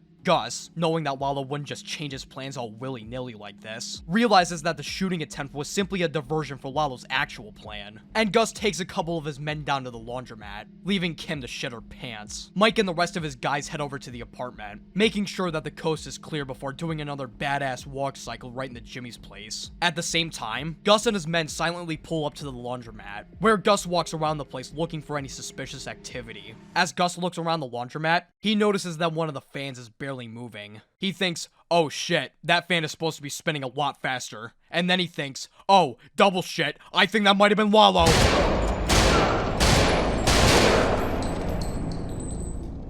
Lalo holds Gus at gunpoint in this amazing and intense scene, with Lalo smiling at Gus all the while. We're taken back to the apartment, where Jimmy is still lying down on the floor as Mike and his guys bust in. Mike tells Jimmy that Kim is safe, and asks Jimmy a few questions as Jimmy's comb-over dangles on the floor like a mobile hanging over a baby's crib. Mike asks Jimmy where Lalo went, and Jimmy says that he doesn't know, telling Mike that Lalo left immediately after Kim did. Mike shits his pants and leaves the apartment while calling Gus, who's currently busy being patted down by Lalo, and Lalo grabs the buzzing phone and chucks it behind him. He pulls out his camcorder and starts filming for Don Eladio, showing that he's captured the man himself as he forces Gus to walk around and show Lalo the goods. Lalo tells Don Eladio over the camera that he would have loved to take their time torturing Gus, implying that the original plan would have been for Lalo to record the lab by himself, show Eladio the tapes, and then have Gus punished, but that he's not about to let a good opportunity go to waste. He tells Eladio that the tour is gonna have to be short, since Mike is gonna bust in soon. And while Gus initially refuses, Lalo shoots Gus on his bulletproof vest, scaring Gus into showing Lalo around. Gus opens up the entrance and lets Lalo inside, and Lalo rambles on to Eladio about all the things that Gus did in order to have the super lab built, claiming that Gus was going about all of this to cut Eladio out as boss. Lalo continues to taunt Gus, kicking him down the stairs and saying that, while he thought he was building an empire, he ended up just building himself a tomb. However, Gus tells Lalo that he can't kill him just yet, as he hasn't told Eladio about how he really thinks of him. Lalo gives Gus a minute, and Gus proceeds to go on this amazing rant about how stupid and impulsive Eladio and all of his men are, and targets the Salamancas for being hypocrites. Y ustedes, los Salamancas, son peores parásitos que hay. Dicen que creen en sangre por sangre, pero solo entienden sangre por dinero. Son unas putas. Gus claims that he understands blood for blood, and tells Hector that he's kept him alive so that he can watch Gus bury every single one of his family members to the ground. Big talk. You done? No.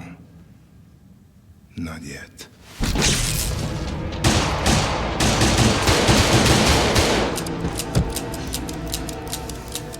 Gus continues shooting his gun intensely even after he's run out of bullets, looking out into the darkness for a moment before collecting himself. As he turns on the lights in the super lab, he sees Lalo fall into the ground, wounded from one of Gus's bullets. Gus walks over to him, stepping on his gun and preventing him from using it, and watches as Lalo chokes in a pool of his own blood. He laughs at the fact that Gus was able to pull a quick move on him and wound up on top in the end, and he passes away just a few moments later.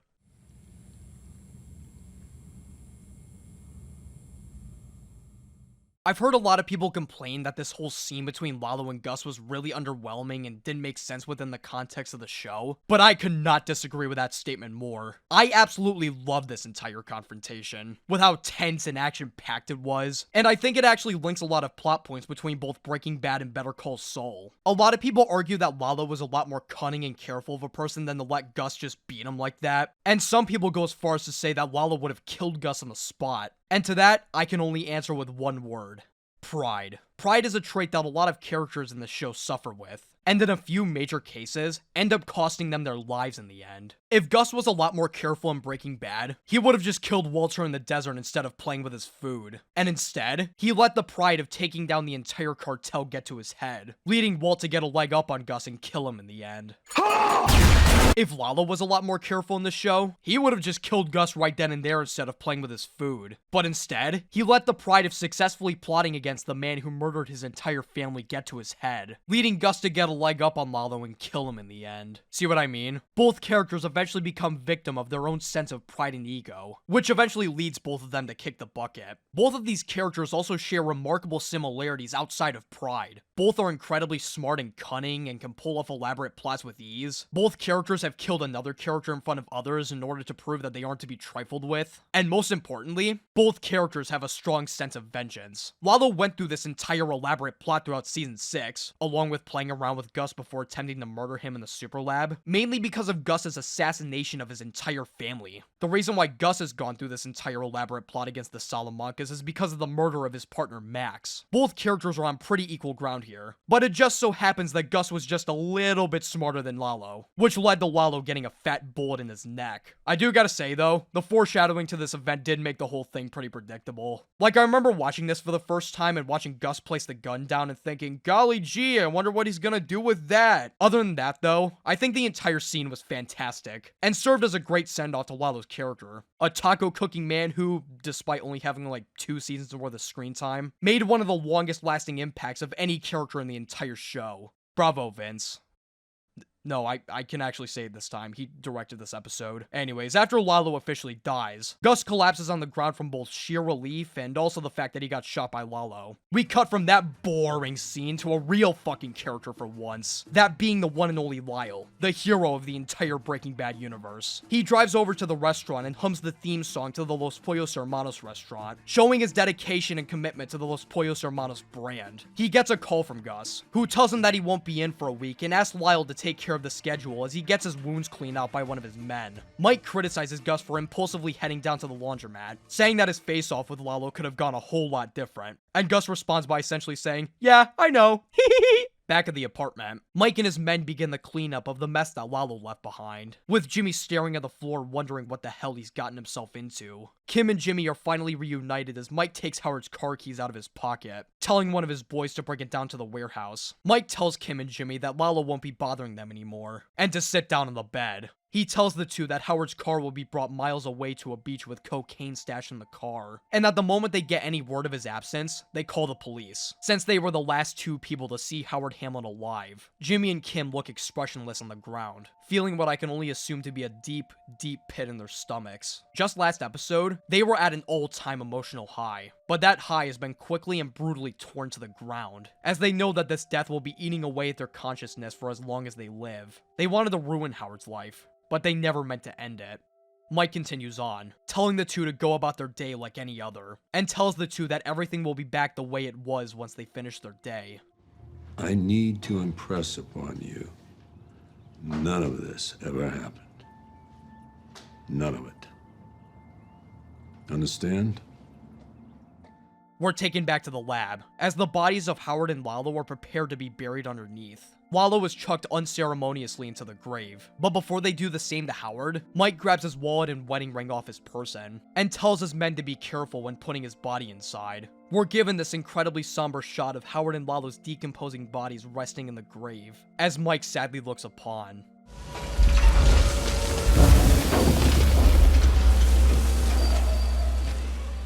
Yet another fantastic Season 6 episode. This episode concludes the last 7 episodes worth of build-up masterfully, giving us a type of action-filled episode not often seen in Better Call Saul. I love the continuation from plan and execution's ending in the apartment, to the tense sequences of Kim being interrogated by Mike's men, to the insane climactic showdown between Lalo and Gus, to the soul-crushing ending of it all once the dust finally settles. The acting in this episode is simply amazing all around. I know I say that a lot, but I really do mean it for this episode especially. I love it when characters are out of their element in this show, as it really allows the actors to shine with their abilities, and my god do they ever. I'm a sucker for whenever Jonathan Banks acts like Mike when he isn't being completely stoic, and he totally delivers here. Mike is genuinely out of the loop and exasperated throughout this entire episode, and his reactions to the situation really give you a sense of just how fucked up everything is becoming. Rhea Seahorn was amazing, going from this overwhelmed and helpless martyr in one scene to a guilt-ridden and apathetic criminal in the next. I fucking loved watching Giancarlo Esposito pop the fuck off when ranting about the entire cartel, which, in a way, perfectly rounded out Gus's entire character. Gus rarely ever speaks about his motivations or his feelings toward the cartel, so to see him finally speak his mind was incredibly satisfying to witness. God, everyone was just amazing. The score and music this time around was also genuinely incredible. It added a ton of tension to the action scenes, and it also made the already depressing ending scene even more somber than it already was. The entire ending really did leave such an empty feeling in my stomach.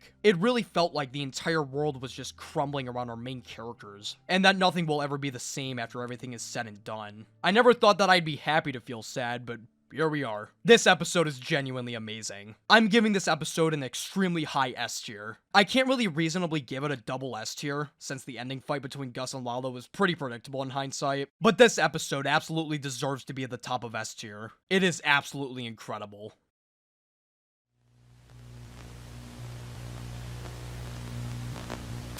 Because I was having too much fun. The episode opens up with genuinely one of the best montages in the entire Breaking Bad universe, with Kim and Jimmy going about their daily lives pretending like their colleague wasn't just murdered in front of them. Jimmy finally sets up his office by placing a giant Saul Goodman and ass sign on top of the building before letting his clients in, while Kim deals with her own batch of clients. As we watch Kim and Jimmy go about their day, we brutally transition from a cup of coffee being poured to blood being wrung out of a sponge, as Mike and his men clean out the apartment. We then get a return of that one disgusting blood transition from Breaking Bad, as the show goes from a guy cleaning up blood with a towel to Jimmy dipping a tortilla wrap into some barbecue sauce. All the while, another brilliant cover made exclusively for the show plays in the background, this time being a cover of the song Perfect Day, which is pretty ironic considering the circumstances. We continue transitioning from Kim and Jimmy's workday to Mike and his men finishing up their cleanup of the apartment as the two head back home. And despite the apartment being thoroughly cleaned, their memory of it is still permanently stained, as they both sadly and uncomfortably look upon it. Realizing that they need some time away from the apartment, Jimmy walks into their room and grabs some luggage, as Kim continues to stare at the spot that Howard's dead body lay less than 24 hours ago. Meanwhile, Mike burns all of the evidence of the crime at the same beach that he took Howard's car, and looks upon the fireplace in disgust. Jimmy and Kim stay at a motel to get away from the apartment, and despite being on the same bed, they could not be more separated from one another, as Kim lays down on the bed facing the wall while Jimmy sets up on the opposite edge of the bed facing the TV. Composition is such an important aspect of film and television, and it's something that Better Call Saul executes perfectly, as despite not saying a word of dialogue to one another, that disgusted, traumatized, and uncomfortable feeling that both characters currently possess speaks volumes. Jimmy tries to make the situation better by retooling Mike's bad choice road speech from last season, claiming that one day the two of them will wake up and realize that they hadn't thought about it, and that at that moment, they'll know that they can forget. This falls completely flat, however, as while Mike's speech came from a place of triumph and hardship, Jimmy's iteration came from a place of desperation and coping. While Mike and Jimmy were protecting themselves from harm, Jimmy and Kim were the ones that were harming others, causing Jimmy's speech to come across as disingenuous. This isn't something that the two could just forget. Howard's death was directly caused by their actions, and that was a fact that they'd have to live with until the day they died. Gus drives over to Don Eladio's house in yet another Gus facing the opposite side of the camera long take, and he heads to the pool, where the twins, Hector, Bolsa, and Eladio reside. Eladio tells Gus that Hector's made a very serious accusation against Gus, and has written it down, the twins having dictated it letter by letter using the Bell method. Hector tells the whole story, saying that Lalo survived the attack and called Hector, telling him that the attack was Gus's doing and to keep his survival a secret so that he could take on Gus face to face, and that Lalo disappeared soon after. Hector says that Gus secretly hates the cartel, telling Eladio to look in his eyes so that he can see the hatred, and demands blood for blood in order to justify Lalo's supposed murder. Gus defends himself, saying that the accusation is so ridiculous that it doesn't merit a response, and that this is only further justified by the fact that nobody else witnessed this supposed phone call besides Hector himself. Eladio and his men look over the facts. The body that the twins reported to be Lalo's at the house's dental records match with Lalo's, and that the bank records matched up with Nacho's stories of being paid by the Peruvians. Since all the details line up, Eladio has no choice but to believe Gus, and tells Hector to go nighty-night, rendering the hours of dictation by the twins completely pointless. Hector goes ding-dong ba dingy ding-dong in protest, but Eladio doesn't care and forces the twins to carry him to bed. Eladio talks about Hector behind his back to Gus in a very mature and gentlemanly manner. Eladio cuts a deal with Gus, telling him that the Salamancas will control the South Territory, while Gus and Bolsa control the North. Before Eladio leaves, he tells Gus that he took Hector's advice and looked into his eyes, and he tells Gus what he saw. Cuando te miré los ojos, el odio. Un poquito no está mal, siempre y cuando no te olvides de quién manda. Bolsa pours the two a drink as Gus stares down into the pool, the same way that he did right before poisoning the entire cartel in Breaking Bad. He heads back home and opens up all his windows, finally letting sunlight into his house again, and he meets Mike downstairs, who gives Gus his medication to treat his gunshot wounds. He tells Gus that Jimmy and Kim went and talked to the police, and that the official story is that Howard committed suicide by driving to the beach and drowning himself in the ocean. They say that they can't close the case without a body, but that for all intents and purposes, it's all over. Gus tells Mike to start work finding new people to work in the super lab as soon as possible, and the two give one last look at each other before going about their ways, marking the last time the two ever interact with one another for the rest of the show and securing their partnership for the entirety of Breaking Bad. We're taken to a scene of Gus hanging out at a fancy restaurant, ordering a glass of wine. As he drinks from the glass, he notices a waiter that he's been talking to for a while, and the two catch up with each other, as the waiter enthusiastically tells Gus stories of events that happened at the restaurant while Gus was away, as well as stories of his travels. He gives Gus a taste of a bottle of wine not allowed for the public, which Gus thoroughly enjoys. Gus starts to flirt with the waiter, telling him that he can paint such a vivid picture with his words, and tells the waiter that he recently bought a bottle of wine that he had recommended to him, saying that he's saving it for a special occasion. Oh yeah, I forgot to mention, Gus is gay. Surprise! What, did you think he created this plot to murder the entire cartel and control the entire industry at his will as vengeance for the death of a co-worker? No! This is a story of love, motherfucker! It isn't explicitly mentioned or stated in the show, but it's heavily implied in the scene through the dialogue and the cinematography. It's also been subtly hinted at throughout the show, what with Hector calling Gus and Max the Butt Brothers in the Sabrosito flashback, along with Lalo mockingly calling Max Gus's boyfriend back in Magic Man. But this is the most that it's ever been elaborated on. I'm not really a huge fan of whenever shows retcon characters to be gay just because, as I find it pretty disingenuous. But Gus being gay actually fits really well here, considering the fact that Gus is never shown to have a wife or interest in women, along with the aforementioned foreshadowing that I just went over. The waiter tells Gus about the sick new wine bottle that he bought recently, and walks away from the counter so that he can show it to him. However, as Gus finishes drinking the sample of wine the waiter gave to him, Gus's smile begins to fade away. Despite potentially having another partner to spend the rest of his life with, deep down, he knows that he can't allow the relationship to happen, as he would be putting the waiter's life in jeopardy. He doesn't want to go through the trauma of losing someone close to him again, and this thought further fuels his strong sense of vengeance. He eventually leaves the restaurant early, leaving some money, the bottle of wine, and a potential relationship all behind him in favor of seeing his plot against the cartel through to the end. This is the final Gus scene in the entire show, and I believe it's a pretty beautiful and tragic one to end off on. Mike heads back to his house, where he stashes his belongings away underneath his floorboard. However, as he does, he notices the fake ID for Nacho's father that he kept from the safe, which gives Mike a sad reminder to inform him of Nacho's passing. He gives Nacho's father a call, asking him if he can talk face to face with him about Nacho, and he meets him outside, where they talk to each other across the fence. Mike breaks Nacho's father the news that Nacho was murdered, and that he was a victim of circumstance, telling Nacho's father that he had a good heart and wasn't like the people that he was surrounded by. He also tells Nacho's father that he doesn't have to worry about the Salamancas anymore, and that the day is coming for when they're served justice, a notion which Nacho's father scoffs at. He tells Mike that justice is not what's being sought. What's being sought is revenge, and that revenge is not something that can bring Nacho back to life.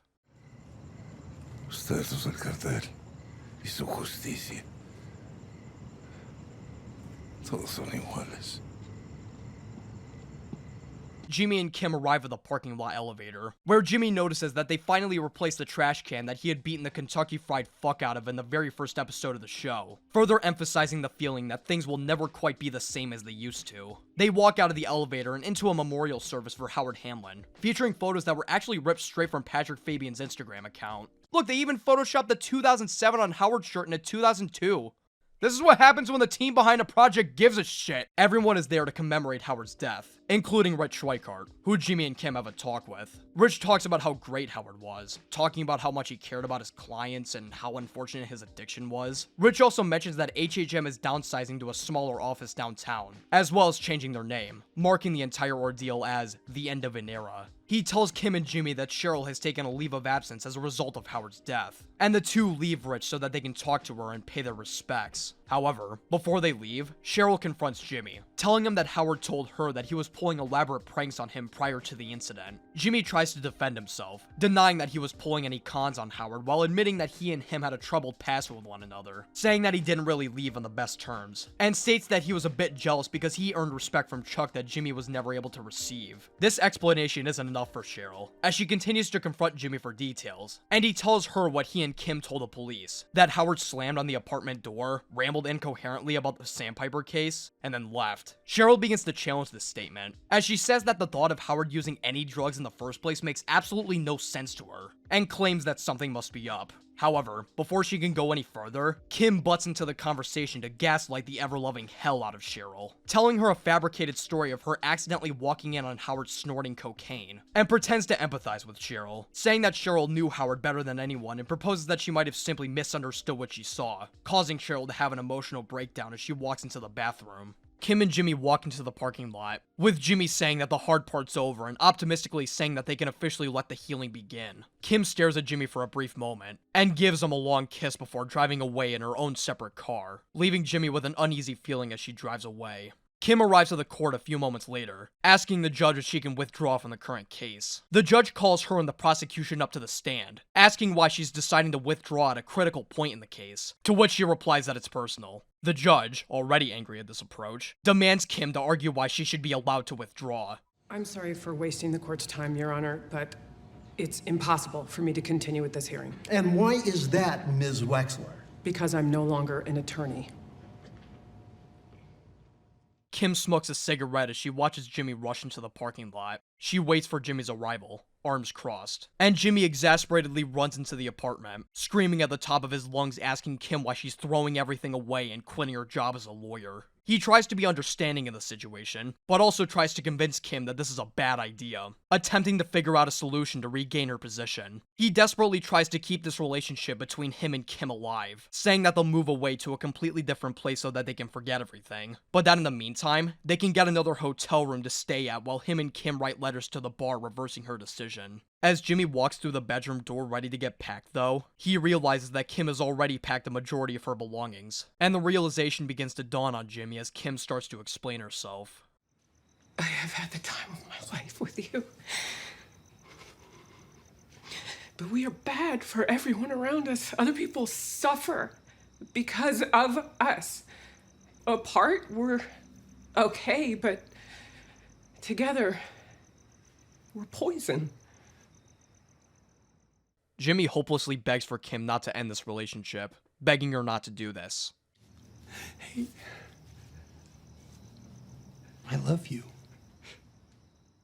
This is the first time in the entire show that either Jimmy or Kim tell each other face to face that they love each other, which might be shocking to some of you. Considering the incredibly strong bond that these two have built between each other over the course of the show, you'd think that it'd be a common saying to each other.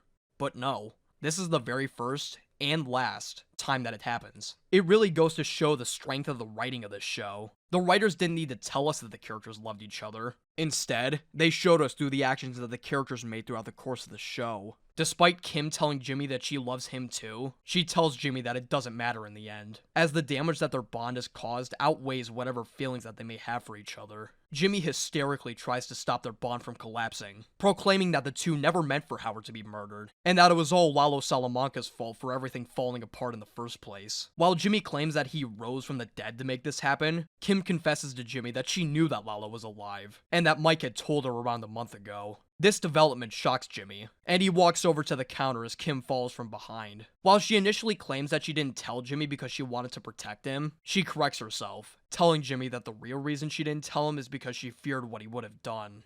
You'd blame yourself. You'd fear for me. You'd want us to run and hide until you were sure I was safe. You would pull the plug on the scam, and then we'd break up. And I didn't want that. Because I was having too much fun.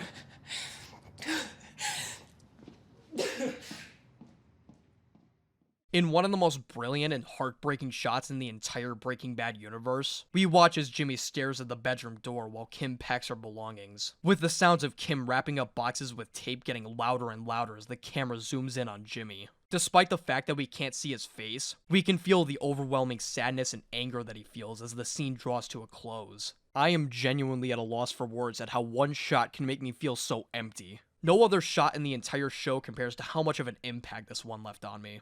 A lot of people try to pinpoint when exactly Jimmy McGill became Saul Goodman, and while a lot of people point to the ending of Winter, I think that this scene right here is the true moment. Kim is quite literally the only person that Jimmy has left. He has no family left to lean back on, no friends to spend time with, nobody. Kim was the true love of his life, and the one person who was there to ground him in reality and stay true to himself. And now that that person is gone, so is Jimmy McGill.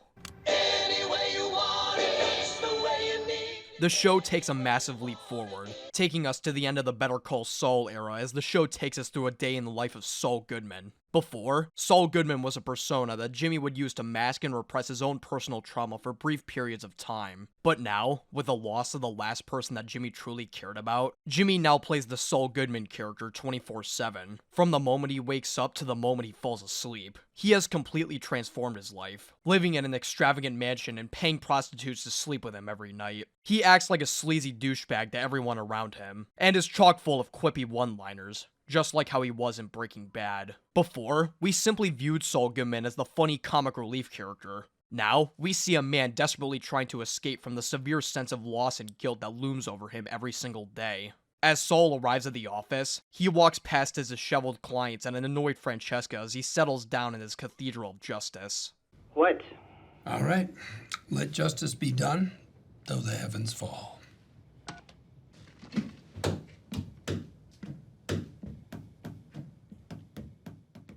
How do you make a TV show this goddamn perfect? The accomplishments that the show has achieved are ones that will never fail to completely boggle my mind. How do you take a character so one-dimensional and so comedic as Saul Goodman, whose literal name is a joke in and of itself, and turn his backstory into one of the most sad, depressing, layered pieces of writing ever conceived? And how do you make that concept even better than the show that came before it? A show that millions of people already consider to be one of the best ever created. Both shows tie together with each other completely seamlessly, and this episode serves to officially bridge the gap between the ending of Better Call Saul and the beginning of Breaking Bad, and it does so in one of the most eloquent and heartbreaking ways possible. This episode is genuinely one of the most brilliant and beautifully crafted ones in the entire show. It not only wraps up the main timeline of the entire show, but it also made me feel completely hollow and empty in the end. It goes to show why rewatches are extremely important when it comes to TV and movies. The first time I watched this episode, I couldn't help but ask why we were spending so much time on Gus just drinking wine in some random restaurant. But on second viewing, it not only made complete sense, but it also gave me a newfound appreciation for just how amazing and beautiful said scene really was. Every single moment in this episode is simply perfect, hitting some of the highest emotional highs performed by this show. The scene with Gus being confronted by Hector was incredibly tense, and served as a great send-off to many of the characters on the cartel side of the Breaking Bad universe. This was also the final appearance of Mark Margolis, the actor for Hector, who unfortunately passed away about a year after this episode aired. His performance as Hector Salamanca was one of the Breaking Bad universe's most iconic, and he'll be remembered for years to come.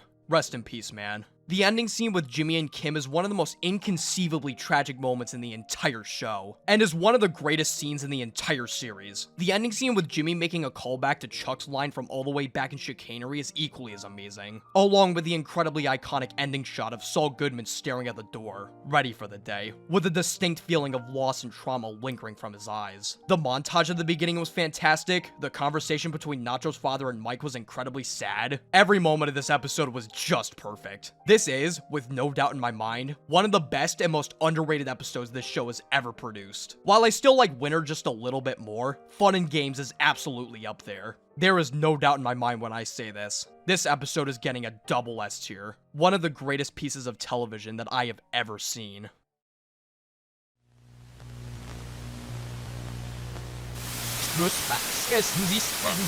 Episode 10. Nippy.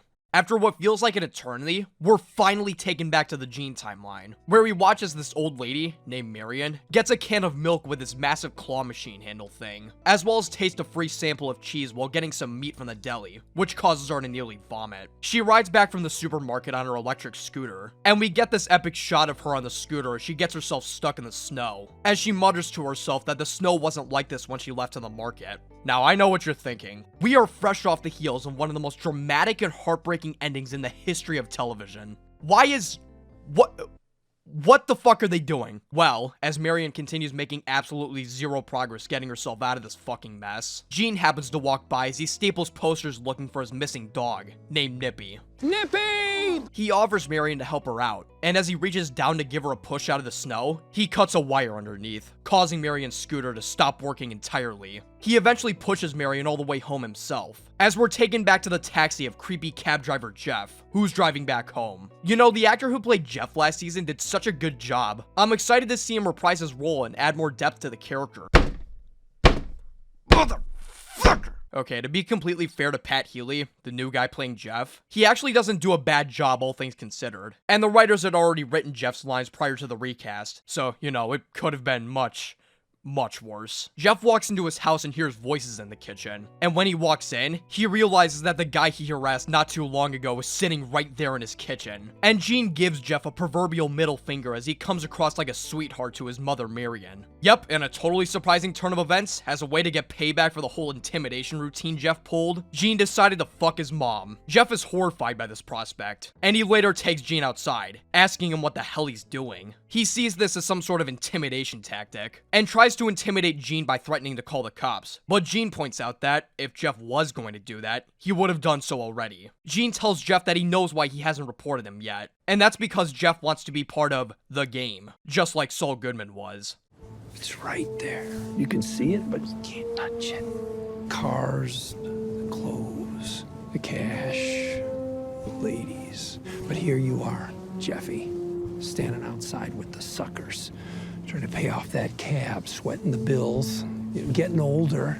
It's so close, but damn it, you just can't get in. Definitely some crazy projection going on there. He tells Jeff that he knows he's been thrusting to get into the game his whole life, and offers Jeff an exclusive opportunity. He can show Jeff a look into the game, and then the two are done with one another forever. A deal which Jeff accepts. Gene goes home that night, blasting the police blotter to make sure that Jeff isn't about to go haha just kidding on their promise. And he goes back to his room to dig around in the box. Inside, he finds Marco's ring that he wore throughout the majority of the show, demonstrating Gene regressing back to his old Saul Goodman persona. And he turns off the police blotter before heading to bed. The next day, Gene closes down the Cinnabon shop and delivers some free Cinnabons for the security guys as a way to say thanks for saving him from dying after fainting on the job. While the first security guy is still angry about the whole get a lawyer incident from season 4, the other security guy lets him in, as a free Cinnabon is something that no sane human could pass up. The first security guy heads out the door as the second security guy, Frank, offers Gene to stop by for a bit to chat as he proceeds to go absolutely hog wild on the Cinnabon. Like, Jesus Christ, this guy whipped out his own knife and fork for this. He is dead serious. He wants the Cinnabon's family dead. Frank starts a conversation with Gene as Gene starts a timer on his watch, estimating the amount of time it takes Frank to finish up his Cinnabon. As Frank finishes up, Gene walks out of the office and takes a look at his watch, and kickstarts this really fun montage of Gene creating a daily routine of delivering Cinnabons to Frank, having a short chat, and timing out how long it takes Frank to finish his Cinnabon so that he can get a rough average. Gene also starts taking notes on sports in the newspaper so that he can start building a deeper connection with Frank through their conversations. This is an incredibly underrated montage, with all these flashy edits and endless camera angles as Gene and Frank talk and eat with one another, and subtly portrays Saul Goodman starting to come into the light more and more as the SG was here message carved into the wall from season 2 briefly pops up on screen. The song used in the montage is also this really great track called Jim on the Move, a title which could not be more fitting if it tried. Anyways, after this montage, Gene starts walking around a clothing store and counting his steps as he walks towards several expensive objects. He writes down his steps and uses them as a reference for a massive maze that he's created alongside Jeff, which he's using as practice for the two's massive scheme, which involves Jeff quickly running around the store and stealing several objects in a condensed period of time, which, during that time, security guard Frank will be too busy enjoying his Cinnabon with Gene to be paying attention. They start rehearsing for the main event, with Gene yelling out lines for Jeff to remember while he's stealing from the store.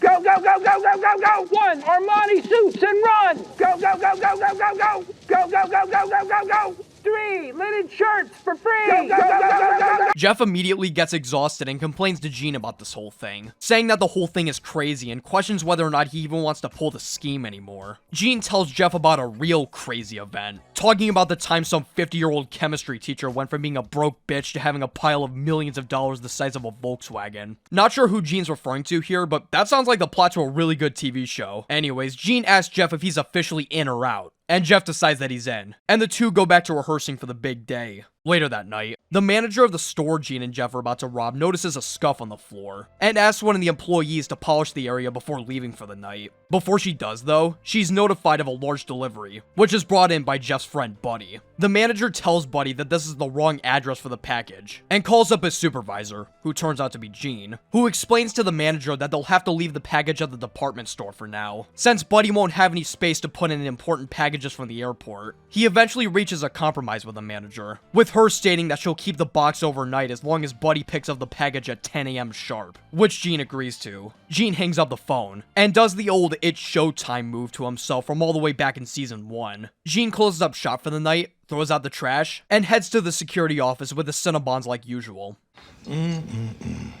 Hello, gorgeous. Alright, calm down, buddy. You're getting a little too dead serious. As Frank begins to munch down in the Cinnabon, Gene sends the go message to Jeff, who emerges from the box like a worm escaping from an apple and bum rushes into the store. He steals the various items like he and Gene rehearsed as Gene talks to Frank, distracting him from the blatant crime taking place on his monitors. However, just as Jeff is about to end the hustle and get away with all this free shit, Karma decides to step in for a visit.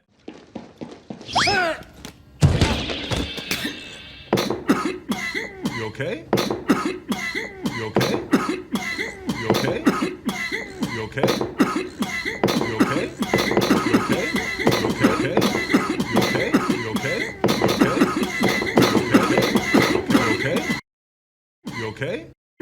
Gene almost chokes to death on his coffee as he starts to realize how fucked he is, with Frank polishing off his Cinnabon as Jeff lies motionless on the ground. As Frank turns around to check out the monitors, Gene suddenly has a mental breakdown, which at first starts out to be fake, but then quickly turns into a grave reality check for Gene, as he talks about how there's nobody else in this world for him to care about or to be cared by. I got no one. My parents are dead. My brother.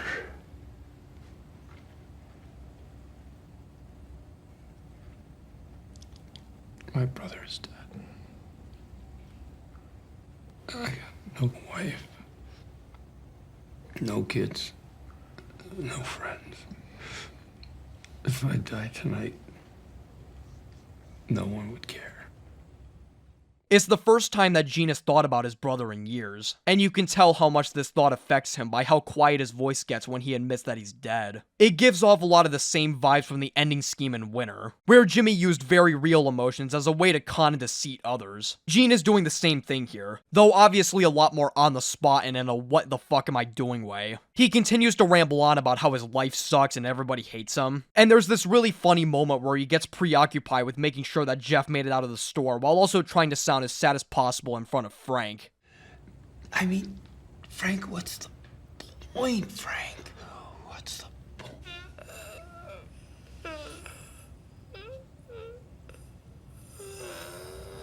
Gene apologizes for this sudden outburst and walks out of the office, leaning up against a wall as he processes this massive emotional tidal wave he just endured. The next morning, the manager opens up the store, and Jeff walks out of the bathroom he hid in for the night, blending into the crowd and pretending like he didn't just obtain a near-life-ending injury the night before. He overhears the box being picked up by Gene, and he swaggers out of the store, excited about the fact that he just pulled a successful con. As he and Buddy enjoy their stolen goods at home, however, Gene starts talking about the potential jail time that they'd be facing for the stunt that they pulled, calling it mutually assured destruction if they ever decide to rat each other out. Jeff tells Gene to cool it with the threats, saying that they're all friends here, but Gene sets Jeff straight, telling him to his face that they are not friends, and that all ties connected to one another will be cut after this meeting, which Jeff agrees to. However, as Gene's about to leave, Marion Mario Karts away to the house and calls out to Gene, and she opens the doors to the shed, revealing Gene and the rest of the boys to be fixing up the car. Gene is ready to leave, but Marion invites him inside to do the dishes, which pisses Jeff off. Marion thanks Gene for talking with Jeff, telling Gene that Jeff used to be in with a bad crowd back in Albuquerque, not realizing that a part of that bad crowd is right in her fucking kitchen. Gene also updates Marion on the Nippy situation, telling her that Nippy was found by a family this entire time. After all that, a happy ending.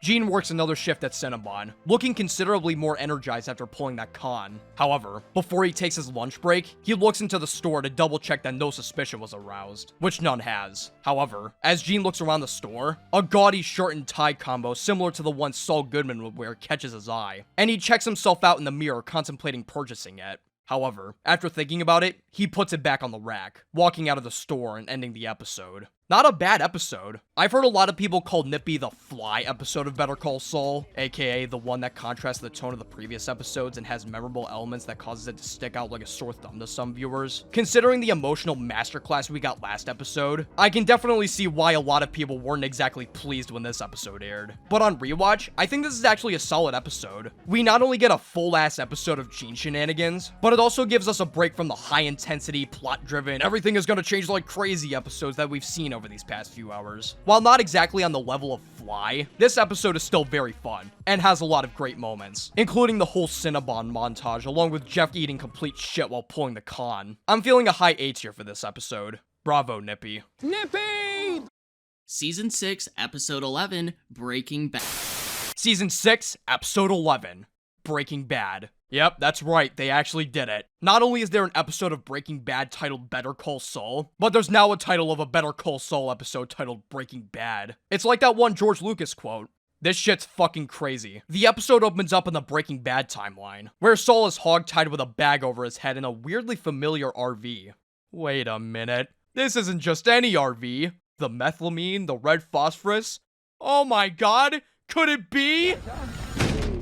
Aw, man, it's all over my screen! That's right, we're taken back to the moment Saul was held at gunpoint in the desert by Walt and Jesse, as he begs the two not to hurt him by repeating the same phrases from Bagman, like yo soy abogado and oh god mommy help me please don't hurt me oh god please. He's taken out in front of an open grave, where he freaks out in front of the grave and says the iconic lines. It wasn't me! It was Ignacio! He's the one! I still remember watching Breaking Bad for the first time and thinking about how funny of a throwaway line that was. Like, we didn't really know much about Saul at that point, so the joke about him freaking out that it could be some unknown associates out to get him was really funny. But now it's just sad, as you can tell that this shit really shook Saul to the core, as he's reminded of some extremely traumatic memories. I still find it impressive how that one line single-handedly created two of the best, and most important, characters in not only Better Call Saul, but the Breaking Bad universe as well. Such a great scene. We're taken back to the Gene timeline, where Francesca deals with two pothead tenants with a clogged sink. They act like dickheads to Francesca, and she tells the stoners to do it themselves as she gets in her car and drives off, driving past a park bench for Bill Oakley's law practice. She suspects that somebody's following her, so she tails them off as she drives over to a payphone at some random gas station, where she gets a call from Gene. She receives her pay from Gene, which is connected to a bunch of fishing line in the dirt, and she gives Gene a massive lore dump on the entire Breaking Bad universe. First, she tells Gene that she's still being followed, even after the death of Walter White, and that Skylar White was able to obtain her deal with the feds, meaning that Walt's plan worked out in the end. Second, she tells Gene that the cops are still after her, Saul, and Jesse, and that Jesse's car was found down by the border, meaning that his plan to divert the cops' attention in El Camino also worked out in the end. Third, Francesca says that every single one of the funnels that Saul used to launder his money through have all been spotted and seized by the feds, from the nail salons to the laser tag place, even the random offshore tigerfish account. Gene is frustrated by this news, but before Francesca hangs up, Gene asks to talk for a little longer, asking how Bill Burr and Huel are. Francesca says she has no idea what happened to Bill Burr, but that Huel managed to finally get out of the safe house scot-free, since the DEA held him under false pretenses, and that he's now back home in New Orleans. Francesca's got no word on Danny or Ira, but she tells Gene that Bill Oakley switched sides, and is now a defense attorney with his own law firm. Gene asks how Francesca's been doing, and Francesca said that she's just been peachy ever since everything went down, but that she got a call from an important individual during that time. Kim. She tells Gene that Kim was checking in on Francesca, and that she asked about Saul and if he was still alive, which Francesca didn't elaborate on during that call. Francesca hangs up on Gene, who's shocked that Kim even asked about him in the first place, and he's taken to a crossroads as he drives home, where he decides to drive back to the gas station to make another call, this time to a business called Palm Coast Sprinklers in Florida, where Kim Wexler resides. He makes a call to Kim, which goes over extremely well.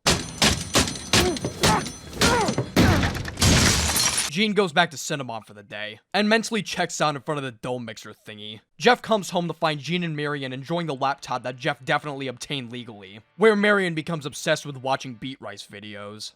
Mom, what the fuck are you doing? And then he plays a clip of him saying pizza 20 times. It's comedy gold. Gene leaves Marion to the computer as he confronts Jeff in the shed, telling him to change his taxi schedule to go later than usual and to get his hands on some barbiturates. Jeff realizes that Gene has changed his mind and wants to pull skeins with Jeff again, and the two agree to this new development. We cut to Gene singing a perfect rendition of Brandy. My love and my lady is the sea. Do, do, do, do. As a patron at the bar sarcastically cheers for Gene, who Gene has made an acquaintance with under the Victor St. Clair moniker. He intentionally loses a bunch of bets against this guy and buys multiple rounds for the two of them, causing the other guy to get completely wasted while Gene remains sober, filtering his drink through a tube pretending like he drank it. The two get picked up in a cab, which is driven by Jeff, and the patron almost burns Gene's hand before getting inside, calling him a loser as he drives off. As Gene dumps the booze out of the bag, Jeff offers the patron a bottle of water, which is full of those barbiturates from earlier, and they start kicking in as Jeff helps the guy stumble into his house, and Jeff puts some duct tape over the door frame before driving away. As Jeff drives home, Buddy breaks into the patron's house, and he sneaks around the place and takes pictures of all his super personal belongings, including his driver's license, credit card, even his bank statements and tax filings. He essentially steals this guy's entire identity before strolling out of the house, ripping the duct tape off the door frame before heading out. After that bit of duct tape, we're taken back to a very familiar pattern of door frame duct tape, where we're given an extended cut of the "it wasn't me, it was Ignacio" scene. Saul walks into the RV, and is followed by none other than motherfucking Captain Cook himself, Jesse Pinkman, along with the one and only Heisenberg. Saul talks about how insane the setup for their meth lab is, and Walt tells Jesse not to leak any top secret details on their business. Jesse gives Saul some top secret details on their business, saying that they don't deal meth out of the crystal ship. And Saul puts two and two together and realizes that these are the guys dealing the blue stuff, and that Walt is the mythical Heisenberg that Saul's been hearing about. Saul sees massive dollar signs in these two, and asks how much product they can churn out, but Walt acts like a dickhead as usual and says that they'll ask questions later. Walt and Saul call shotgun as Walt starts the RV, but the RV refuses to start since they've been idling for too long, foreshadowing the horrible car troubles that Walt and Jesse are about to run into in 4 days out. As Walt takes the key out of the ignition and the red thing doesn't ding, the trio sit back and wait for a few moments, and Jesse asks Saul a question. So, who's Lalo? Seem pretty freaked out. It's nobody. This is a callback to what Lalo told Howard back in Plan and Execution. Who are you? Me? Nobody. Oh my God!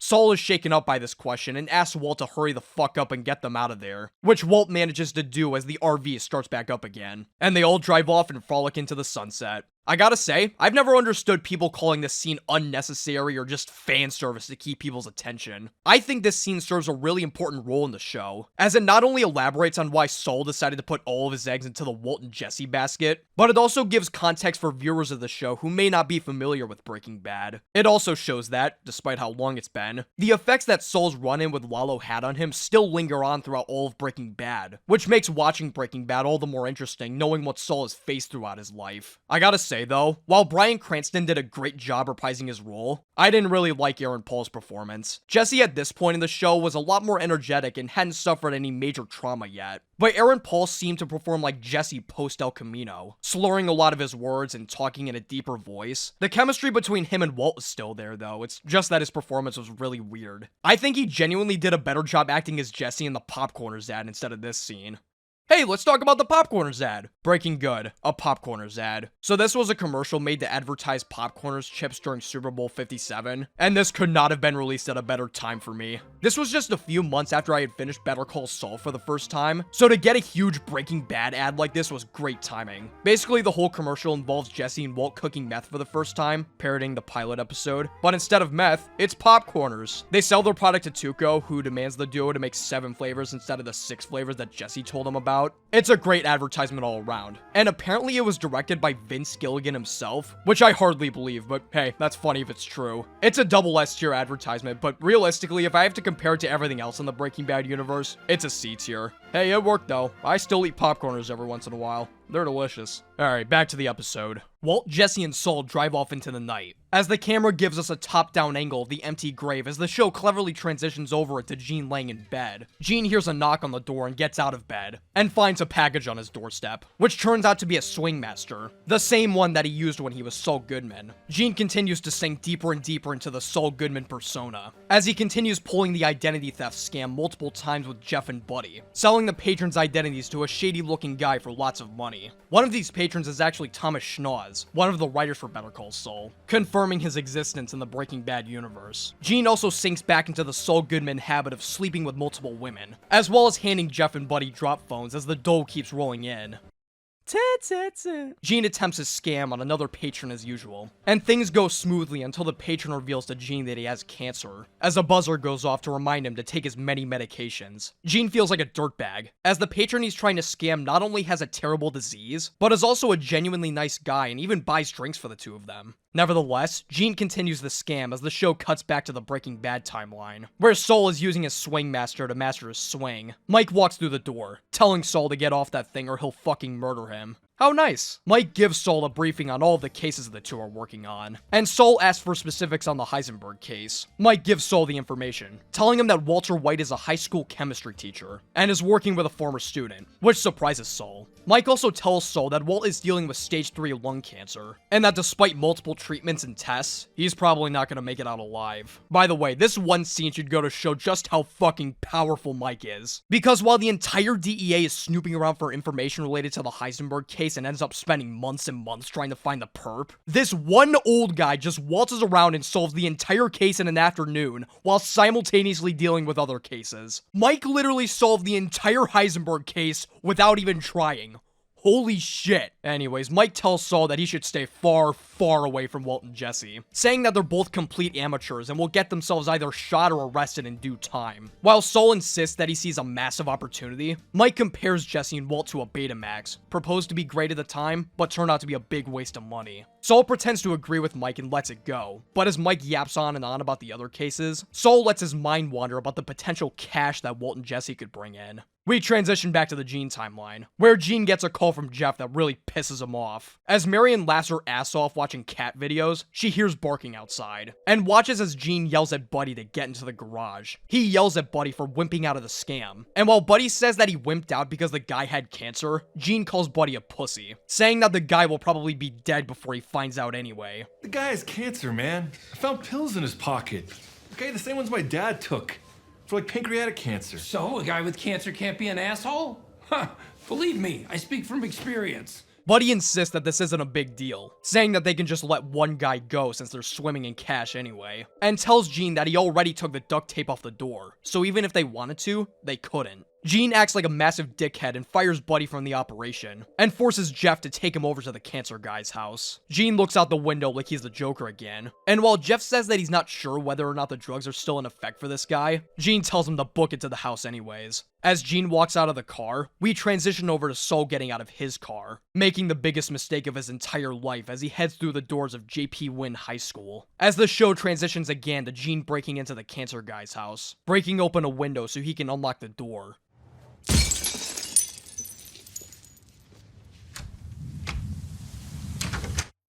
This was a solid episode all around. The Breaking Bad flashbacks were obviously highlights here, and the scam that Jeff, Buddy, and Gene pulled at the bar was also pretty fun to watch too. Except with the cancer guy, that shit was just sad. Overall, I'm feeling a decent 8 here on this one. Season 6, Episode 12, Waterworks. The episode opens with Saul bouncing a red ball against the wall of his office. He gets a call from Francesca, and Saul tells her to stay around for a bit and tell everyone else in the office that he's swamped. He bounces the ball a little too hard against one of the structures in his office, causing it to fall, and he pushes it back in place as he sits down in his chair. He opens up an envelope and reads the papers inside, which are revealed to be a petition for divorce signed by Kim Wexler. Saul is blindsided for a moment, but he calls Francesca and tells her to send Kim in, seemingly ready to confront his demons. Back in the Gene timeline, we're taken to a potato being sliced into 2 pieces, with the wielder of the knife being none other than Kim Wexler. who's sporting an absolutely god-awful haircut. It's been a minute since we last saw Kim, and this episode shows us just how awful and mundane her life has become ever since she left Jimmy and started a completely new life in Florida. Her mediocre husband walks through the door with shitty mayonnaise, and the two go to a grill out with a bunch of other friends, who have the most boring conversations imaginable. The two head back home and talk about how totally awesome and not boring that was. And we, the viewing audience, are treated to one of the greatest battleship scenes in the history of the Breaking Bad universe. Yep. So hot. Anyways, the show cuts to the next scene as if a tragedy didn't just happen, as Kim's husband watches some dumb reality show while Kim works on the world's worst puzzle. What the fuck? There's literally no image! How are you doing this? Kim's husband heads to work at night while Kim heads off to work the next morning over at Pimento Sprinkler, where she works an extremely dull office job printing papers and maintaining the website and other boring stuff. She deals with her really annoying and dumb coworkers, who she has lunch with right after signing the world's unfunniest birthday card. As the workday drones on, however, Kim gets a call that completely catches her off guard. Pimento Sprinkler, watering your world since 1978. Please hold. Yep. Kim, there's a Victor St. Clair for you on line 3. Kim closes the blinds in her office as she anxiously stares at her phone, contemplating whether or not she wants to answer the call. She eventually works herself up to pick up the phone, where she's greeted by Gene, who asks Kim how everything's been doing ever since it all went down. Kim asks Gene what he wants, and Gene says that it's been over 6 years since they last called, and wants to catch up with each other's lives. Gene brags about how he's still getting away with everything, and Kim responds by telling Gene that he should not be calling her right now. And Gene tells her that she can say whatever she wants to him, just so that he doesn't have to listen to radio silence. You want me to say something? Yeah. You should turn yourself in. I don't know what kind of life you've been living, but it can't be much. Gene, shocked by this, goes on a long rant about how he can't just throw his life away, saying that they don't need to worry since everyone tied to their crimes are in the ground anyway, and calls her a hypocrite for not turning herself in, all while Kim tries her absolute hardest not to let her emotions get the best of her. Gene tries to continue their conversation calmly, asking why they're even talking about this in the first place, and Kim abruptly ends the call, ending the conversation by telling Gene that she's glad he's alive. Kim stares at the phone for a moment, terrified of what just happened, and she gets jump scared by her stupid coworker, who tells Kim that it's time to sing happy birthday. Kim sings along with the rest of her coworkers, feigning excitement as she continues to process the conversation she just had with Gene. Meanwhile, Gene is taking this call very well. Later, Kim arrives at the airport, where she waits for a bus to pick her up. She's not going to Alaska, which may or may not be a reference to where Jesse went to in El Camino, but she is taking a bus through a very familiar city, Albuquerque, New Mexico. After the bus drive, she drives a rental car to the court that she used to work at years ago, and she walks through security and enters into the lobby, watching as another defense attorney helps her client get ready for the judge, reminding Kim of the person that she used to be. After this visit, Kim takes a visit to Howard's house, where Cheryl lets her inside. As it turns out, Kim took up Gene's challenge to turn herself in, as she hands Cheryl over a written confession that she gave to the DA's office, detailing her and Jimmy's entire plan to assassinate Howard's character. Cheryl reads the confession to herself, with the camera slowly panning over each and every sentence as the truth is revealed to her.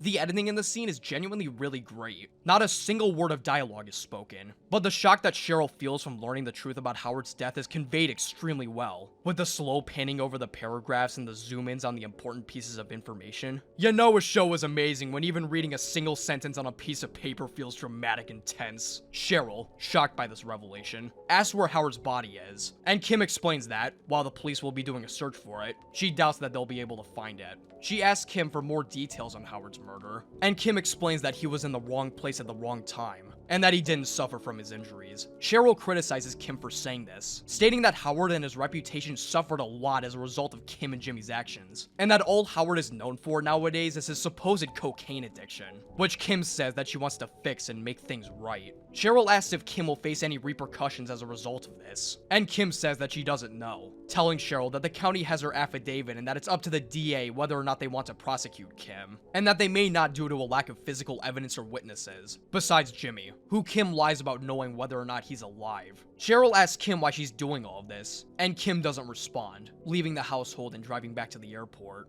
Kim arrives at the airport and sits down on the bus back to Florida, where we're given this genuinely amazing yet uncomfortable moment. Kim initially sits on the bus calm and collected, but as her mind begins to wander, years worth of pent-up sadness, anger, frustration, worry, and heartbreak all start to rise back up.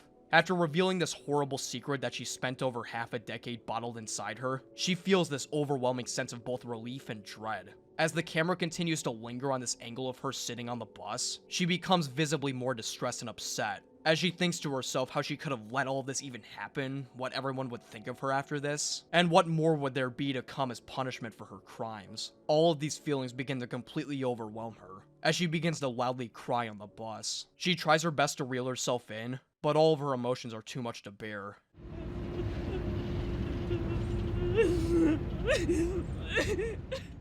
God damn, this acting is incredible. The way that Reyes Sehorn is able to communicate such a variety of complicated emotions in just one single long take is genuinely astounding. And the progression of her remaining calm to completely breaking down in hysterics is amazing. Meanwhile, while Kim is feeling nothing but heart-wrenching guilt and anguish for both the actions that she made and the punishments that lie ahead, Gene is busy breaking in and stealing from a guy dying of cancer. Gene sees the cancer man fast asleep on the floor, and he plays a song on the piano just to make sure that he's asleep.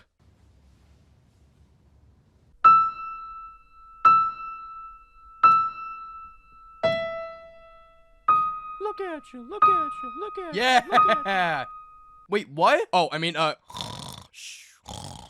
Once he knows for sure that he's out cold, Gene starts collecting all the cancer guy's personal information, and informs Jeff to pick him up at the house. However, as Gene is about to leave, he changes his mind and starts to dick around the house, becoming increasingly reckless as the cancer guy wakes up from his slumber. Gene is clearly not taking that phone call with Kim well, as his recklessness starts to increase in a way to give a middle finger to Kim, like, hey, check this out, I'm doing crimes and getting away with it. Take that, bitch! This nasty language starts to bite Gene in the ass. As while Gene starts drinking some of the cancer guy's whiskey, he notices that the cancer guy is wide awake, and he walks out of the bathroom and stumbles down on the bottom of the stairs to take a seat. Gene thinks through the situation, and comes up with the simple solution of knocking the man dying of cancer unconscious using a jar containing the ashes of his dead dog. This might sound like a bit that I made up to make Gene's actions sound comically fucked up, but this is what's actually happening. Gene is not fucking having it this episode. As Gene is about to go through with this plan, a cop car pulls over right behind Jeff's taxi, which starts to make Jeff extremely paranoid. Gene slowly walks down the stairs, ready to fuck up this cancer patient with a jar full of dead dog. But luckily the cancer man passes out again before Gene can go through with it, so nobody got hurt.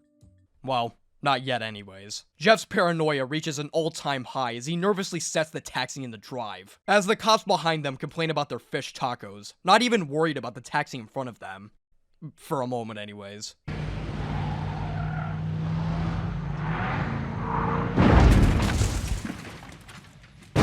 After this, we're taken back to the Breaking Bad timeline, where Kim walks into the office to sign the divorce papers with Saul. While Kim faces this situation like she normally would, Saul has completely and utterly distanced himself from any and all feelings that he used to have for Kim, texting on his phone while Kim signs the papers and disassociating from himself signing the papers by leaning Kim's attention toward the design of his office. He asks Kim why she's decided to move to Florida, but then immediately interrupts her, saying that it doesn't matter, and tells Kim that she's gonna regret not taking her half of the sandpiper money.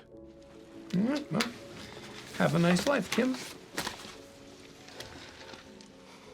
It's incredibly surreal watching Saul treat Kim like he would with any other client of his. He's distanced himself so far from the person that he used to be, that he's going as far as to treat the love of his life like a sleazy, uncaring dirtbag. You can tell that Saul is still hiding some pretty strong feelings underneath his facade, but this act is successful nonetheless. Kim disappointedly walks out of the office as Saul hits on Francesca, telling her to bring in the next client, who turns out to be Emilio, a character whose only appearance in the entire Breaking Bad universe was in the pilot episode of Breaking Bad. Imagine getting called back to play a character from that one episode over a decade and a half later. As Kim walks out the door, she watches the pouring rain as she lights up a cigarette, and bumps into future meth kingpin Jesse Pinkman, who's here on account of Emilio. Kim gives Jesse a spare cigarette as Jesse begins a conversation with her, and he recognizes Kim as the lawyer who defended Combo for stealing a baby Jesus figure from a church's nativity scene, a reference to a throwaway line Hank gave in Breaking Bad. He's a dipshit wannabe banger.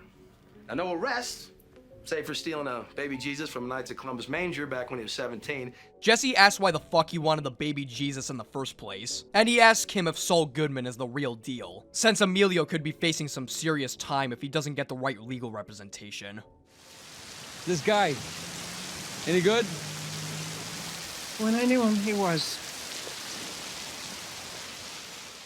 Back in the Gene timeline, Gene takes a bus back to his house, and the next day, he drinks some liquor while awaiting a call on his cell phone, doing the magic fingies thing in order to statistically increase his odds. This dumbass method actually works, as Gene gets a call from Jeff, and the two pretend to be father and son as Jeff tells Gene that he got into an itty-bitty whittle accident. Jeff tells Gene that the police think he committed a robbery, since the cancer guy stumbled out of the house saying that he got robbed, and that the accident looked way too fucking stupid to not be a part of some larger conspiracy. Gene tells Jeff that the police can't charge him since there's no physical evidence of stealing, and tells him to hang tight while Gene gets him some legal defense and tells Marion about the accident. Marion damn near shits her pants as she listens to Gene recount the story, talking about how Jeff got in trouble for similar charges back in Albuquerque. But Gene reassures her that everything will be fine, both with Jeff and with the money situation. Gene casually drops the fact that certain legal proceedings in Omaha aren't like Albuquerque at all, which makes Marion a little suspicious as she asks why Jeff called Gene instead of her. While Gene claims that Jeff might have been scared about how Marion would react, Marion subtly interrogates Gene,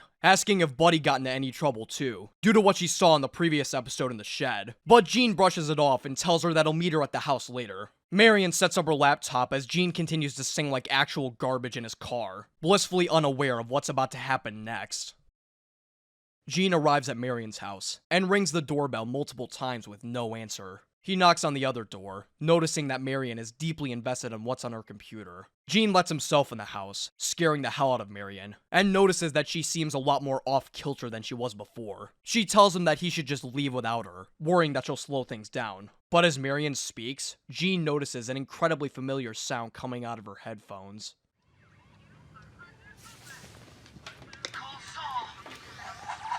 Marion found Gene's old Better Call Saul commercials online, and we get this absolutely incredible shot of Gene exasperatedly watching the commercial as the laptop reflects in his glasses, a callback to the very first scene of the entire show. And that's why I fight for you, Albuquerque. Better Call Saul.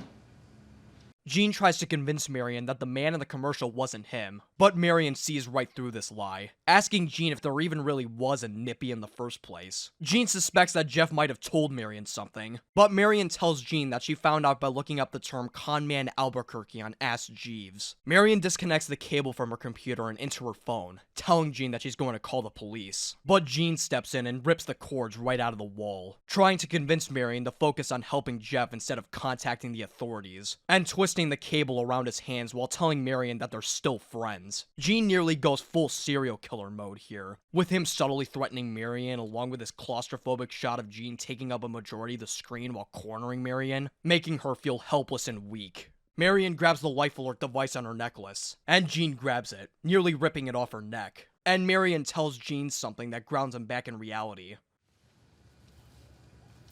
I trusted you. Gene comes back to his senses and decides not to hurt Marion, and Marion presses the life alert device, changing Gene's life forever. Marion, this is Valerie, the life alert. Are you okay? No, Valerie, I'm not okay. There's a criminal standing in my kitchen threatening me. He's a wanted man, and his name is Saul Goodman. All right, Marion, I'm calling the police. I'm calling right now.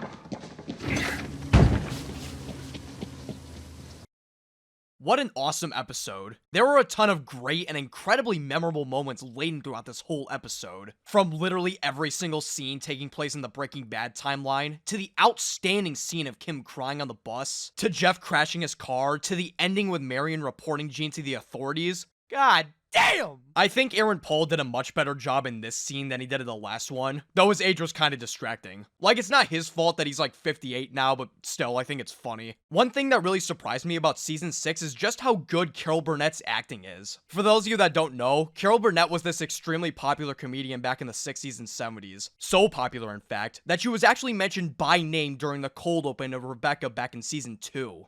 Oh, how bad can he be? Well, just in case, let's have a high sign. How about the old Carol Burnett thing? Oh, where she pulls her earlobe? Yeah, exactly. This implies that Jimmy probably saw the Carol Burnett show at some point. So when he was about to murder Marion, he was probably thinking, oh, I'm gonna kill you. Oh, I'm gonna fucking kill you. Oh, I'm gonna do it. Oh, I'm gonna do it. Hey, you look like Carol Burnett. Anyways, her acting is genuinely really good. And she leaves a really lasting impact despite the fact that she's only in like 3 episodes. She can be really funny at times, but she can also bring on the dramatic delivery, especially during that ending scene. Overall, I'm feeling a very strong S tier for this episode. Damn. There's only one more episode left, and then it's over. This whole project of mine's been over a 1.5 years in the making, and we're finally about to reach our conclusion. Well, there's only one thing we can do now. Let's continue on. Season 1, Episode 1, Pilots. Season 2, Episode 3, Bit by a Dead Bee. Season 3, Episode 2, Caballo Sin Nombre. Season 2, Episode 9, Sabrosito. Season 4, Episode 1, Ozymandias. Season 6, Season 3, Season 4, Episode 11, Episode 4, Felina. Season 3, Caballo Season 2, Caballo Season 2,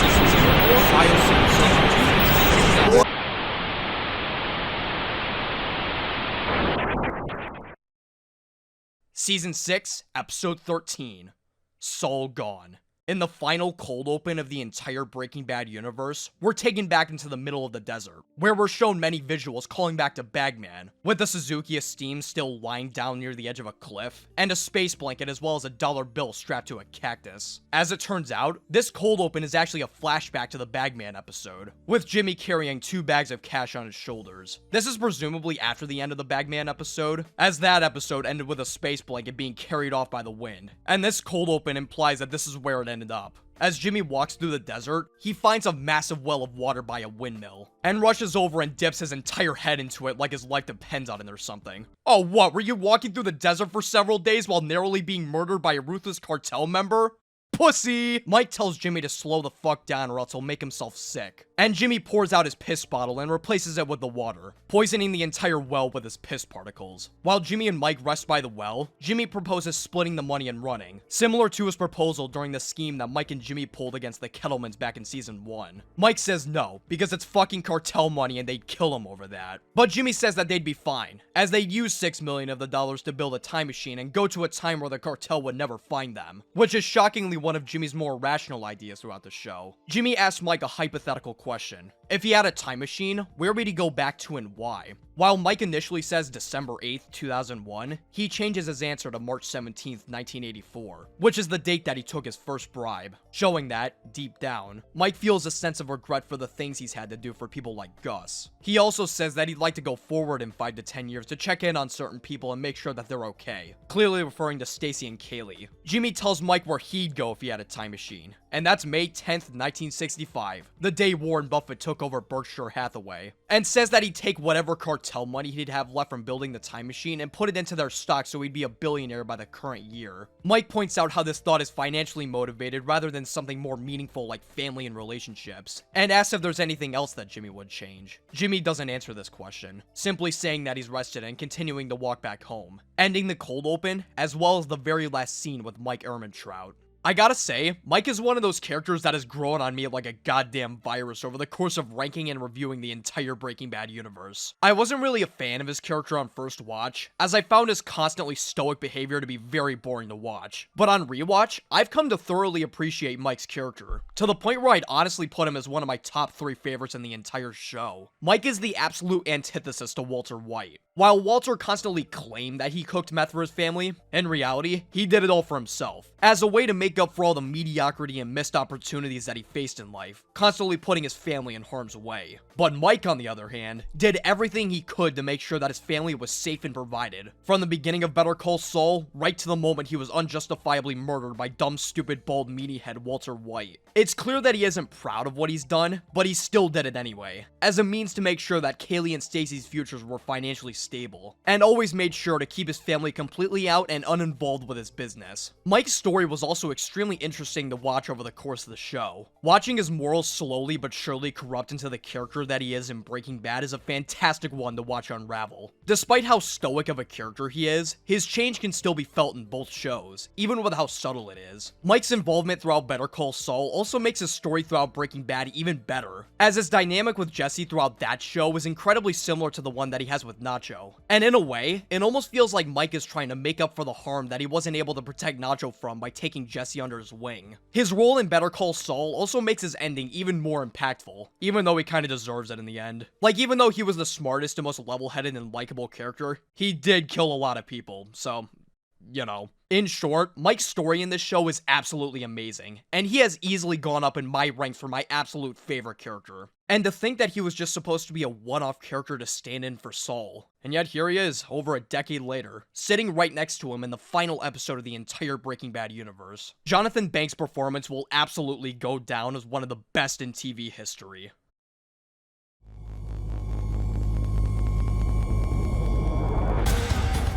We're taken back to the moment Gene got reported by Marion, and he runs out of the house to his car, dropping his keys on the ground before heading off, which gives Marion just enough time to report his car and his plates as Gene tries to escape the scene. He's headed south towards Curtis.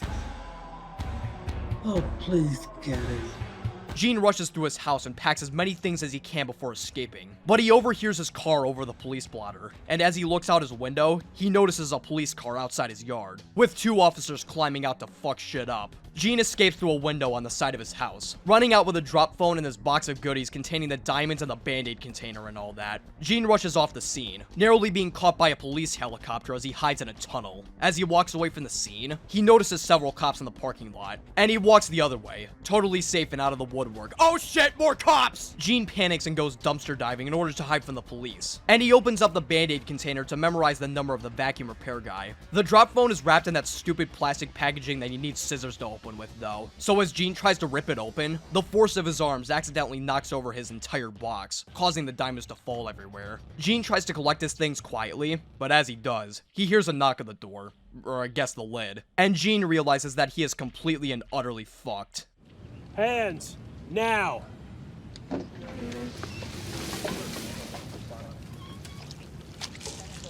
Gotta say, that is some excellent foreshadowing from the Season 6 cold open. Bravo, Peter. Gene is taken to the police station, where he overhears the cops watching the same commercial that he caught Marion watching last episode. And the cops look at Gene, confirming the similarities. Gene calls up the Cinnabon he worked at, telling one of his employees that they're gonna need a new manager. And Gene walks around in his jail cell, asking himself, this is how they get you, over and over. Gene is really fucking pissed that he got ratted out by an old lady, asking himself what he was thinking. And he goes wham, wham, wham, wham, and punches the door.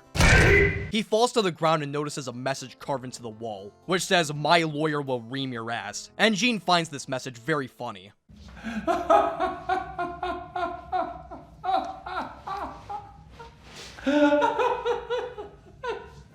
You know, I was making that joke about Gene looking like the Joker earlier, but Jesus Christ, now he's actually just the Joker. The hilarity of this message gives Gene an idea, as he bangs on the door with his not broken hand for another phone call. As Bill Oakley walks out of his car to get his nutritious daily fix of 2 tiny bags of Cheetos, he gets a phone call from Saul Goodman, which absolutely stuns Bill as he drops case files on the ground. And Saul tells Bill that he got caught by the feds and needs his legal services. While Saul tells him to get on a flight to Omaha ASAP, Bill tells Saul that he's gonna be completely screwed, since the DA has a metric fuck ton of evidence against Saul Goodman. But Saul says I don't care and tells Bill to chop on over, which Bill agrees to. As Saul is taken down to the office, where...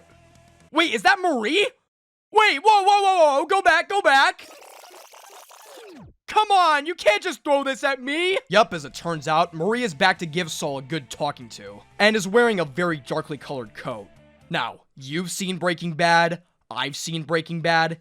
Tell me, what color do you think that is? This is a black and white episode, so you can't tell what color it is, but I want you to guess anyway. Just guess. Nah, I'm just kidding. Did you say purple? Well, if you did, you're wrong. It's actually black. Yep, that's right. Despite having her entire house and wardrobe being absolutely gangbanged by the color purple, this is when she decides, nope, no purple for me. Marie, you had one job. I don't care that your husband's dead. You keep in line with the status quo, motherfucker. The prosecution lists every single one of Saul's crimes, making the entire situation just look awful for Saul as the sentencing starts to enter the hundreds of years. The prosecution eventually concludes on life plus 190 years in prison, but gives Saul a one-time take it or leave it offer to lower that sentence to 30 years. Saul tells the prosecution to invite Marie into the room, presumably to criticize her for wearing a black fucking coat, and they let her in, as she angrily stares at Saul. She makes fun of Saul for being found in a dumpster, and she tells Saul about how much of a good and honest man Hank Schrader was, and how he didn't deserve to have his life taken away, as well as Steve Gomez, who raised 3 now fatherless children. She angrily ridicules Saul for helping Walter White fuel his empire, and asks if Saul simply did it all for the money, connecting back to Saul's response during the cold open, and says that no amount of time in prison can make up for the loss that she and everyone else have felt. Saul attempts to sympathize with Marie, calling her and Hank victims of a crime they should not have been involved with. But then Saul immediately takes back any of that goodwill by calling himself a victim, recounting a story of how when Walter White first came into his office, and how he got hogtied by him and Jesse for refusing his offer. He talks about how traumatized he was by this event, and claims that he only helped grow Walter White's empire because he was afraid of what Walt would do to him. He says that he was afraid of Walt murdering him at any second, and that his fears were justified when he heard on the news that 10 men were murdered in the span of 2 minutes, including one of his colleagues, Mike's lawyer, who Saul pretends to have had a super deep connection to by almost breaking down in tears. Mrs. Schrader, you are looking at a man who has lost everything. My profession, my family, my freedom. I have nobody. I have nothing.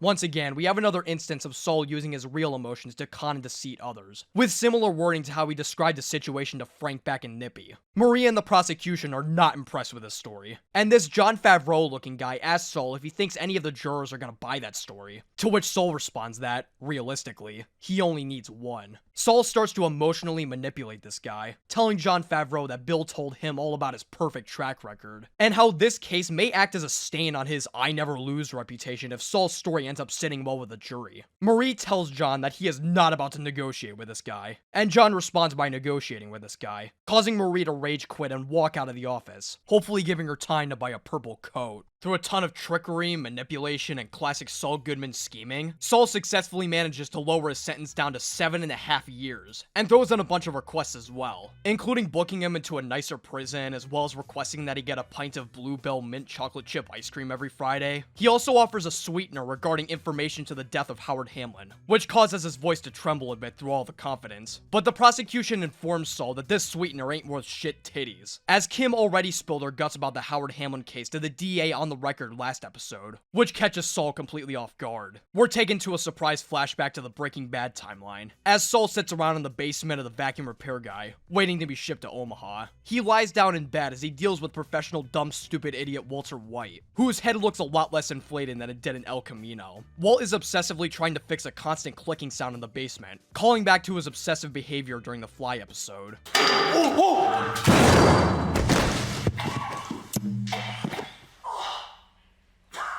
As Walt fixes the clicking noise, Saul asks Walt the same time machine hypothetical that he asked Mike earlier. And while Mike answered this hypothetical honestly and without question, Walt acts like a massive fucking douchebag, saying shit like, actually, time travel is physically impossible because it violates the second rule of thermodynamics. Shut up! And when Saul follows it up by saying that it's just a thought experiment, Walt continues to be an asshole. You are talking about regrets, so if you want to ask about regrets, just ask about regrets and leave all this time. God, even in a one-scene cameo, Walt is just insufferable. Walt actually takes up this offer, thinking about his regrets as he listens to his watch tick down, the same one he looked at during the gliding overall prison montage. He sits down on his bed and tells Saul the same story he told Jesse during Buyout, telling Saul how he left Gray Matter Technologies and how he could have been a millionaire had he stayed with them. Walt asks Saul what his biggest regrets are, and Saul answers the question dishonestly, telling Walt a story of how, during one of his slip and fall schemes, he hit his head on the ground so hard that he actually hurt himself, and that his knees haven't been the same since. So you were always like this? These words cut Saul to the bone, and we listen to Walt obsessively fix the clicking sound as we transition to Saul on the plane to Albuquerque. A Wayfarer plane to be exact.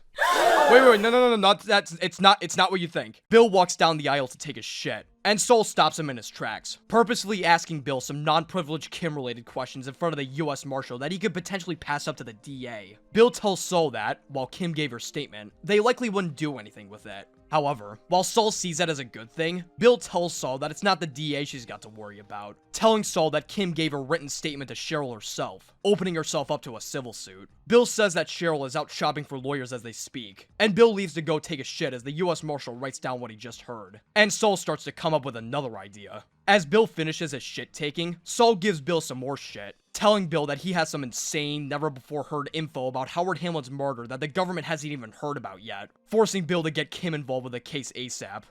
Kim's already got a civil suit hanging over her head. What more are you gonna get? What's left? You don't understand. It's really good ice cream. God, there are so many good lines throughout this episode. Kim has yet another shitty day with her idiot co-workers, and she leaves work early to work part-time as a legal aid, returning back to her roots. And she gets a call from Suzanne Erickson, who tells Kim about how Saul Goodman was arrested and extradited to Albuquerque, and how he's giving testimony that affects Kim personally, which sends Kim into a panic.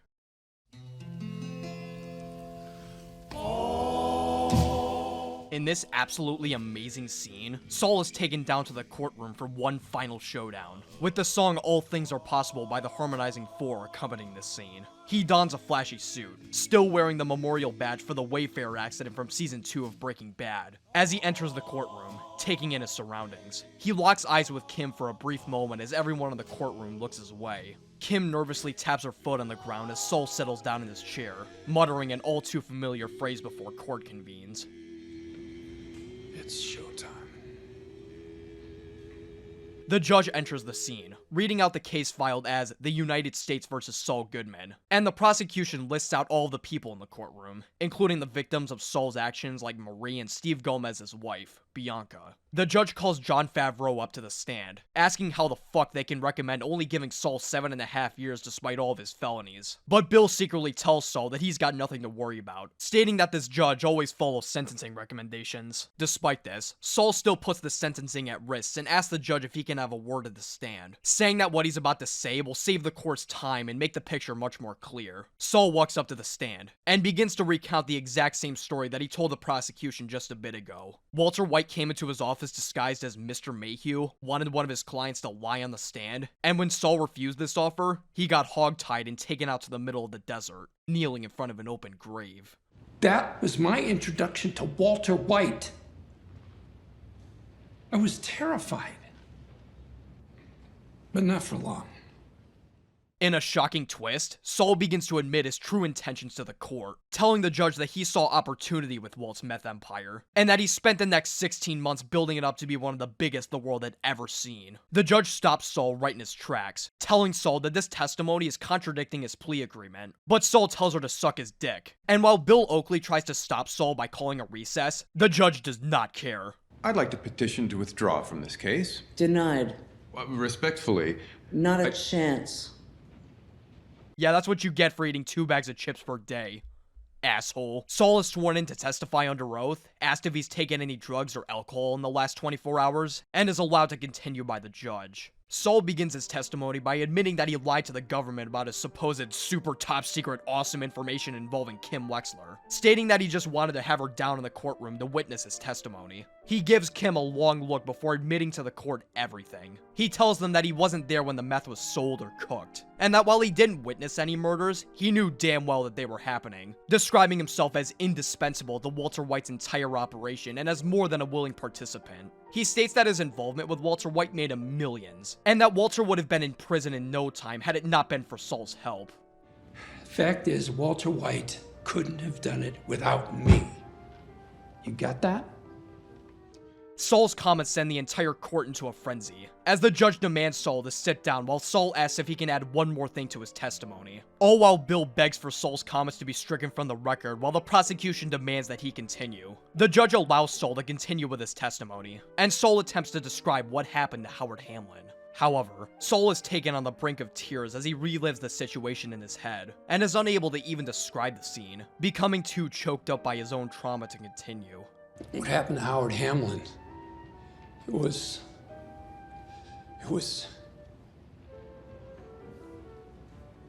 I can't even. After that, Kim had the guts to start over. She left town, but I'm the one who ran away.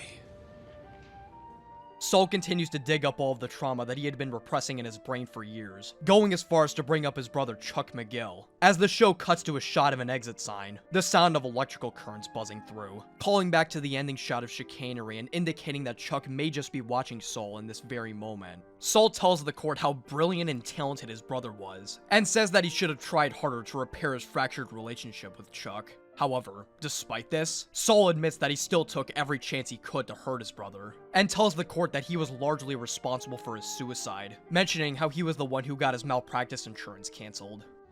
I took away the one thing he lived for, the law.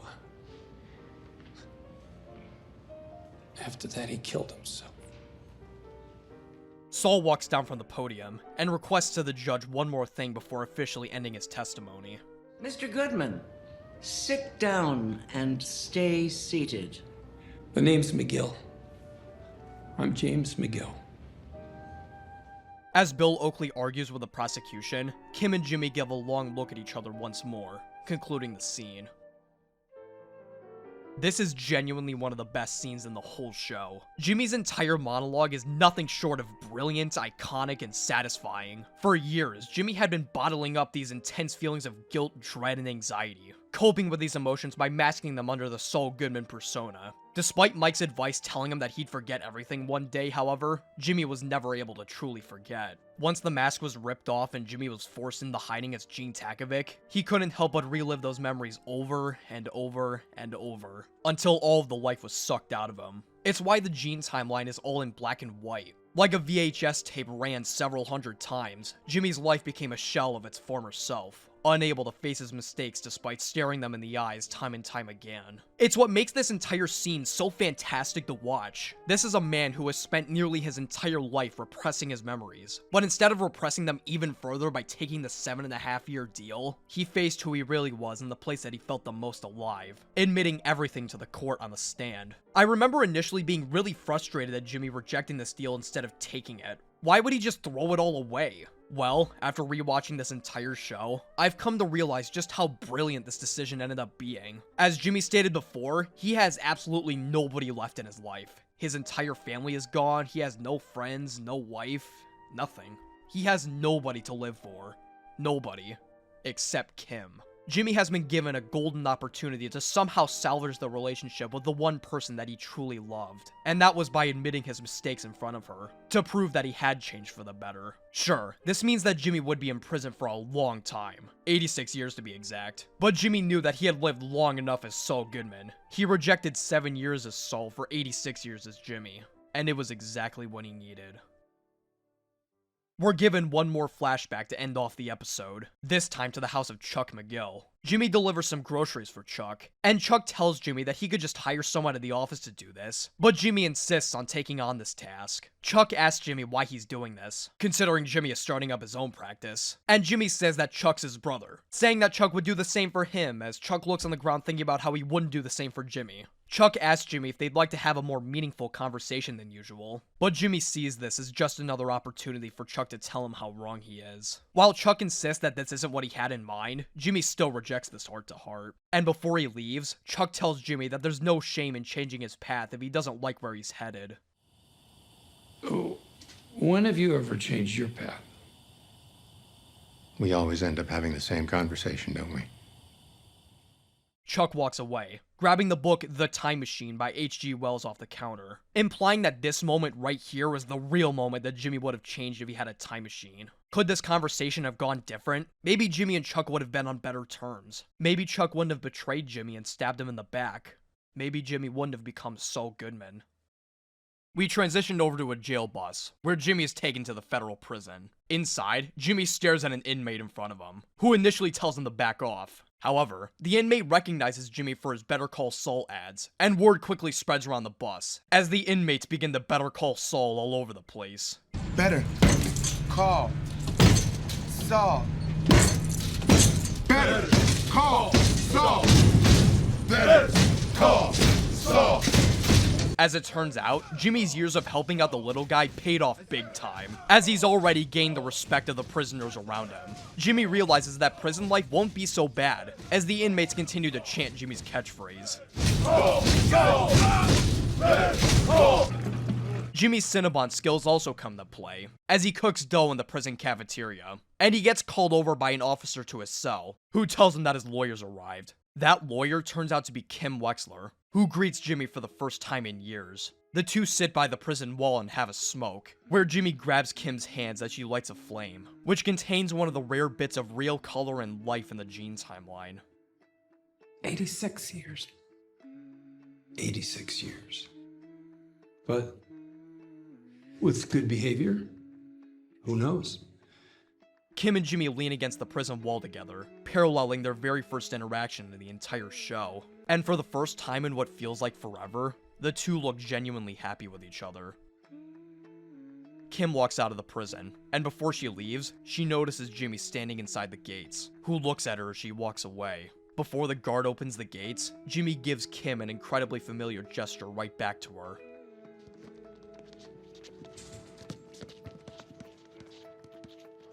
The two stare at each other for a brief moment, and Kim exits the prison, looking back at Jimmy as he continues to look back at her, before her view is obstructed by the prison walls.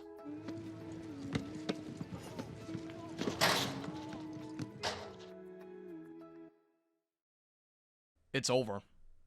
It's all over. Not just Better Call Saul, but this entire universe too. I still remember just how empty I felt when I finally finished this show for the first time. I couldn't help but think, wow, there's really nothing else left. Saul Gone! Even as I write this at nearly 4 o'clock in the morning on a Saturday night, it feels incredibly surreal. I've spent more hours than I'm willing to admit watching and writing for this show, not even including recording and editing the actual lines I've written. And every time I finished, in the back of my mind, I always knew there was more of this series to come. I mean, like, even after I finished the Breaking Bad series, I knew I had a whole other show to cover. But now, there's really nothing left. I'm done.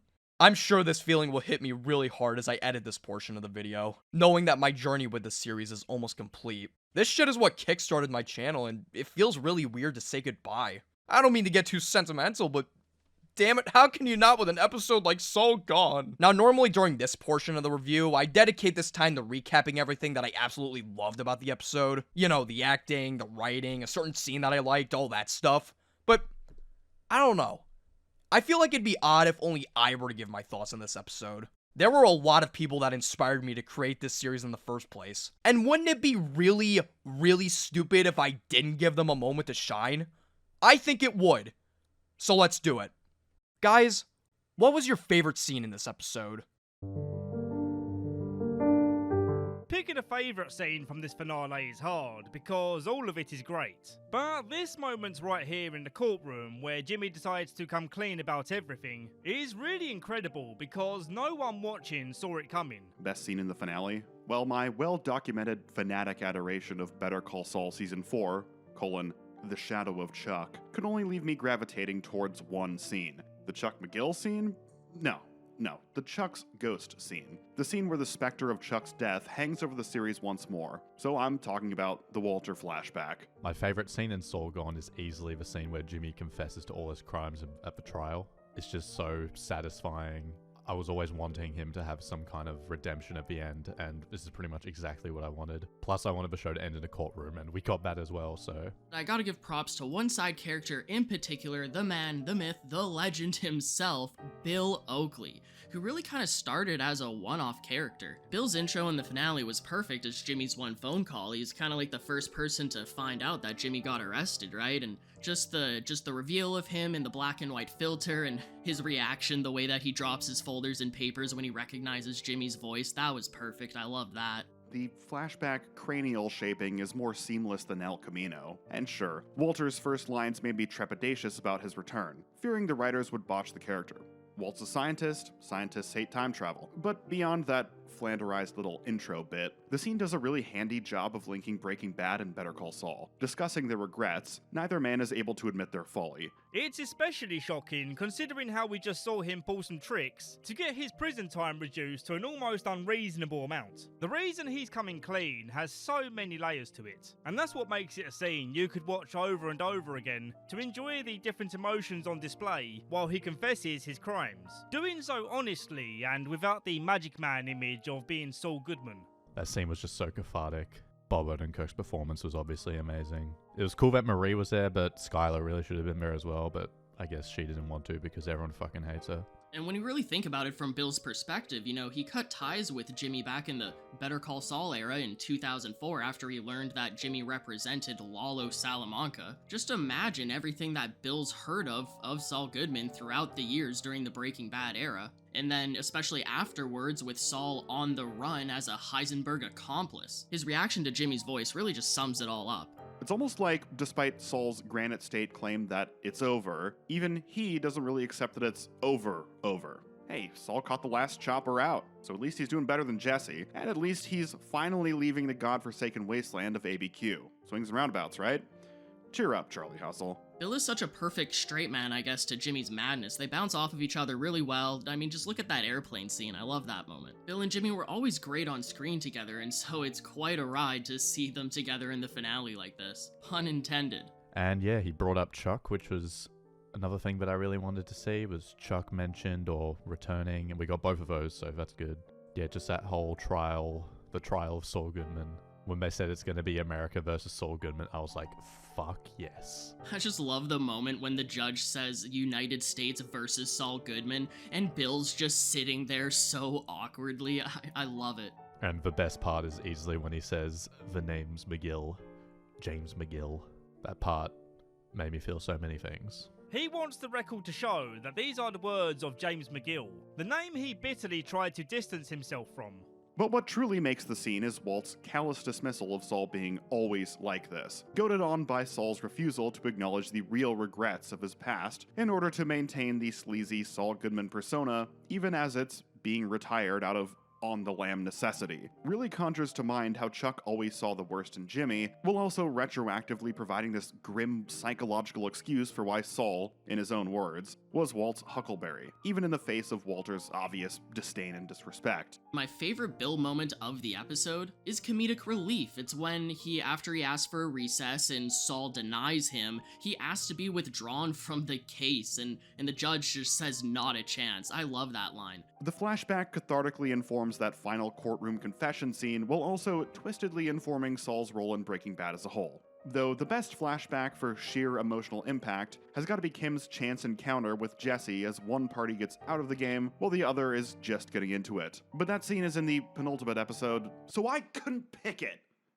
Massive shout out to these guys for pitching in. These guys in particular were massive inspirations for me when it came to kickstarting my Breaking Bad universe series. Without them, I likely wouldn't be in the position I am today, or at the very least, a very, very different one. Go subscribe to all these guys, their content is amazing. Now that they've given their thoughts, it's time for me to give mine.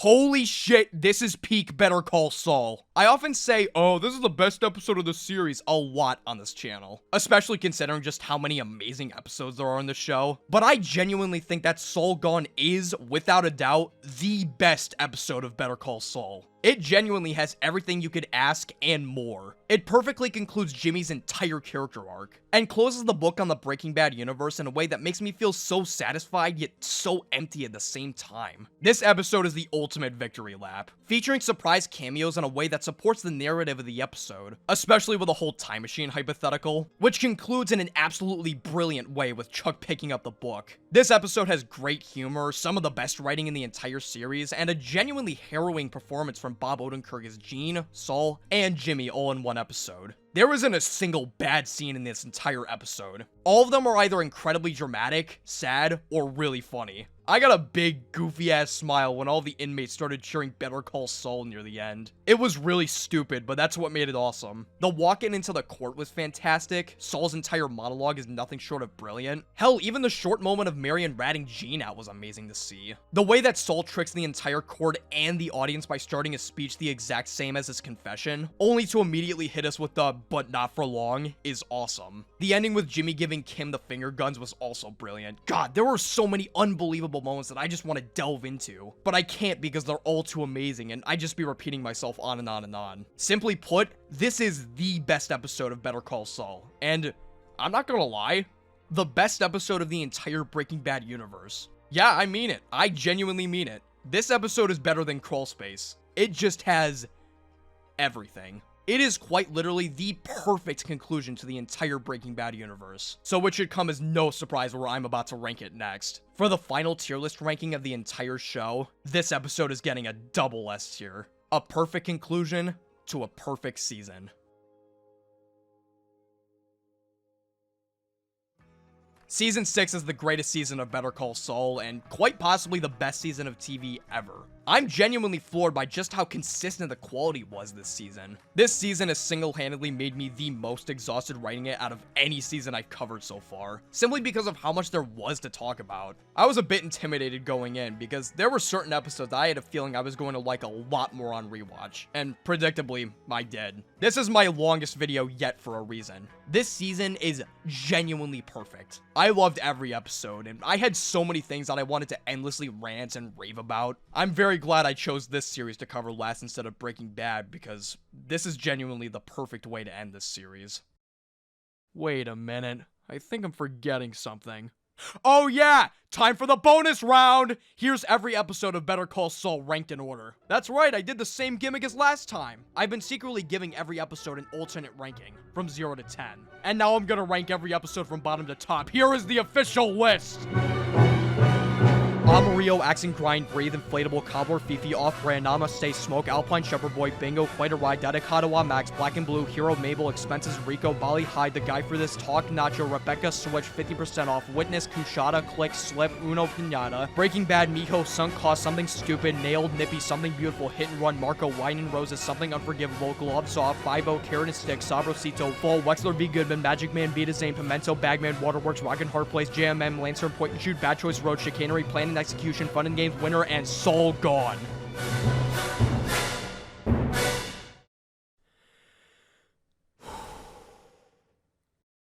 I remember my YouTube channel being in a big rut back in 2022. I used to just post shit posts on this channel with the occasional highly edited video here and there. And after a while, I started to lose motivation, and I didn't know what I wanted to do with the channel, so I eventually just stopped making videos. That was until I watched Breaking Bad for the first time. It was the first time with a piece of media where I had so many things that I just wanted to endlessly praise about it. It hooked me from the very beginning, and I've been hooked ever since. It was just genuinely impressive. I'd wanted to make reviews on my YouTube channel for the longest time, and after I finished watching Breaking Bad, I realized that I had found my first subject. Had it not been for this show, I would not be here right now, and had it not been for Better Call Saul, well, I wouldn't be here either. I have, and always will have, a deep, deep respect for both of these shows. These shows genuinely changed my life in a way that I will never be able to thank enough. And you know who else I won't be able to thank enough? You. Yeah, that's why I'm doing this shit. You guys watching right now are the reason for my success. And the people who will stick around for my content will be the reason for my long-term success. I've tried for years and years to capture an audience, and thanks to both of these shows, I've finally been able to do so. You guys have motivated me to make my content better than ever. And you guys have helped me to appreciate just how good these shows are. Especially Better Call Saul. I'm saying it right now, I think Better Call Saul is better than Breaking Bad. Don't get me wrong, Breaking Bad's amazing. But Better Call Saul is even more so. I love you guys so much, and I encourage you all to stick around. I'm going to be taking a long break from the Breaking Bad universe because, well, fucking look at my channel, Jesus Christ. I have a lot of video ideas prepared for the future, like the Mother 3 review and the Sopranos tier list series, along with a few others I'll announce sometime soon. And I believe I have what it takes to make them amazing. So I encourage you to stick around, because trust me, there is a lot more where that came from. Thank you all so much for watching, and I'll see you next time. Take care.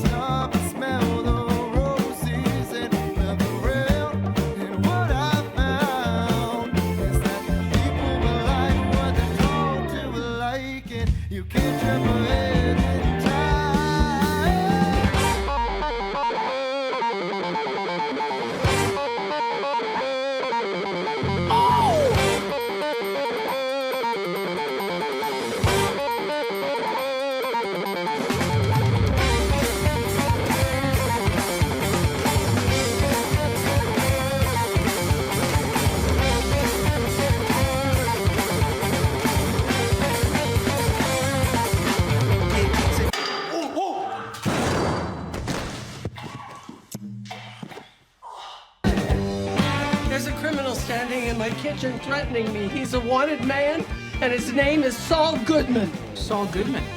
The guy has a lot of energy. It's just a name.